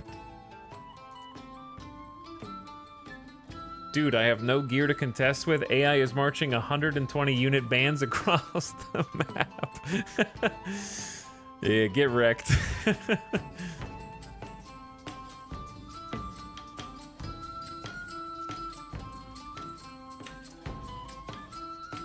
Rich clay deposit, rich iron deposit.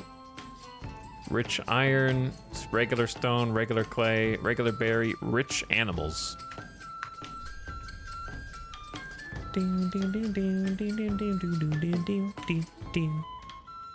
Almost some like Witcher Gwent vibes from some of the music.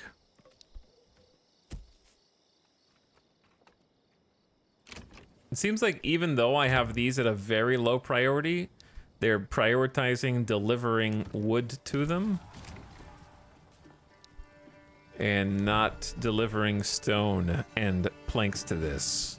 But that might be two different groups of people.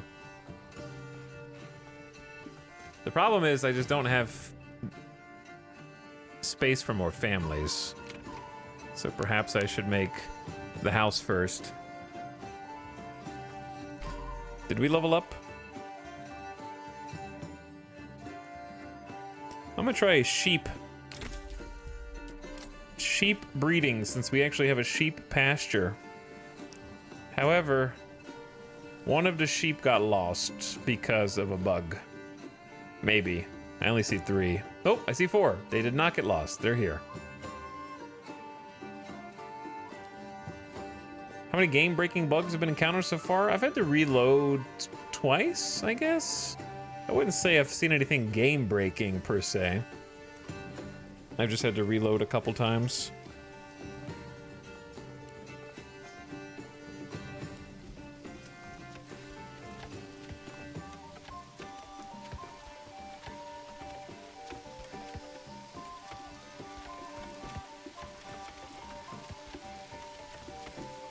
But yeah, once they have another house to try to move some people into,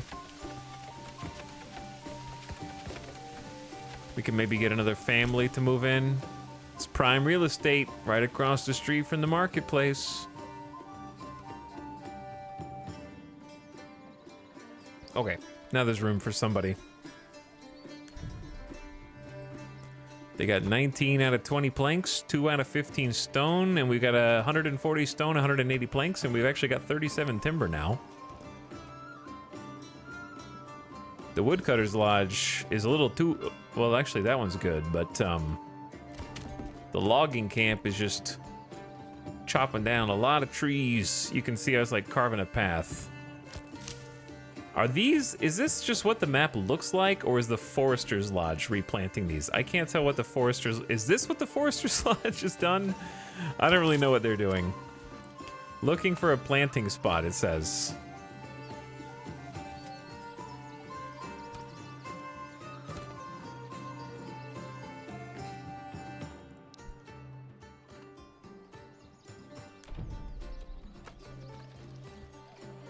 Waiting for 5 more stone. A new family just moved in to help.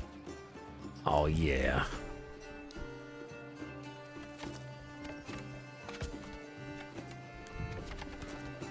They've almost done it. Building has begun. My secret forest manor. Hidden away, tucked between the trees. Boom. Click on the Taxes tab to set your level of taxation, which can boost your treasury and influence at the cost of making your population poorer.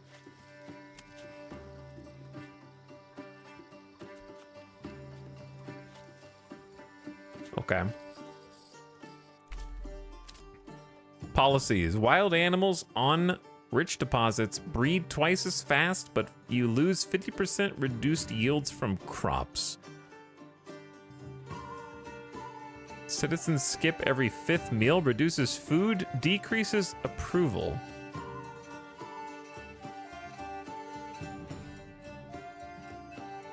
Neither? Neither? Taxes. Fuel reserves. 1. I don't know, 10? We have 7s? Land tax. What's an appropriate tax? We're at 86% approval. I mean, at least 10%. And a tithe for the church. Percentage of surplus food given to the church for influence. At least 5%. We already have 2,000 influence, though. Well, chat, you can't really see it too good, but that's my baby manor. And then you can open the castle planner.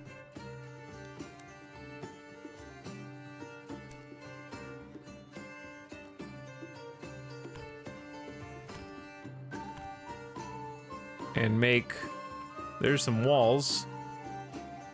Walls and gates. Towers. Garrison units shoot projectiles. A garrison. And a tax office, which currently doesn't do anything.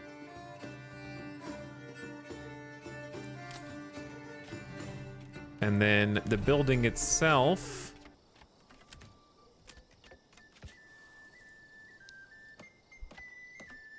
Will just gave us like a flat increase to some stuff.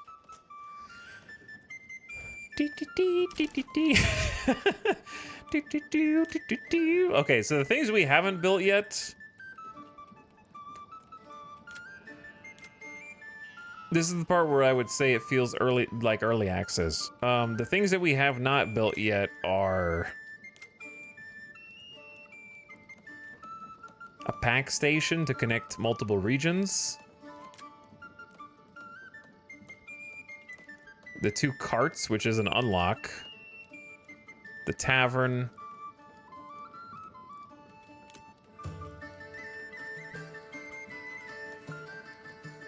And then 6 out of 7 industrial buildings.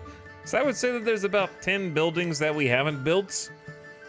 And then I'm assuming that's the end of the current content, is what I would guess. So I think that you'll probably see all the content in about 6 to 8 hours. Unless there's something that happens later that I don't know about. Or if you unlock a tier or tab that I don't know about. But it seems like it should be pretty straightforward to convert berries into dye. And then we're gonna have infinite sheep, so Weaver's Workshop will just work. We already have a tannery. You gotta grow barley for malt. And then clay to clay tiles. We can mine clay. And then tools. Yeah, there's more backyard extensions, I guess, but those just seem like extras to me. Like, grow vegetables is a new food type. Like, these are like SimCity 2013 add-ons, in my mind. Is this what you mean by artisan buildings? I don't know what you mean by artisan buildings. But yeah, this is just like another way to get hide. and then a different type of food passively that doesn't have a chain, and then also makes bread, which we're already making, enables the production of clothes, which I think is it the only way to make clothes?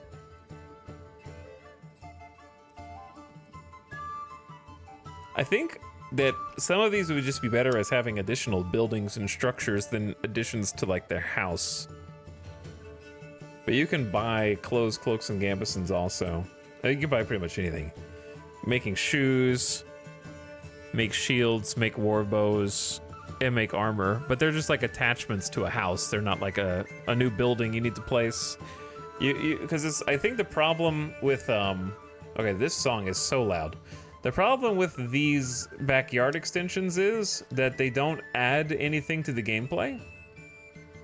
I'm not being like dramatic. I'm just saying, like, for example, with a basic production chain such as the farmhouse tends the field gives you the crop, which is processed in the farmhouse and then transferred over to the windmill, and then from the windmill over to the bakery, and then from the bakery to the market, right? There is a planning phase that needs to go on where you decide how the resources and the people and the manpower and the workforce start over here and then end up over here, right? But with the backyard extension kind of being what seems to be the main or only way to produce your own weapons and armor, in the case of the unless I'm missing something, it's kind of like you don't really make a decision. You just go, do I need bows? Yeah. Okay.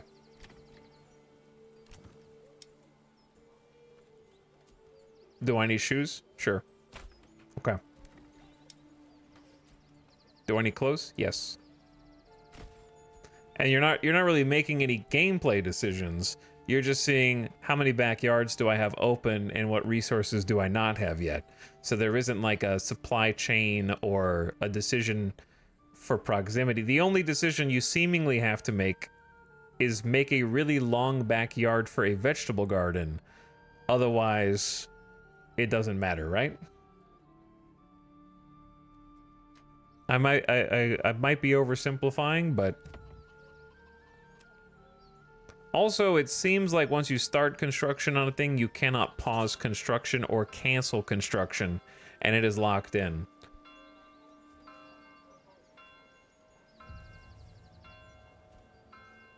Would planning a burgage plot location and size in advance not count as a decision? No, because you have to put burgages around a marketplace so that they can level up. So your houses will always be in a central location in the middle of your city, in roughly the same style every game. But you need the mats to make the items. And? So? What of it?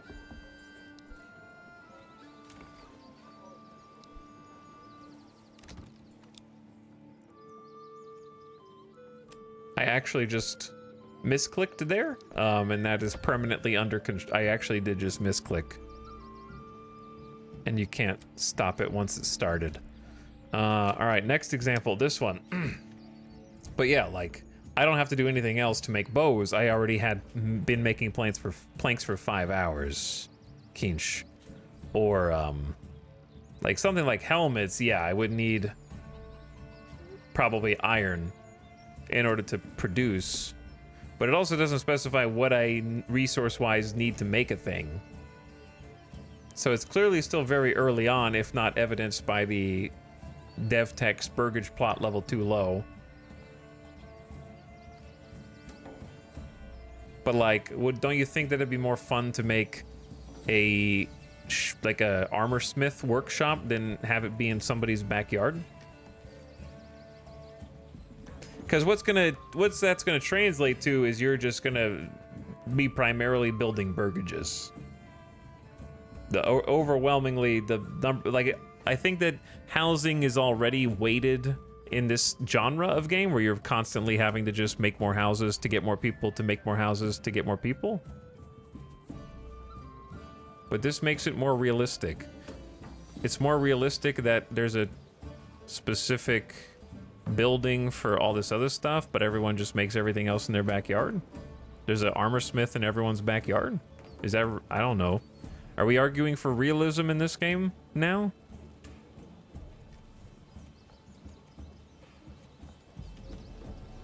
That is the point of the whole game. Which part?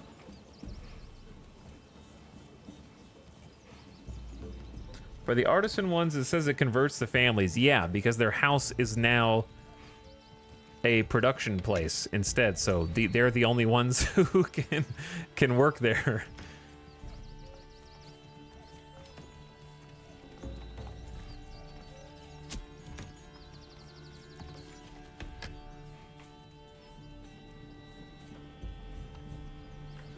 I'm just saying I think that production change is more interesting when you have more buildings to place, because as it stands, it's kind of like, I would say, SimCity 2013 light, with the, like, just kind of add a building onto an existing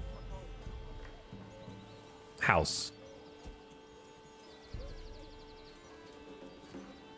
Like in SimCity 2013, you would place like a police station, and then you got to place like additional squad cars or additional prison cells or a helicopter pad, but you got to like choose where that went on the building and decide like which of the upgrades you wanted first and could you afford it. Whereas for this, I think that the system of backyard extension is very limited in scope, but also essential to the gameplay progression in some respects.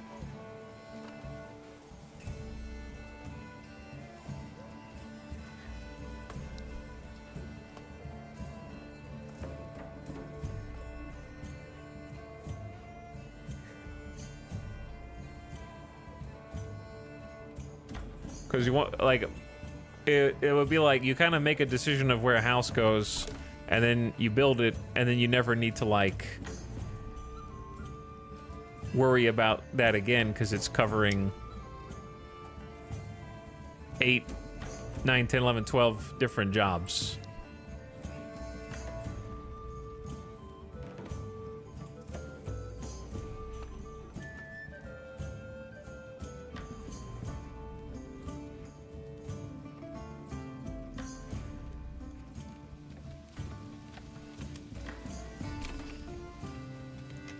But also, from a visual standpoint, chat, tell me where my Fletcher shop is. Tell me where my Fletcher is. If you didn't just see it, would you know?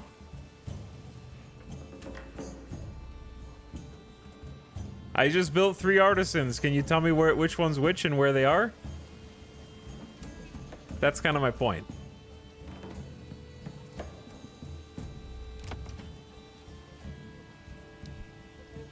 This is the cobbler shop. This is the Fletcher shop. This is the tailor shop. Like, first of all, I disagree with that there's a pursuance of realism, but moreover, I think gameplay should always come before realism.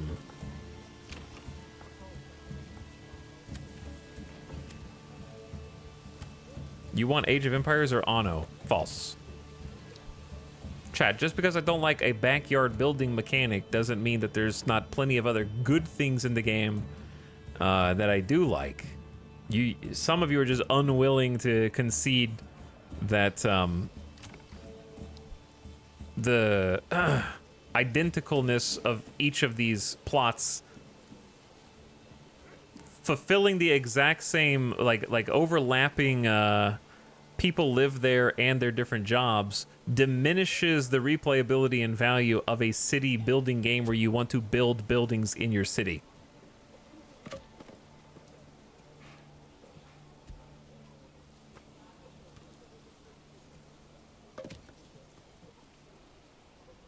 I think that mechanic is something that can easily be worked on, though. I mean, I don't think so, but I don't know, I wouldn't say it would be easy. It would take a complete retrofit of the existing systems and game balance and making new mechanics. There should be a button that shows an overlay of the buildings. Yeah, I mean, you can hold tab, but that's not my point. if Chad, if you think it's fun, then keep at it. That's all I'm telling you. You're here to see or hear my opinion or reaction of the game, or make an opinion yourself.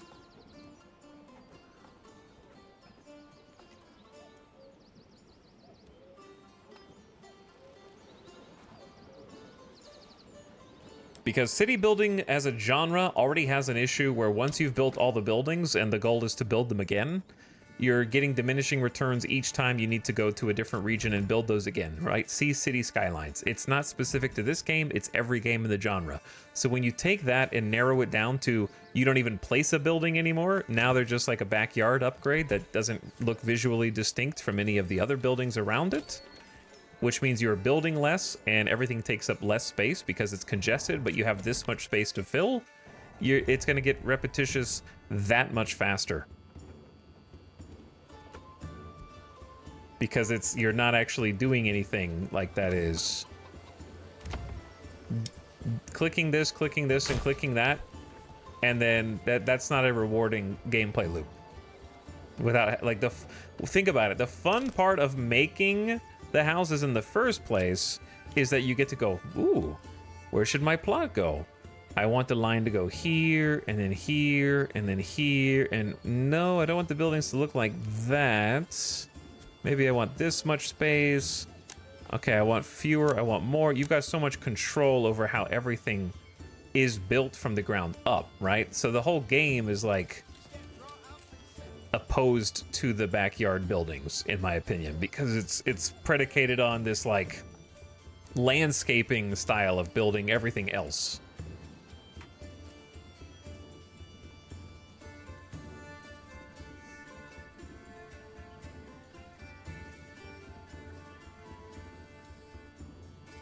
Would you feel it'd be better if you need to manually place the blacksmith, but the only placeable areas would be backyards? No, I mean, I don't think that the backyard housing as a replacement for the buildings is a fun gameplay loop. I would rather have to decide where is the iron. Well, I mined all the iron, but the iron was here. Okay, the iron is here. The raw materials are going to be stored over here, and then they're going to be distributed from the storage to the blacksmith, and the blacksmith's over here. And so they work the metals, and then the person in the marketplace comes and gathers them and puts them up in the market. Like, you have to decide where things are located, how roads are connected, and logistics. This is not a logistic decision, because if all the resources are just being stored either in the marketplace or in the storehouse, then you're already building everything centrally anyways. Like, I learned that I probably should have the storehouse also in the middle of town. So I'm not having to make any additional decisions about it doesn't matter which of these houses are which of the artisans. It doesn't matter. I could pick any of them and it'd be fine, because they're all equidistant from the resources they need to be refining anyways. So I'm not having to like choose. I just know I need this, I need that, I need that, so I need to have one of everything. And then once I build it, I don't even have to decide whether people work there or not, because they automatically work there forever. The families get converted into artisans, so then the core fulcrum point of the city building genre gameplay, which is, do you want a family to be unassigned and build, right? The core of the game is, if you have no families assigned, I can take one off. Now my farm's weaker, but I might have a family that I can assign somewhere else. I actually don't know where that family just went.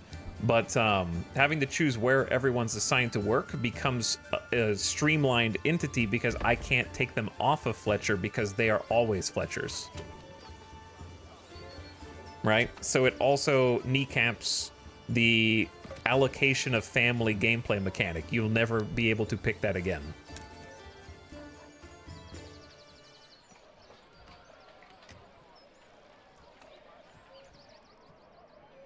That sounds like you'd get Anno. It sounds like you haven't played Banished, which is what this game is based on.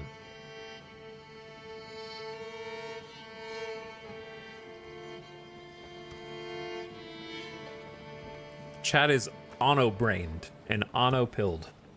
I have played Anno, and I think it's a stinky game. But that's just my opinion.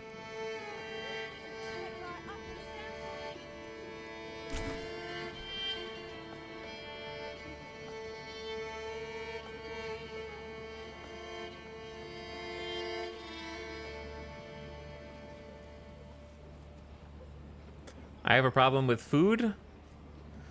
I don't know. I can't give you any advice because I have 22 months of food and I'm not really sure how I did it.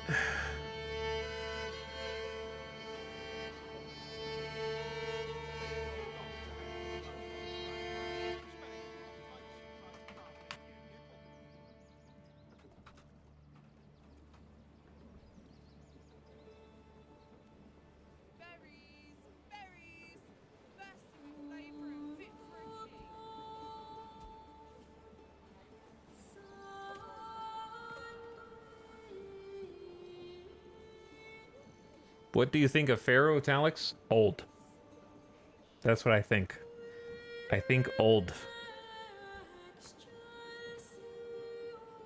I think if Pharaoh released now, everyone would just say it was a mobile game.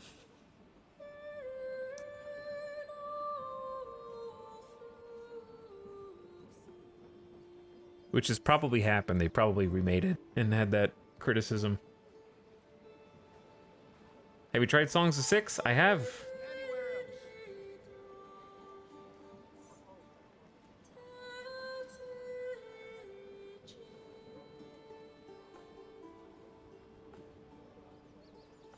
But anyways, that's just one aspect, Chad. I'm just talking about the Burgage backyard, not the whole game as a whole. But either way, I think I'm going to call it there.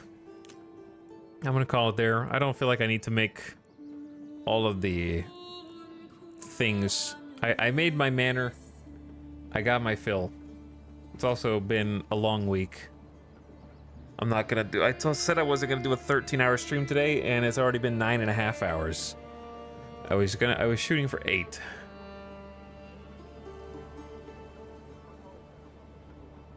Has this game made you want to go try Farthest Frontier again? No, not really. It's a fun game to look at. Like everything that I have to say about it, he hates Manorlord. No, I don't hate Manorlords. It's early access. It's time. This is the time to receive all feedback and criticisms and critiques for the future, is it not? Like I thought that was the whole point of early access.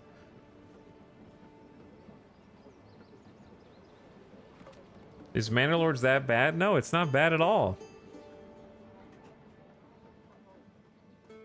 It's not bad at all.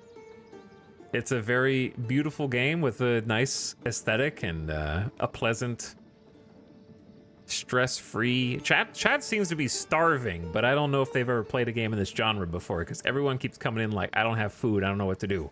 If you don't have food, zoom out. If there's berries, build a damn gatherer, forager hut next to it, and connect it with a road to your village. And then if there's some wild animals, build a damn hunting camp. And then near that, outside the circle, connect it with a road, and then voila, you have food forever.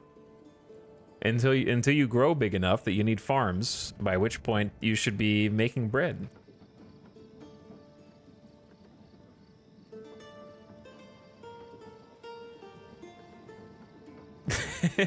Then why do you hate it? No, dude. Like this is an impressive ass game. I could never make anything that looked as good as this. But I have also played dozens of city building games. And I know what to look for, and they all fall into a similar trap.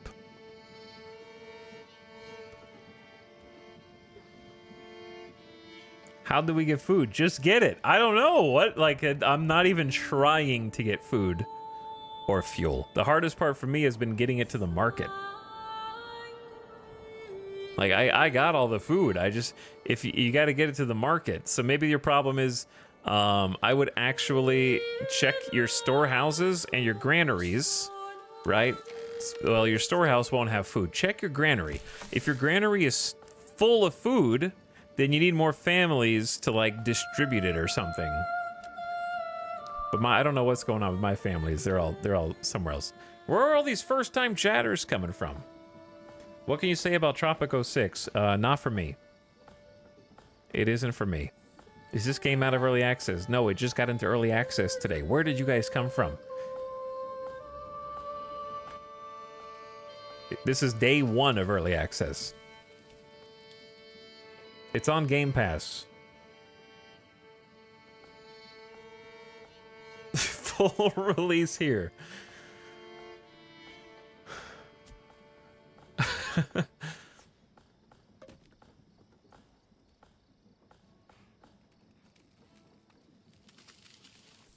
Ita, which city builder games would you recommend for a newbie to the genre?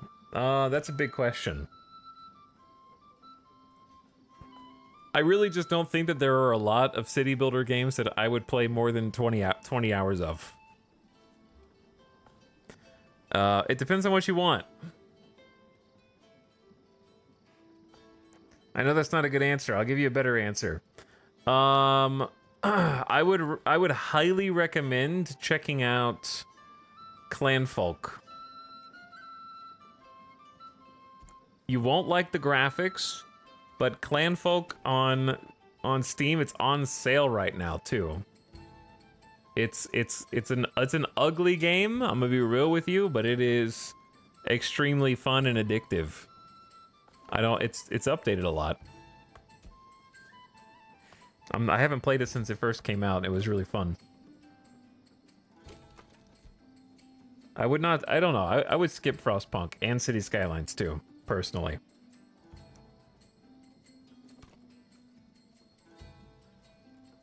But check out Clanfolk if you like survival kind of hybrid colony and city builders. It's almost like a RimWorld art style, but not really. But it's a very different game. It's much more logistics focused. You have to build like supply baskets for everything. You have to like make sure you have enough storage spaces for everything. It's pretty satisfying. But I would put that towards the top of my list. I would also put Farthest Frontier at the top of my list. I've heard great things about Workers and Resources Soviet Republic. If you want to graduate from City Skylines, get Workers and Resources Soviet Republic instead. If you're a faded, tired, dejected City Skylines gamer, go get Workers and Resources. Huge game. You'll play for hundreds of hours.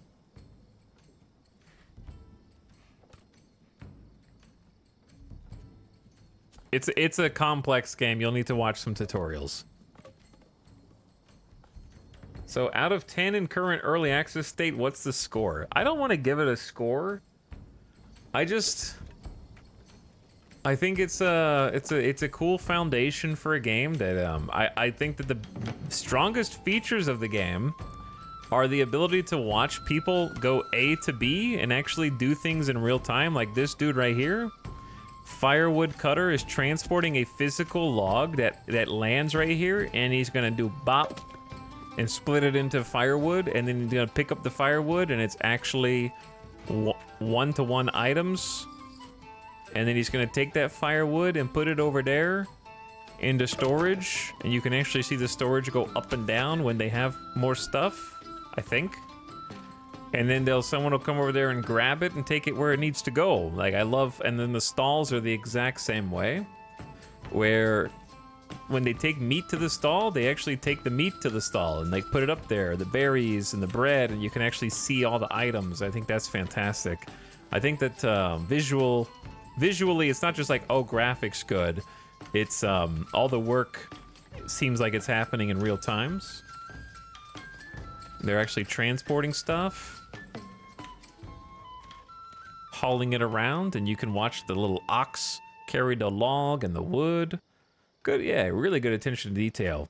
And I think that the design of the houses going from tier 1 to tier 2 looks good. Performance has been nice. It's making my computer work for it, but it's been good. I think like watching the crops get planted and harvested is satisfying. Doesn't really cut any corners there. But I think it's also a very simple game. And I don't mean simple in like a stinky way. I just mean like, I don't know. People in chat are having vastly different experiences difficulty-wise. I have not struggled once in this game, I would say. Only I've struggled with UI issues that I don't understand. And difficulties with like storage and or like requirements are not met for you, but are met for the other guy.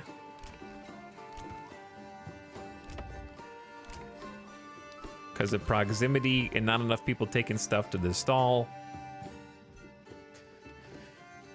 But yeah, I would say in its current state, the complexity of this game is very front-loaded, where it seems hard because you don't really understand what it wants you to do. But once you understand what it wants you to do, I would say that it is very straightforward in its current iteration. And you will get through all of the things that you can build very fast, I would say. Unless you've never played a city builder before. If you've played city builders before, I would say that there's about 6 to 8 hours of content so far in the game. For me personally. If you were just playing without yapping. If you've never played a city builder before and you have to restart a bunch, that might change. But I feel like right now I feel like I'm playing kind of like a Banished remake with a graphics mod. Which is still good, but it's also missing a bunch of the other features that were in Banished, I would say.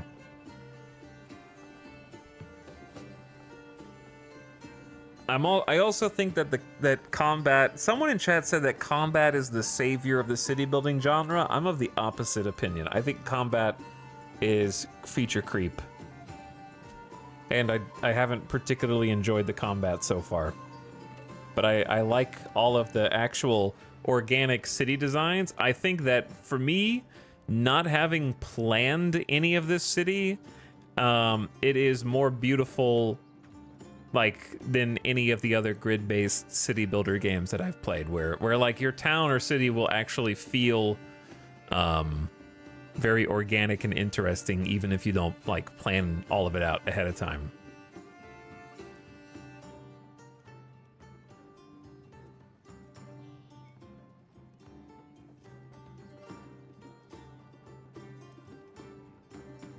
Are you on the bandwagon about Against the Storm? No, I don't really care for Against the Storm too much.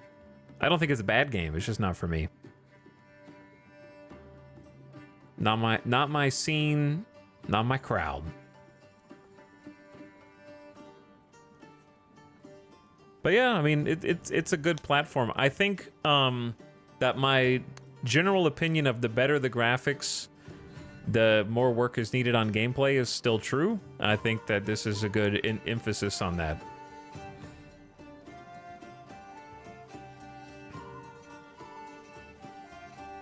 Which is why I would recommend checking out Clanfolk. It's a little bit more intimate and personal than this, I guess. It's not really a city. It's more just like a farm community. But yeah, I would say at this stage, I'm not really sure what I should do in the game. I don't feel like I have any goals. I'm not really sure what you kind of just play to place all the buildings down, I think. And then I'm not really sure what to do after that.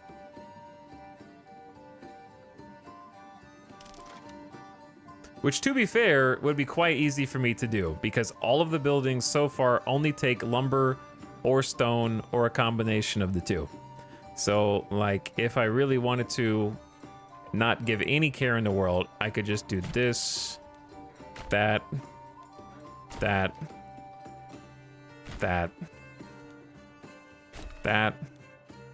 and I'd probably have enough resources for all of them to build the buildings, but I wouldn't have the resources that they need in order to work. Well, we do have iron. which I'm assuming the bloomery makes the slabs for the smithy. We don't have clay. We don't have barley. We do have hides, we do have wool, and we do have berries. So out of these, I could just place 7 buildings haphazardly, and 5 out of 7 of them would work instantly if I had families. So I feel like you could get through this quite fast without having to, and I don't need any special resources to construct them. So the progression definitely needs work there. Because there should be special, like, the fact that none of these need planks is crazy to me. They just cost basic wood. That has to change in early access for sure. None of them need planks or any other special resources. Sealder, rewind the VOD 15 minutes.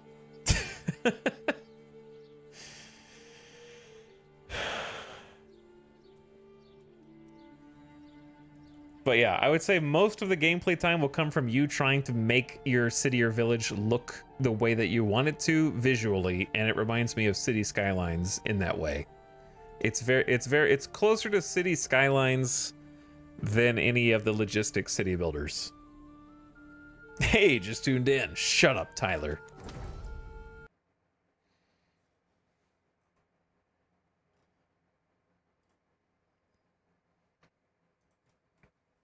He doesn't hate it, but Chad thinks he hates it. It's just exactly what you expect from a day one early access city builder release to me. It just so happens that this one had 3 million wish lists. Because it is gorgeous and beautiful and also has combat in it. Is what I would say. I think Manorlords is perfectly fine. If you get it, you'll probably enjoy your time. I do think $40 is a little crazy for this. I think if it were just $30 without the sale, that would be like a good price if it were 2 years from now, post early access content updates.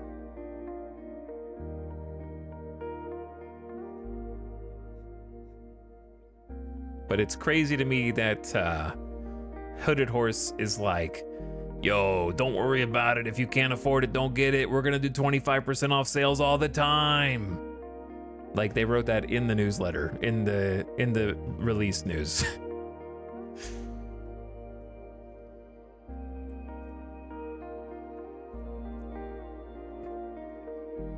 If money's tight right now or you're uncertain, we'll run those 25% discounts often and give you plenty of opportunities to get the game later. No one should feel any fear of missing out or any kind of pressure. Dude, shut up. Who wrote that? I love Hooded Horse, but shut up, dude.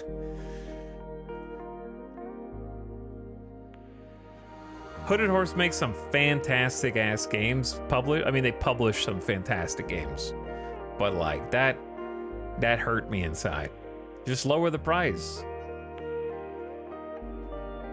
If you're gonna lower it anyways, artificially, with fake FOMO over and over, you don't need to worry about missing out. We're gonna FOMO you all the time. You missed this one, don't worry. We'll hit you with that FOMO on the next sale, and then the next one, and then the next one after that.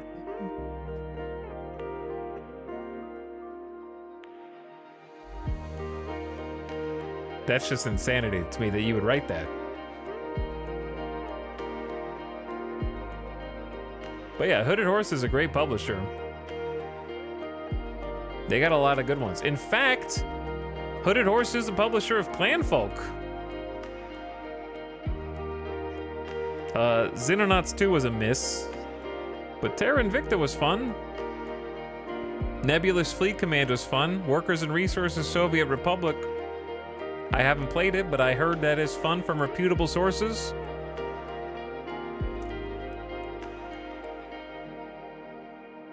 They published Against the Storm.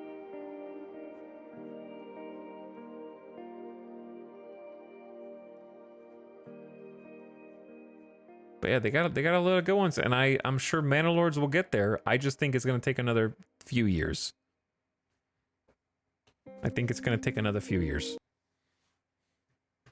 There's definitely like A good there's a nugget in there that just needs the typical amount of time in the early access oven, which for me is at least 6 years. Chat, name one early access game that you loved when it was in early access that didn't take 6 years before you were like, yes, this is it. Like even RimWorld, right? RimWorld I played in 2013. I don't think RimWorld was like great until 1.0 at least.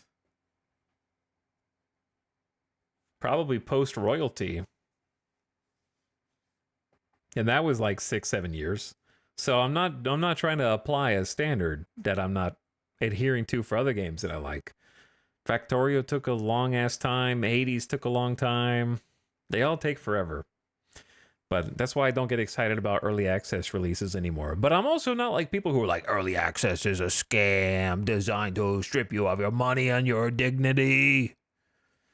Early access is one of the best things that ever happened to Steam. And somebody needs to say it.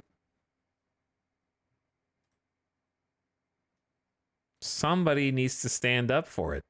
Okay? It's not my fault you guys, some of you guys are dumb as hell and you just buy whatever bullshit they put on there, okay? You should be able to look at a game, look at the trailer, look at the reviews, and then decide if you can figure it out, watch some streams, and you'll know if you'll like it or not. Or you can refund it because you get 2 hours to refund it if it doesn't go right. You have so many opportunities to not lose money. They even let you do over and get your money back. It's crazy. I see video game, I buy video game.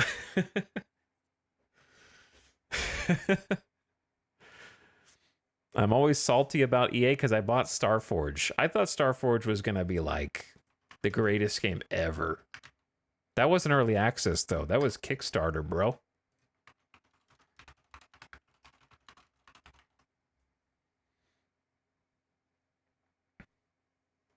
Sorry, that was Indiegogo. My bad.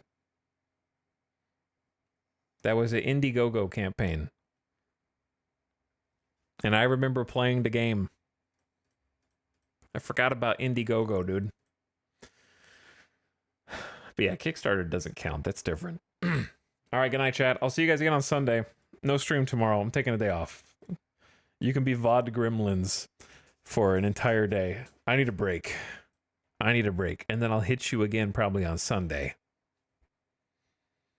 That'll be the plan. But hey, it was nice to take a RimWorld break today and nice to check out another new game that I feel like I give the same review every time we check out a brand new game, which is can't wait to see what it's like in 3 to 6 years. I'm excited to keep up with it and check it out in 3 to 6 years. I wish them all the success in the world. But it's going to be a while. Thanks for stream. Thanks for watching. Thanks for hanging out. Thanks for all the first-time chatters who were like, People Rive, what's this? What's this? And I'll catch you in a couple days. Enjoy your Saturday, gamers.